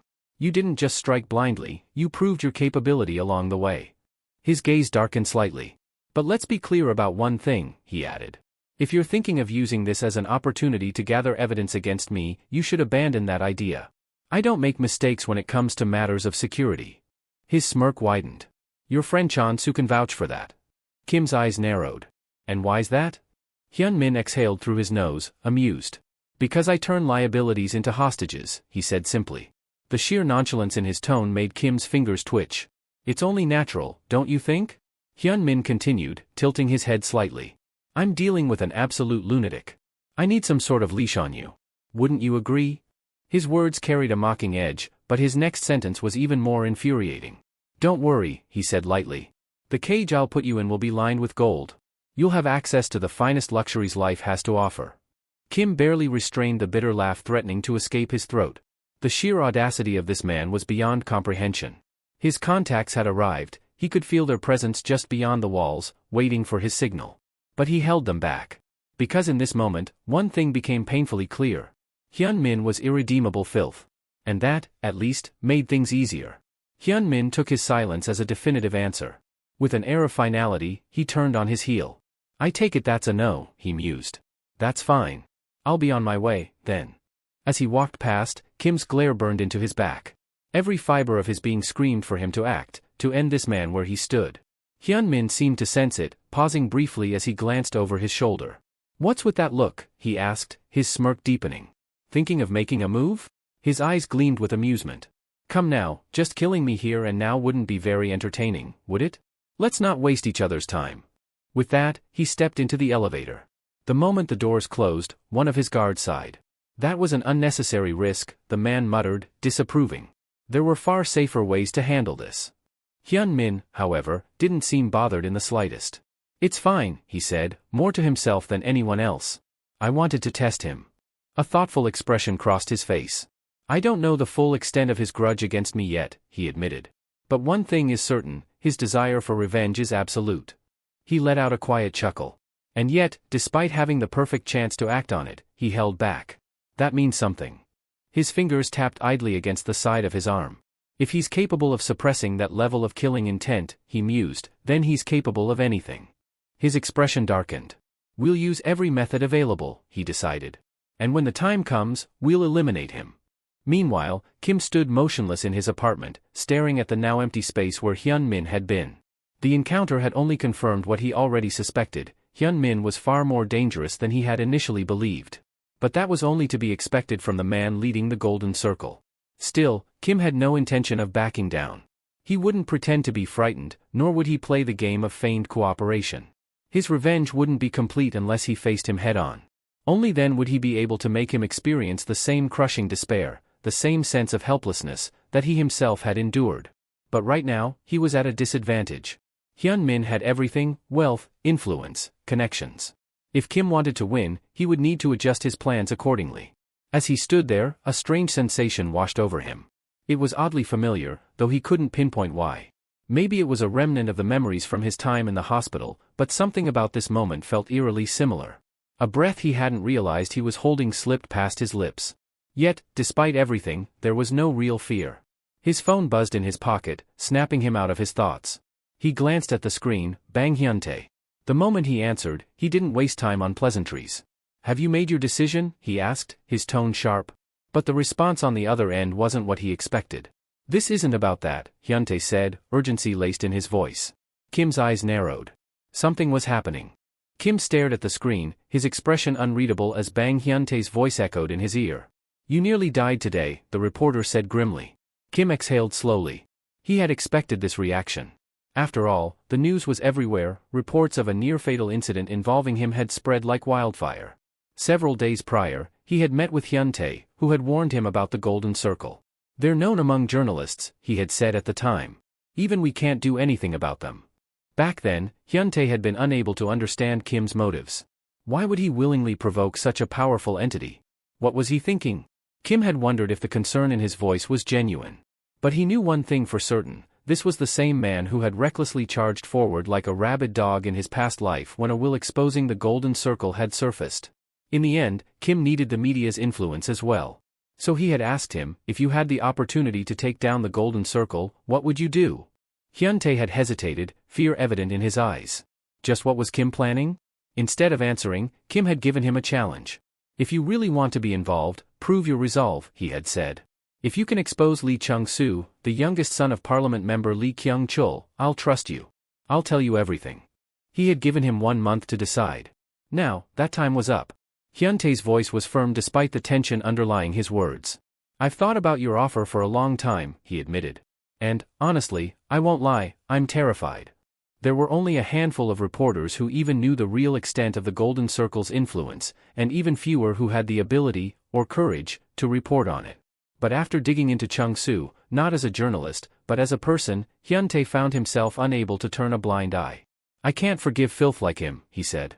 Kim let out a quiet hum. "You realize the danger you're stepping into, don't you?" "Of course," Hyuntae replied. "Jugjen News, myself included, will face relentless backlash. I'd be lying if I said I was completely prepared for it." But it didn't matter anymore. The dice had already been cast. "Tomorrow," Hyuntae continued, "the article exposing Chung-soo goes live." A pause. What should I do now? Kim barely had time to respond before the consequences of Hyuntae's decision hit him like a storm. The next thing he knew, the police were waiting for him outside. Their expressions were grave as they approached.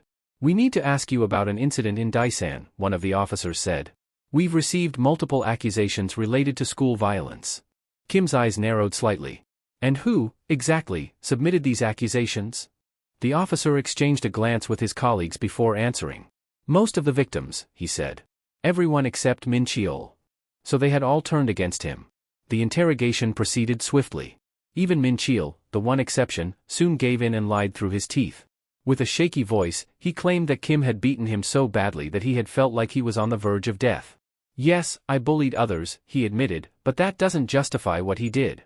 Kim scoffed at the absurdity of it all. "Let's not waste time with this farce," he said coldly. "Even if you didn't pull this stunt, you'd still be trying to get me expelled." The investigator across from him let out a quiet sigh, shutting off the microphone. When he spoke again, his voice lacked its earlier formality. "You're not wrong," he admitted. Kim arched a brow. "You figured that out quickly." The man leaned back, his expression unreadable. "It's not exactly difficult to piece together," he said. "The entire Golden Circle is after you. With the kind of pressure they're exerting, none of the so-called victims will dare retract their statements. Fear speaks louder than the truth." Kim remained silent, deep in thought. Expulsion, huh? What would happen if they succeeded in kicking him out? Wasn't he at least a little curious?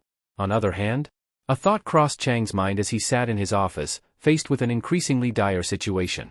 His company wasn't failing, not by a long shot. They had steady revenue, stable operations. And yet, every single bank had shut its doors to them. His assistant hesitated before speaking.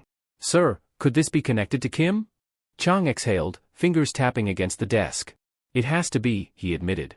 Ever since the tax investigation against Kim fell apart, it seemed their enemies had shifted tactics. If they couldn't take him down directly, they were now trying to starve them out financially. Bankruptcy was their new weapon.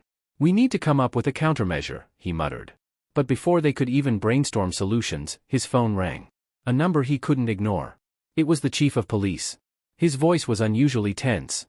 "Chang, I have bad news." A sinking feeling settled in Chang's gut. "What now?" "The girls who were involved with the guys in the school violence case," the chief explained. "They filed lawsuits for sexual harassment." Chang's expression darkened. "That's ridiculous. They were already punished for their actions, and there was no sexual harassment involved." The chief sighed. "I know. But my hands are tied. The pressure is coming from way above me." Chang didn't need to ask who was behind it. The Golden Circle. After ending the call, he clenched his fists. It was all happening exactly as Kim had predicted. Their loans were blocked. Now, lawsuits were being thrown at them out of nowhere. Kim had warned him. If things became too overwhelming, he should say so. Kim wouldn't hold it against him. But giving up didn't sit well with Chang. He wasn't the type to back down so easily. And more than anything, he hated the idea of betraying someone who had trusted him. After a long moment of contemplation, he reached for his phone and called Kim. "I need to know what I'm up against," he said without preamble. "Before I make a decision, tell me, who's pulling the strings behind all this?" Kim didn't hesitate. "The leader of the Golden Circle came to see me personally." Chang stiffened. "That wasn't good. And who is it?" "The heir to the Great Sun Corporation," Kim replied. "Hyun Min." Chang froze. He almost thought he had misheard. "You're serious?" he asked, barely able to process it. "The Hyun Min? The perfect citizen? The man being groomed to lead South Korea's economy in the future? This is worse than I thought," Chang muttered. Kim didn't pressure him, but he did ask one last time. "So? What's your decision?" Chang ran a hand through his hair. He wasn't proud of everything he had done in his youth, but this, what the Golden Circle was doing, was on an entirely different level. It was malicious. Calculated. And if there was one thing he knew about himself, it was that he called things as he saw them. He didn't overcomplicate matters. "I trust you," he finally said. "And I'm not about to turn my back on you now." A faint smile touched Kim's lips. "Good. Then I'll make sure you don't regret it." At the board meeting, where Myungjin Construction's key stakeholders had convened, including President Myungjin himself, Chang stood at the front, addressing the room with a serious expression. The meeting was initially called to discuss the company's loan difficulties, but what he revealed instead caused an uproar. "The Golden Circle is behind this," Chang declared.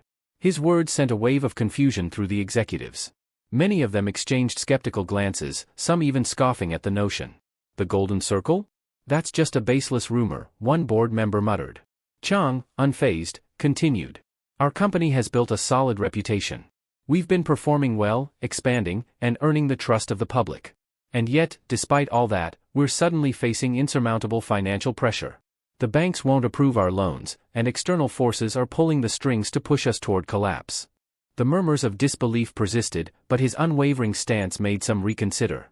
His father, President Myungjin, finally spoke. "Are you saying we should align ourselves with them?" Chang shook his head firmly. "That's not my point. If we surrender control of this company's fate to outside forces, we won't survive. We'll become dependent on them, and the moment we're no longer useful, they'll discard us. Corruption may bring short-term gains, but in the long run, it will only destroy everything we've built. That's why, as executive director, I am committed to leading Myungjin Construction to the top of the industry, on our own terms." The room fell into an uneasy silence. "If we don't come to a decision now," Chang pressed on, "the accusations against us will only escalate into a greater threat. That's why I'm asking for your support. Believe in me. If we overcome this, Myungjin Construction won't just be another company, it will be a truly formidable enterprise." For a moment, the silence was absolute. Then, his assistant stepped forward. "I've spoken with many employees, and I can tell you that morale is high. They take pride in working here. They believe in this company's future." He glanced at Chang with a nod. "And so do I." Another executive, after some hesitation, voiced his agreement. One by one, the others followed suit. His father observed the room before turning back to Chang. "What's your plan?" "In the afternoon, multiple media outlets in Daisan will publish simultaneous reports exposing the bank's unfair treatment toward us," Chang explained. "Their pressure tactics will be brought to light. It won't be an easy fight, we may have to endure financial struggles for a while, but we must stay focused." His assistant frowned. "The idea is sound, but funding will be an issue." Chang remained confident. "There's no need to worry. We've retained enough company reserves to cover our loan installments for the time being. If we stay the course, Myungjin Construction will survive this crisis and maintain its standing in the industry. The reward far outweighs the risk." A sense of resolve filled the room as the board members considered his words. Their initial doubts slowly faded, replaced by conviction. Finally, his father gave a nod of approval. "Then let's move forward." It was evident that Chang had anticipated this situation, yet there remained an unresolved issue: the owner's risk. The moment his press conference concluded, media outlets pounced on his case as if they had been waiting for the perfect moment. Everywhere he went, reporters hounded him, bombarding him with questions about the allegations. "Do you admit to these charges? Are you pleading guilty?" Their persistence was relentless, but Chang remained composed. Kim had already advised him, "This is your chance to settle everything. The past is out of your control, but how you handle it now is entirely up to you. Face it directly." At the press conference, Chang didn't attempt to sugarcoat his past. "I won't make excuses," he stated firmly. "I've lived recklessly, and I acknowledge that. I will fully cooperate with the investigation, and if I'm found guilty, I will accept the consequences. However, I want to sincerely apologize for any concerns I have caused." Despite his straightforward approach, things took a sharp turn once he left the public eye. He was forcibly taken to an office where several members of the Golden Circle awaited him. Their expressions were unreadable, but their presence alone radiated authority. One of them leaned forward, voice calm but menacing. "We gave you a way out. All you had to do was comply, and this would have been over." Chang remained silent. "You chose the difficult path, but we are merciful. Bow your head, pledge your loyalty to the Golden Circle, and all of this will disappear. Your company will be safe. Your employees will not have to suffer because of your foolish pride." Chang's gaze was unwavering. "Proceed with the investigation," he said. The investigator, seemingly unfazed by his response, opened a file and listed his offenses in a cold, matter-of-fact tone. 15 cases of violence. 3 of sexual assault. We have victim statements and undeniable evidence. Will you confess to these crimes?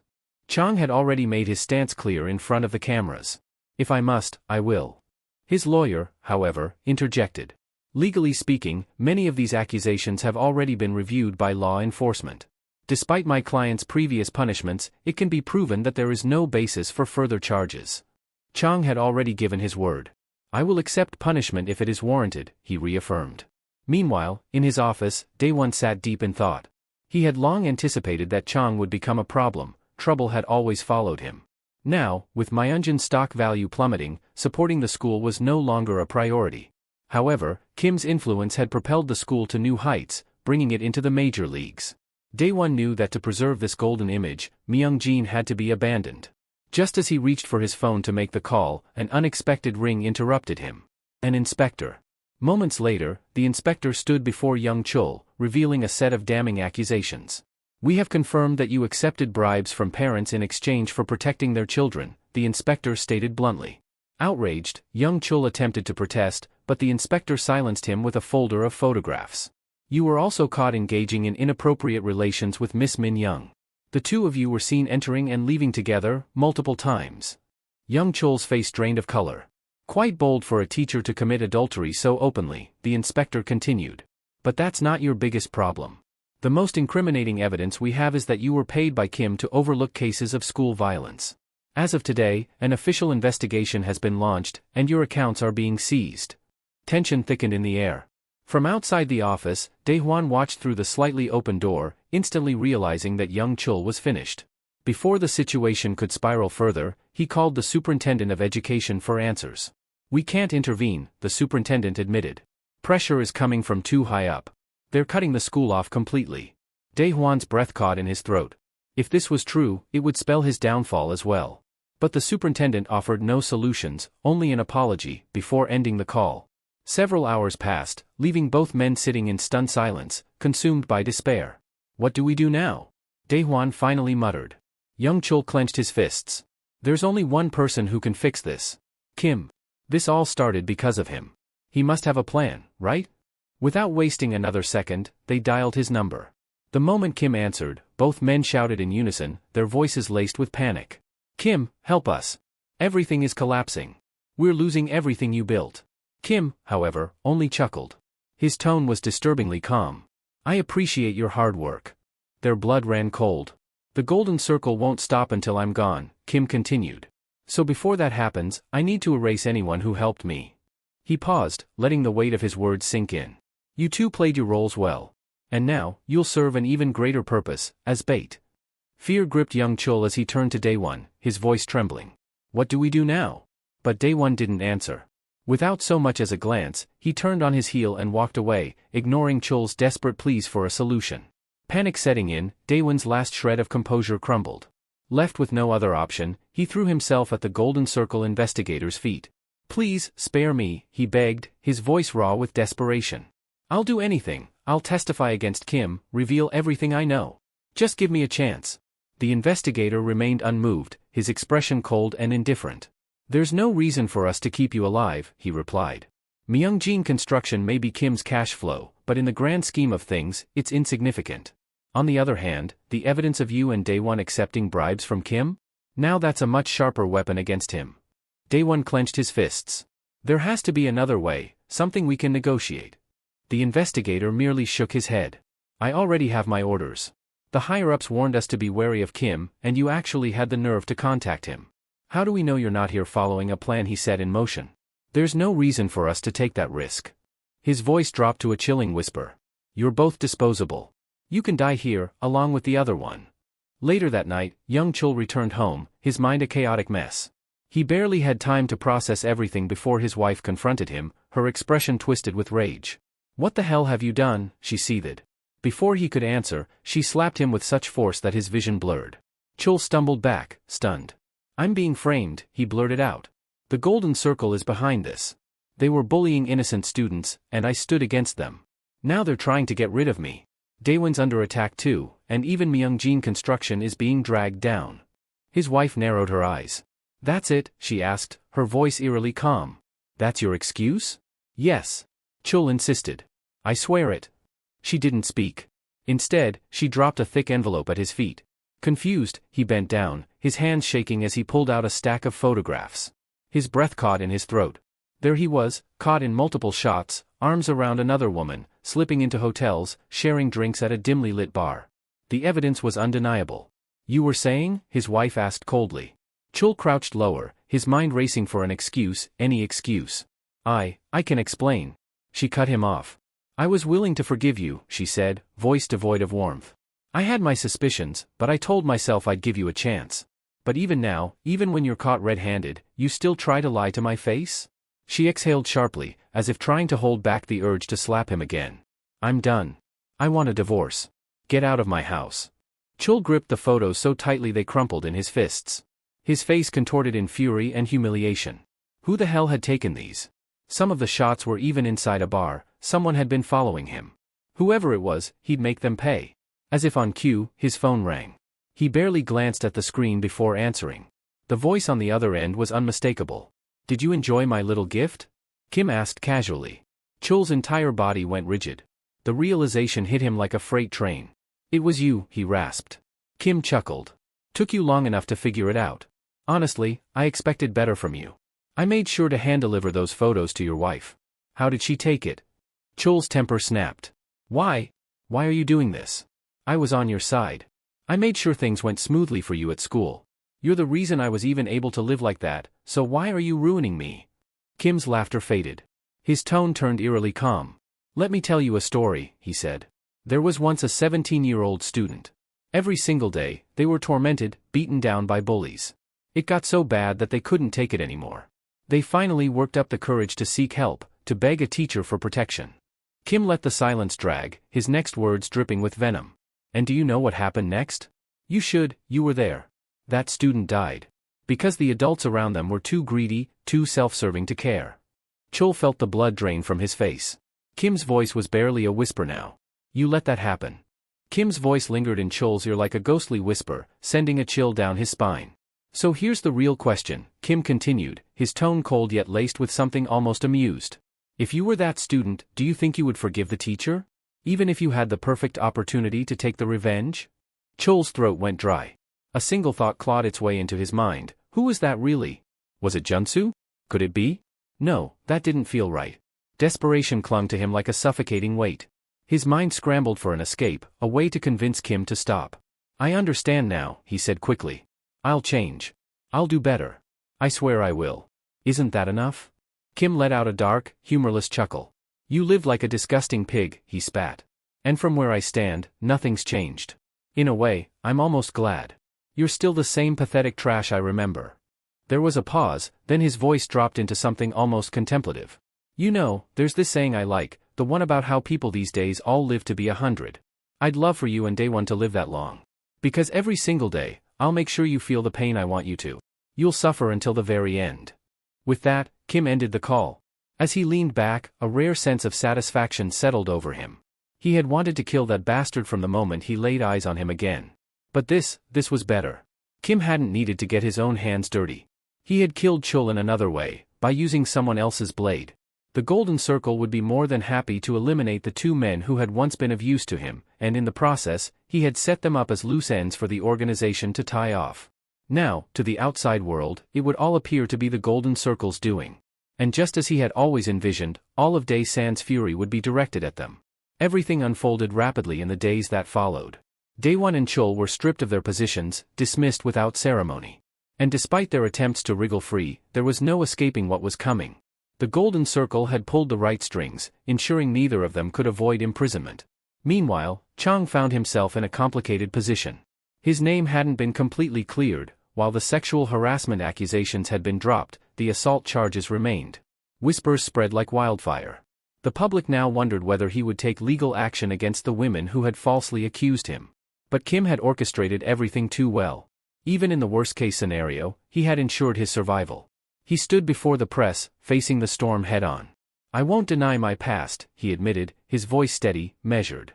But from this moment forward, I will dedicate myself to atonement. I will not repeat my mistakes.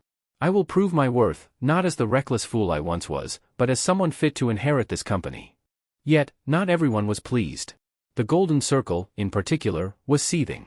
They had expected a harsher outcome, one where Kim would have been thrown behind bars alongside the others. That same dissatisfaction echoed in Chang's voice as he called Kim Hyun-sung. "So what now?" he asked. "You managed to keep yourself out of jail, but that doesn't mean you can move freely. This won't be easy for you." Kim simply smiled. The game was far from over. Chang hesitated for a moment before speaking. "Wouldn't it have been better to just let Daewon and Chul go? If their crimes come to light, it won't be easy for you to avoid the consequences either." Kim chuckled at the question. "Do you know why I decided to stay in school all of a sudden?" Chang already knew the answer. "Because it makes it harder for them to provoke you, and it gives you an excuse to strike at the Golden Circle."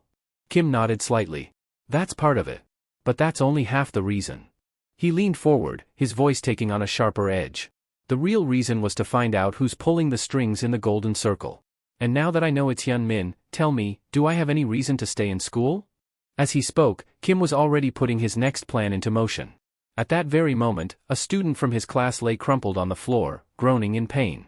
Kim stood over him, looking down with cold eyes. "Remember my name," he said, his voice steady and commanding. "Remember it well. Because you're going to tell your father exactly who did this to you." The boy, barely able to lift his head, whimpered in response. Kim didn't need to say anything else, he knew the message would be delivered. Sure enough, within minutes, the boy's father was on the phone, his voice shaking with barely contained rage. "Hyun-min, how the hell did he find my son?" he demanded. "This is only happening because of our connection. If people start talking about the Golden Circle, I'm finished." Hyun-min exhaled, rubbing his temple as he listened to the man's furious rant. He had expected this, though it was more of a hassle than he would have liked. "Shut up and use your head for once," he snapped. "You took my money. That's why you're in this position to begin with. So instead of barking at me like an idiot, maybe you should be begging me to fix it." The father fell silent, swallowing his pride. "Then, what do I do?" "Nothing," Hyun-min replied coolly. "Just wait. I'll handle it." Ending the call, Hyun-min turned to his assistant. "Expel Kim. There's clear evidence of violence, so it'll be easy." The assistant hesitated, a nervous sheen of sweat forming on his brow. "Sir?" Kim already dropped out. Hyun-min's expression darkened. "What?" Before he could fully process his frustration, Kim was dragged into an interrogation room. A few moments later, Hyun-min called him directly. "I'm disappointed," he said, his voice carrying a mocking edge. "Is this really your last move? Pathetic. I thought of you as a real opponent, but you fell for something so simple. You're nothing, Kim. You should have stayed in school if you wanted to keep breathing." Kim smirked on the other end of the line. "You know," he said, his voice calm yet filled with quiet confidence, "even if it's you, there's not a damn thing you can do to me right now." Did Hyun-min really think Kim dropped out just to roll over and die? Before he could respond, his assistant suddenly interrupted the call, his voice laced with urgency. "Sir, you need to see this." Hyun-min glanced at the screen his assistant held up. His expression darkened as he skimmed through an article that had just been published. It wasn't just a typical news piece, it was a direct attack. The real names of Kyung-chul and Chung-soo had been exposed. And if Chung-soo attempted to feign innocence, the next report would undoubtedly contain irrefutable evidence of his crimes. Hyun-min hadn't expected such a relentless journalist to still exist. Kim, aware of his growing anger, pressed on. "I know you're pissed. So what are you going to do about it? You know where I am." His voice was taunting, daring. "If you're so bold, come and take care of me yourself." A sharp silence followed before Kim continued, his words cutting like a knife. "But let's think about this logically. If something happens to me now, the public won't just let it slide. Questions will spread like wildfire. Why did you target me? What really happened with Chung-soo? What about Dayu Hai? The whole city will start digging into your business. Can you feel it? You're standing under the spotlight, Hyun-min. So go ahead. Kill me now. After all, you're braver than some nosy reporter, aren't you?" Kim knew exactly what he was doing. He was buying time, enough to dismantle Chung-soo's influence bit by bit. He also understood why Hyun-min was hesitating. A man who has had his limbs ripped apart by wild dogs doesn't go looking for a fight with them again. It was almost funny. Someone like Hyun-min, who seemingly had everything, was too afraid to make a real sacrifice. That hesitation meant he could no longer deal with Kim the way he had before. Sensing this, Kim smirked. "Let's call it even for now," he suggested. "I'll step away quietly. But you know as well as I do, patience is key. My time will come. Hyun-min leaned back, calculating his next move. With Myungjin construction stripped of its power and Chul and Daewon locked away, Kim was left with nothing. He would disappear just as planned. And when the world eventually forgot about him, that would be the moment to utterly destroy him. As Kim stepped out of the building, Young-soo was waiting for him. That was reckless, he said, scanning Kim for any signs of injury. You do realize if the Golden Circle really wanted you dead, they would have made it happen, right? Kim scoffed. And if they had, I would have made sure they paid the highest price for it. Young-soo shook his head, exhaling sharply. You're really out of control now, huh? But if you want to survive this, you'll need help. There's someone you should meet. Kim followed him to his office, where an older man sat waiting. Dong-chul leaned forward, folding his hands together as he met Kim's gaze. I've been looking into this case myself, he began. And it seems the Golden Circle is more than just a rumor. Kim's expression remained unreadable. I've decided to believe you, Dong-chul continued. I plan to conduct a full investigation and bring down anyone involved. But let's get one thing straight, you're not in control here. His eyes darkened. And considering the level of corruption you yourself have been involved in, you're hardly innocent either. Dong-chul understood that his actions had justification, but the law in Korea didn't allow individuals to take justice into their own hands. Despite this, Dong-chul wasn't going to prosecute him. There was still a far greater threat that needed to be dealt with, the Golden Circle. They were the true criminals, and as long as they remained untouched, justice was far from served. Still, he knew exactly what Kim wanted from him, his cooperation. But as a prosecutor, he had a duty to uphold, one that didn't allow for exceptions. I have my own way of doing things, Dong-chul stated firmly. Kim merely shrugged. Do whatever you want, he said casually. That's exactly what I intend to do as well. Looking forward to working with you. As the day drew to a close, Kim picked up his phone and dialed a number. When the call connected, he spoke smoothly. Hyun-tae, good work on the article. The timing and the way you laid everything out were perfect, as always. Hyun-tae chuckled on the other end. It's been a while since I wrote something this exhilarating, he admitted. So? What's next? Kim didn't sugarcoat his words. From here on, things are going to get a lot more dangerous than you expect. But instead of concern, Hyun-tae simply laughed. You know me. I don't have breaks anymore. Kim smirked. Good.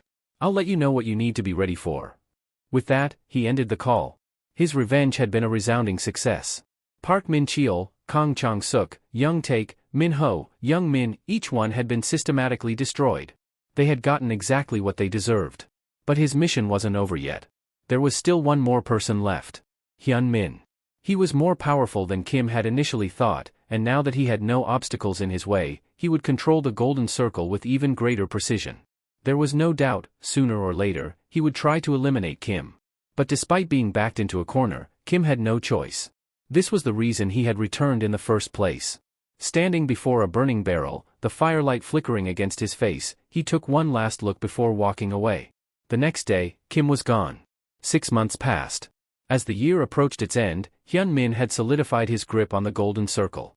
He had dealt with the internal power struggles and established himself as the undisputed leader. Under his control, the organization grew even stronger, its influence stretching further than ever before. Even those in lower social standings began to tread carefully, fearful of his reach. He knew their weaknesses, exploited their vulnerabilities, and ensured that they remained under his thumb. During a meeting, he turned to one of his directors. How is the progress on the policy? The director adjusted his glasses before responding. Public sentiment has slowed things down a little, but the corporate tax reduction for certain industries is steadily moving forward. With a bit more patience, I'll have good news for you soon. Hyun-min nodded in understanding. This policy was forced through so we could all live more comfortably. The Great Sun Corporation is already benefiting, and naturally, those tied to the Golden Circle are reaping the rewards as well. Indeed, their influence had never been stronger, and the results of their control were nothing short of remarkable. A vast criminal empire had emerged, and Hyun-min's vision of a utopia was gradually taking shape. However, there was still one glaring problem: Kim remained nowhere to be found. Despite leveraging government resources to track him down, his existence had become completely untraceable. Hyun-min was certain of one thing: the Kim he knew wasn't the type to disappear quietly. He was out there somewhere, scheming in the shadows, biding his time for the perfect moment to strike. His assistant, sensing his frustration, made a suggestion. Why don't we contact our man in Daisan? Have him start poking around. If Kim really is hiding, he'll have to show himself eventually, especially since he's so attached to his family. Hyun Min's gaze darkened. You think that'll be enough? He won't be able to ignore it, the assistant assured him. We'll make sure of that. Without hesitation, the assistant made the call. On the other end, Han Sungjo, the Golden Circle's supervising manager, answered. Give me an update, the assistant ordered. What's the situation in Daisan? Sungjo sighed. We've been keeping things under control as best we can, but something's off about this place. A month ago, we sent Jang In-ho, one of our S-ranked hitmen, to take care of Kim's brother. The plan was simple, pressure the kid into calling Kim himself. But things didn't go as expected. There was a pause before Sungjo continued. In-ho assumed it would be an easy job, but a teacher happened to witness the whole thing. He stepped in, ordered In-ho to the staff room, and immediately started screaming at him for threatening a student. Said if he didn't get on his knees right then and there, he'd beat him with a stick. Hyun Min's assistant frowned. And how did In-ho react? He panicked, Sungjo admitted. For a moment, I think he realized he might end up like Daewon or Young Chil. The new principal was contacted, and I offered him a deal, overlook everything, and he'd be rewarded. But he refused. In-ho got roughed up instead. So now, I have to ask, how should I interpret this? The message was clear. The principal had defied them, which meant he understood the consequences. Sungjo lowered his voice. I made it clear to him, he should be content with his position. If not, well, he's already seen what happens to those who step out of line. The principal had no illusions about what was being implied. The Golden Circle wasn't just threatening him, they were warning him that unless he complied, he'd be dragged down into the abyss along with everyone else. But the people of Daisan weren't as weak as they assumed. 6 months earlier, after Chang had wrapped up his press conference, he gathered the key figures of Daisan for a private meeting. At first, they were confused. Why was he calling them together when he had his own troubles to deal with? But it didn't take long for them to understand his concerns. He had been under investigation because of his ties to the Golden Circle. Although he had managed to clear that hurdle for now, he knew they weren't finished with him. And if they weren't done with him, they wouldn't stop with just him. He wasn't the only one at risk. Martin Niemöller, a German pastor, once spoke these words. First, they came for the communists, but I remained silent because I was not one of them. Then they targeted the socialists, yet I said nothing since their cause was not my own. Next, they came for the trade unionists, but again, I did not speak up, as I was not among them. Finally, they came for me, and by then, there was no one left to stand in my defense. He had experienced betrayal firsthand, abandoned when he needed support the most. But if the Golden Circle turned its sights on others, he would not make the same mistake. He refused to remain silent. All he needed was a reason to act.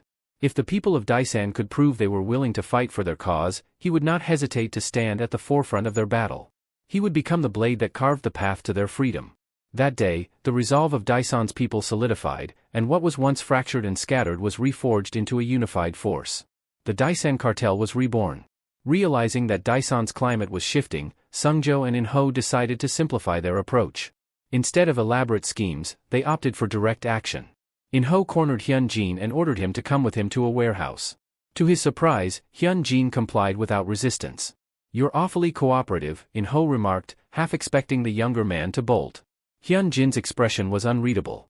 My brother apologized to me before he left, he admitted. I hated hearing that. I hate that I'm in danger because of him. His voice hardened. I don't even know what he did to deserve all of this. Do you? In-ho scoffed. Does it matter? Hyun-jin smirked. Not really. If you mess with me, you'll remember soon enough, after I beat it into you. Song-ho, a local enforcer, was standing nearby, arms crossed. Kim paid me 100 million won to protect his family for a year, he said flatly. That's the only reason I'm here. Hyun-jin nodded. Thanks, but I don't need gratitude from someone who's just in it for the money. He turned his gaze toward In-ho and his men. Now, what am I supposed to do with these guys? The truth was, he had no interest in the Golden Circle's plans.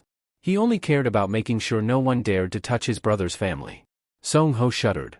There was something deeply unsettling about Hyun-jin. He was just as unnerving as his older brother. Back in the Golden Circle's headquarters, the assistant turned to Yangjo with narrowed eyes. Why are you only reporting this now? Yangjo hesitated. After the Daisan group reorganized and started making moves, I was scared. If things went sideways, I knew I'd be the one held responsible. The assistant sighed. He had suspected as much. The reports had suddenly stopped, and now he knew why. No matter, he muttered. We'll handle it. To ensure the Golden Circle's dominance, they would use the same method that had worked at Chonil High. They would dispatch auditors, silent enforcers who crushed resistance under the guise of inspections. This was just another obstacle in their path. And like always, they would deal with it accordingly. The homeroom teacher, however, was not one to back down. He had seen enough. Daehwan and Young Chil, his senior and junior, respectively, had suffered the consequences of their own choices. They had crossed lines and paid the price. But this? This was something else. He wasn't blind. He could see that the Golden Circle had wrapped its tendrils around Daisan, manipulating things from behind the scenes. But they were mistaken if they thought they could fool everyone indefinitely. No matter how much influence they wielded outside, their power meant little within these borders. If they expected him to cower, they had severely miscalculated. Perhaps this meant the end of his career as a homeroom teacher, but thanks to their meddling, his remaining years would be peaceful. He would no longer have to live under their shadow. The tide was turning. Daisan's cartel was no longer under the thumb of external forces. Sungjo clenched his jaw. The teachers weren't cooperating. Worse, they were proving too damn loyal to their principles. That kind of unwavering conviction made it difficult to push through their agenda. Even flashing the Golden Circle's business card, something that typically made officials fall in line, had no effect on Daisan's chief of police. They must know resisting is impractical, Sungjo muttered to himself. So why the hell are they going this far? He had wanted to settle things quietly. But if they refused to see reason, then they would have to be shown. Survival depended on results. Without them, he was as good as dead. Reaching for his phone, he made a call. Fine. I'll do it your way. If these people refused to accept reality, he would force them to. They would fall, just as they had 6 months ago. True to his word, the retaliation began. In-ho's homeroom teacher was fired. Rumors swirled about the principal's supposed misconduct, gaining traction with every whisper. The attack on their credibility had begun. A student approached Hyun-jin, concern evident in his eyes. Is this okay? As expected, the predictions had come true. Hyun-jin, however, was preoccupied with something else. I'm more worried about my brother. His gaze was steady. Besides, there's nothing we can do about this right now. We should just watch. One day, we might end up being the key witnesses. With Chang at the helm, Daisan's cartel had restructured itself. Yet, the consequences of their defiance came swiftly. Myungjin Construction, an enterprise once standing tall, became a prime target of the Golden Circle's wrath. Their attack was relentless. For 6 consecutive months, the company was bombarded with negative press. The media tore into them, using real incidents as ammunition. The slander was not baseless, it was carefully orchestrated. Each revelation further tarnished their reputation. With every passing day, the damage became harder to deny. The company was treading dangerous waters. Then, a call came. The police chief and the teachers still trust us, the voice on the other end confirmed. Despite everything, they had remained loyal. Perhaps it was because they had roots in Daisan, just as he did. However, shared origins alone were not enough to sustain trust indefinitely. Faith in him could only last so long before survival instincts took over. If he didn't produce tangible results soon, even those who stood with him might waver. The homeroom teacher, the principal, and the police chief, they all carried the weight of their families on their shoulders. They were the ones responsible for putting food on the table. If the pressure mounted too high, they might have no choice but to bend. Chang considered his options. Should he let Chang Suk carry this burden instead? Regardless, time was running out. Kim's plan was nearing its final stage. If he wanted to support him properly, he needed to establish an unshakable foundation in Daisan first. Before it was too late. Chang's pride wouldn't allow him to back down. The mere thought of being stopped by his enemies was unbearable. This was a battle of attrition, a game where the losing side wouldn't just walk away in disgrace, they would be utterly destroyed. With the press conference ready, he charged forward. There was no better day to stake everything on this gamble. The reporters gathered at the venue, their sharp eyes analyzing every detail. The setting was modest, lacking the usual grandeur of corporate events. It was evident that Myungjin was struggling under the weight of relentless media attacks. Among them was Seo Yegyu, a reporter from 25-Hour News, a subsidiary of the Great Sun Group. She observed the situation carefully. This isn't a bad move, she thought, but it's an incredibly risky one. Myungjin had weathered the storm of bad press so far, largely thanks to their airtight public relations strategy. But now, if even the smallest crack appeared in their narrative, all suspicions surrounding them would solidify into undeniable facts. And once that happened, their downfall would be swift and merciless. There was no one here to support them. If this announcement failed, they were finished. Chang stepped into the conference room, fully aware that this would not be an easy task. One misstep, one deviation from the carefully crafted script, and everything would come crashing down. Still, he was prepared. His strategy was simple: reshape the playing field, one where Myung-jin could not only survive but thrive. With confidence, he addressed the audience. My home. Those two words carried deep meaning. For many, a home was more than just a building, it was a lifelong dream, a place of comfort and security. Understanding the significance of housing, Myung-jin had sought to develop a residential complex that prioritized both convenience and affordability. After extensive research, they had identified several prime locations near the existing Daesan Center forest. Accessibility was a crucial factor.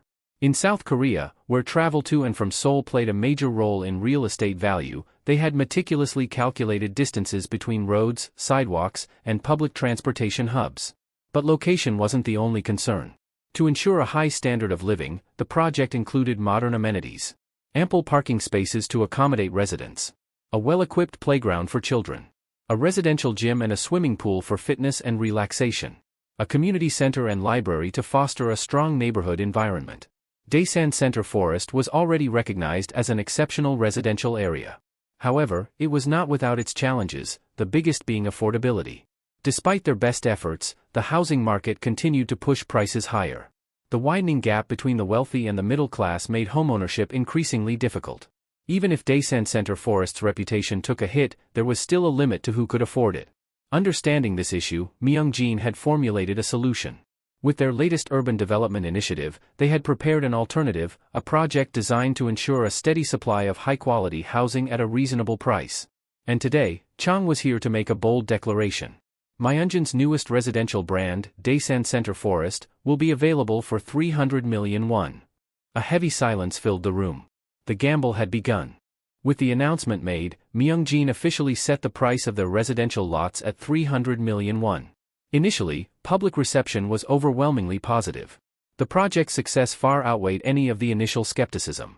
The demand was so high that the lots sold at a premium, exceeding expectations. However, just as momentum built in their favor, a report from 25-hour News surfaced, attempting to stir up public outrage. It was clear that the Golden Circle was behind it, using the media to turn the tide against Myung-jin. For a moment, it seemed to be working. The negative coverage fueled public doubt, and unrest spread like wildfire. But then, everything unraveled with a single community post. A post about Daesan quickly gained traction, shifting the conversation in an unexpected direction. People began sharing their personal experiences with Myung-jin, praising the company's reliability and the high quality of their homes. Workers from Myung-jin even joined the discussion, openly expressing their satisfaction with their jobs and how well they were treated. Before long, the 25-hour News comment section was flooded with backlash. People were furious that a reputable company like Myung-jin was being unfairly targeted. Those who had purchased homes from them voiced their happiness, emphasizing that they had never faced any issues. The media attack had backfired spectacularly. That evening, Chang spoke with his father. When I was younger, Chang admitted, I never understood why we insisted on using only the best materials while others cut corners to increase profits. People mocked us, saying construction companies shouldn't act like they're special. They criticized us at every turn. His father listened in silence as Chang continued. To be honest, I used to think it was pointless, even foolish.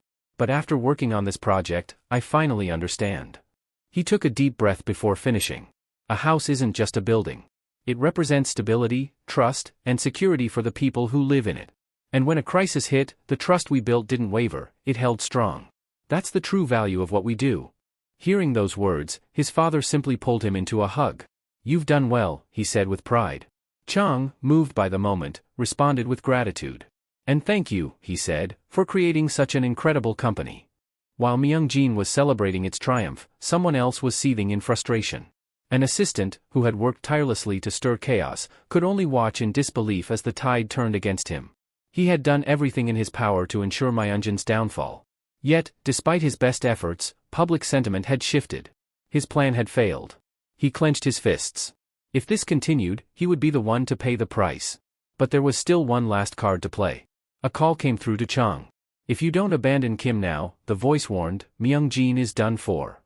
Chang remained silent, waiting for the inevitable threats to spill out. People will start dying in broad daylight, the voice continued. The government will scrutinize every inch of your company. You will know what it's like to hit rock bottom. But instead of fear, all Chang felt was disdain. With a scoff, he responded, tell me, out of everything you've threatened me with so far, how much of it has actually come true? The silence on the other end was deafening. Kim is different, Chang continued. No matter how bad the odds, he always finds a way to win. And you? You abandon your own people the moment they become inconvenient. Why the hell would I ever trust someone like you? His tone sharpened. I'd rather put my faith in a stray dog than in you. His patience had run out. Stop wasting my time with your pathetic barking, Chang said coldly. And don't bother calling again. With that, he ended the call, completely unfazed. The assistant knew this was his final opportunity, his last chance to salvage the situation. But it was already out of his hands. Myungjin construction had slipped beyond his control, and there was nothing left for him to do but report back to Hyunmin. That very day, Shungo was dismissed from his position, and within the ranks of the Golden Circle, blood was shed. Meanwhile, across Korea, the country's most influential figures began to make their moves. But amidst these political and corporate maneuvers, another significant event was quietly unfolding at RTN News broadcasting station. Inside the station, reporters were abuzz with discussions about the CSAT, the upcoming college entrance exam that had captured national attention. A junior journalist turned to his senior and asked, do you think anyone managed to get a perfect score? His senior shook her head. Doubtful. The mock exams were brutal, everyone was struggling with their results. Curious, the junior then inquired, what about Kim? He dropped out 6 months ago, the senior replied. He can take the GED, but he's not eligible for the CSAT. However, moments later, breaking news shook the newsroom. Someone had actually achieved a perfect score. The name? Choi Young-woo. The senior reporter immediately began digging into the details. But as she scanned the information, her expression turned to shock. How? How did that guy even take the CSAT? The revelation spread like wildfire. Soon, reporters swarmed Gyeonggi-do Province Hospital, desperate to get an exclusive interview or any piece of the story. The moment Choi Young-woo's father stepped out of the hospital, a storm of questions rained down on him. However, he remained composed, ignoring every inquiry. There's no need for me to answer anything, he finally said. If you want to cover this story, follow me. Without hesitation, the reporters trailed behind him into the hospital. Inside, they found Choi Young-woo, still bedridden. His father gestured toward him and spoke gravely. My son has been in this condition for 3 years. The room fell into stunned silence. The shock deepened when the real truth was revealed. The person who had actually earned the perfect CSAT score wasn't Choi Young-woo at all. It was Kim, 4 months ago. Young-woo's father recounted what had transpired. Kim had approached him, knowing that he had been using private detectives to track down the person responsible for his son's tragedy. He had assumed the father was seeking revenge. At the time, Young-woo's father had considered denying everything, but Kim had spoken first.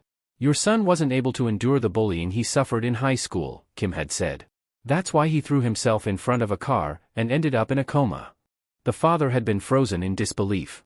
All this time, you thought he did it because of your argument about university, didn't you? Kim continued. That's why you blamed yourself. Young-woo's father had clenched his fists, emotions threatening to spill over. But that's not the truth, Kim had added. He didn't do it because of you. Kim explained that he had discovered the real reason from one of Young-woo's close friends. Don't destroy yourself over a misunderstanding, Kim had told him. When your son wakes up, he'll need you by his side. He'll need to see that everything is okay. He had paused before delivering his final words. Right now, he's alone in the darkness, desperately holding on to what little life remains. Young-woo's father had been left speechless, his long-standing grief unraveling before him. Young-woo's father had stared at Kim in disbelief, his voice trembling as he asked, what do you even know about all this? Kim's response was unwavering. I will take care of the vengeance myself, he declared. All I ask is to borrow your name. I will walk through the flames in your stead. The press, who had gathered to uncover the truth, were left stunned. Who exactly was Kim? What kind of life had he led? The more they learned, the harder it became to comprehend the depths of his experiences. This moment, was what he had been waiting for. And it was only the beginning. With the reporters hanging on to his every word, Kim took the opportunity to lay everything bare. Before we go any further, I want to explain why I disappeared for 6 months, he stated. It had been a lingering question in everyone's mind. Why had a top student, someone with an impeccable academic record, vanished just before the SATs? Then, he reminded them of something. After the office-tel incident, I said something. If you investigate this chain of events, you'll realize that someone was trying to erase me. Gasps rippled through the room as the weight of his words sank in. Kim continued, "The reason I had no choice but to drop out was because I was being hunted by an organization known as the Golden Circle. His entanglement with them had begun when he was just 17.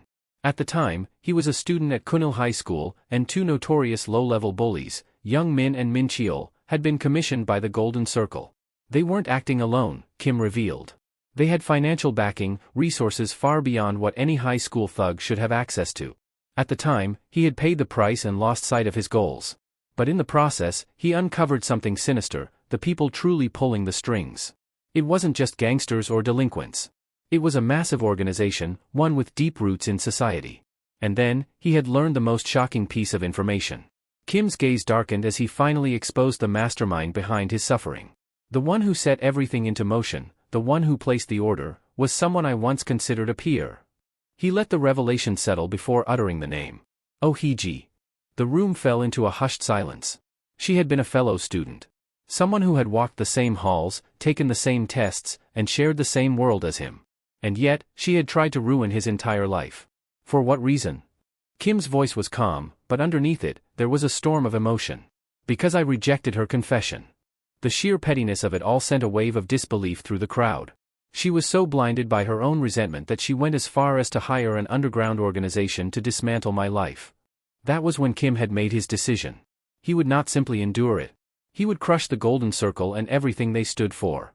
But the more he fought back, the more he realized just how vast their influence was. It wasn't just criminals, Kim continued. They had their hands in everything, teachers, regional police, even politicians. People who should have been protecting us were nothing more than pawns for hire. Every time they failed to eliminate him, they tried a different approach. When I transferred to Dasung Mairi High School, they orchestrated a disciplinary committee hearing against me. When that didn't work, they escalated their plans and started the office-tell incident. Still, Kim had refused to be broken. But then, he discovered something far worse. They weren't just coming after me anymore, he revealed. People I cared about were in danger. Faced with an impossible choice, he had to disappear. Kim took a deep breath before delivering his final statement. I'm not the only one they've targeted, he said, his eyes scanning the room. You've seen the victims. You've seen the heartbroken father standing beside his comatose son. Countless people had suffered at the hands of the Golden Circle. And if no one stepped forward, more lives would be destroyed. That's why I did it, he admitted. That was why he had borrowed Choi Young-woo's name. That was why he had sat for the CSAT in his place. And now? Now, it was time for the world to know the truth. The room fell into a tense silence as a reporter, barely able to contain his curiosity, spoke up. Then, who is the one pulling the strings behind this organization? All eyes were on Kim. His next words would cross a line that few dared to approach. Without hesitation, he uttered the name. Yoon Min. A collective gasp rippled through the press. The heir to the Great Sun Corporation. And with that revelation, Korea was set ablaze. At first, there were skeptics. People refused to believe that a man with such a pristine reputation, an heir to a conglomerate, could be involved in something so vile. But as whispers turned into discussions, and discussions into widespread speculation, doubt began to fester. People scrutinized every aspect of Yoon Min's career, searching for cracks in the foundation of his so-called perfect image. They demanded answers. Hyun Min had not anticipated this level of backlash. Watching the chaos unfold, he remained composed, though his amusement was laced with irritation. Kim Hyun-sung. That was the name of the man who had thrown this challenge at him. Unlike others who had tried and failed to oppose him, this one knew how to play the game. He had used the media's insatiable hunger for controversy against him. And for that, Hyun Min had to admit, he was impressive. But not untouchable. Send out the orders, he instructed his assistant, his voice cool and measured. Within moments, the wheels were set in motion. Every news outlet that had once benefited from Sun Corporation's money was given a directive. Destroy Kim's credibility. He was not a courageous whistleblower exposing corruption. He was a manipulator, someone who had orchestrated everything from the beginning. The media machine was unleashed. Companies specializing in comment manipulation flooded online forums with fabricated narratives, twisting the story in Hyun Min's favor. And that wasn't all. A celebrity scandal was set to break, one so sensational that it would divert public attention from Kim's accusations. At the same time, law enforcement was brought into play. Make sure the police shut him up, Hyun Min ordered. There's plenty we can charge him with. After all, hadn't Kim committed fraud by taking a major examination under someone else's name? And wasn't his accusation of Hyun Min a clear-cut case of defamation? Everything played out as planned. Kim was apprehended and taken to Gyeonggi-do Province's police station, where an officer greeted him with thinly veiled contempt. "Do you realize what you've done?" he sneered. "Because of your reckless accusations, Sun Corporation stocks have crashed." Kim met his gaze without a hint of fear. "And you really believe this is just a baseless accusation?" he countered. The officer scoffed. "You're delusional. You didn't just commit fraud by taking the CSAT under someone else's name, you slandered a powerful figure. No matter what you try, this is where your story ends." Kim tilted his head, a smirk ghosting his lips. "Try your best," he said calmly. "Because this is only the beginning." With the nation still in turmoil, Sun Corporation wasted no time holding a press conference. A spokesperson stood before the cameras, composed and resolute. "Yoon Hyun-min has always been a pillar of support for those in need," the spokesperson stated. "That is why it is absolutely devastating to see him wrongfully accused of such atrocities." They painted the picture of a malicious conspiracy, a reckless act by one misguided individual that had caused immeasurable damage. "This baseless slander will not just disappear overnight," they lamented. "Even if we prove his innocence, the stain of this accusation may linger for years." A reporter, unwilling to accept a simple denial, raised her voice. "Are you saying Yoon Hyun-min has absolutely no connection to this organization?" The spokesperson did not answer immediately. Instead, they responded with a question of their own. "What proof does Kim have to back his outrageous claims?" Silence filled the room. Another reporter chimed in, "What actions do you plan to take against him?" This time, the spokesperson did not hesitate. "He will be reprimanded," they declared. "But more than that, he will face the full extent of the law." Amid the hushed murmurs and quiet skepticism, a voice from the back of the press room spoke up. But why would Kim do all this? It was a question that lingered in the minds of many. Was he simply delusional? Driven by some personal vendetta? Before the question could even be properly dissected, the doors to the conference room burst open. All eyes turned as a man stormed past the guards, heading straight for the microphone. It was Du Cheol. His voice cut through the tension like a blade. "What the hell are you all doing?" he spat. "Sitting here like a bunch of spineless rats?" The reporters were caught off guard, unsure whether to intervene or listen. If the Great Sun Corporation is truly here to clear its name, then why is Yongun News not present? He demanded. Where are the journalists who actually ask the hard-hitting questions? He let out a cold chuckle. That's why this whole thing is a farce.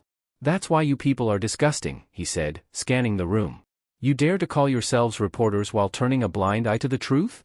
Then, narrowing his gaze, he turned his attention to the spokesperson at the podium. I heard someone ask if Kim had any evidence. His tone was mocking. Well, let me answer that for you. He took a step back, extending a hand. Kim does. And not only will he tell you, he'll show you. At that moment, the cameras shifted, all lenses focusing on one direction. The doors opened again, but this time, it wasn't just one person entering. It was a group. Men and women of varying ages stepped forward. Their faces carried the weight of past suffering, their expressions hardened with resolve. These people, Du Cheol said, his voice steady, are members of the Anti-School Violence Committee. They are the victims and the parents of victims. They are living, breathing proof of the Golden Circle's crimes. Gasps spread through the crowd. Over the past 6 months, Kim had been tracking down other survivors, those who had suffered under the Golden Circle's rule. Some, like Choi Deok-soo, had already been pushed into the public eye. But there were so many more. Among them were those who had formed the Anti-School Violence Committee. They spoke of their nightmares, their wounds, both physical and emotional, that had never truly healed. They carried the same scars. A trauma that bound them together. A desire for revenge that kept them going. But what they had lacked was clarity. Kim had given it to them. When they learned the full truth, about the real forces behind their suffering, their emotions erupted. Rage. Despair. A burning need for justice. Kim never asked them to stand by his side. He merely set the stage. If they wanted revenge, it was theirs to take. And now, with the cameras rolling, they were ready to claim it. The first to step forward was Lee Chan-ju. He gripped the microphone, his hands trembling, not with fear, but with righteous fury. In high school, he began, his voice hoarse, I did something that had never been done before, I ranked first. It was a moment of pride. A moment that should have opened doors for him. Instead, it made him a target. The Golden Circle had ensured that. They had no shame, he continued, pulling out a folder. They were bold. Brazen. They didn't even bother hiding it. He lifted the documents for the cameras to capture. These are the receipts. Records of bribes, proof of transactions, I've been collecting them for years. His voice grew sharper. This wasn't some isolated incident. It's a system. A well-oiled machine. And I'm just one of its victims. One by one, more survivors stepped forward. Each with their own stories. Each with their own proof. The air in the room grew heavier with each revelation. A whispered conspiracy was now becoming an undeniable reality. Beyond the press room, the Golden Circle's higher-ups were watching. Panic spread through their ranks. What had once been containable was now spiraling out of control. This wasn't just some baseless accusation anymore. It was evidence. It was testimony. It was a movement. Desperate, they turned to their political allies. In a private conference room, members of the Welfare Party gathered. The public was demanding action. Calls flooded their offices. Protests were forming. And an election was just around the corner. For years, they had shielded the Golden Circle, ensuring its survival. But now? Now, that alliance threatened to bring them down as well. They exchanged uneasy glances. They needed to take a step back, at least for now. After all, could they really move to silence a nation's rage just because of the words of a 19-year-old? The Great Sun Corporation was a force to be reckoned with, and provoking them without concrete evidence would be seen as an outright act of aggression. If their accusations led to nothing, the backlash would be severe. The representative acknowledged that getting ahead in the upcoming election was a tempting prospect, but avoiding reckless mistakes was a far greater priority. With this in mind, they aimed to proceed cautiously. However, Manhwa had a different perspective.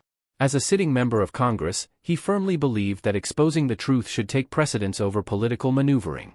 The existence of the Golden Circle was no secret among them, and guilt was likely the driving force behind their carefully orchestrated discussion. To him, this entire meeting was nothing more than a facade. When the representative questioned whether he was defying the consensus, Manhwa did not hesitate to confirm that decisive action was necessary. More victims had surfaced, and while much of the evidence was circumstantial, it was still significant. If they genuinely considered the public's opinion and sought resolution, this could serve as a pivotal moment to establish themselves as a leading force. The chairman, however, reminded him of the risks. If their accusations failed to hold, they would bear full responsibility for challenging the most powerful corporation in existence. The ramifications on the country would be immense. Could Manhwa truly handle the fallout if the Great Sun Corporation proved innocent? The party had already made its stance clear, and the chairman urged him to reconsider before making a reckless decision. Manhwa found their words almost amusing.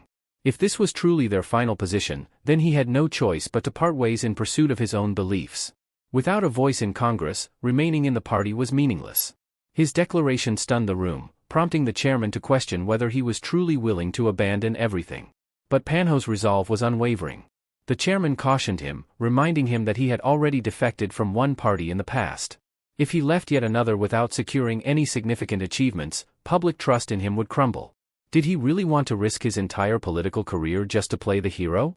Despite their warnings, Manhwa merely smirked at their self-serving concerns. He assured them that he understood his responsibilities far better than they did. With unwavering confidence, he turned to the room. If anyone was willing to stand with him, they should come forward now. To the chairman's utter shock, 3 individuals rose from their seats, an outcome he had never anticipated. One of them hesitated, wondering if this was truly the right course of action. Manhwa, however, had no doubts. While the path ahead was treacherous, he had no intention of taking this step without a plan. 6 months prior, Kim approached Manhwa with a proposition, one that would change the course of his political career. The time had come for him to fulfill his promise and officially enter the race for the presidency. However, victory would not come easily. To secure his position, he needed to rally members of Congress who had no ties to the Golden Circle and gain their unwavering support before the situation spiraled out of control. Once he had enough backing, he would take a stand, exposing the Golden Circle and eliminating them once and for all.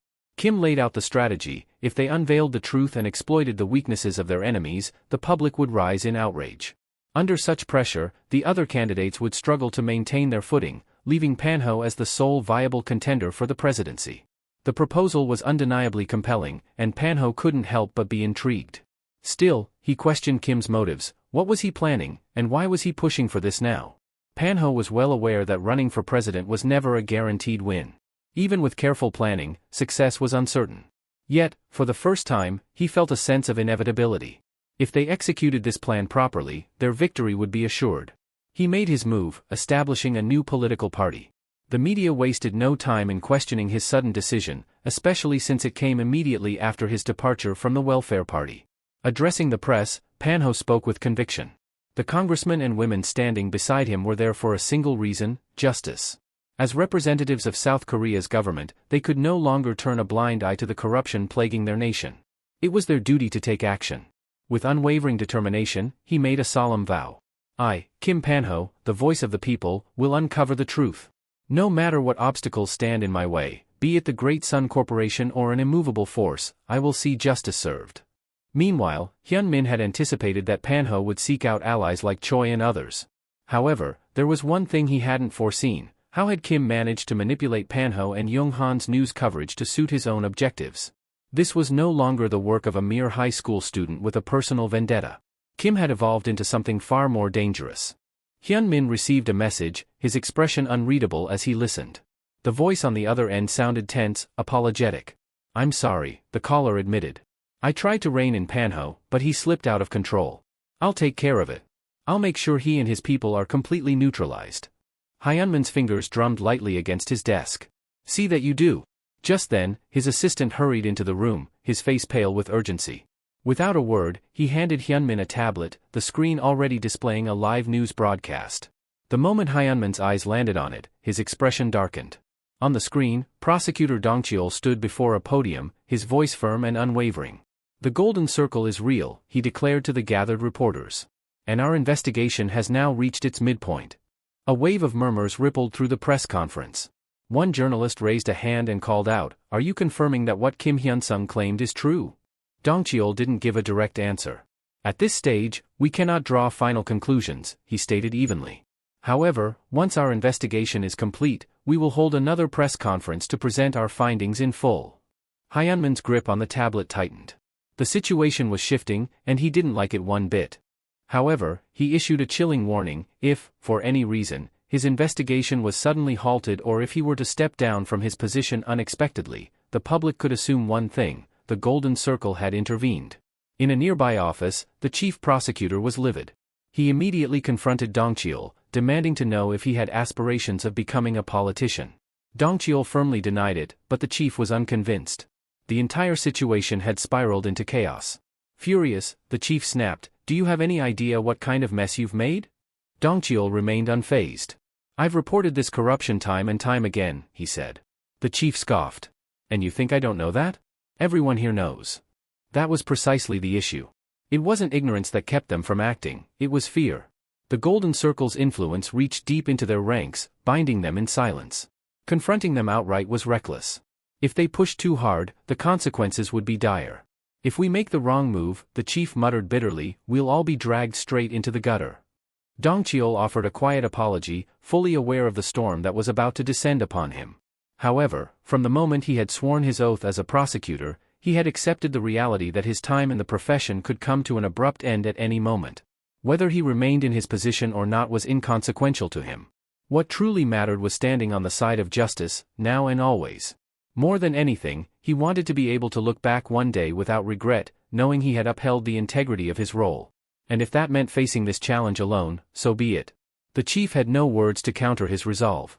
If Dong Cheol was truly willing to stake his life on this case, there was nothing anyone could do to dissuade him. Though the chief promised to shield him for as long as possible, they both knew such protection wouldn't last forever. Returning to his office, Dong Cheol retrieved Kim's file along with a handwritten note the young man had sent him. He stared at it in silence, lost in thought. What kind of life had Kim led to make him so reckless? To push him to the point of throwing away his future without hesitation? His academic record was impeccable, proving he was more than capable of securing any career he desired. Despite his impoverished background, he had the potential to carve out a life filled with stability, free from the struggles that plagued so many others. And yet, instead of choosing that path, he had walked straight into the fire. Dong Cheol couldn't be sure of what Kim had planned, but if there was a chance to sever the Golden Circle's grip, he would see it through to the end. For now, he would take on the role of executioner, striking down the corruption that had festered for far too long. Meanwhile, public interest in the case had reached a fever pitch. The nation was watching, waiting anxiously for the next development. Then, the following day, Hyun-min made a public appearance. Speaking before a crowd, he expressed regret over the current situation but declared that the baseless rumors had gone too far. To put an end to the speculation, he announced his decision to undergo questioning by none other than prosecutor Dong Cheol himself. He was prepared to prove not only his own innocence but that of the Great Sun Corporation as well. When Hyunmin arrived at the prosecutor's office, Dongcheol was taken aback. Unlike others in his position, Hyunmin had come alone, without legal representation, despite the intense scrutiny surrounding the case. Suspicious, Dongcheol questioned him directly. "You've been subjected to a thorough investigation," he remarked. "And yet, you show up here without a lawyer. Why?" Hyunmin tapped the microphone in front of him before responding. "Because I want to have an honest conversation with you." Without hesitation, Dongcheol switched the microphone off. "Speak freely," he instructed. "Anything you say now won't be admissible in court." Hyunmin offered a knowing smile. "Silence isn't always the answer," he replied. "That's why I'm here, to confront these allegations head-on. The only way to dismantle conspiracies is by facing them directly." Dongcheol leaned forward. "Are you saying you're innocent?" Hyunmin chuckled softly.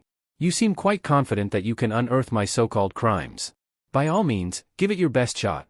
Use every resource at your disposal to prove that I'm the leader of this so-called Golden Circle." His expression darkened slightly. "But if you fail to do so, those responsible for this investigation will find themselves in quite a predicament, won't they?"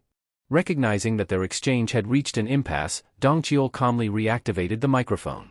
He wasted no time in pressing forward with his line of questioning. "What is your relationship with Congressman Kyungchul?" Hyunmin's response was measured. "He's a supporter of the Great Sun Corporation," he admitted. "But personally? We have no connection beyond that." Dongcheol studied him carefully before continuing. "There is evidence linking both you and Kyungchul to the Golden Circle. Do you believe that to be nothing more than coincidence?" Hyunmin nodded without hesitation. "Influential figures are often misunderstood. It's something I've grown accustomed to." Dongcheol acknowledged the logic in his statement but didn't let up. "During the tax investigation into Myeongjin Construction, there is evidence that Kyungchul used his influence to interfere. The inquiry itself may have started with questionable motives, but in the end, it was shut down entirely." The room fell silent, the weight of their conversation hanging heavily in the air.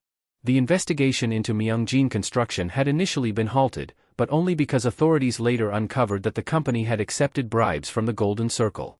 As Dongcheol presented this information, Hyunmin feigned surprise, insisting he had no prior knowledge of such dealings. Unfazed, Dongcheol continued. "Following the official incident, Chul Hyung, the CEO of Future Investments and Securities, personally came to see you. Care to explain why?" Hyunmin nodded, smoothly delivering his response. "He visited to discuss the progress of an investment, one intended for a more promising company. Surely you've seen the article about that?" The questioning dragged on for what felt like hours, with Dongcheol pressing on various details. But as the interrogation continued, something clicked. He finally understood why Hyunmin had willingly subjected himself to this meeting without legal representation. He had calculated everything in advance. He knew there was no concrete evidence against him, and his real purpose here was simply to waste their time. Hyunmin leaned forward, his tone unwavering. "I agreed to be questioned without a lawyer. But let me ask you something, if you fail to prove I'm the leader of the Golden Circle, what happens to you?" A smirk played at the corner of his lips. "Your credibility plummets. Your ability to interrogate me in the future? Gone. And believe me, I'll make sure of that." He paused before delivering his final challenge. "So, tell me, Prosecutor Dongcheol, how exactly do you plan to prove my guilt?" Some time later, Hyunmin stepped out of the interrogation room, greeted immediately by his assistant. "Shall I fix your suit before you go out?" the assistant asked, noticing the slightly disheveled state of his clothing. Hyunmin shook his head. "Leave it," he instructed. "Let them see me like this." His reasoning was simple. He, the heir of the Great Sun Corporation, had been subjected to relentless questioning for hours without legal counsel. Looking slightly worn out would only fuel public sympathy. He would make the people believe that this entire ordeal had been a baseless witch hunt, nothing more than a conspiracy gone too far. With that, he stepped outside, facing the eager crowd of reporters. Flashing cameras and hurried voices filled the air as they bombarded him with questions. "How did the interrogation go?" one journalist called out. "I fully cooperated," Hyunmin responded smoothly, his expression one of calm composure. "Does this mean you've been cleared?" another pressed. He nodded firmly. "There was no substantial evidence against me." The gathered reporters scribbled down his words as he continued. "Coming here wasn't an easy decision. Many people around me advised against it, dismissing these accusations as mere conspiracies. But I ignored them because I have a duty. As an executive of the Great Sun Corporation, I couldn't just stand by while our company's reputation suffered. Our stock prices have taken a serious hit, and our employees are paying the price. I had to act. I had to stand tall and face these allegations head-on. He paused for effect before delivering the final blow. If the Golden Circle truly exists, then I, too, want the truth to come to light. And I will do everything in my power to expose them. Just then, Hyuntae stepped forward from the press pool and met Hyunmin's gaze. Can you say, with absolute confidence, that every word you've spoken today is the truth? For a split second, a flicker of irritation crossed Hyunmin's face. His fingers twitched, his body tensed, he had nearly struck Hyuntae in front of the cameras. But at the last moment, he forced himself to remain composed, reining in his anger. Instead, he simply nodded. Yes, he said, his voice steady. Everything I've said is the truth. With that, he turned and walked away. But inside, he seethed. That bastard had intentionally provoked him, on live television, no less. Every single person watching had seen the moment his composure had nearly cracked. And another thought lingered in his mind. Dongcheol. Throughout the entire interrogation, the prosecutor had remained far too calm, far too collected. Given his reputation, Hyunmin had expected a much more aggressive approach. Instead, he had barely even tried to fluster him. It had all been too easy. A little too easy. Before he could dwell on it further, his assistant rushed up to him, a worried expression on his face. Sir, he said urgently. There's a problem. Hyunmin's eyes narrowed. Whatever it was, he knew it wasn't going to be good. And in the back of his mind, one thought surfaced, Dongcheol might have let him walk away today, but this wasn't over. Not by a long shot. Dongcheol knew that Hyunmin hadn't said anything incriminating, nothing that could be used against him in court. If not for Kim's involvement, he wouldn't have even been aware of Hyunmin's ties to the Golden Circle. Both men were exceptional in their own ways. Dongcheol was skilled with words, but that alone wasn't enough. What was needed now was action. Kim had given him clear instructions, do whatever it takes to get Hyunmin to publicly declare his innocence. That was all. After that, Kim would handle the rest. At first, Dongcheol had been caught off guard. He hadn't expected Kim to use the most powerful prosecutor in the office as nothing more than a pawn. Even though Dongcheol possessed extensive information on Hyunmin, none of it was enough to bring him down. In the end, he had been manipulated into playing exactly the role Kim had envisioned for him. Now, all he could do was watch as Kim set the stage for whatever was coming next. Meanwhile, Cho Young ended his call and set his phone down on the table, his expression conflicted. He wasn't sure if he had made the right decision, but it was the only move that guaranteed his survival. Months earlier, Manhwa had approached him with a grave declaration. You can't coexist with the Golden Circle any longer, Manhwa had said. Cho Young had been skeptical at first. And how exactly do you know that? Manhwa smirked. Kyung-chul told me. But let's be honest, wasn't it obvious? With no point in denying it, Manhwa had gotten straight to the point. I'm going to risk my entire political career to take down the Golden Circle. I can't say for sure whether I'll succeed, but I do know one thing, if Chonsu, that traitorous snake, plays a key role in exposing Hyunmin, he'll be the one who suffers most. That's why I'm giving you a choice. You're already a dead man walking. If you want to make it out of this alive, you should bet everything on my side. Cho Young had no illusions about his position. He was cornered. Left with no real options, he had downed his drink in one gulp before looking Manhwa in the eye. Fine, he had said. What do you need me to do? The answer had been simple. Expose the truth. As an insider. Now, as he sat in his office, Cho Young's assistant nervously approached him. Sir, you should take this call. It's Hyunmin. Cho Young scoffed, irritated. Are you an idiot? Why would I answer his call now? The assistant hesitated. He says it's urgent. Grinding his teeth in frustration, Cho Young snatched up the phone. What the hell do you want, Hyunmin? On the other end, Hyunmin's voice was calm but laced with warning. What do you think you're doing? Cho Young let out a bitter laugh. You're too late. I disagree, Hyunmin countered. With what you're doing, you're challenging both the Golden Circle and me. Do you really think you'll survive this? Cut the crap, Cho Young snapped. You were planning to get rid of me anyway. Why should I listen to a viper like you? There was a brief pause before Hyunmin spoke again. Do you regret your choice? Cho Young had heard enough. Without another word, he ended the call and turned to his assistant. You're fired. Then, he strode out to face the cameras, determined to see this through to the end. Standing at the podium, he took a deep breath before addressing the press. Before I say anything else, I want to acknowledge my own crimes. I have done wrong, and I will pay for my sins.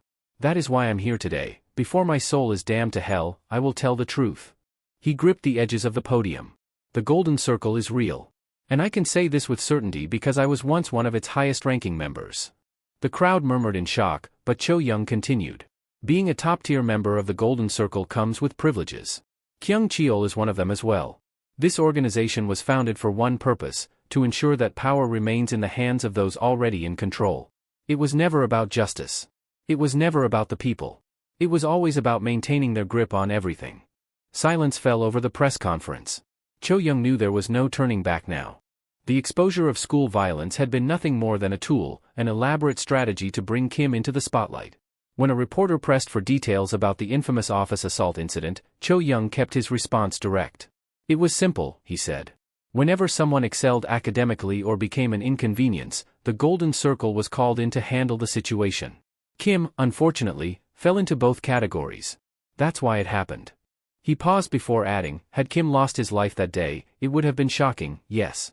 But in the end, it would have been dismissed as just another case of school violence and quickly buried. Another reporter spoke up, demanding to know Cho Young's personal involvement with the organization. Without hesitation, he admitted, I, too, have commissioned them in the past. And over time, my role shifted, I became the bridge that connected powerful individuals to their services. Just then, another journalist pushed past the others, determined to ask the one question that mattered most. His voice rang through the room, cutting through the murmurs of the crowd. Is Yoon Hyun-min, the director of the Great Sun Corporation, the true leader of the Golden Circle? Cho Young took a deep breath and looked directly into the camera. His face was unreadable, his voice unwavering. The Golden Circle, this organization built on corruption and destruction, was created by none other than Hyun-min himself. The room erupted into chaos. Reporters scrambled to relay the bombshell revelation, their voices overlapping in excitement and disbelief. It was a moment that would go down in history, a spark that would ignite an unprecedented scandal in South Korea. Across the city, inside a lavish office, Hyun-min stood frozen in front of the broadcast, his expression darkening with every word. Then, without warning, he erupted. Glass shattered against the wall as he hurled anything within reach. Desks were overturned, papers scattered. His rage knew no bounds. That bastard, he roared, his breath ragged. How dare he betray me? His mind raced. Why was everything unraveling? What had gone wrong? Chung, Hyun-tae, Sung-pil, Pan-ho, Dong-cheol. They were all losing their minds. Do those fools actually think this is enough to bring me down? He muttered under his breath. His hands clenched into fists as he steadied himself. There was no point in panicking. He would take care of the urgent matters first, then, one by one, he would handle the rest. The following day, headlines across every news outlet reported a shocking turn of events. Kyung Chul had taken his own life. The authorities, understanding the public's heightened interest in the case, made an unprecedented move by revealing the contents of his will. Meanwhile, the Great Sun Corporation confirmed the rumors linking future investments and securities to illicit funding. However, they firmly denied any prior knowledge that the money had come from the Golden Circle. With no immediate legal grounds to continue, the prosecution was forced to halt its investigation into the secretive organization. Hyun-min, now at the center of a media storm, found himself hounded by reporters demanding a statement. Cameras flashed, microphones were thrust into his face, but he remained composed. Everything will soon return to normal, he assured them. However, this controversy has brought national attention to the issue of school violence. In light of recent events, the Great Sun Corporation will be establishing a foundation dedicated to supporting victims of such incidents. He paused, choosing his next words carefully. It is true that Kim has made his own mistakes in the past. But at the end of the day, he is also a victim. I trust that the authorities will consider this when determining his sentence. As he turned away from the press, his assistant quietly approached him. Sir, he murmured, Kim has agreed to meet you. Hyun-min's lips curled into a smirk. Perfect. Later that night, Kim arrived at the outskirts of Seoul, stepping out in front of Hyun-min's secluded villa. He whistled under his breath as he took in the estate's grandeur. Impressive, he mused. Just as clean as Kyung Chul's death. Inside, Hyun-min greeted him with mild surprise. You still came, despite everything. That's quite the confidence you have, he remarked. Then his tone darkened. But you do realize you could die here, don't you? Kim remained unfazed. He studied Hyun-min carefully before letting out a chuckle. You're nervous, he noted. Back then, you never cared about the things you did. But now? You act like killing me is the final piece of the puzzle, like everything hinges on this moment. He tilted his head slightly. Well, do what you want, he said, his voice laced with amusement. The air between them grew heavy. And so, the game continued. Kim had already prepared for the worst. His will was written, and there were even recordings of him arriving at this villa. Still, he knew Hyunmin wouldn't act impulsively, not here, not now. He was too meticulous for that. Hyunmin leaned back, studying him carefully. "Tell me," he said, "how much do you think you know about me? Even my own father doesn't fully understand who I am." Kim had no interest in engaging in that conversation. His voice was cold and direct. "Enough with the theatrics. Why did you call me here?" A faint smirk played on Hyunmin's lips. "I simply wanted to talk," he replied. "Things are chaotic right now." Kim remained silent, waiting for him to continue. "It's tragic, isn't it?" Hyunmin mused, his voice calm. "People who have lost everything, charging at me without hesitation, without a care for their own lives. But South Korean society is fascinating. Just like how steam escapes from a kettle and the water cools, death here is quickly forgotten. The uproar fades, and things settle."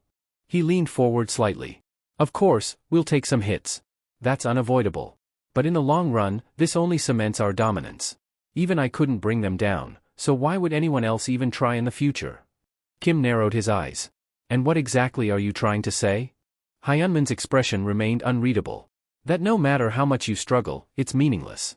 You're just another pawn. In the end, you'll realize there's only one way out." Kim let out a quiet laugh, shaking his head. "You talk as if you understand me better than my own father." He glanced at Hyunmin before adding, "Then let me share a story with you. There was a time, years ago, when a child was trapped in darkness. A coma had stolen 10 years of his life, all because of the golden circle. But what made his situation truly unbearable was that he was fully aware. He could hear the voices of his grieving family, the whispers of those who had ruined his life, living comfortably without consequence.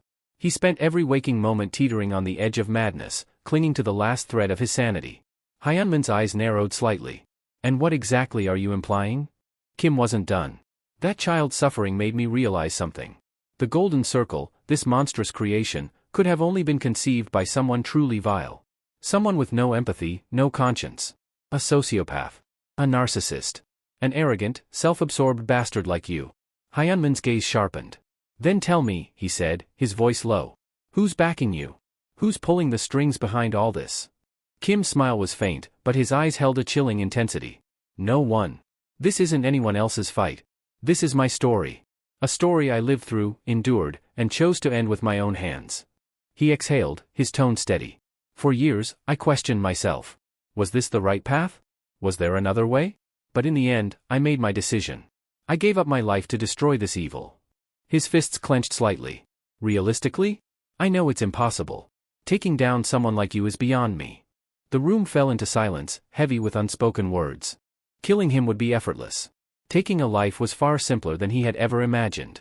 The guard stiffened, ready to act, but Hyunmin raised a hand, signaling them to stand down. Kim continued speaking as if their presence didn't matter. "Death would be a mercy," he said calmly. "I have no intention of giving you an easy way out. You should experience the exact torment I did. Don't take this personally, this isn't about vengeance. Not yet. I haven't even shown you the full extent of what's coming." A faint smirk played on his lips. "You've never truly hit rock bottom, have you? I look forward to seeing you crawl through the kind of existence even a stray dog wouldn't endure. Maybe next time we meet will be the last." He turned to leave, his words lingering in the heavy silence. The guards glanced at Hyunmin, waiting for his command, but he remained frozen, his mind racing. That story, the one about the child trapped in a coma, wasn't about Kim. It had to be Young-woo. And yet, that didn't change the reality of the situation. Kim had become too dangerous. His plans were unclear, but one thing was certain, they would be catastrophic. Hyunmin exhaled sharply, regaining his composure. "We'll get rid of him," he said finally. "But not yet. In 1 week, he dies." Kim made his way to Chonil High, a place that carried too many memories. This school had been the backdrop for some of the darkest moments of his life, the place where he had first realized just how vile the world could be. He pushed open the door to the rooftop. The very spot where his past life had been stolen from him, leaving him broken and paralyzed. Every step he had taken toward revenge had come at a cost, lives shattered, people destroyed. As he stood there, gazing out over the city, he found himself questioning the meaning of true vengeance. Would killing Hyunmin and dismantling the Golden Circle really bring justice? Would the victims find peace? No, that was nothing more than a naive fantasy. An eye for an eye would only lead to mutual destruction. What he needed wasn't just revenge. It was hope. Hope that he could carve out a new future. Hoped that others could see his struggle and find the strength to rebuild their own lives. Only one thing was certain: the Golden Circle had to be wiped out, completely and utterly. There could be no remnants, no chance for revival. This was the final stage. The endgame. Nothing would change that. In the wake of the revelations, Kyung Cheol was swiftly declared the mastermind behind the Golden Circle. But the shockwaves of the incident hadn't faded, they only intensified. More names began to surface. Lawyers, politicians, businessmen, one of them being Dong Seo, a well-known attorney. The public wanted justice, and the prosecution wasted no time in delivering it. Every day, news stations broadcasted fresh exposes. One by one, the hidden players were being dragged into the light. Even the government took decisive action. Officials stood before the nation, vowing to hunt down every last individual connected to the Golden Circle. They promised convictions. They promised consequences. The purge had begun. They were determined to uncover the full truth and ensure that such a nightmare would never repeat itself. As a result, South Korea was thrown into turmoil, with tensions rising by the day. Members of the Golden Circle secretly gathered, their anxiety mounting as they feared their identities would soon be exposed. Congressman Dong Young remained composed, reassuring the group that they wouldn't be implicated in this mess. Lawyer Suk Ki agreed, confident that Kyung Cheol had taken the fall on behalf of everyone involved. University professor Sung Young added that none of them had direct dealings with Cho Young, making their risk of exposure minimal. However, real estate mogul Mi Wook wasn't convinced, uneasy about the unpredictable nature of the situation. Meanwhile, University Hospital Director Young Won believed that this entire scandal would blow over soon. Enterprise CEO Young Hak understood why some were nervous, he felt the same way. Yet, they had aligned themselves with Hyun Min for a reason, and now was the time to trust him. The situation appeared to be calming down, and internal discord would only hasten their downfall. For now, their best course of action was to wait. Once the dust settled, they could decide how to hold Hyun Min accountable. Elsewhere in Seoul, a seasoned S-rank hitman, Jerry Yong, found himself dealing with an unexpected complication. One of his former targets had begun leaking information online. It was baffling, barely anything had been done to this individual, yet he was already causing problems. Jerry Yong was itching to handle the situation personally, but the Golden Circle had given him strict orders, under no circumstances was he to act. For now, he had to remain under the radar, especially with several members currently being interrogated by prosecutors. Then, something on his screen caught his eye, a message. The post implied that the very act of uploading this information meant someone was already talking to authorities. Jerry Yong's instincts flared. There was a traitor among them. However, as he read further, his unease turned to outright fury. The leaked document contained detailed accounts of every covert operation carried out by Golden Circle hitmans. It listed exact locations, dates, and even the schools involved, information only an insider would possess. With a violent motion, Jerry Yong hurled his tablet across the room. This wasn't just a setback, it was a catastrophe. Meanwhile, Yoon Byung-hee, a survivor of the Golden Circle's cruelty, stepped forward to share her story. Through online platforms, she revealed the horrors she had endured. Her testimony gained traction instantly, and soon, it was followed by a flood of reports from other victims. The information contained in the insider document spread like wildfire, dominating news headlines and social media discussions. The atmosphere became even more volatile as people began digging deeper, demanding to know who had orchestrated these heinous crimes. Names were about to be exposed, and for the masterminds behind it all, time was running out. Jung Hak had been trying to arrange a meeting with Hyun Min, but instead, he was met with a proxy. The man informed him that from this point forward, direct contact with his superior was no longer an option. If Jung Hak needed anything, he would have to go through him. Annoyed but not entirely surprised, Jung Hak pointed out that this was nothing new. However, there was something far more pressing at hand. His own commission had been listed in the leaked documents. What were they going to do about it? The proxy assured him that they were doing everything possible to contain the damage, but Jung Hak wasn't having it. That's not good enough, he snapped. The proxy urged him to remain calm. If they acted recklessly, even more secrets could be exposed. But Jung Hak was beyond reasoning. Do you even understand what this organization stands for? He growled. We were promised absolute secrecy. Flawless execution of every request. If rumors start circulating about my own son's involvement, it's over. The proxy, sensing the growing tension, apologized again and promised to intensify their efforts. But Jung Hak wasn't convinced. Their fates were intertwined, whether they liked it or not. Tell your boss that, too, he said, voice dripping with contempt. He was the one who orchestrated Kyung Cheol's so-called confession. You think he did that out of the goodness of his heart? No, he was covering his own ass. So why should I keep putting my trust in that bastard? Before the proxy could respond, Jung-hak's phone buzzed with an unexpected message. It was from Kim. Kim claimed to have solid proof that Jung-hak was a high-ranking member of the Golden Circle and suggested they meet. Intrigued yet wary, Jung-hak agreed. They met in a discreet location, where Kim observed him with a slight smirk. You must be curious about why I called you here, he said. But first, tell me, have you ever even taken the subway before? I'm surprised you didn't get lost. Jung-hak scoffed.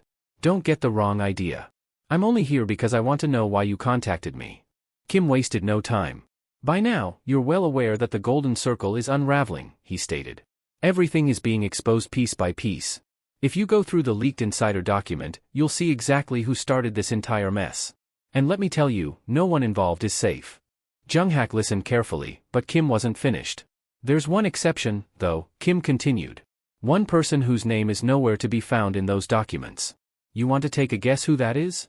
Jung-hak's expression darkened. He already knew. Kim had spent a long time piecing this together. Even though he had always suspected Hyun-min was the mastermind, he had never been able to obtain solid proof.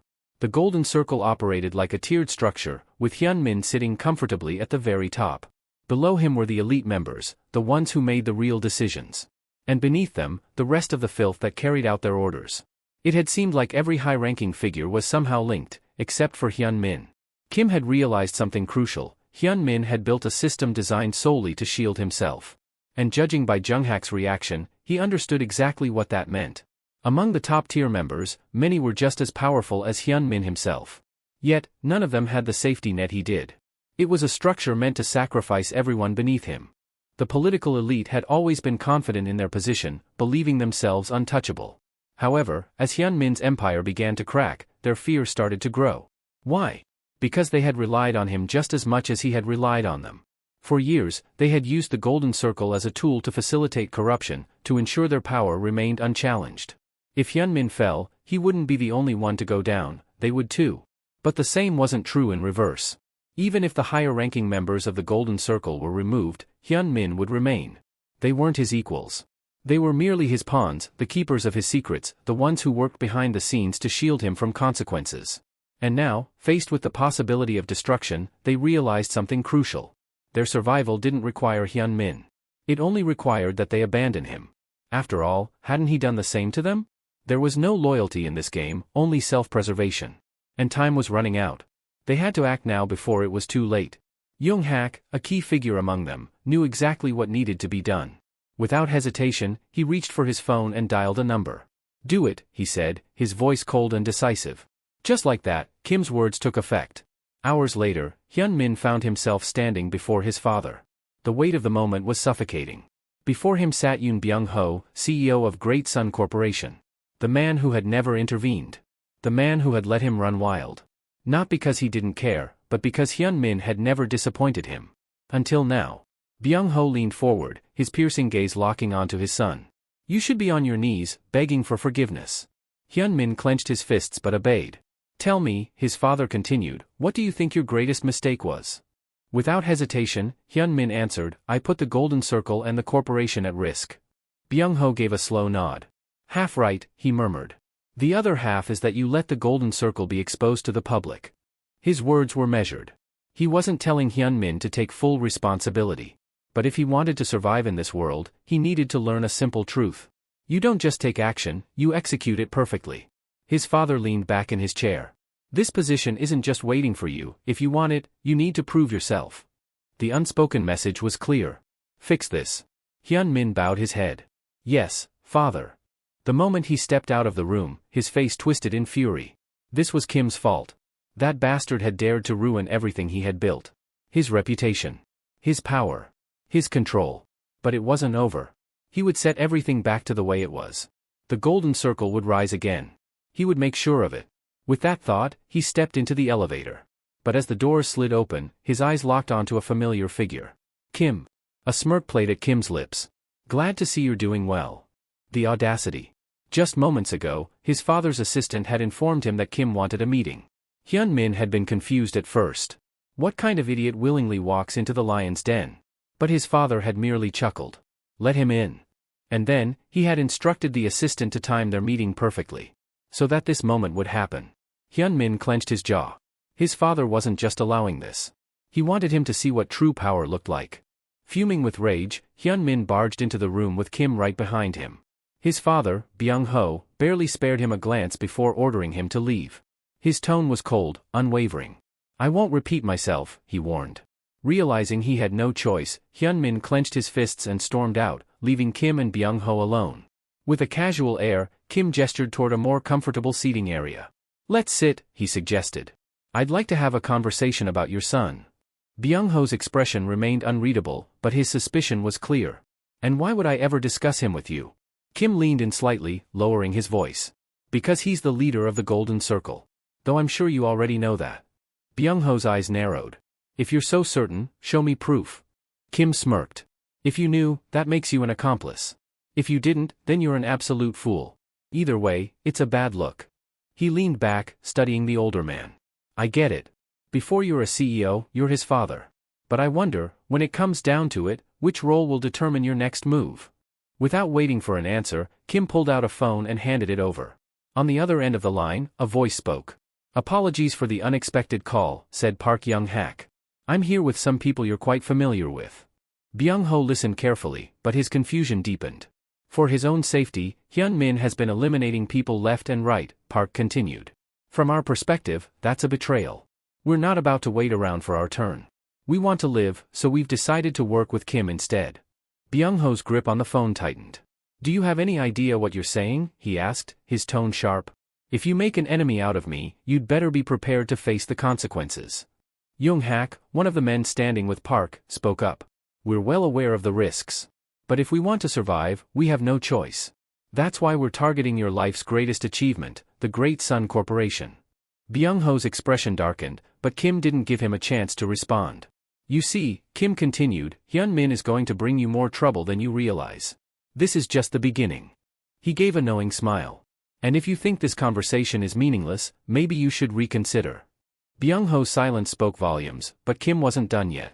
"Let's start with the obvious. Hyun-min's position as leader isn't as secure as you think. The Golden Gate case?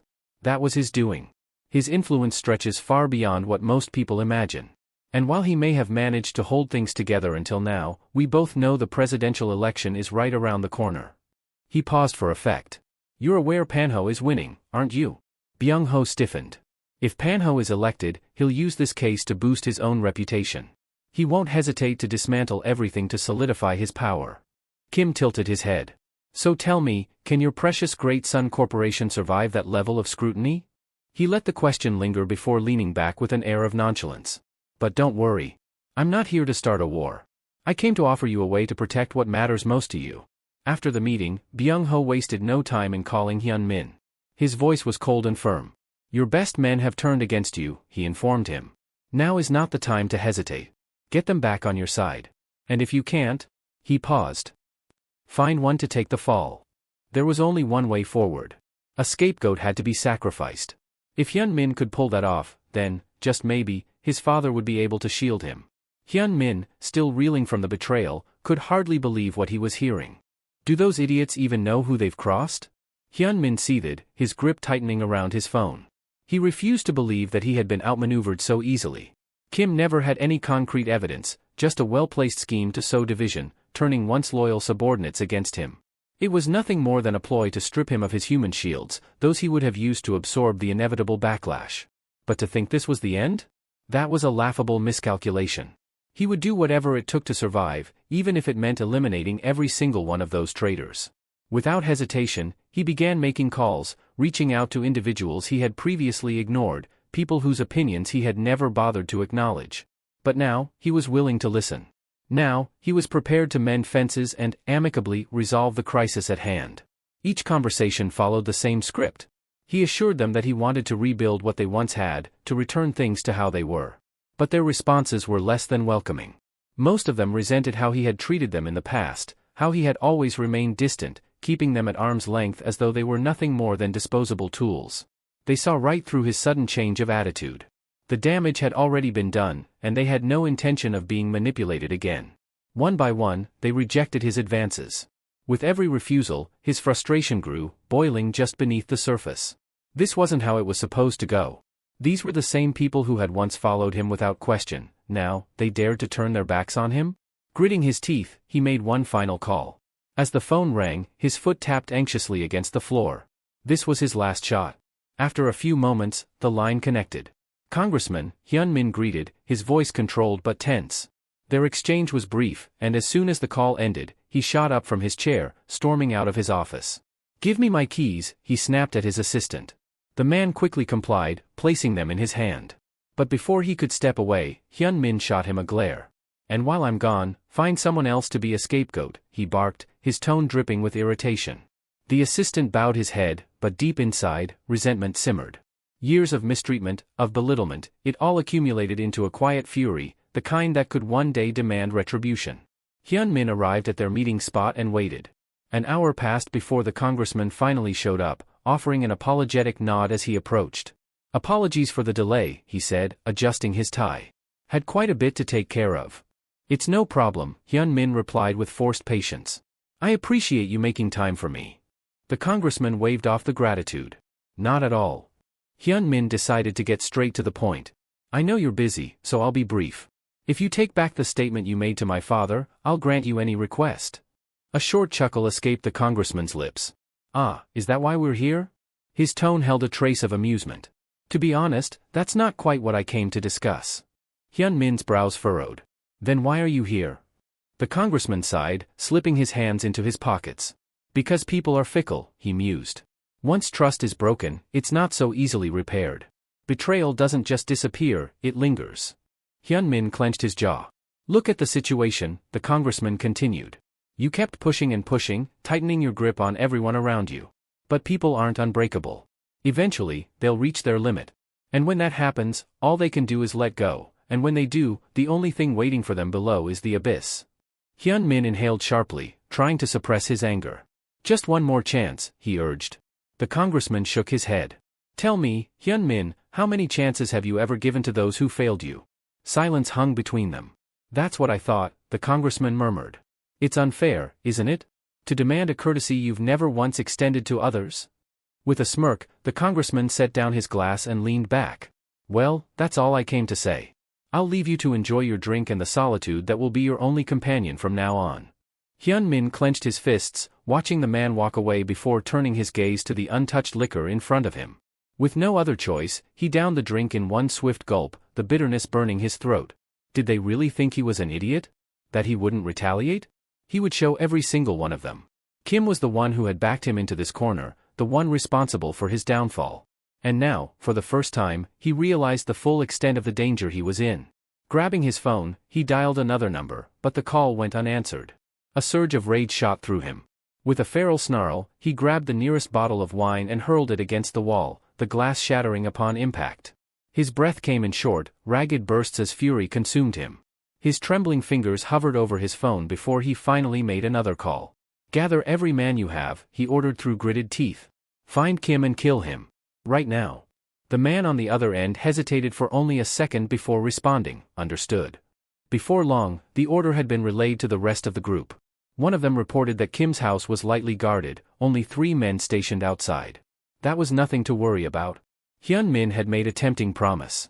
If they succeeded, he would ensure their safe escape overseas. With such a reward at stake, there was no hesitation. Their plan was simple: strike at Kim's weakest point, his family. His grandmother was the perfect target.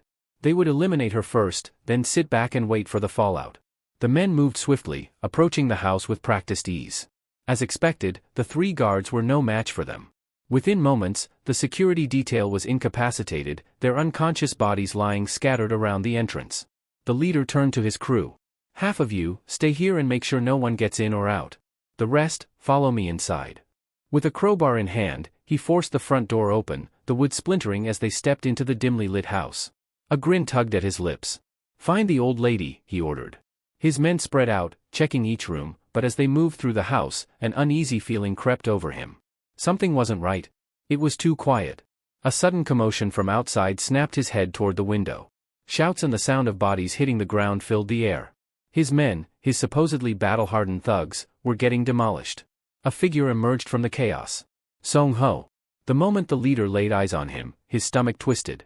This wasn't some coincidence. This was a setup. Before he could even react, one of his men yelled from the window. "Boss, what the hell are you doing? They're tearing through our guys out here." The leader gritted his teeth. Stepping outside, his eyes darted across the battlefield. His men were being thrown around like rag dolls. And standing in the midst of it all was Song-ho, effortlessly tossing another thug to the ground. The leader's gaze hardened. He recognized these fighters, Kim's people. But where was the grandmother? Song-ho dusted off his hands and looked him in the eye. "You should walk away while you still can." The leader scoffed. "Cute little trap you've set up," he sneered. "But I don't scare easy." Without warning, he lunged forward, aiming a brutal strike at Song-ho. Song-ho pivoted, dodging the attack with ease. He barely even looked fazed. The leader smirked. "Not bad. You're pretty good at blocking," he admitted. "But let's see if you can keep up when I get serious." The fight raged on, drawing the attention of nearby residents. Some peered out from their windows, murmuring amongst themselves. "Should we call the police?" a neighbor whispered. Meanwhile, Saiwoo took down his opponent in one swift movement. But when he noticed another thug raising a weapon, poised to strike someone from behind, he didn't hesitate. With a sharp kick, he sent the attacker sprawling to the ground. This battle was far from over. With nearly all of the attackers taken down, only their leader remained locked in combat with Song-ho. The leader clenched his jaw, frustration evident in his eyes. He had suspected something was off the moment they arrived, but now he was certain, they had walked straight into a trap. But no matter. He'd get his answers after he beat them into submission. His fist connected with Song-ho's stomach, forcing the latter to stagger. The impact left him struggling to stay upright, but he knew he couldn't falter now. He had to land a decisive blow. With no better option, Song-ho lunged forward, wrapping his arms around the leader in a desperate tackle. "Let go, you bastard," the leader snarled, raining down blows onto Song-ho's back. But Song-ho refused to release him. Even as his body screamed in protest, even as the pain threatened to take him down, he held on, until his strength finally gave out, and he collapsed. The leader scoffed. "Damn, you're persistent. You have no idea," a voice interrupted from behind.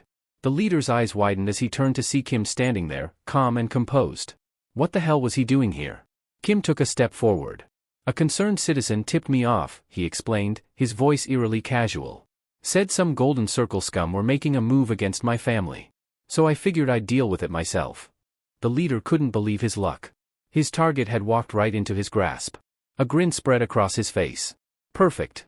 I was planning to find you anyway." Without hesitation, he launched an attack. Kim sidestepped the first strike with ease, countering immediately with a powerful blow of his own. "You're in too much of a hurry," he remarked. The leader barely had time to react before Kim struck again. And again. Blow after blow landed, giving him no room to breathe. Rage fueled the leader's next move. He swung wildly, aiming to finally land a decisive hit, but he overextended. Kim saw the opening and didn't hesitate. A brutal shot to the liver sent the leader staggering. "You came here knowing you might not leave alive, right?" Kim's voice was cold, unyielding. The leader barely had time to register the words before Kim resumed his assault, pummeling him relentlessly. Blood splattered across the ground, each impact echoing through the night. "Kim, that's enough." Saiwoo's voice cut through the chaos. Kim's fist stopped mid-motion. He stood there, breathing heavily, then slowly got to his feet, scanning the ground for something. His phone. Once he found it, he wasted no time dialing a number. On the other end, Hyun-min picked up, his voice slurred from alcohol. "What, you need something? Why are you calling?" Kim's lips curled into a smirk. "I want to see your downfall." The drunken haze lifted from Hyun-min's mind in an instant. "What? How do you?" "You're too naive," Kim interrupted. "Do you still think you're in control of the Golden Circle?" A pause. "You have no one left to trust," Kim continued, his voice dripping with certainty. "You're desperate for help, aren't you?" Silence. "But let's be real, Hyun-min, this isn't personal. It's just business." That's it for today. Thank you so much for watching. If you enjoyed the video, don't forget to hit that like button and subscribe for more. We'll see you in the next one.